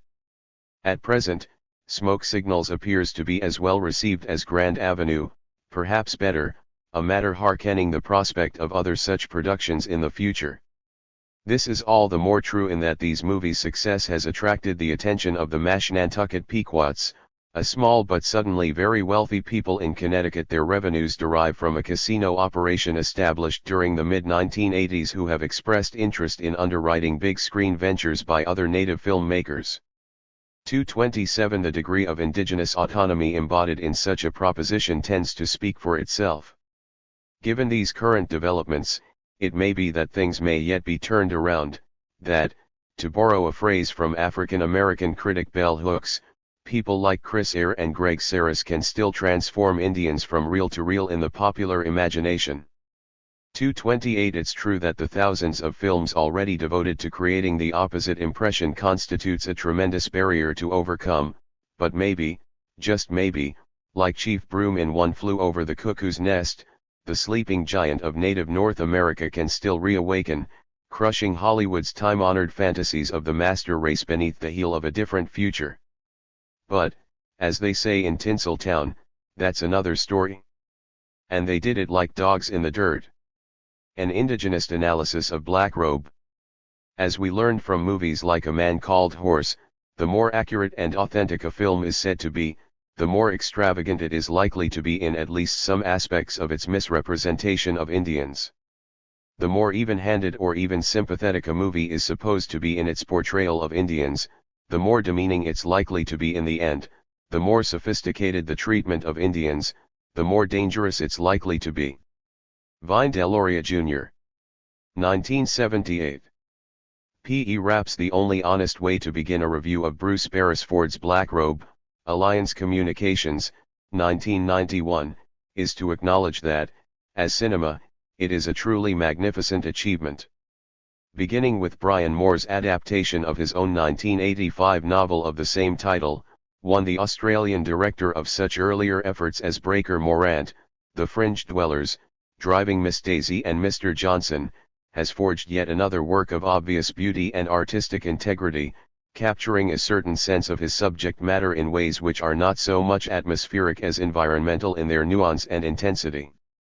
In arriving at such an accomplishment, he has been assisted quite ably by cinematographer Peter James, whose camera work in this instance genuinely earns the overworked accolade of being brilliant.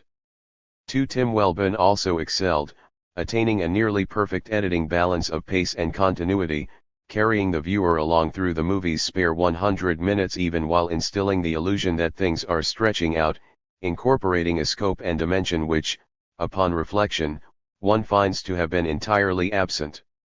3. The score, a superbly understated ensemble created by Georges Delerue, works with subtle efficiency to bind the whole package together. Set in 1634 in that portion of Canada then known as New France, now Quebec, Black Robe purports to utilize the context of the period's Jesuit missionarism as a lens through which to explore the complexities of 225. Indian/white interactions during the formative phase of European colonialism in North America. The film is expressly intended to convey a bedrock impression that what is depicted is the way it really was, and no pain has been spared to obtain this result. As the producers put it, finding locations that looked remote enough for the film, as well as a river that was wide enough to double as the St. Lawrence, with no buildings or power lines in sight, was the job of location manager François Sylvestre. He spent months flying up and down Quebec rivers until he found the perfect site on the banks of the Saguenay and Lac Saint-Jean. 4. Thereafter, cast and crew spent 11 weeks under rugged conditions in the Canadian North pursuing the desired effect. Rushes show the cast paddling canoes in icy water. Beresford fell in twice, dragging canoes on slippery, icy snow along the river banks, stumbling through the forest, trudging through the brush. This is neither glamorous or comfortable. The landscape is a mix of wide valleys and mountains. Ice has choked some of the rivers into narrow channels, and the light is steely gray. The look of the film moves from the amber of autumn to the gray/green of winter, with cold blues, and gradually moving into the contrast of black and white as the snow thickens. As Peter James sees it, the trees and rivers are as much characters as the people, they look brighter or bleaker, and they contribute to the mood. 5. Similarly, Herbert Pinter's production design is authentic to the minutest detail. Some people said to me, "It's the 17th century, so who's going to remember?" But that's not how I work. I'd say 99% of what you see is accurate. We really did a lot of research. It's actually easier this way, because if you do your homework, you avoid silly mistakes. 6. Pinter fashioned rectangular shovels out of birch bark, used shoulder bones of a moose for another digging implement, bound stone axes with spruce roots, knitted ropes of fiber and used cedar bark, obtained free from a merchant in Vancouver, but costing $37,000 in transport, to build the outer walls of huts. In the Huron village scene at the end of the film, Pinter created a strikingly authentic little chapel, lit only by candles waxed onto stones that are wedged into the fork of stag antlers. 7. The many extras used to represent the indigenous peoples involved are actually Indians, many of them Crees from villages located in the general area of the shoot. Native languages are spoken throughout the movie, and the corresponding subtitles deployed do no particular damage to the content of the dialogue. The construction of both the Mohawk and Huron villages used as sets, each of which took about 6 weeks to complete, are accurate. 226. Right down to the cloying smoke persistently drifting about the interior of buildings, a standard means by which Indians traditionally repelled insects. The inside of a Mohawk longhouse is adorned with scores of real rabbit and goose carcasses strung from racks, many of them slowly dripping blood which begins to coagulate as a scene wears on. The entire stew was completed with deployment of an astutely selected combination of veteran and first-time actors. They are headed by Lothaire Bloutiat, noted for his lead role in Jesus of Montreal, who plays Father Laforge, Black Robe's fictionalized protagonist. Bloutiat also appears to have served as something of a team captain among the cast. As critic Andrew Urban observed after visiting the location of the work in progress, Bloutiat is the most dedicated actor I have ever seen on a set. Whether he is called or not, he is there, absorbing, watching and discussing details with Beresford, or James. He wants to know every frame, and has a possessive view of the film. He wants to know, and to agree with, all the major creative decisions. He wants it to be a film he endorses. 8. Bloutiat's devotion to his craft is ably complemented by that of the prolific August Schellenberg, who plays Komina, a major Indian character. Several of the Indians who garnered support roles, Billy Two Bulls, Lawrence Bain, Harrison Liu, and Tonto Cardinal among them, are also longtime professionals who brought their well-refined and not insignificant talents to bear. These seasoned pros appear to have established a momentum which allowed several cinematic novices to transcend themselves in the quality of their performances. This is particularly true of Adon Young, an 18-year-old Canadian-born actor picked up during a casual audition in Australia to play Daniel, the main European character behind Laforge, and Sandrine Holt, a 17-year-old Eurasian from Toronto who was cast as Anyuka, the Indian female lead. All told, the competence in acting displayed throughout the film lends an essential weight and substance to the sheer technical acumen embodied in its production. More than just a movie, it should be noted that production of Black Robe was made possible only by virtue of a formal treaty allowing for large-scale cinematic collaboration between Canadian and Australian concerns. As Robert Lantis, whose Alliance Entertainment is the largest production and independent distribution house in Canada, put it, we pursued, lobbied, and pressured both Gov. 227. Erments to get it signed, and we got good cooperation from Canada's Department of Communication. 9. This allowed the project to be underwritten with a budget of $12 million, US, the highest ever by a margin of more than 20% for a Canadian undertaking. 10. Given the sort of deadly seriousness with which the making of Black Robe was approached by all concerned, it was predictable that it would be treated as something more than just another movie by analysts. Indeed, from the outset, the mainstream media have rushed to accept at face value the pronouncements of Australian producer Sue Millican, that the film is meant as an important tool for the understanding of Canada's social history. 1. And Lantis, that, because Black Robe was intended to be at least as much a work of history as of art, no attempt had been made to tamper with its heart, its honesty.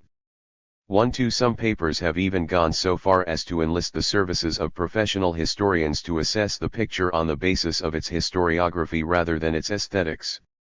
1. Where this has not been the case, film critics themselves have postured as if they were suddenly possessed of an all-encompassing and scholarly historical competence.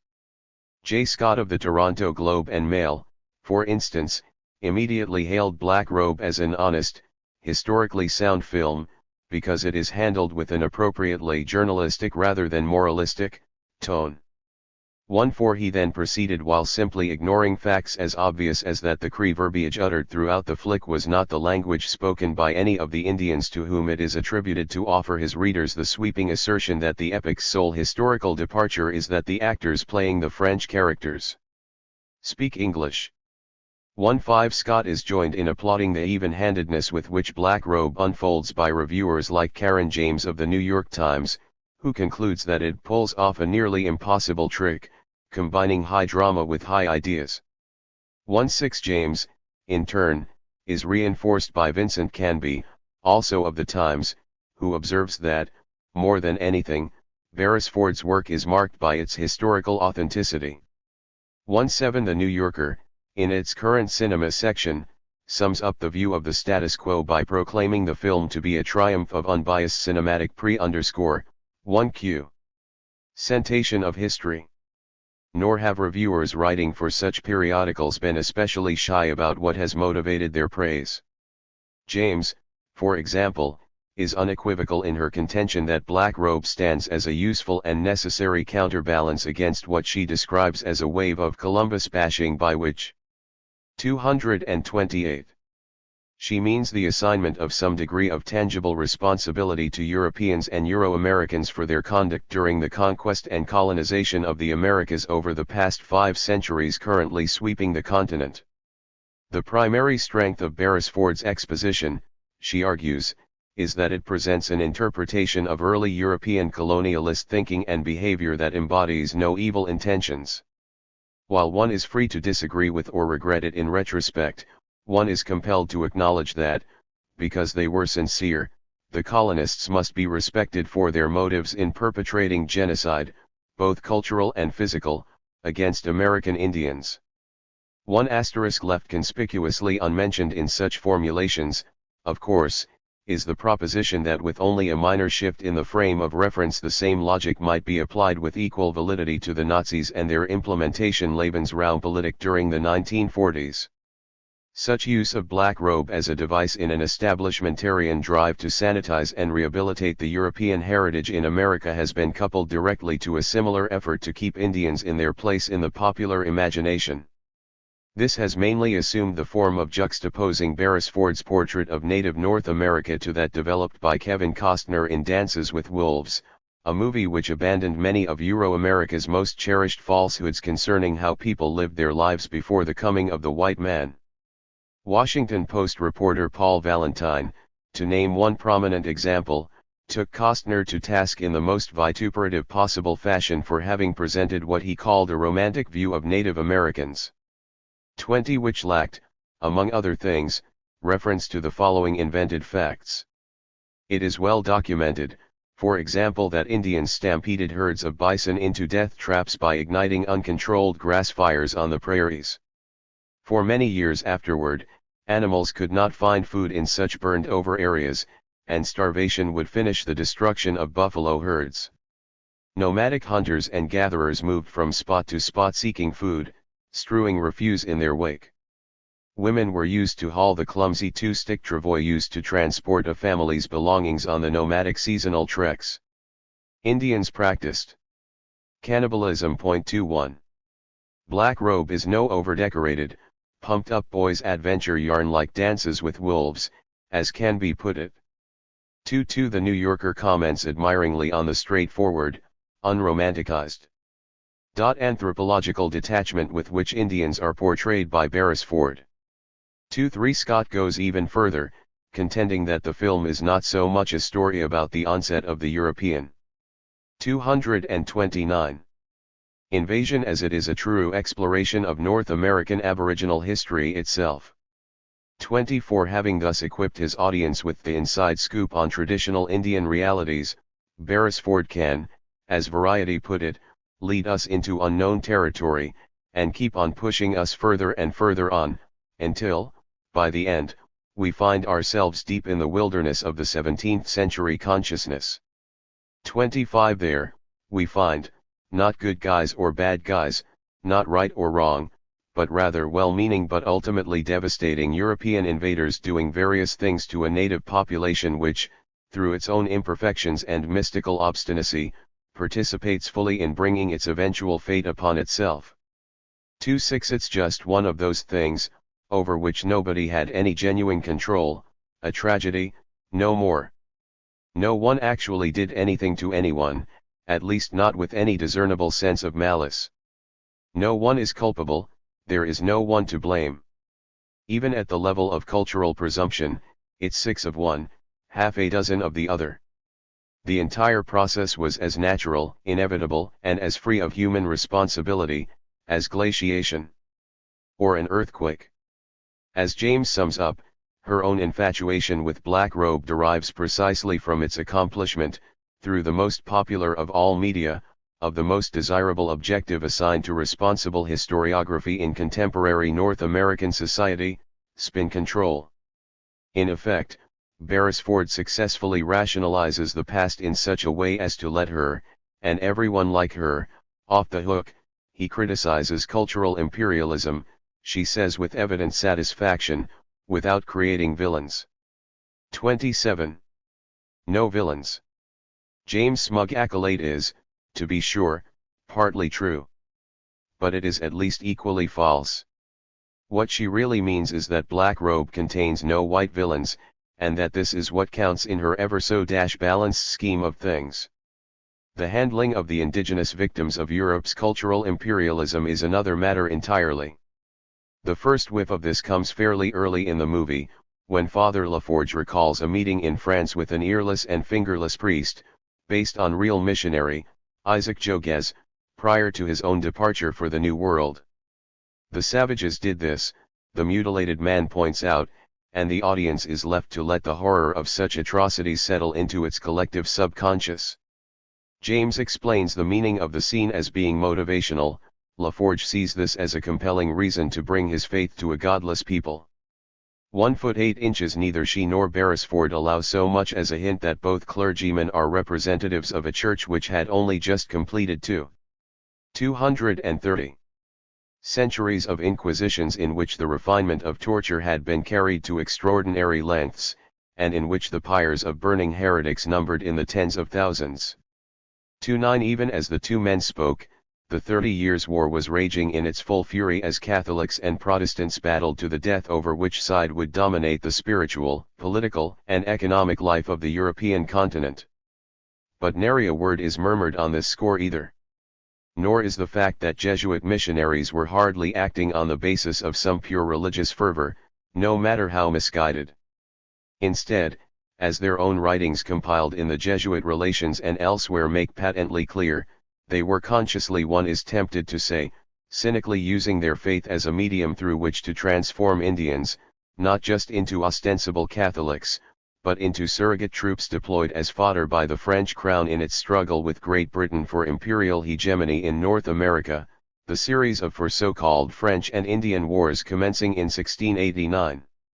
31 In any event, the exchange between Laforge and his senior colleague serves as a prelude, a means of setting the psychic stage for the capture of the priest, his interpreter, Daniel, and their party of Algonquin guides by violent Iroquois, Mohawks, while making their way along a 1,500-mile journey to the Christianized Huron village of Ihonataria. 3-2 First, the captive men are forced to run the gauntlet between two lengthy lines of blood-crazed warriors who beat them severely with all manner of stone clubs. Then, a leering Mohawk chieftain, a young male, brutally slashes the throat of an Algonquin child, announcing that the adults, men and women alike, will be ritually tortured to death in the morning. To further make his point, he calmly saws off one of Laforge's fingers with a clamshell. The condemned are at this point left to spend their last night under guard in a longhouse stuffed with the Mohawks' larder of recently killed game, most of it steadily oozing blood. Under the circumstances, the fire-lit interior scenes which follow take on an aura of nothing so much as a sequence from the Texas Chainsaw Massacre. Only a sexual deception by Anyuka allows the guard to be overpowered, and the survivors to escape their desperate plight. Actually, Beresford softened portions of his characterization of the Mohawks in the interest of not driving away even moderately squeamish viewers. In Moore's original novel, a book the director and several of Black Robe's producers found to be so beautiful that it simply had to be made into 231. A movie, the body of the child is hacked up, boiled and eaten while his family is forced to watch. 3-3 Even in its revised form, however, the matter is very far from the sort of anthropological accuracy, distance, and integrity attributed to it by most reviewers. It is, for starters, well established in even the most arcane anthropological sources that Iroquois village life was controlled, not by young men, but by elder women who fail to appear anywhere in the film, known as clan mothers. The latitude of the women's decision-making included the disposition of captives, a circumstance which led invariably to children being adopted and raised as Mohawks rather than gratuitously slaughtered. By and large, the same rule would have applied to a young woman such as Anyuka.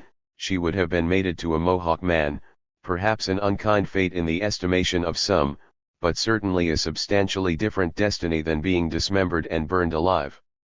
3-4 In a project as exhaustively researched as Beresford's, it is unlikely to the point of impossibility that errors of such magnitude were unintentional. Hence, it is difficult to conclude that the extent to which the Mohawks were misrepresented, and the nature of that misrepresentation, were anything other than a deliberate exercise in vilification. Such a view is amply reinforced by the employment of more subtle means to convey the impression that these are, indeed, the bad guys. For example, all scenes of the Mohawk village are framed against an overcast and threatening sky, the pervasive darkness evoking a strong sense of the sinister. By contrast, when LaForge finally reaches Ihonatiria, despite the fact that it is now much later in the winter than when the Mohawk sequence occurs, the setting is bathed in sunlight. To suggest that these subliminal cues were just accidents on the part of a veteran director who is known to do the most detailed storyboarding well in advance of his shoots would be insulting. Ultimately, the Mohawks are used as mere props in a broader theme which is developed throughout the film. Beresford's play of good and evil goes much deeper than a simplistic notion that one particular group of Indians was bad. Rather, the Mohawks are deployed only as the most dramatic illustration of a more or less subterranean message holding that which is most emphatically resistant to the imposition of European values and belief systems, or, put another way, that which is most decisively Indian is by definition evil.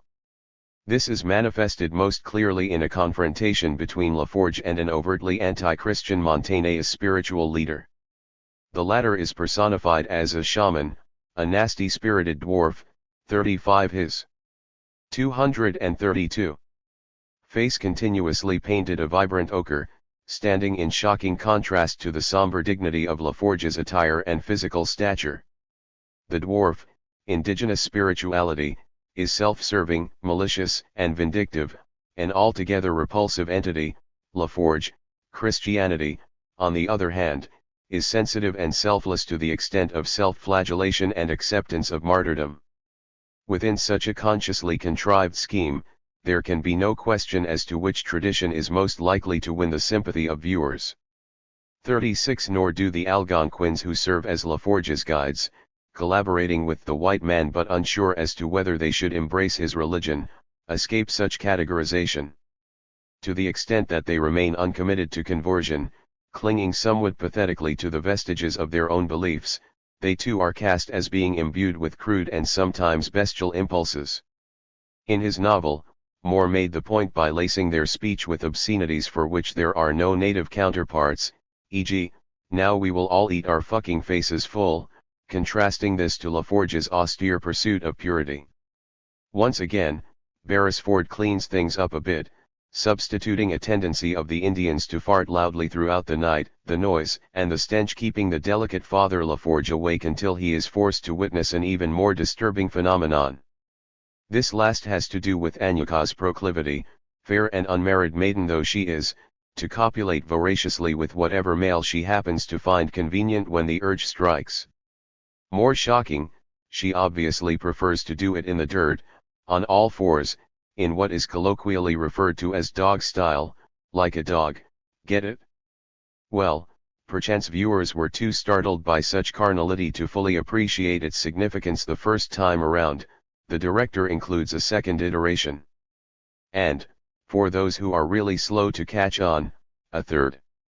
The only deviation from such canine behavior is to be found in yet a fourth sex scene, when Anyuka, Pocahontas-like, 3-7 falls in love with Daniel, LaForge's young French interpreter.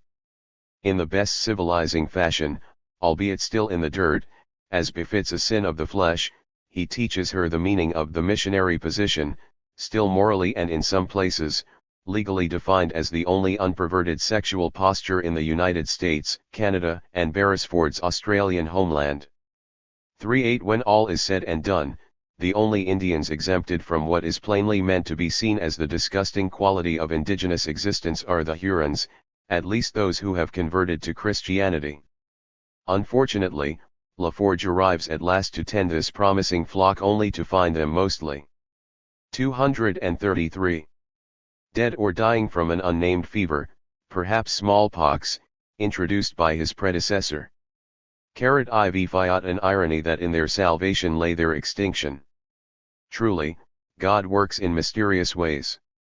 Nothing to be done about it but carry on. That's progress, all for the best. Even for the victims, who might otherwise have been consigned to an eternity of farting and fornicating and wandering around at the command of yellow dwarfs. It is well that we remember, as Black Robe attempts to ensure that we will, that however mistaken, naive, or even wrong-headed the invaders may have been at times, they did what they did for love of humanity, nothing else, and that is nothing less than sheer nobility. 3. Conclusion. Returning for a moment to the earlier mentioned Holocaust metaphor, such a conclusion which derives logically enough from Beresford's presentation is quite comparable to a film serving not only to rehabilitate but to ennoble the Nazi exterminationist impulse through a systematic defamation of the Jewish undermention, subhumans, based in such historical documentation as the Protocols of the Elders of Zion. This, of course, was precisely the objective of Joseph Goebbels' propaganda ministry and its cooperating filmmakers in producing such works as Die Rothschilds, Fantasies, and Der Ewige Jude, The Eternal Jew, during the halcyon days of the Third Reich. For all its pictorial beauty and technical sophistication, or because of them, Black Robe is different mainly in quality, not in kind. For if there is a distinction to be drawn between the Nazis' anti-Semitic cinema and the handling of indigenous subject matters in contemporary North America, it is that the former were designed to psychologically prepare an entire populace to accept a genocide which was even then on the verge of occurring. The latter is pitched more to rationalizing and redeeming a process of conquest and genocide which has already transpired. Black Robe is thus the sort of sensitive and mature cinematic exposition we might have expected of the Nazis, had they won their war. Their state, much like the United States and Canada, and Australia, New Zealand, and South Africa, for that matter, would have been faced with the consequent necessity of achieving a complete psychic reconciliation of the horrors of victory experienced by the Germanic settlers upon whom it depended for consolidation of the Lebensraum gained through invasion and subsequent liquidation of native populations. 43. In the context of the recent Columbian quincentennial, a symbolic 234. Period ripe with opportunity for wholesale reassessment of the evolution and current reality of Indian/immigrant relations in the Americas, and with the potential for some constructive redefinition of these relations. The form and function of films like Black Robe speak for themselves. Nothing was really wrong with what has happened, they proclaim. Therefore, nothing really needs altering in the outcomes of what has happened, nor in the continuing and constantly accelerating conduct of business as usual in this hemisphere. There is no guilt, no responsibility, nothing to atone for. Don't worry. Be happy. To the victors belong the spoils. Sieg Heil. / Lawrence of South Dakota. WL, here we go again. The silver screen is alight once more with images of Indians swirling through the murky mists of time, replete with all the paint, ponies, and feathers demanded by the box office. True, we are not confronted in this instance with the likes of Chuck Connors playing Geronimo, Victor Mature standing in as Chief Crazy Horse, or Jeff Chandler cast in the role of Broken Arrow's Cochise. Nor are we beset by the sort of wanton anti-Indianism which runs so rampant in John Ford's Stagecoach, Fort Apache, She Wore a Yellow Ribbon and Sergeant Rutledge. Even the sort of rebel without a cause trivialization of Indian anger offered by Robert Blake in Tell Them Willie Boy Was Here or Lou Diamond Phillips in Young Guns and Young Guns 2 is not at hand. Yet, in some ways the latest Indian movie, a cinematic extravaganza packaged under the title Dances with Wolves, is just as bad. This statement has nothing to do with the entirely predictable complaints raised by reviewers in the New York Times, Washington Post, and similar bastions of the status quo. Self-evidently, the movie's flaws do not, as such reviewers claim, rest in a negative handling of whites or over-sentimentalizing of Indians. Rather, although he tries harder than most, producer-director star Kevin Costner holds closely to certain sympathetic stereotypes of Euro-American behavior on the frontier, at least insofar as he never quite explains how completely, systematically, and persistently the invaders violated every conceivable standard of human decency in the process of conquest. As to those media pundits who have sought to debunk the film's positive portrayal of native people, they may be seen quite simply as liars, deliberately and often wildly inaccurate on virtually every point they've raised. Theirs is the task of asserting the reactionary core of racist mythology so important to conventional justifications for America's winning of the West. Contrary to the carping of such paleocritics, Costner did attain several 239 noteworthy breakthroughs in his production. For instance, he invariably cast Indians to fill his script's Indian roles, a Hollywood first. And, to an extent surpassing anything else ever emerging from Tinseltown, including the celebrated roles of Chief Dan George in Little Big Man and Will Sampson in One Flew Over the Cuckoo's Nest, these Indians were allowed to serve as more than mere props. Throughout the movie, they were called upon to demonstrate motive and emotion, thereby assuming the dimensions of real human beings. Further, the film is technically and geographically accurate, factors superbly captured in the cinematography of photographic director Dean Semler and his crew. But let's not overstate the case. Costner's talents as a filmmaker have been remarked upon, ad nauseum, not only by the Motion Picture Academy during the orgy of Oscars recently bestowed upon him and his colleagues, but by revenues grossed at the nation's theaters and by the misguided and fawning sort of gratitude expressed by some Indians at their cultures having finally been cinematically accorded a semblance of the respect to which they've been entitled all along. The vaunted achievements of Dances with Wolves in this regard should, by rights, be commonplace. That they are not says all that needs saying in this regard. In any event, the issue is not the manner in which the film's native characters and cultures are presented. The problems lie elsewhere, at the level of the context in which they are embedded. Stripped of its pretty pictures and progressive flourishes in directions like affirmative action hiring, Dances with Wolves is by no means a movie about Indians. Instead, it is at base an elaboration of Movieland's Great White Hunter theme, albeit one with a decidedly different, nicer and, therefore, better, personality than the usual example of the genre, and much more elegantly done. Above all, it follows the formula established by Lawrence of Arabia, Arabs and Arab culture handled in a superficially respectful manner, and framed by some of the most gorgeous landscape photography imaginable. So much the better for sophisticated propagandists to render realistic the undeniably heroic stature of L.T. Lawrence, the film's central and ultimately most Eurocentric character. In order to understand the implications of this structural linkage between the two movies, it is important to remember that despite the hoopla attending Lawrence's calculated gestures to the Bedouins, the film proved to be of absolutely no benefit to the peoples of the Middle East, just ask the Palestinians and Lebanese.